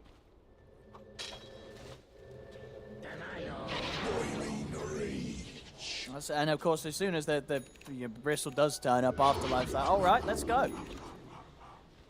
But as soon as Afterlife does turn up, TA's like, okay, let's go back to the jungle. I don't want to deal with this Viper. What did he purchase? What did he buy right now? A Soul Ring. Okay, so he doesn't need the ring. He wants the jungle faster. He needs he was thinking about buying the Ring of Hell because he was like, I'm going to it. turn up to the lane, but then he sees the Viper. He's like, nah, I want to keep jungling. And of course, Soul Ring is going to allow him to have that mana sustain to do that. All right. Bottom Panto. They've got the grip on this level 6 Bane at 6 minutes. And he has got the morph going, so Knight's going to be fine. He's not going to be able to do anything in return. Yeah, that's actually a problem. Level 6 Bane this early. How many stuns do they have? He can just sleep one target and Fiend's grip like somebody else in 90% of situations. They won't be able to cancel it. He got the kill. Wait, what the hell happened there? He just slept him and right-clicked him and then brain sapped him. He's level 6, Owen. Oh, no. It's a lot of damage. Level 3 sleep is no joke anymore. You can hit during it, and it does DPS. Dude, yes, screw the Tiny carry. This Bane's going to carry. Yeah, max it. Get that max nightmare for sure. Putting deep aggressive wards. No, don't die to the neutral, my goodness. Hey, these are professional players, Owen. Don't die to the neutrals. Oh my goodness.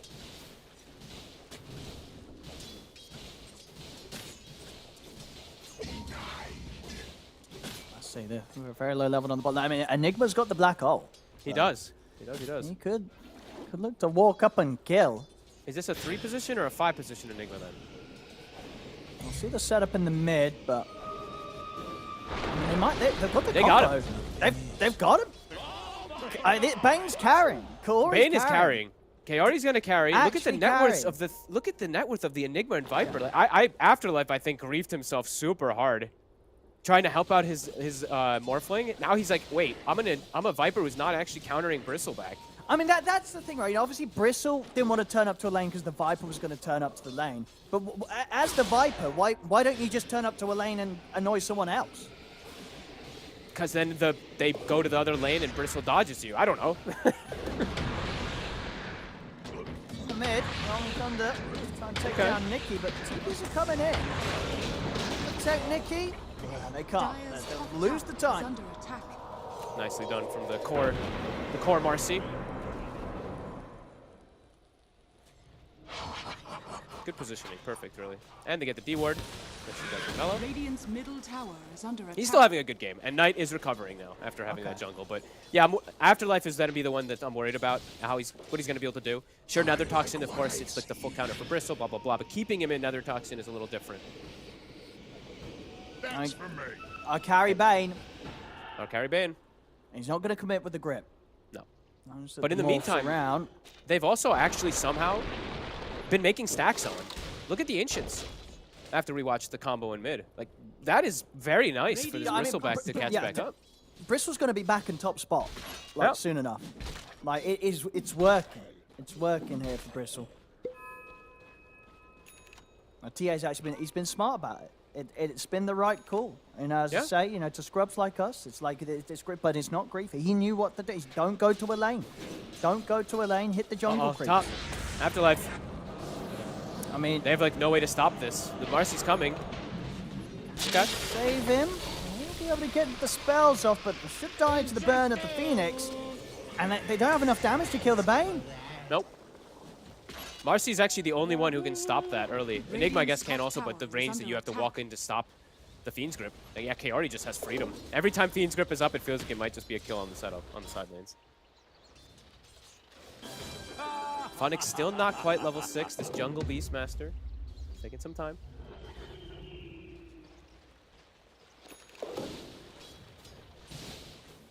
But yeah, really early blink gonna come out for Nikki, and versus all these underleveled heroes, we'll see how much he's gonna be able to do with it. There's going to be some squishes on the map. Yeah. Viper 980 HP.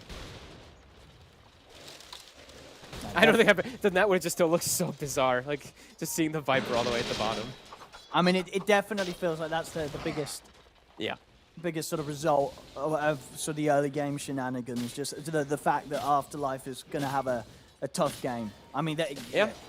Project Funix Armor, they also, just but- big-brained it and really made sure that he couldn't have that edge that he wanted to in the laning stage by just avoiding lanes completely. Yeah, and if anything, now it just feels like they have over-leveled and over-farmed supports on top of their cores having pretty decent farm as well, too. The Beastmaster also a little behind, but he's just a roller. So, he's got the egg. I mean, Afterlife is going to get caught by the Avalanche. Just the edge as well of the Supernova stun. Structures are fortified. Blink Dagger acquired. Radiant's bottom tower Yeah, oh, and is I under really attack. think he's just going to go around killing everybody. I mean, it may only be just sort of a 2k difference in gold, but yeah, I think this is going to be rough for one move. I have to agree. I think the whole game is kind of on Mellow now. This Viper, he's not a Viper. Like that's kind of what it's like at this point because of the way this all played out. Like he's there to counteract Bristle. They'll have the Nether Toxin in mid-game fights, but they're just gonna walk out of it. So, and now TA 2000, he's gonna be top net worth very soon. Look at the shift off there in time. Oh, stun. To the three of them. Trying to burst through the Bane. Knight will turn into Tiny. After that extra bit of a combo. It's not enough to kill him. Bane will live, and Sayush goes down. Kaori's just carrying as this Bane. It's hard to be this good. Nearly level 9. Over-leveled support means you get abilities earlier as well too that you normally wouldn't expect in games too. Is he's gonna be able to max Enfeeble very early in the game, and did preface saying versus Morphling that can be really frustrating to play versus. Usually you don't have to worry because usually Bane hits level 10 at like 15 minutes or 20 minutes, but this Bane he's gonna have that Enfeeble quite soon. Yeah, I'd imagine Project Armor is they're just chilling. Yeah, yeah. Beastmaster's games are covered, Bristle's chilling, no contestion at all. I mean, this Bristle jungle's working out. Yeah. If I'm ever playing Bristle and they pick Viper, I'm hitting the jungle. I ain't going to lane. It's working out.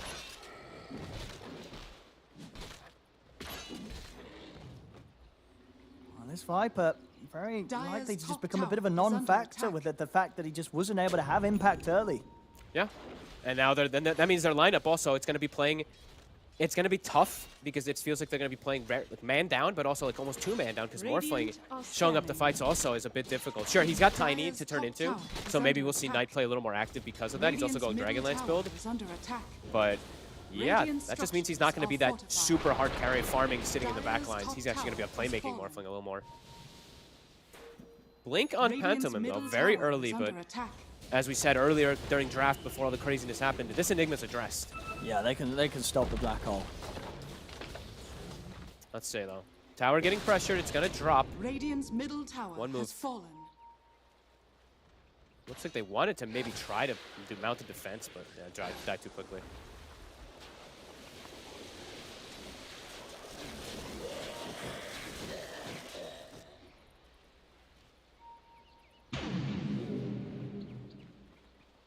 There we have it.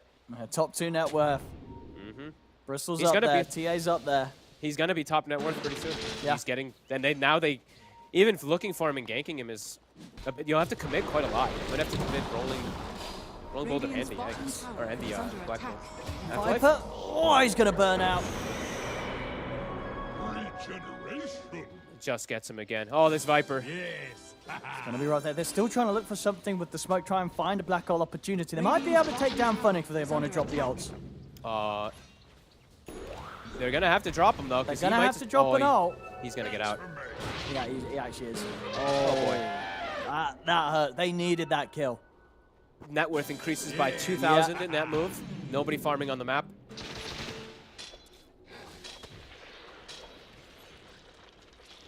It's looking rougher than game one. It is. And really It's looking way rougher. Off the back of the big brain moves from Project Armor. And Nikki, again, having a spectacular game on Tiny Fairy Trinket. He might even be able to just... I'm glad Knight is at least being careful. He's sitting at 1,300 HP up top, so won't die as the more from top. They get the black hole on the carry Bane. I mean, he's not... Okay, Swashbuckle will do it. It was nearly close to him being able to get off a Nightmare at the end of it. Okay, carry Bane down. it's like, oh, guys, there's no black hole now. They're looking for Knight. What? How about a shift in time? He's still tick down to this vessel, but will live. He's being careful. I was mentioning it, while the gank was happening bottom. He was sitting 1,300 HP, so he knows the limits that he can push. Versus that Tiny.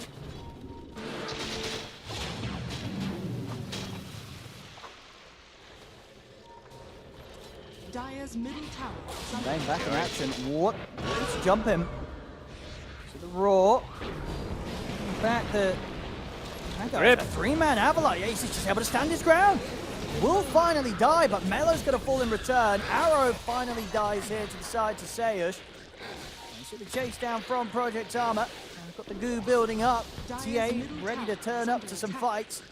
Jump onto the high ground though, and a bit too of a tough position for them to instantly maneuver over the ward. So one move that they'll get 2 kills out of that.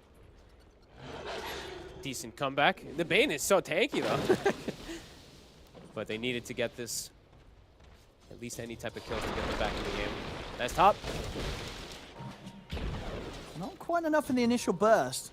Tanky. I mean, this is not a 5-position Marcy, as we said, Corrosion, 1,500 HP. Radiant's top tower is under attack. Bristle is getting close to that timing. Almost gonna have the Ags, and then that's when they can fully actually rally around him. Scanning. And then that'll be the real test. It feels, unless they sort of get the black hole down in combination with the break of the Viper, very likely that TA2000 will be able to step out of the break. Yep. I imagine that they actually haven't queued up anyone with a force staff yet, though. So I'd like to see the Bane maybe even go for that force. They're so farmed on the supports that they're maybe not even thinking about going for like these support-esque items. They may just be going for more greedy things. That could actually hurt maybe if the Bristle does get caught and doesn't have a way out of the another toxin.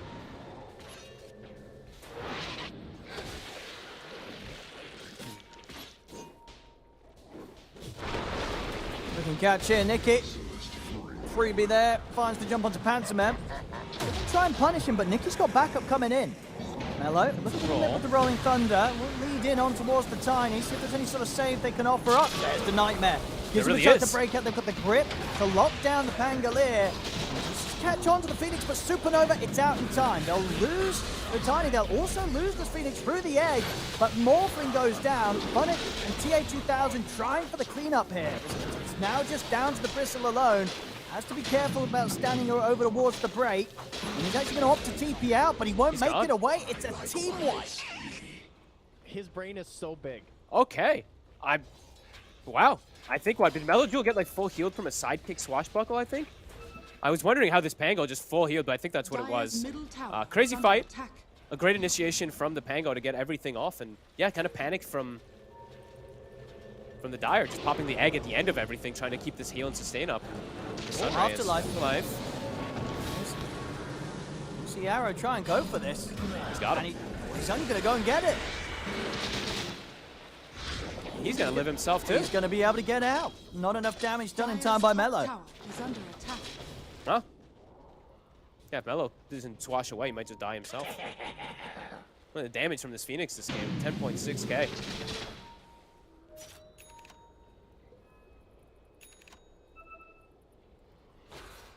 I didn't get. I'd have to see the fight again. I think he did get the swash with the. It's one of my favorite combos. I can't believe I didn't actually talk about it before the game started. But side kick plus that swash. Dyer's middle tower Melo able to is tank under through attack. everything. Dyer's middle tower has fallen. And Afterlife, I think that's the big winner, right? Afterlife got 2 kills. He Yes, survives through the whole climbing his fight. way back in the game. Dyer's Still middle tower quite a is bit under to go, attack. but catching up to that of the other cores.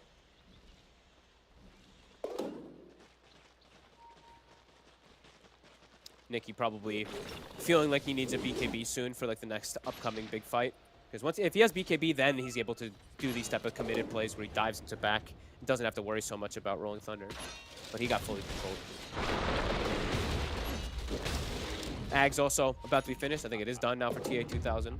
So that was a fight where Radiant's bottom tower they is were under pretty close attack. to some big items. Invisibility. One move, playing around Melojewel, who was itemizing nicely. Lincoln's versus that Roar versus that Fiend's Grip.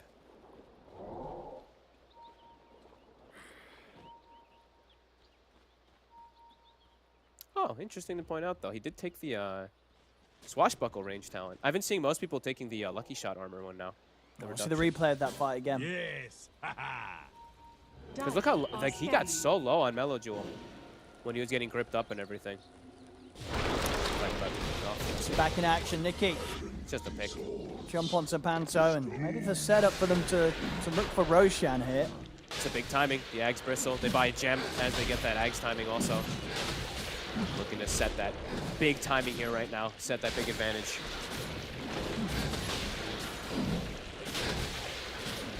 Dyer's top tower is under attack.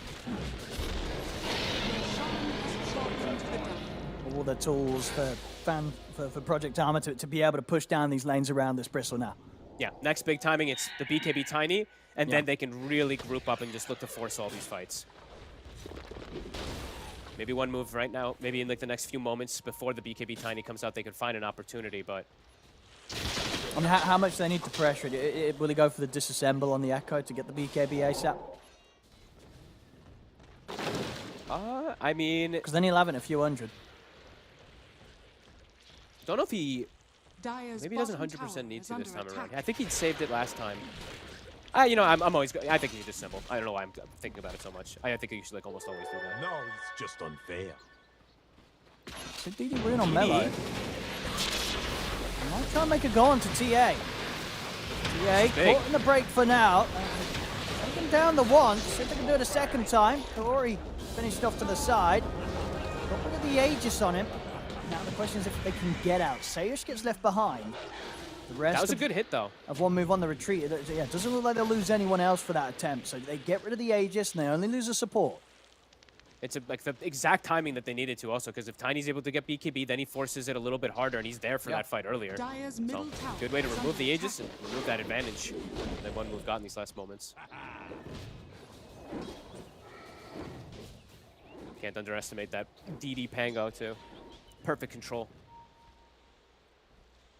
Yeah, Melo having a lot better game here on the Pango. When the pressure's on, he's getting a little more clutch.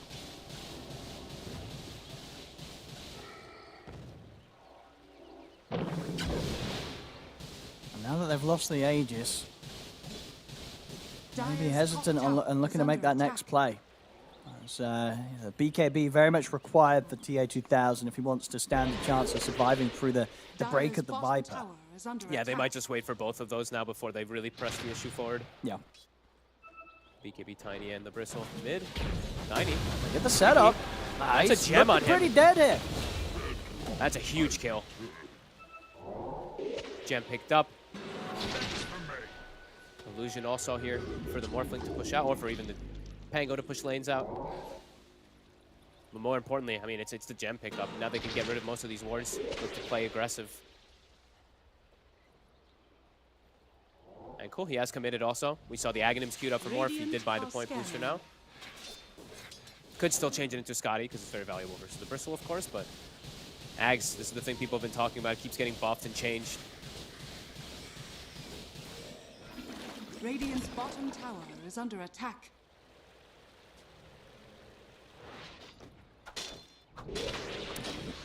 One move now. Moving on to Project Armor's half of the map, the jungle's looking less safe of a position for them. We're gonna see the Morphling like turn into the Bristle, and it's gonna be a Morph versus Bristle, and it's a Bristle versus Dire Bristle. are scanning. I think he is going to be the target for the Axe, right? Are That's what it feels like. Could see the Bristle versus Bristle coming out. Things have certainly stabilized.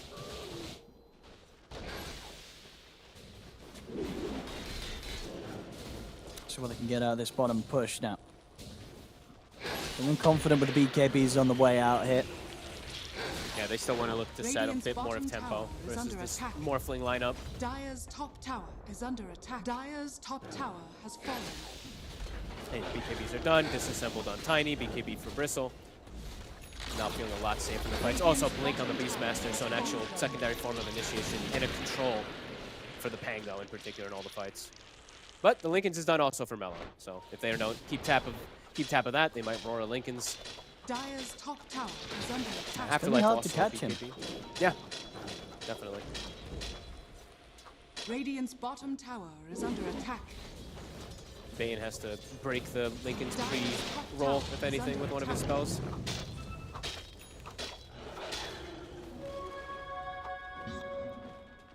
Morphling trickling toward that top net worth. The lineup where Morphling, later stages of the game, you can definitely see how hard he's going to be able to carry if he gets these items. Tricky to catch him. He's gonna have Ags. He gets to actually witness the Ags.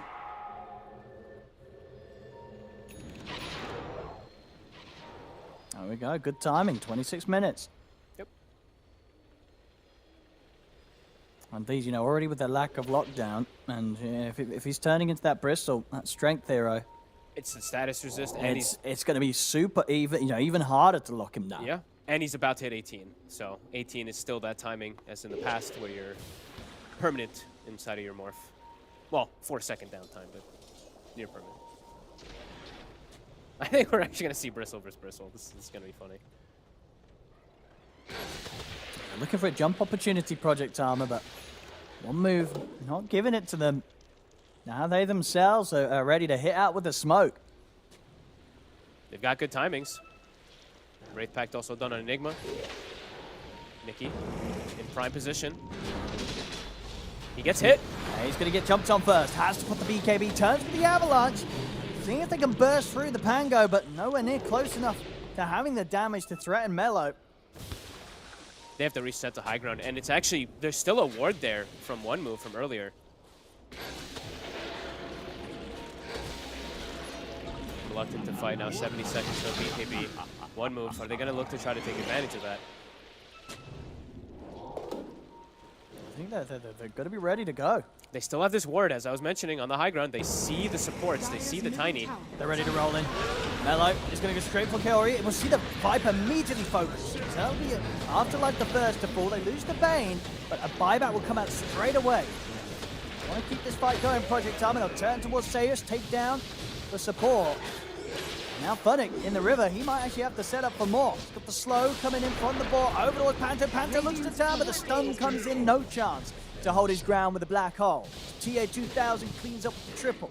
They got split. Even though they had full vision of the fight, the Pango goes on the right side with the Marcy, and everyone else commits on the Viper. And once Viper dies, immediately one move is like, oh my god, we need to run. We need this Viper for the Bristle, or the fight is just impossible. So full bailout, and they lose 3.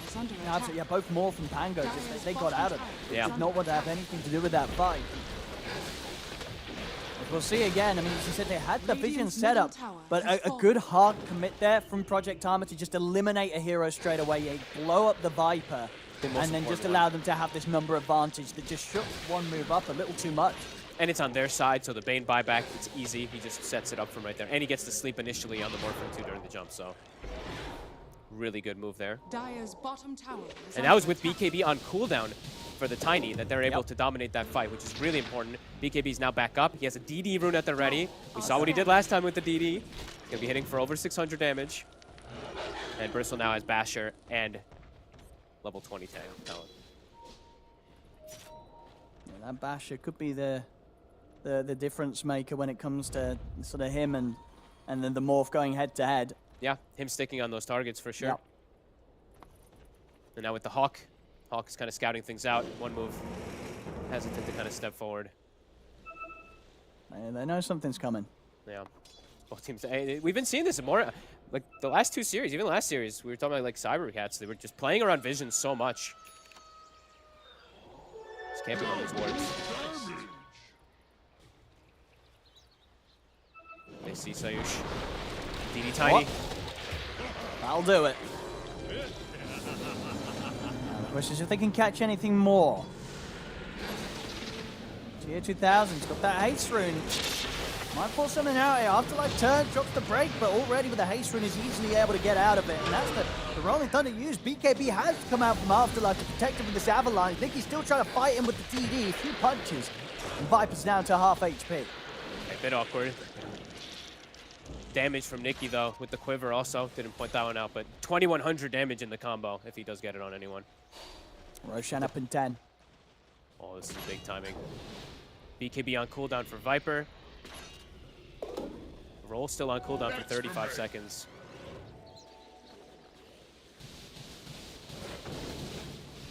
Almost abyssal for TA 2000. So another way to break Lincolns, another way to control even the Pango during the ult. This could be nice as well for Nikki having the mind breaker. You know, there's the silence as well involved in the jump. That silence is super frustrating to deal with. One of the more annoying items in the game. In a good way, just like a really annoying, frustrating item to play versus in a lot of situations. Blast Drag also for Bristle. Quite a bit tankier now. And what other items? It looks like Ceremonial Robe for the Phoenix, while on the side of one move. Any big neutral item? Let's bring out on the Pango. Cloak of Flames. Okay, pretty good. Radiant's bottom tower is under attack. Radiant structures are Bottom's getting fortified. pressured. The Black Dragon is Someone's going to have beating to on the respond to tower. that, yeah. They'll have to use the fortification. Will kill out the Radiant's catapult. bottom Only tower just. is That was under close. attack. Man, still going to take quite a bit of damage. And they're aware of the positioning. They've got the Hawk set up. They're camping around their ward and yeah, forcing the reaction. I've seen Knight respond to it now. Won't be able to finish off the Black Dragon. Nope. So he's gonna be back quite soon. Oh no, the dragon is dying to neutrals. Funix microing something else.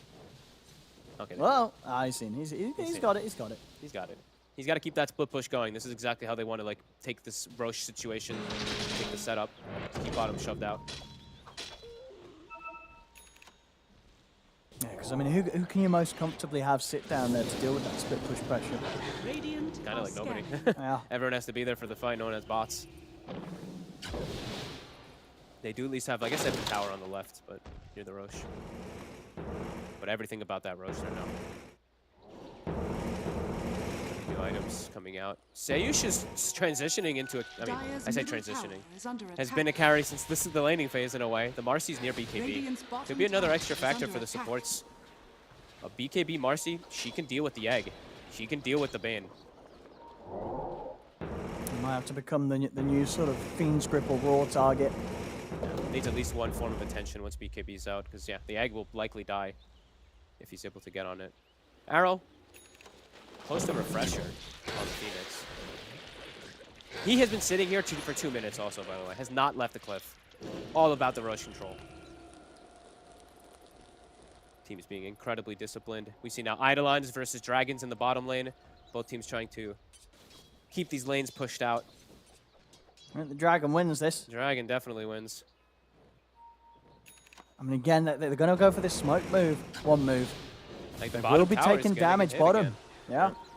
Smiling Knight, top of net worth though, now has the big pickup to Scotty on top of that Eggs. Oh! He'll leave the cliff for that. Nice. Sweeps down, grabs the DD away from one move. And now they have to put the attention to bottom. Dragon's taking the tower. This time it will die. But with that, Project Armor, they see an opportunity. They're smoking up to go claim that high ground themselves. Will they find anything? They know. One move. They know it's coming. The question is, can Project Armor force Roshan? The Bristle can do it pretty quick. They're going to try it. I mean, it's definitely going to get a response from one move.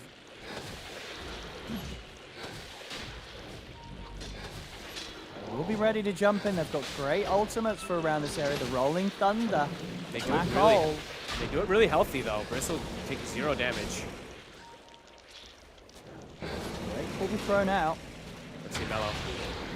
They're going to try and lock him in the break. But it's actually going to, the Rolling Thunder kind of pushes him out to the side. The heals as well. He's going to get the chance to put the BKB survive for that initial burst. Kane will be the first focus. And has not got buyback. He's out of the fight. Long roar. They're locking him down within the Supernova, but the disposable side will manage to get him out of reach. Nicky continues to try and chase the Morphling down. There's an immediate buyback off that death there from TA2000 as he wants to get back in and continue to try and contest this Roshan. I think he waddled into the break for like a hot second as the BKB entered. He died so fast. Everyone just focused firing. Maybe he was just getting hit in the face as well, too. I think he maybe just was. As the roar, not going to work. And now Smiling Knight, this Morphling. And they're going to get the Aegis. Aegis on Knight. Uh-oh. This Morph finally getting stride, getting all his items, getting everything together with these fights, and they still do have Black Hole. They only had to really use the Pango Rolling Thunder to zone off everybody. Morphling getting critical mass.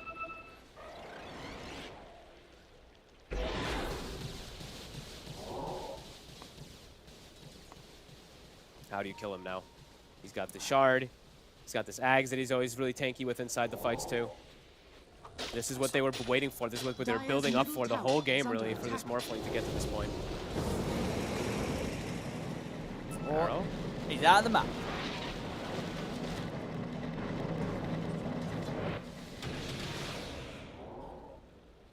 TA2000 will at least find the quad bounty runes. They were still down there, huh? I mean, nobody's been down there apart from Dragons and Eidolons. That's true. It's been 8 to 10 minutes just sitting around Roche Pit. And they're gonna try and poke at the base. I don't see why not. They forced the Bristle buyback. If they just catch him once more, the game's kind of over. Get the jump. Mellow. He's dead. He's dead for 70 seconds, too. And it's a gem on the floor. It won't get taken, though. Sayush able to at least reclaim that. But now an opportunity for PA to potentially push. I mean, the jump. Toss back. He's grabbed the Enigma. Tosses him out straight into the abyssal of the Bristle. That's the second hero gone. They may not be the ones with the Aegis, but they're the ones putting more pressure on the high ground. Gotta watch out for the jumps from Nicky. Knight is here, though. Whoa. Zipping aggressive with waveform. Put a stop to it, but some good grabs from Nicky there, getting into the base and getting the toss backs. Yeah, the only real issue now, it's really the Morphling problem. How are they going to solve him? Because they do have solutions for pretty much everything else. And it's scary. TA2000 having to use buyback before. He just has to be really cautious of his positioning. Yeah. I mean, yeah, Knight is just so massive. Full Satanic, pretty much done. Yeah. And they can never control him, as we saw. I was actually surprised they even used the Roar on Funnick in the last situation to try to go for him, but now definitely not. Maybe they can catch him by surprise with the Silver Age. You know, Dire are scanning. If somehow Nicky's able to sneak in and jump with the combo, there'll still be a lot of damage to open up with, but with all the items that the Morph has at this stage, highly likely that he'll have a decent amount of HP that he's consistently sitting on. Yeah, and there's a lot of ways to protect him. The Afterlife going for Lincolns himself, too. So they have double Lincolns they can throw onto their Morph, too, plus Satanic, plus all these different things. Yeah, he's very tough to bring down. They're going to have to isolate him somehow. It's not easy because Mellow, he's actually the one starting all these fights, this Pango. Now also with the Timeless Relic. Radiant are scanning. We'll see Funnick, a Blink Octarine is the build here. Yep. He had the lens before, that's why you saw that super long distance roar. Also got the Blink on Kaori, so a second attempted initiation for the BKB piercing stuns. Arrow has Refresher also on his Phoenix and level 18, so team fights, the egg has to be addressed. Highly likely it will, though. Yeah, highly likely. So many ways they can get on top of it and punch it. And they have a lot of ways to protect themselves from the control, from those single target stuns. Double Lincolns. All TPing over. They want to fight. Fiori. Radiant's middle tower is under And they attack. won't get it. They won't find the fight that they came back for. Dire's bottom tower is under attack. See Nikki there. Definitely was a little tempted, but they're close to being able to wait out the entirety of the ages. 40 seconds and it will leave the hands of Knight. That's likely what they're waiting for here, because they're still getting good farm on the map. They're actually decreasing that net worth lead that one move had by the 2 to 3K to 0. Maximizing nicely. It's been a real roller coaster of a game, this one. Yeah, I mean, that, to say the least, from the jungle start.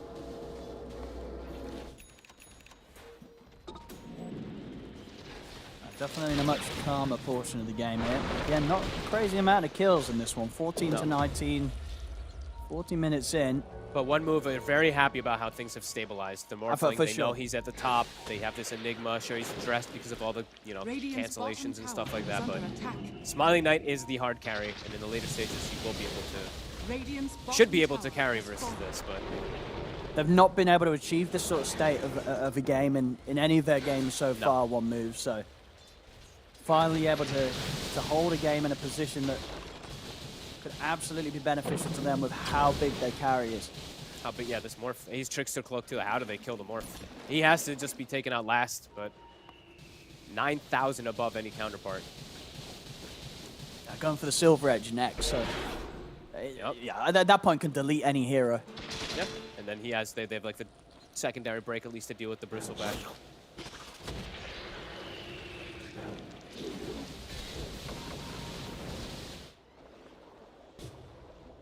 Double Siege pushing top.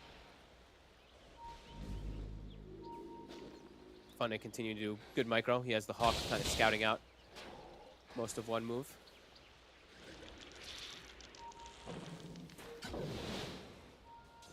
Both teams very hesitant.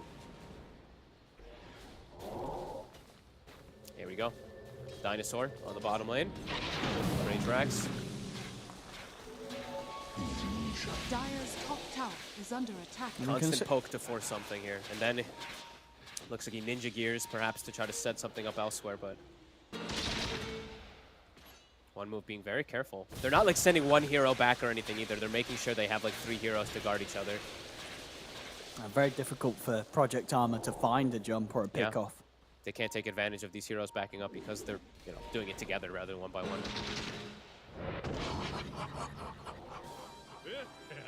Illusion Rune from Knight. Look at top lane. These illusions are going to put a lot of pressure on the tower. With these Eidolons too, this tower might just die. They have to react. And who's going to go back from Project Armor? It's going to be Bristle. Just Bristle. Now they're going to chase. One move. They're on. Yeah, this is the time to try and catch him. Hello? Zara, he's out. With the Sunray and TP. Funnick should go down unless... He's got Blink. Oh, he's able to get it off. Oh, Mello. A little bit of a mess up there. Yeah, how did he not keep sort of consistent damage on him? I think he just stopped attacking. He rolled up and then didn't attack him afterwards. Funnick getting incredibly lucky, I would say. Gonna say, yeah, he was. Yeah, a bit of a slip up there from the Pango. And now they have a small window, 30 seconds, where they're going to try to punish. No I mean, yeah, if Project Armor are able to make a play off the back of this, then yeah, that Mello's going to feel pretty bad about that missed opportunity. They're running for high ground. They know. They get the scan. Radiant are scanning. And they make the jump into the triangle, though. Project Armor. They'll see this courier, maybe. Yeah. They see Pantomim's courier. They see Pantomim. They got him. Ah, they're going to get the grip. Straight away, they grab him at the same time. Nikki jumps to the side, gets him with the 2-man avalanche. The beacon is coming out. Panther's able to turn with the Black Hole, but he's already dead hit to the Bristle. Supernova's going to go off successfully, and he's ready with the second one. Arrow looking for the second ult. Sayush trying to take him out with the Unleash and will manage to do so. The Phoenix falls. Sayush a bit of a cleanup. He gets a double kill out of this. Finally dies to the damage of the Bristle, but triple buyback is there from Project Armor. They want to keep this fight going in their favor. And one move, respecting the buybacks, they'll back off. They themselves not wanting to buy back to commit back into this. Sayush kind of salvaging things a little bit there. He killed the egg by himself. Almost kills both of the eggs by himself. He did the most damage. He did by far the most damage, yeah. That was really impressive. You know, the BKB, the purchase, he's got the Witchbane too. That was really nice from him. Looked like it could be a disaster, but... Yeah, look at this again. I mean, it was a great start for Project Armor. I mean, I just was watching the Marcy. Like, look at Sayush. He almost kills this egg. If the roar didn't come out, that egg's dead.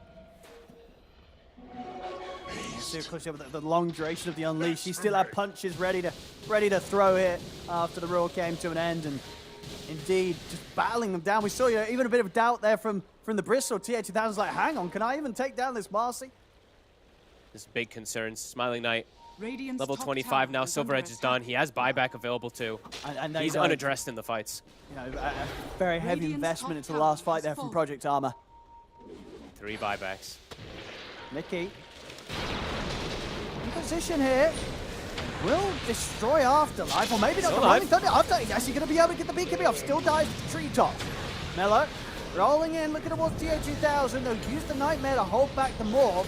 BKB popped by TA2000. He's going to try and get back in on this. Grip. Look at the grip. They've looked at there's a lot of HP to work through on this morphling, but he's out of mana. He's getting focused. The avalanche is there. He's still alive, and now the backup comes from Mello. Goes in with the swashbuckle. They're in on top of TA2000. Can they kill off the Bristle? TA2000. Look at Sayush. Sayush again. Triple kill for the Marcy, and he's not done yet. He wants more. He's able to take out the Bristle. The Marcy too strong for Project Armor to deal with. Holy, look at his damage again. He's literally carrying the team fights for his team. Holy crap. They got the Fiend's Rip on Knight, but the Marcy somehow turned into the real carry. Wow. And that'll be the Roche. That will be, and it's still 4 heroes dead. Yeah, just to say I would say. But we'll see it again here. It looked like a decent start. They get the catch on Afterlife. But they just weren't ready for this Marcy. They just, I mean, that's really the story of it all, because they got the perfect grab. The Morph even enfeebled while he's gripped. Everything was going further away, but yeah, the Marcy. It really just was the Marcy. Dyer's middle tower has fallen. Getting pretty close to taking him down, but yeah, once he's fully morphed, it was 6,900 HP they had to work for, and they couldn't quite do it straight up. Just took a little bit longer than they would have hoped for. And because they're And by putting that all time the they kill him, attention, you know, they've been triple killed. They're getting cleaned up by Sayush. Dyer's middle tower has fallen. this is what happens when these support players get that juicy farm in the laning phase, you know? They know what to do. They know how to capitalize on it. Sounds good. Yeah, maybe one who says wants to switch up roles for the next game. Give this man a bit more priority. Dyer's top barracks are under attack. It's the damage being done in 2 sets of racks that one move's able to take away with this. That was, I'm just still like, that is so cool from the Marcy. I mean, it makes you want to go queue up some Marcy after this. Yeah, I mean, the hero has gotten, the Unleash has gotten buffed. So, like, that's, you got to see how strong it is because of that slight little attack flurry. His Fundic now also caught again. They'll find it, and he's got no buyback. Still 3.5 minutes here to push on with the Aegis on Knight. Eyeing up the potential for the Megas here. Dyer's bottom tower has fallen. And with the way things are going, probably the game. And one move, as I say, that yet to be able to take a game here in the qualifiers. They need this win to have a chance of holding on. 2 minutes on Aegis. Pop the Satanic there. I guess maybe just to, I don't know, actually remove the Enfeeble for a second, but yeah, man, whatever. Enfeebled again. Funny's got the buyback. Must have just gotten it. Only the Bristle with buyback now on Project Armor. Look at, they're putting double Lincolns on Pontaman. He's ready for the black hole play finally. Let's see what he can get. He's in with the jump. They catch the Bristle. Bristle, he's going to go down, but he has got the buyback. We'll see straight away they look for the egg, but there's the control. The Fiend's got the raw. Everything's been thrown out, but it doesn't matter. They cannot protect the Supernova as the egg will come to an end. They've lost Sayush. We'll see if TA2000 can get the cleanup. He's in on top of Knight, but Knight waveforms to a safe distance alone. away from the Bristle. Bristle focused down by one move. Triple kill this time for Afterlife. It's over. GG's called as one move will take this game too. What a wild game, honestly. Like, what else is there to say? From start to finish, this game had some of the weirdest things I think I've ever seen. I've not really seen a game quite like this one. This was some crazy stuff. And again, you didn't know who was going to take this one when you No. saw a start like that. You know, because we've never seen the beginning of a game like that before. You know, it's hard to read who's sort of happier with it all. And at the end of it all, it turns out that it was one move, finally able to get a win here and bringing the series to 1-1. Yeah, and keep the game stalled out and slowing the pace down over and over again for this Morphling to finally become that hero that I've been actually waiting for, because I haven't gotten to see Morphlings have good games. He ends the game 3-3-7, so it doesn't look that impressive or anything like that. But it's the Seiya show, really. it's the Seiyu show. Yeah, the Marcy ends up actually being nice enough of a distraction that he's able to do all this damage. Yeah, that was really impressive. Really cool stuff. And I hope we get another interesting start to the third game, because this game delivered, even though it was so bizarre. Yeah, a crazy game. A lot of fun to watch. And, you know, I say one move, they're going to be very happy, finally finding their sort of footing here in the qualifiers and being able to draw this series to a third game. Down here in the lower bracket, everything to play for. Only one of these teams will continue to survive here in the Eastern Europe qualifiers, and we're going to find out in this decisive Game 3 round the corners. One move, 1-1 now between them and Project Armor. The final Game 3 coming up next. Don't go anywhere.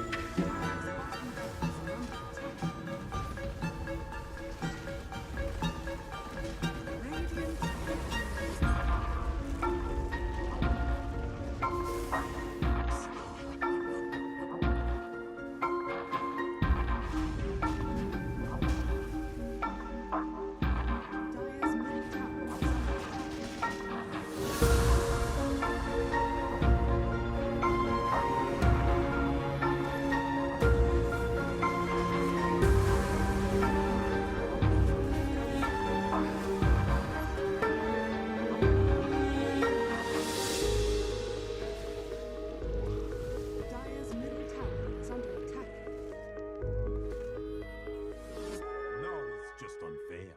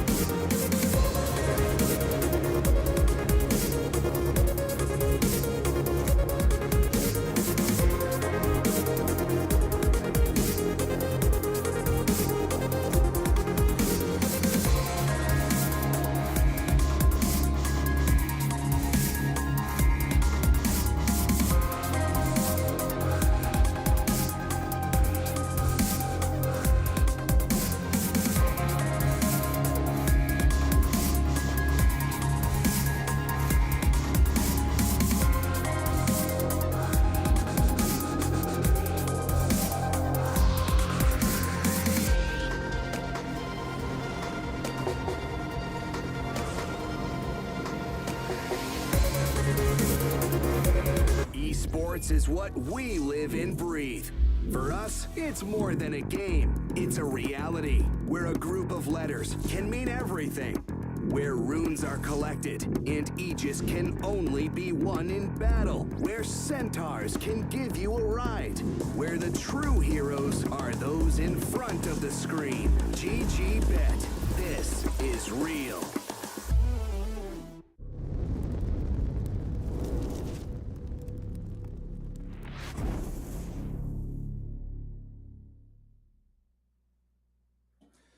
Hello, ladies and gentlemen. Welcome back to the Eastern Europe qualifiers for the International 2022. We're up to Game 3 now, the deciding game here between One Move and Project Armor. We just had quite the crazy Game 2. I don't know what to expect really after that one, but it's brought the series to 1-1 now. Here we go. Drafts on your screen. Fogged. Well, what do you make of the series so far? What do you make of these teams, and who's going to take this? I don't know. I honestly don't know. For me overall, I think Project Armor have looked a little cleaner overall, but One Move, they still have, you know, the drafting, like their late game Morphling insurance definitely worked. If they can get Knight on another hero like that, maybe it could look good. That's crazy, right? Project Armor, Nikki popping off on the tiny once. Next game, he was met with a pretty strong force. We'll see how things all kick off, because priority of Mars Phoenix is going up, I guess, between these two teams as well. Phoenix was first pick, Mars was fourth. Now it's Phoenix Mars off the opener. Maybe these big team fighters are something that they just are going to look to rely a little bit more on. Let's see, yeah, a bit of a change. I've been taking this indeed away from Project Armor. Banning out the Pango this time too. They get Nikki on this Tiny, and then they'll actually have the answer to ban out Pango, because it actually seemed like a great solution. The lane went perfect, It did, which yeah, I actually yeah. thought Tiny. I thought Tiny comes out a little bit ahead. I was kind of wrong about that one, but Pango did great in lane, and then the mid game, because Tiny takes so long to get BKB, he just controlled the hell out of him. So that could be Nikki asking for that ban maybe, and then even ban Quap. So maybe to ensure that this Tiny has a good lane. Anything else that comes to mind that would be, something that Tiny doesn't want to deal with? Hey, there's a lot of matchups. Sure, there's like these Necrophoses and stuff like that still, but Yeah, Necro could be nice. so it can be a risk because you can get tossed back, and then Tiny still has some ways to kill you, but you're dominating the lane. It all depends on how you want to play around a little bit. Can definitely work if they have a player that's confident on a hero. Okay, Hoodwink. Hero on the rise. It can be nice against these sort of IO pairings. You're highly likely to get these setups for good two-man bushwhacks. Yep. A good burst as well for IO. Great ways to scout for fights. And it's a strong lane. 5 seconds remaining. Crazy how Phoenix is the priority. It's just so high in this series as it wasn't touched in a lot of other series at all or even looked at. I mean, that last game, if there wasn't a Marcy in the mix, the Phoenix would have probably just destroyed the game. I agree. The last two fights he had Refresher. And the egg did die and almost died twice. Yeah, it would have made a big difference. Sayush maybe gonna show him how it's done this time around. Even though he's probably gonna be playing Hoodwink, but I mean, honestly, surely you're probably tempted to take Marcy if you're Project Armor, right? After seeing what he was able to do last game against your own Phoenix. it looked pretty. If you have like a 2-1-2 combo that you want to play it with, I think it could look pretty good for sure. Radiant team pick. Sven stands ready. Okay. Oh, The IO new Sven. hero here. It'll be interesting to see in this region. Is this going to be played as the one, or is this support here as well? I guess it's probably the one, but yeah, it's true. Like Katomi, right? He's the big 5 position, 4 position Sven player. Nothing that's glaring though that says like, damn, this is like really good for the armor. Amazing versus Phoenix. It just isn't. Might just would be with the IO pairing wanting to counteract the Mars, the plus armor for the whole team. Yeah, that's the thing for sure. I mean, Io's got 3 juicy targets to tether up to here. Yeah. And they take Death Prophet. Okay.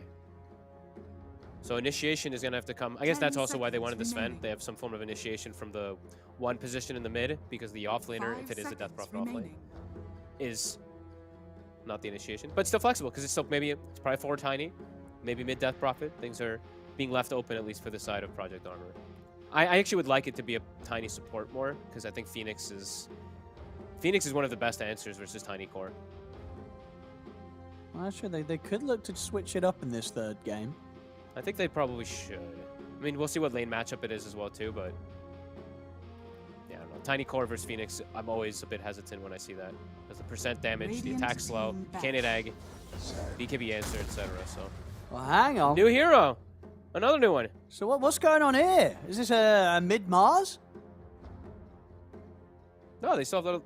Wait, yeah, you're right. Yeah, what's going on here? What do we got? Mid-Hoodwink? Mid Hoodwink, maybe. 10 seconds remaining. You think that's the most likely?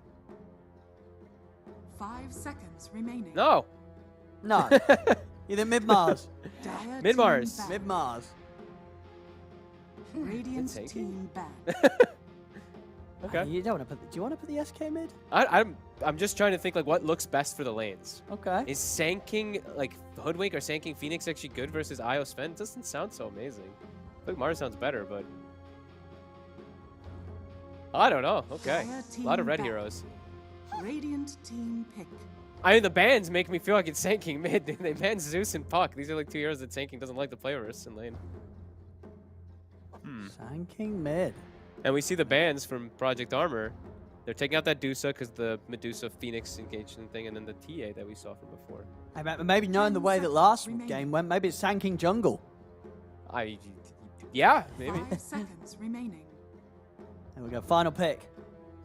Project Armor, what do they got? Both teams, the last chance here to hold on in the qualifiers.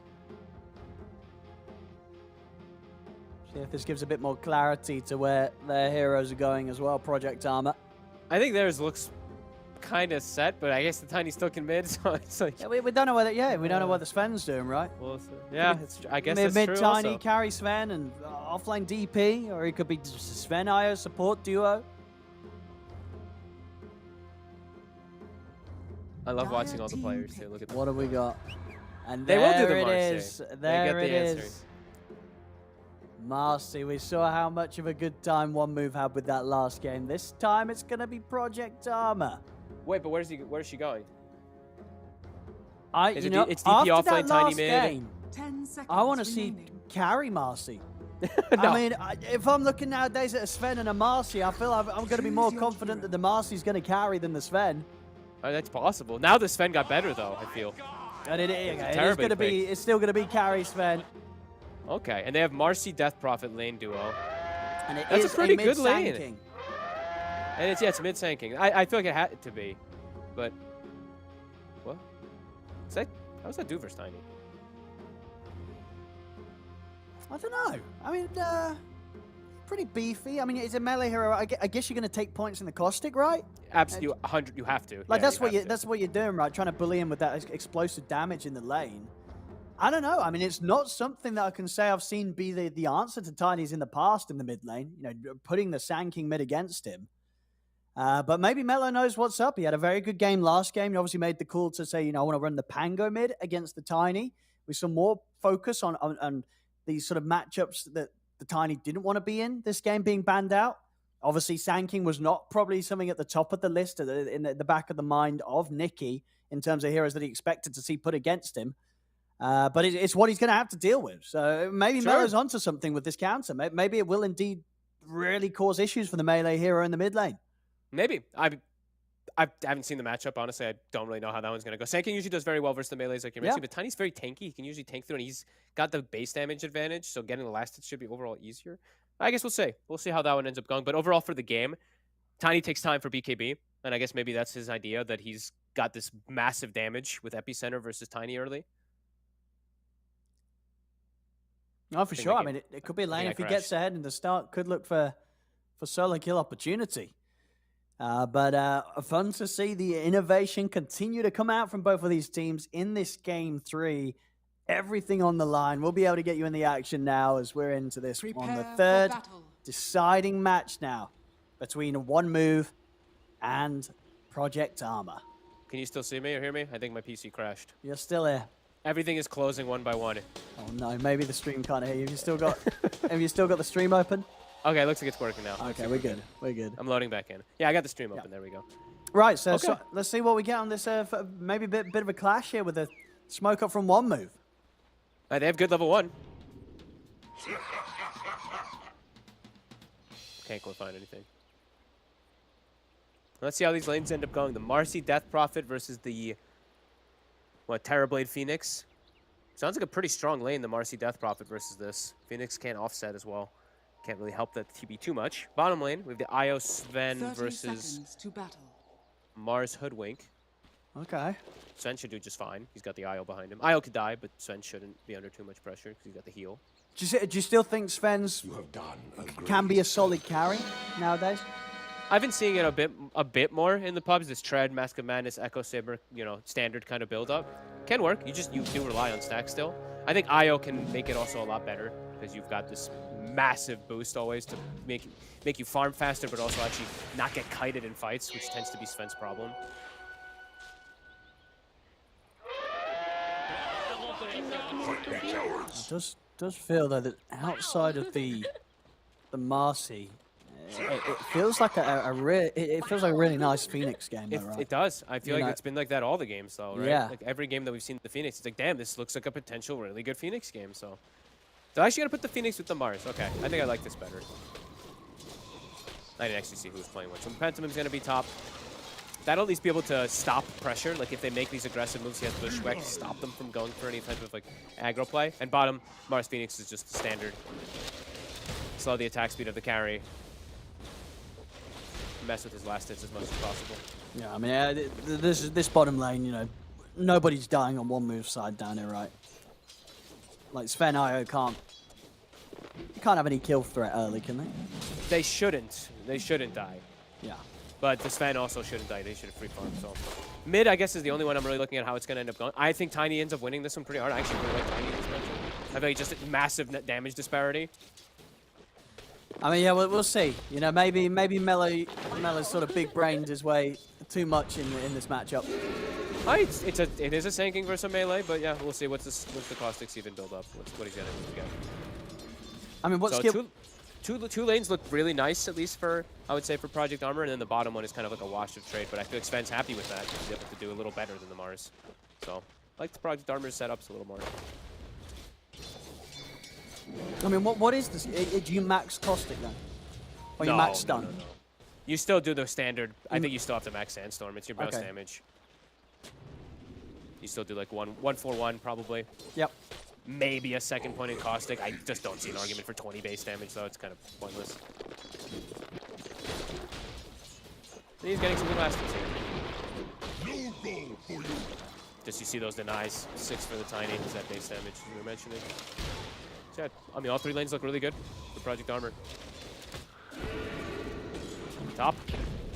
Knight. He might be dead. Oh, okay, he's got the stick charges.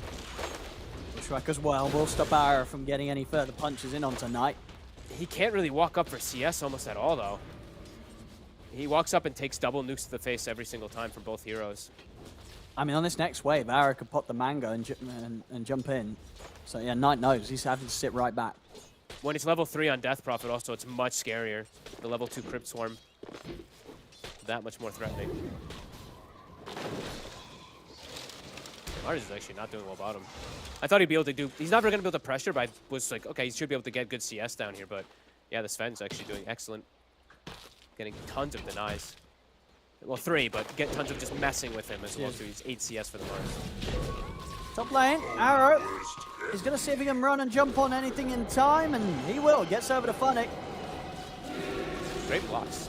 I actually take the second... Oh, yeah, second point in Siphon tends to be what we see people do because of the damage change as well, too. I mean, how are they doing for regen up here? I mean... Not a lot. Okay, they've still got a few tanks. Panto's got a couple of tangos left. But he's sitting low on TB. That's the scary thing. It's like the fear is of just getting burst. Radiant structures are fortified.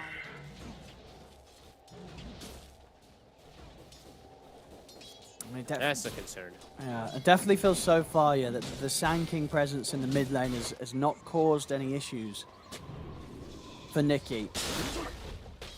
No, Mellow. Gonna get the D ward, but it's gonna get killed by Nikki. And Nikki buys Gloves of Haste because he knows he has this huge net damage disparity over the Sand King, so he just needs attack speed to get all these last hits and not get Caustic at all. Yeah, great lane setups. And top again, the pressure.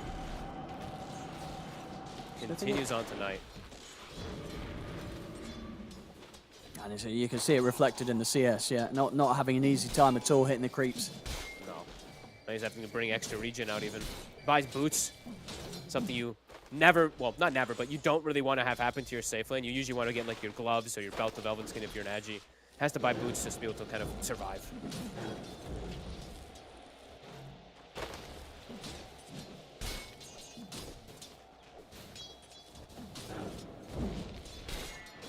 See bottom lane, able to get the lane in a position now where Afterlife is starting to be able to get the CS.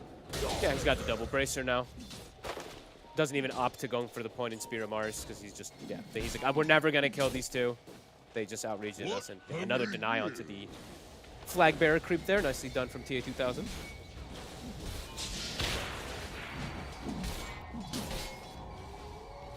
We'll see what sort of moves that middle tower is under mid-Sang King's going to be able to do. I mean, we're still going to see sort of the straight rush on the blink. Yeah, have to. And you just go farm some stacks. I think it's still the same concept of tanking, even before he got all this stuff. Farm stacks, get blink, show up with that beast. And would you imagine, who's going to be able to farm the blink quicker out of him, the Tiny? Well, Tiny's going for, what, treads first, I think? So I would imagine the Sand King's just going to go brown boots into blink, so he should have it a little bit earlier. That just depends, though. If Nikki gets like 1 or 2 kills with the rotation, he also will have the same timing on blink, because he's that further ahead. Might be similar timing, but Tiny's gonna have treads on top. Top lane. They finally find it. They do. Constant pressure as they can chase out Panto. Knight is just getting nothing down, nothing up here. 2,000 net worth. Barely any last hits. Would you imagine soon to hit the point where he just sort of abandons the lane? He might just have to because he's just getting nothing, and he's actually giving gold with the illusions. It's scary to just give up a full lane, though, this early on. Especially versus a hero like Death Prophet. Then Marcy just moves from the lane, ganks side lanes, and Death Prophet just holds and takes tower early. Tough choice to make, really, for Knight. Oh yeah, look at Funnick just getting in behind the tower.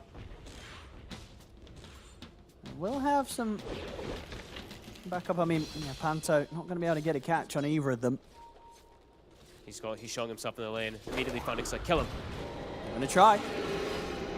With the jump. I've got the dispose as well. They'll run him down and take him out. See, It's becoming a little too much for him. Here. Yeah. Might have to hit the jungle. I think now is If he the comes case. back to the lane this way, Funnick's going to have his 6 online. Bottom lane. Good body blocks here. Afterlife, he cannot run. Project Armor's mad after that last game. I think All there three might lanes be. dominant. Sven even queuing up the Midas. He's like, I'm absolute free farm. And look at this top lane. Panto's turned back up to the lane. Ooh. Quite enough He's going to be the grab in one. there. He's going to be the one, I guess, to try to stall the push. But yeah, Death Prophet 6 is hitting. And So look, Exorcism's going to get popped. Nicky's trying to contest the Ancients. Oh, man. Oh, no, the sentry's down, so now the neutrals will hit Mellow. See if they can get the kill on him. The tree toss. They got him. He's going to do the job. Take him down. And the Ancients are stolen the big ones. I mean, Sayish is going to head over to try and push them away. I mean, Combo's going to be back up in a second. Sayish has got to be careful, I feel. If Nicky rolls in, he's going to just kill him. He's going to go back in. Dire's top tower is under attack. I mean, that was a little cheeky there from Sayish. I don't know what else he expected other than death. And look at this, a Dire's regen top rune. It's tower going to get is to... Oh, under nice, attack. nice micro. Thank God Dire's for that. structures Otherwise, Nicky are steals the fortified. hard camp stack as well with the regen rune. But still crippling damage, 5-0. All 3 lanes going their way. TB having to kind of leave the jungle to stop Tiny from getting runes. Like, this is all just amazing for them. Top tower. Top tower also about to die from that first exo. Everything going the way of Project Armor and a Midas for Sven about to come out. Pressure's going to be on Mello to just show what it can do on this bit of a different hero that we're not used to seeing as a top selection for mid laners. Yeah. We've seen it in the past, it does crop up now and again, the mid Sand King. But is it going to have the potential to turn around what's been a pretty rough early game here for one Radiant's middle tower is under Feels attack. pretty difficult. It's a reason that this hero has fallen out quite heavily, of course. All those nerfs and everything, but you're very reliant around Epicenter for your damage. He'll have Blink done right after this hard camp here, so let's see what he's able to do with it. But it does feel like he has to get a lot done. Who's he going to look for the kill? Is he going to try and play top, or they want to kill the Sven? Can you find the Sven? That's the issue. Because Sven's just going to be jungling with Io getting reload in. So might just have to settle for a kill and defending a tower. Like defending mid tower or something like that. I don't think that he can just like smoke and run into the jungle looking for Sven. Already a 2k difference between the Sven and the TB at this stage. And he has Midas, so he's going to continue to accelerate not only in farm but levels too. I actually like the Midas pickup this game because he has this free game, and sometimes you can get a little under-leveled if you're paired with Io. Midas changes that completely.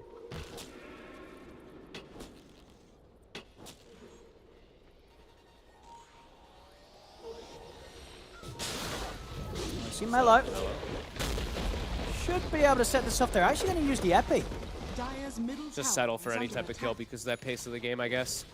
Does mean that they can look to punish and take it's advantage a long of that, though. cooldown though. As you say, 2 minutes. Yeah. And hard now to make another move here as the mid Sand King. And Nicky, he has Blink, Arcane Rune, all at the ready.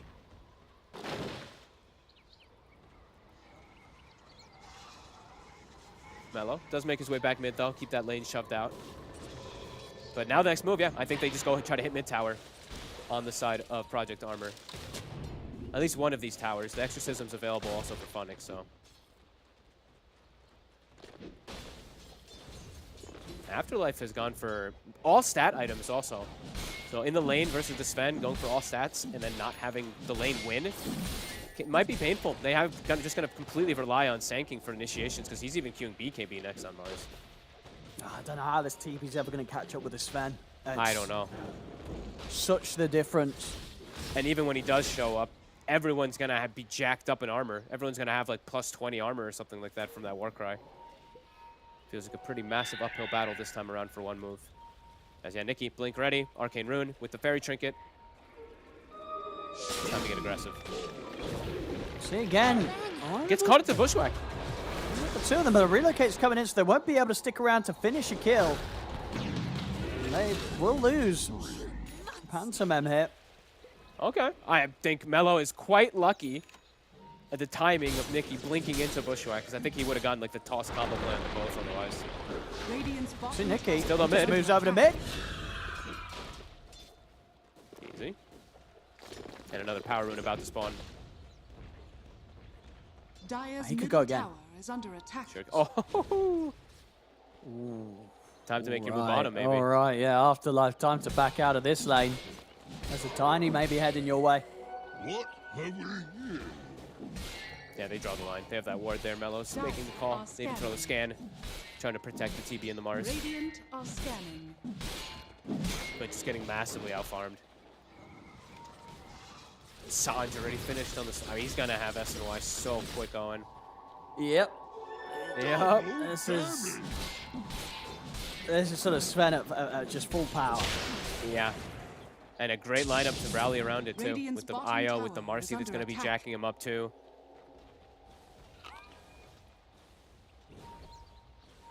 Let's see. And they want to What get can him. one move do? They want to get him. This is a second epicenter of the game. They're going to look to try and target him. They've got good ults. The Mars ult, the Sanking ult, the Phoenix ult. This is how they have to utilize it. Try to get a big kill out of it. We'll see how aware they are. Will Kaori get the save? Oh! Missing the stun. Look at the arena hit. And he's getting healed up. Oh no, he's alive. He's not going to die. He's going to live. And he's got gonna- the backup finally. Maybe he'll. Oh, Oh, no, he's still no. alive. The tether salve? is keeping him alive here. Oh, Kaori. Look, he's been having the salve running the whole Couldn't time. Kill him, and now they're just going to die. The spear, hold back Nikki. But they jump in with the rebound. That's 3 dead on one move. And They've that was ganked not the themselves. move. Oh man, Oh, it was so no. close to bringing the Sven down, but Kaori, Oh, the heals, the tether with the yeah. salve that he dug up from the shovel. that's going to hurt. That's know, like a game. That's a game I decider, mean, honestly. Yeah, 13 minutes in, you're getting hit with that sort of move that's not gone good in this very important game 3. I mean, good luck to try and sort of build back morale after that. That's going to And be now, tough here. and they even stack up the camps nicely here, invading the triangle, warding up the area too. Yeah. SNY finished, level 10, 14 minutes in. Oh my goodness. They're going to try and make another jump here, one move, maybe. But they used most of their ults. Yeah. Like, they have no damage. They didn't have the damage before, they won't have it now. No.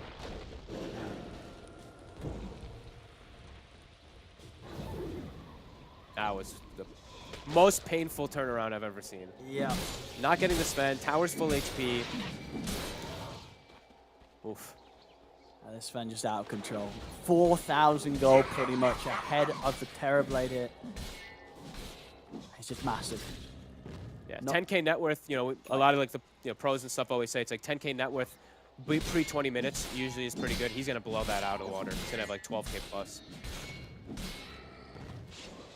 I mean, they could look for Roshan if they want, especially once the exorcism's at the ready. I don't think they need. Yeah, I don't think they need to rush it though. I think they're chill, Okay. just play the lanes, keep the stacks going. I think they hit so hard this early game that there's actually zero rush for their lineup. They have great ways to scale versus TB with the Sven, with the armor. Tiny also gets this armor versus TB. Like, this early game just went absolutely perfect, really. Sven and Isle just making their way across the camps at that super fast rate. And yeah, they have massive stacks also Under attack. to be able to bring that Sven too soon.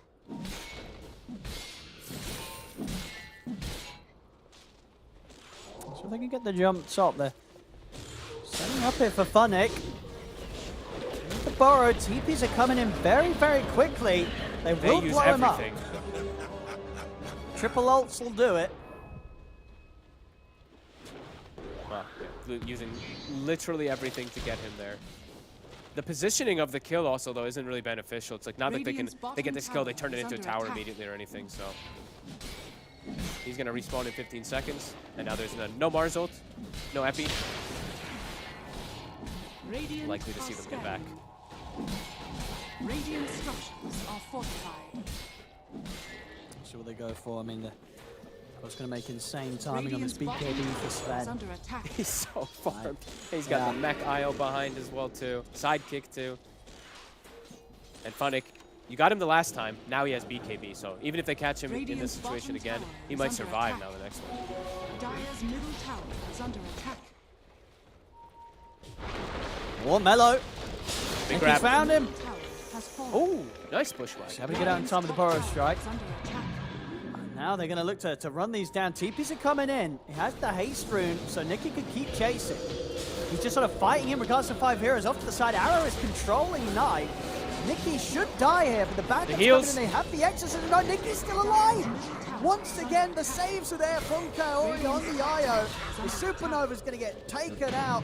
They'll TP out with the 2 of them to the side. I mean, they're lucky to get those heroes out of their one move. But once again, Kaori on the IO, just saving the cause. Again, also the mech, and he had another salve, I think, dug up from the shovel that he's been carrying, so perfectly comes in at the right moment.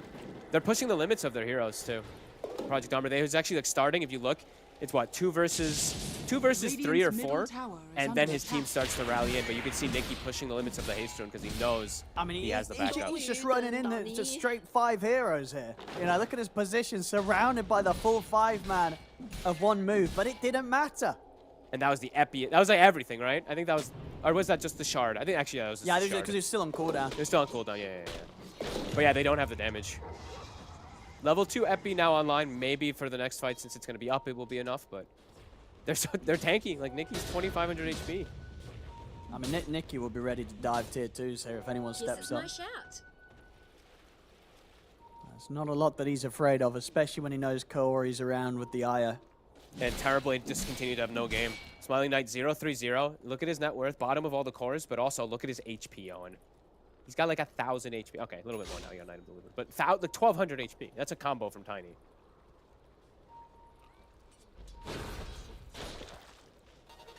So what Project Alma look to do next with this advantage that they have a huge lead. Looks like they're at least trying to get level 12 on extra, like the level 2 XO before they try to force Radiant's that Roche. bottom tower is under attack. And he's got it now, so XO up in 30 seconds. Now they can start to look to threaten that Roche area when it's back up. Radiant's bottom tower has fallen. One move, they just can't come anywhere near them. No, and even fighting around the pit's going to be pretty impossible. The TB's just going to die to random spells that get hit him like we saw last time. Dire's top tower is under Let's attack. see. I mean, it's like they have to they have to give it up. It's 8 seconds. It's the Funnick's just gonna pop it. I'm pretty sure right away. You're gonna have some perfect combo really from Afterlife as well as the egg. But even then, I don't know if contesting it Dire's top tower is under attack. There we go. Easy peasy Roshan here. Yeah. And the ward cover, yeah, I contest it. They might try, but I don't know if they will. It's such a... I mean, anything's a risky suicide. move, I guess, when you're this far behind. yeah. And they probably know also that the area is completely warded up, so yeah. Probably the right call, honestly. I feel like they just all die if they go to the pit, so try to get Smiling Knight to actually become a hero.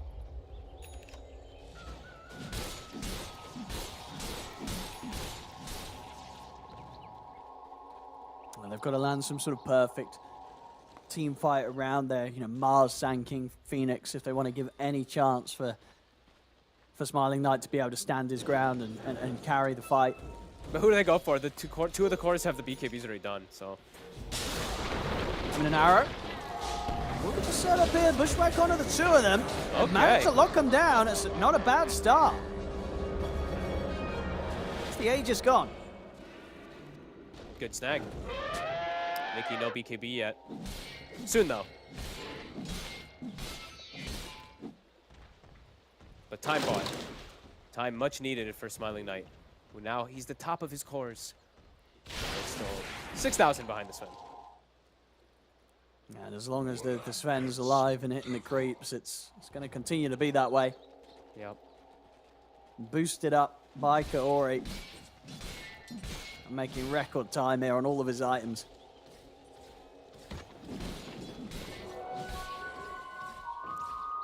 So fun. One solid fight and getting close to double the net worth territory.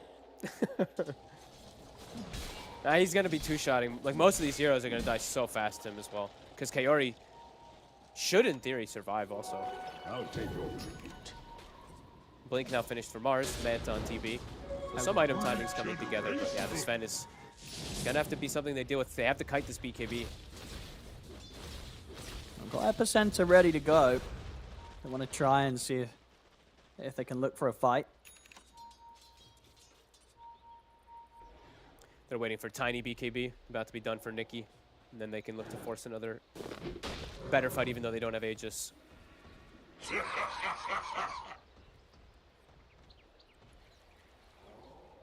Big rune bottom, Arcane. Phonic Salt's back up. Yeah, they might just smoke now and force the issue. No, for since sure, they got yeah. these timings. They Yeah. want to use this Arcane Exorcism. Arcane Exo, BKB Tiny. Yep.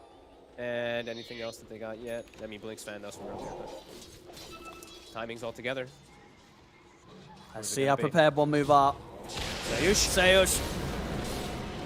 See if he can get anything off the silence. It's going to render him useless in this fight. He's out. And Afterlife. Put the BKB, but of course they have the physical with Sven on top of him. Make it look easy. When they're this far ahead, they just smoke, it breaks, they just confidently jump onto those high grounds for anybody. Mellow. Oh, he's going to get the jump in. See Nikki, kind of got pretty BKB. aggressive. He's able to get it off, and now they're looking time, but the blink counting time is there. It doesn't matter. Sven able to chase down Mello, a few swift hits, and the mid Sand King's gone. The problem with the Sand King also, right? BKB being such a good and prominent item in these last few patches. Like, Epi takes time to pulse out its damage. He just gets the opportunity to get BKB. And look at the full arrow. Oh, nearly able to grab Sayush there. Dire's structures are fortified. This tier 2, no chance of a defense here from one move. Top tower is under Nearly attack. that double net worth that you were mentioning. Also, the Orchid is done for this Sven. Once he minuses himself. So he'll have Bloodthorn. He'll have solutions. Like 2 or 3 items ahead of when the TB perhaps even wants to itemize because of how far ahead he is.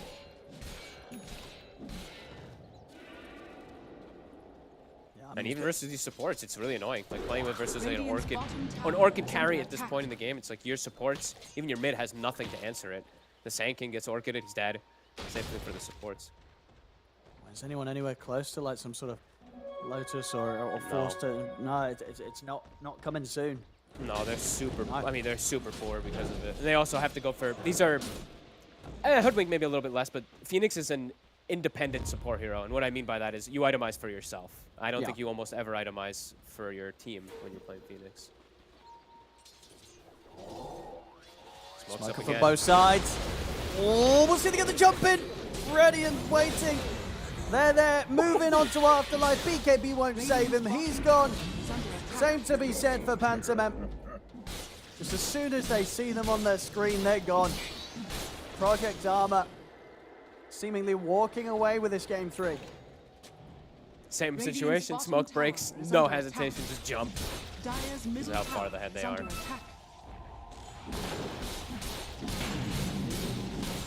look at the Sven damage is insane. So overcharged, sidekick. Dire's middle tower has fallen. Still not quite enough to breach high ground. 2 minutes until Roche does come back. Probably the condition they're looking for before they full commit onto that push. But constricting the map, 17-3. What have we here? It's a rough one for the Dire. That's Sayush. Oh, okay. I think if the Sven actually doesn't show there, he might just be able to solo kill that Phoenix. Yeah, he might have been able to set up with the Yeah. when the blink comes up again, but he doesn't care about killing no Phoenix at this point. Or does he? Fire spirits. It's stopping. Arrow. He's running over though. He's thinking about it. An arrow might find him. He's gonna put a deep ward. Yeah. He's still hunting. He sees Sanking though. He sees a bigger target. I mean, that is it. That's a big one. It's a big There's one. the setup. Done into the dispose, into the silence, into the stun. He's gone. The mid SKM, Mellow Radiant's taken middle down. tower is under attack. If he can get more. Nice, He's going to be able to get out, Panther. That's the mid. Down and out once again. Great play from Arrow. Just the vision wins you games. Seeing it more and more. Dire's structures are fortified. Because they get this pick off, they don't actually need the Aegis to be able to threaten high ground for a little bit. They have God Strength still active. One move, what can they do here?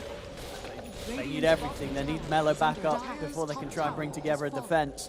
They're still being reluctant about committing for that Rax here. Exo running low, God Strength gone. They'll still give respect.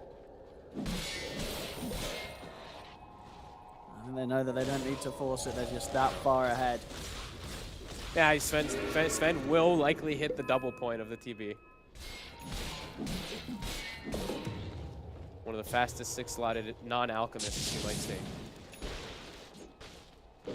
Yeah, what sort of GPM is he rocking right now? Let's have a look. It's 800. Yeah. Over 800 GPM.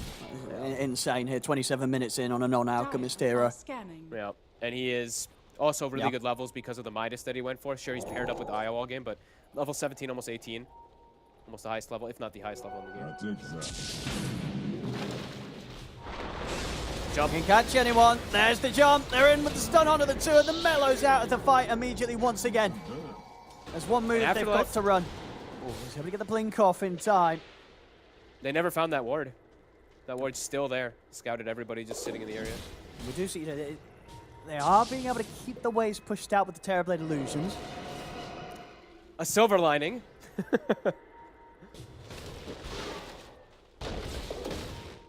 Not for too long. Just working their way around the map, Project Armor, getting rid of these tier 2s. Still the bottom lane to deal with in that regard. DD tiny. Roche up in 40. Any fight that comes to them, they'll take. But there's no fights coming to them as one move is just trapped in the base. Do they have they have an item now on Smiling Knight. Okay. He's got Scotty, but he is so behind. I feel like he's just gonna tickle heroes when he shows Radiant's up. They're gonna middle try. tower is under attack. Let's see. Are scanning. The Sven war Radiant's cry is structures gonna are be fortified. quite potent versus this TB who's underfarmed. And they're pretty close together here, Project Armor. If anyone gets jumped, the backup will come in. Still a tier 1, of course, here. 28 minutes in the mid lane. Funnick is also very tanky. 30 armor on this Death Prophet, and he has the IO ready to tether. It's just so hard for them to jump when there's this tier 1 still up. See them catch Nikki. Okay. Not right bad. outside Roche. He's dead for Maybe 50. go straight into the pit. Try and push this 5v4. Okay. No buyback on Nikki. They're gonna look to fight. God Strength was popped. What? And he's in. Oh, he's gonna get caught with the Boris Strike. They put the spears one, they push him over into the pit, gets backed by the Roche, but the heals come in. He's on Head TV. across Ronkedori, they turn towards Knight, he'll get the Sunder off, back up to pretty much full HP. It's a bit of an awkward fight here. They got the Sven. They're backing on top of him, they're taking him down. One mover doing it. Oh my They're God. actually doing it here. They may have been, what, sort of 15k behind before this fight, but they lose nobody. What an absolute disaster, really. They're gonna get the team wipe. Okay. What the? What just happened? Oh, and he's able to just stick his ground and hit everybody, and they're just fully. Sven got stunned and just continued to get chain stunned. Couldn't hit targets. Okay. I mean, Nicky's thinking about jumping this, but running too late. I mean, that's all started off with Nikki getting picked. Sven getting speared through on top of TB. It looked terrifying for Knight, but the egg saved him. I really did. Radiant's middle tower Perfect. is So, under sort of attack. preemptive supernova setup there from Sayash off to the side. And I think Giving Sven that got chance. bashed and then pulled into the bushwhack I mean, afterwards. he got wrecked by the Roshan. He Yeah, really did. he got bashed at least twice in that fight. I'm I mean, astonished. all down to the spear from Afterlife. It looks sort of Yeah. at the start they were maybe going for the spear to the tree, but yeah, the spear straight into the pit. That worked Radiant's out top infinitely tower better. is under attack. Yeah, I mean, I'm astonished that they're able to take the fight. The TB, right after the Scotty, right after saying maybe he's going to tickle heroes, he actually does good damage. Because of that control, I did not expect that. Yeah, that's insane. Aegis and Shard. He's only 5k behind instead of 10k gold behind now. I mean, and that is the thing, right? You know, with Sven, you are designed to be ahead. You know, granted, he was very ahead, but if that gap does close and TB takes over, TB's going to be the harder carry. They're still in a pretty comfortable spot because they have the multiple cores. They have the Tiny as well, who is also kind of beefy. Also is going to do a lot of right click, but some fighting hope. I mean, if they fail this push and they get team wiped, it's going to be advantage to one move. Dyer's If the TV's Like, able that- to that lead will survive, be yeah, gone. If definitely. they the TV die- survives, yeah.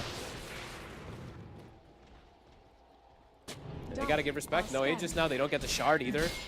That could have been pretty much game if they get Shard for Sven and you see everyone all tanky because of the extra armor, blah blah blah. No, it's the TB with it. So Project Armor is shaken up a little bit after that. I mean, Big mistakes. what's the plan now? You didn't get the Roshan. One move has the Aegis. What do you do in these 3 minutes if you're Project Armor? Well, do you have to continue to push it, or you just try and get the next time on your Sven and Tiny, try and continue to just farm ahead and farm better?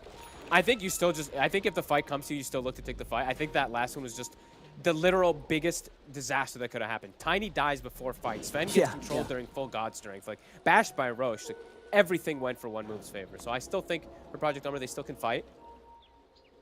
They actually commit the gold too. They sell the Midas and buy a Silver Edge onto TA 2000. They do just have to respect this TB now.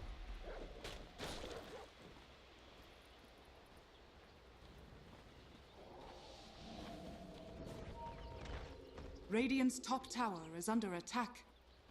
Radiant structures One move are they'll fortified. definitely want to try and force something with the Aegis. Project Armor still just they're sitting around high ground. They committed all their gold though.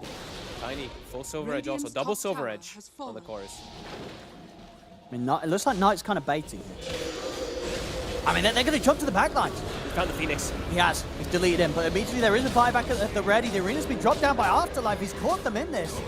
See if they can take kills as they've lost Mellow, but it's again another fight where the Terrorblade just goes untouched. They stuck on Funnick. He wasn't able to actually distance himself from the Scotty slow. Now full Daedalus for Knight. This TB might still be able to do it.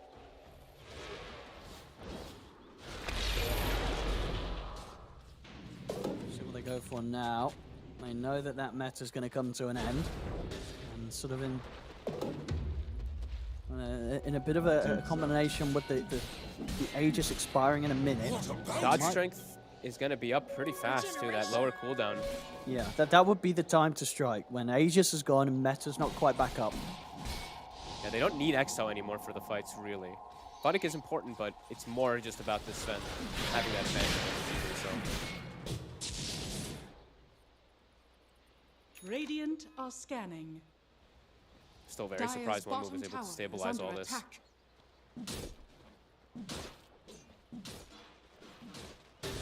75 seconds.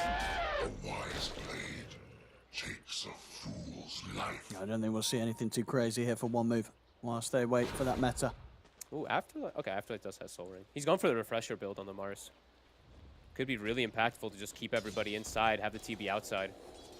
Here we go. They want to abuse this timing. Aegis gone in 20. No Yep. meta available. This They is have the time everything. for them to strike. Yeah, they don't have XL for 40, but either way, they have all the rest of the things that are necessary for themselves. Again, continuing to just claim high grounds. There's the refresher. Sven is maxed. TB has a lot of space. He still has a full item slot and a half.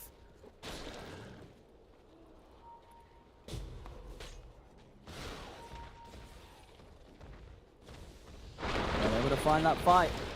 Radiant's middle Meta's tower gonna be back is up. under attack. Everything at the ready here Dire's for one bottom move. tower is under attack. How's our mana? I'm doing math right now with Afterlife. I think he's a little. He doesn't have mana for absolutely everything. He should be right now fine with with the double Soul PP. Ring, right? Radiant's I mean, middle It's still a tower little is under lacking with attack. if he pops everything. so he's gaining 150. It's 850 Justice So Bolts plus Refresher, and he's he's gaining gonna have- 300. Radiant's top tower is under I mean, if he attack. Soul Rings twice, he can get He has to everything. layer. He has to layer the way his spells work, and then the mana regen will kick in. You'll see. No, if he Soul Rings and does the 3 Dire's spells, then bottom refresh the tower Soul is under Rings, he'll be attack. fine, right? Radiant's top tower is under Yeah, attack. it'll be. He won't have mana for absolutely everything. He might have enough for like the spear and arena. Yeah. That's what he calls either way. He should be able to layer it nicely, but a lot of control. Dire's bottom tower is under attack. Radiant's top tower You has haste. fallen. Dire's Smiling Knight, a bottom full tower BKB, has so he's a fallen. lot safer also to just stand Radiant's his top ground in the tower fight. is Somehow under has attack. pretty much completely recovered in this game. Dire's bottom tower is under attack. Adios. I think this game hangs on one more fight. If Project Armor have another bad fight, Dire's bottom the tower whole sort of is under stage is attack. set for the TB to carry. They cannot afford to have one further bad move in Project Armor, despite the lead that they had so early in this game. AC finished on the Sven. Nicky's running in again. He's gonna get caught. Attack. Uh-oh, this is how the last disaster kicked off. Yep. Oh, by surprise there, Nicky. They didn't have to use anything either. That was literally just a stun into him getting auto attacked down. Well, maybe the saving grace here for Project Armor, Radiant's despite middle the tower sort of is turn of under events, attack. is that now Marcy's got her BKB. Okay, So, the egg will be Marcy could be addressed. ready to carry. He's like, all right, things are starting to crumble a little bit around now our Sven. And now it's time for me to carry. Afterlife now definitely has enough mana. Arcane Boot plus Spell Prism.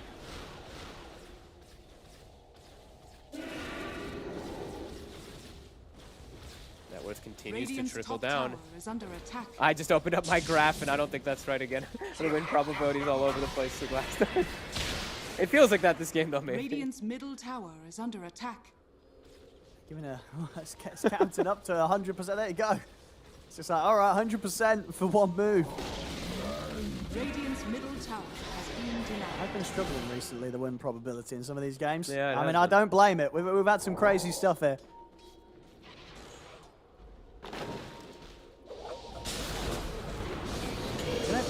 Gonna get the jump on the Sven. See them drop the arena. Mellows out to the side, and Knight's just gonna push in. He's in on top of Kaori. 1-for-1 here between the supports, but that's an IO out with no buyback, still on cooldown. They can't 90 commit seconds. they can't commit into this fight. When the egg is down and the arena's down, they just have to full Radiant's panic top and run. tower is The under supports attack. just die. The IO in particular just gets caught inside of it. It's completely shredded. Exorcism to run. God strength to run. A little unfortunate on the respawn Radiant timing of are Roshan. scanning. You know, one It's a long move would have one. loved to be able to walk into it, but it's going to be a longer spawn. But now they also find Timeless Relic. They get level 18 on Phoenix, so the egg, it's gonna detonate every single time. I cannot believe that they've fully turned this game around.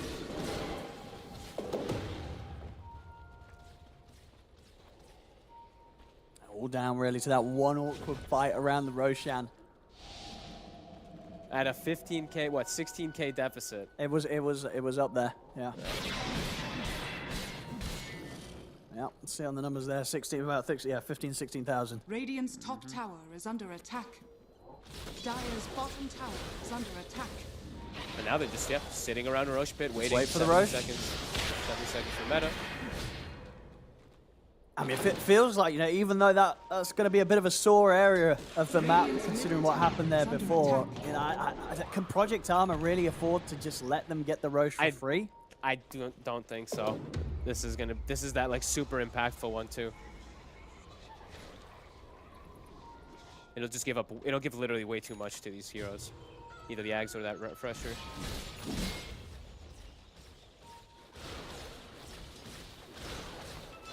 Project Armor, they're hesitant. They have to kind of stick together with each other now. 50 seconds. They still have the ward coverage on high ground too. Getting themselves in position. Phoenix Aeon Disc also finished, so they can't kill Phoenix before the fight with that Orchid kind of combo that we saw from the Sven before too. So they're very likely to always get those big team fight ults off. So it feels like a pretty uphill battle for Project Armor now going into these team fights.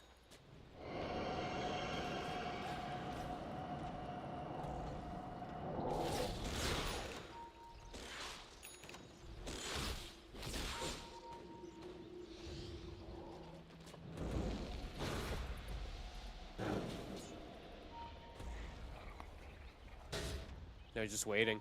Wait on the high ground. Roche, 2 seconds.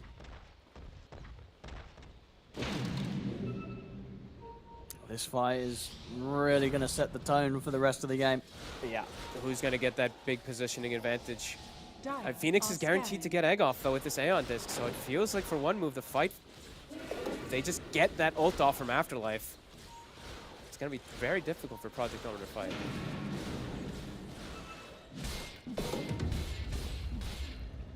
Entourage for It's a good one.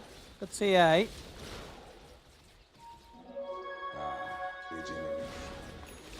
Still just playing around this vision here. Aeon Disc complete. He disassembled it, at least. Radiant's top tower is under attack. Radiant's top Frantic tower pinging has This is a fallen. pretty good angle that The illusion. Project Armor's going to be able to strike from.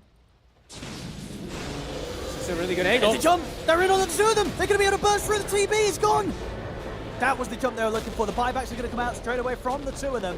Funny. Hello? Into the exorcism. We'll see if they can turn this around. One move as Knight. They'll look to charge forward. They'll look towards Funnick. They'll catch him in the arena. Funnick, out. though, he's going to get saved. Corey's able to take him out to the side, get him out of the arena. Now the BKB coming to an end. Knight's got to be careful, and they're ready to Dodge. Oh, but they're about to dodge. Dodging the stun, and the arena's back up, and they've got the control to lock down the Sven. Forest striking over towards Funnick. They're getting the clean up here. One move. Oh, nice play from Knight. He kind of baited them, gets the Manta off, and then full reset. Nikki. He gets the Sanking, but it's going to cost him his life. They're throwing in buybacks themselves now, Project Armor.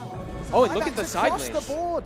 Like the bottom lane has a 10 range creep beating on the tower too. So how many buybacks wouldn't that? 1, 2, 3, 4, 5, 6. I can't count higher than that. It's a lot.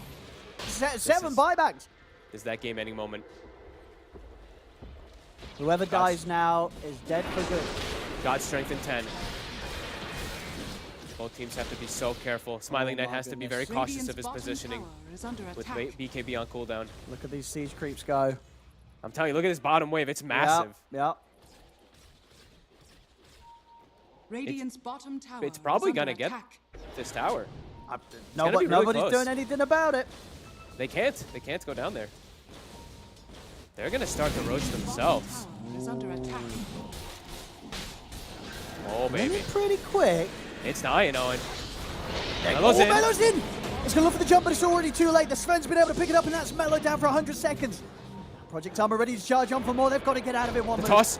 They're trying to escape, but indeed Corey gets thrown in onto the front lines. The setup's there for the stun. Buyback is available on Sayush. But But not on Melo, Melo. he's gone for good. Down for 90. And the tower bottom actually did survive somehow versus those siege. The right, very ballsy call, but the right one to make from the Sven. Level 25 online, Aegis Refresher. Oh my goodness. And now how much can they get done with the Sanking out of action? 70 seconds is a lot of time. Radiant's They've got top exorcisms barracks to are play under with. attack. With the refresher. They did lose their range racks top, I think, to the illusion split push during all this going on, but range racks should be okay. I mean, and one move might just lose the game. They might. What a wild series. Top melee racks actually might die to this. But yeah, they're pushing on their own here. Radiant's top barracks are under attack. Finally has to come out from Sayush. Exorcism did come back online without the need of the refresher. Afterlife's going to try and get the fight started, but the BKB's already out. They use the Supernova. They're trying to get Sven out to the side, but he doesn't mind dying them once.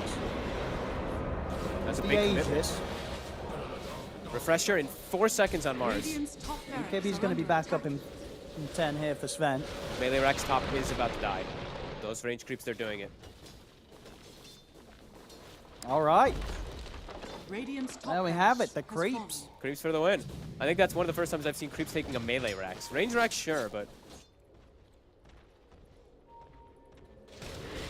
mean, this game's getting crazy. This is insane. I mean, not that it hadn't already. I mean, this whole series, Owen. We had Yeah. jungle. We had jungle cores last We've game. had it all. We've had it all. I mean, if there's anyone tuning in today, they know to keep tuning in here for these qualifiers. They're getting fantastic, and we're just 2 days in. Yeah, who cares who has the late game? Who cares who has the super giga late game carry or whatever the hell is going on? It's all about execution with these teams right now. The question is if either team will feel bold enough to make a move without the benefits of Roshan, or if they'll Or the wait benefits for of buybacks too, right? Because the only person in the game right now is Mars with a buyback. Radiant are Marcy 400 scanning. short. I mean, I do feel that ultimately this TB is just that much more scary than the Sven as the moments pass. They both are quite scary for sure for everybody but- else on the map. But yeah, the TB. TB is, it's, you know, Sven, there's a reason why we see more TB than Sven in games. So sort of situations like this where you know, Sven has such an incredible lead, but when the game starts to stagnate, it's not going to feel as good as it did earlier. For Still TI gonna- 2000. It's still gonna be everything on initiations. Who gets like double stuns? Who's stacked up? So yeah, Swift Blink now done for the Sven as well too. Only needs an Aghanims and a Moon Shard now.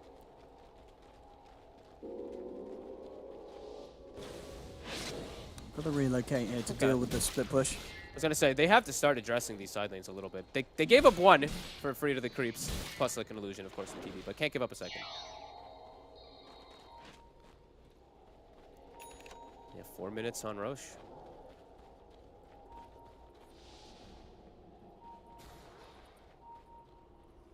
A high chance we see that waited out, as you say, because of the status of buybacks for both teams, unless any sort of solo pick-off opportunity gets presented.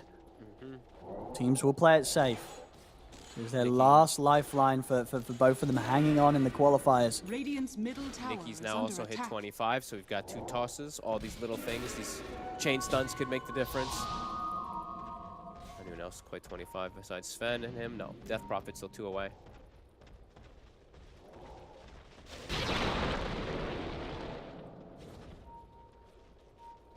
Both teams just very hesitant. One move more hesitant themselves with this TB no buyback. Just a few more minutes to wait that out. They're grouped up. I mean, they're they going got to it try. already. This could be a risky move. They've got lanes in good spot. Mid's being shoved from illusions, top's pushing out, and bottom's shoving in. So this is the opportunity to go for. What can Afterlife find? The wards are down. Sven. Oh, there's the jump. They're going to get in straight away onto the Sven. They're pinned into the wall. He's stuck in the arena. They He's got him. taken out. Gone for 2 minutes. That's Sven out. Kaori as well. Arrow to be found. Locked against the tree. As now, time to run it down mid. Did he expect that he could be? He saw the ward too, right? Like they warded and warded it together. But I guess he just didn't expect to get burnt. Maybe he just really thought that Io would be able to save him, but I mean, so far much too much at this damage. point. Yeah, he just, Time to die. that. I mean, we'll see how they can hold on. But no Sven. Radiant's middle tower A minute is and under 15 attack. seconds left on the buyback. He's short of the gold anyway, so he will be dead for the full 90 seconds remaining. Let's see what Nikki and Funny can do. They'll almost certainly need the buyback from Marcy. It looks like it should be the Megas guaranteed here for one move. Radiant's middle They tower still have has an fallen. arena available too. Radiant's An middle excellent jump on the barracks are Sven under there attack. that may have just allowed them Radiant's to middle barracks has fallen. seal this win. There's the buyback. Radiant's bottom tower has So fallen. we'll start the fight. Quick talks back in. In fact, Melo's ready to jump back forward. They've got the Great catch on play. Nikki. Nikki's been caught in the arena. He's out. No buyback available for him for 50 seconds. Funnick pots the BKB, but cannot commit in as the BKB comes to an end, as they'll be pushed back away from the barracks. Nice, beautiful little mini reset that they do there. Back up reset, get the blink and initiation onto Tiny. Not even giving them a chance. And now ready to dive in for more. Under the tier 4s. Over towards Arrow. He'll try and rebound his way out of it. 30 seconds until Sven's back in. is under attack. But one moves on to the tier 4s. Can Funnick keep this game going long enough to at least maybe find a chance for one more fight from the Sven and the IO? He's going to get caught by the stun. Speared over to the tier 4. Funnick's out. The tier 4's falling. They've done it. The egg inside of the fountain to zone them away too. They're onto the edge. It's game over. It's game over. It's game over. Game over here. Oh? Maybe not. Maybe it's not game over. What the? Oh! What the? The combo. There's a burst strike onto the two of them. Nicky looks like he will die. He's speared over towards the ancient. I mean, can Sven do it? He's trying. He's getting kited. Towards Melo, but the stuns are there. He's out of the game. He has buyback. He's still got buyback. He's going to buyback. Still onto Sayush. They're focusing the ancient. The arena's been chopped down. They're just really looking to close it. He can't get in. Don't forget they'll get the win. Oh my goodness. What a game. What a series. Wow. But one move, they will move on. Can we get player cams really quick or anything? Like, I want to see how the players are like popping after a comeback like that. Like they're 15K behind. Smiling Knight has no right in this game to kind of come back. He's half the net worth of the Sven. What? And they somehow take a Roche fight and come back in this game. I mean, that is quite a storyline for them. Yeah. Yeah, they really, it got very, very close to the line on that one. I mean, yeah. I mean, they have to like, whew. Just sort of frozen in disbelief. Frozen in disbelief. One standing up, drinking. Well, they can't drink. Look, he's like drinking the water bottle. He's like, wow. Like, this was one of the better comebacks I've seen in a long time. It was with the lead that the Sven have. That was like the most perfect way that the fight can kick off. Nicky's probably kicking himself a bit because he was only charged and died. Two different situations where they have to fight 4v5 because of that. So, I mean, amazing kind of perseverance really from one move. But yeah, wow. I mean, this series literally gave us everything, Owen. Yeah, that was wild. So we've had some crazy games here. It's been a whole lot of fun to watch. I imagine incredibly stressful for the players. And here we have the results. So unfortunately for Project Armor, this will be the end of quite a short road for them. Their first series, they came in with a pretty good start, but this last game, it's going to be heartbreak for them. They had such the lead, but it fell apart from them. And one move knocked down to the lower bracket, of course, yesterday by Bet Boom, but they'll be able to hold on here and move on in the lower bracket. What is it? We'll be able to get the brackets on your screen, I believe, just to sort of show you what's going to be coming up as this sort of proceeds.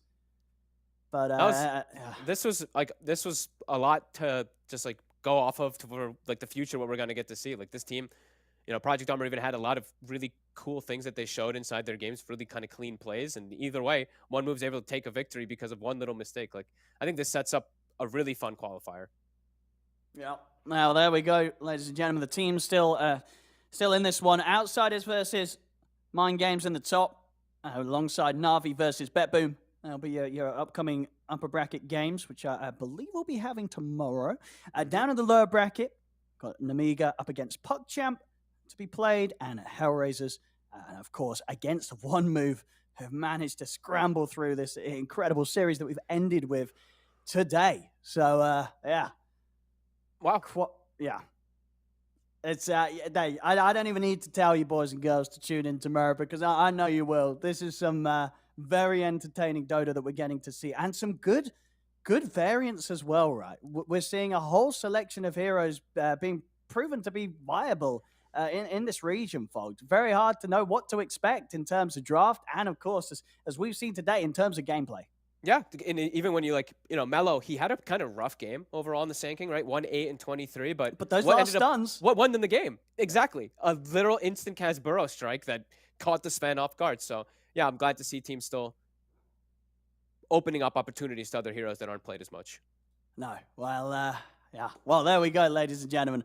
As I said, so tomorrow, yeah, we'll be, of course, playing those two loser bracket series that we saw down and the two winners. So everything that you saw being matched up there, we'll have all four of those games tomorrow.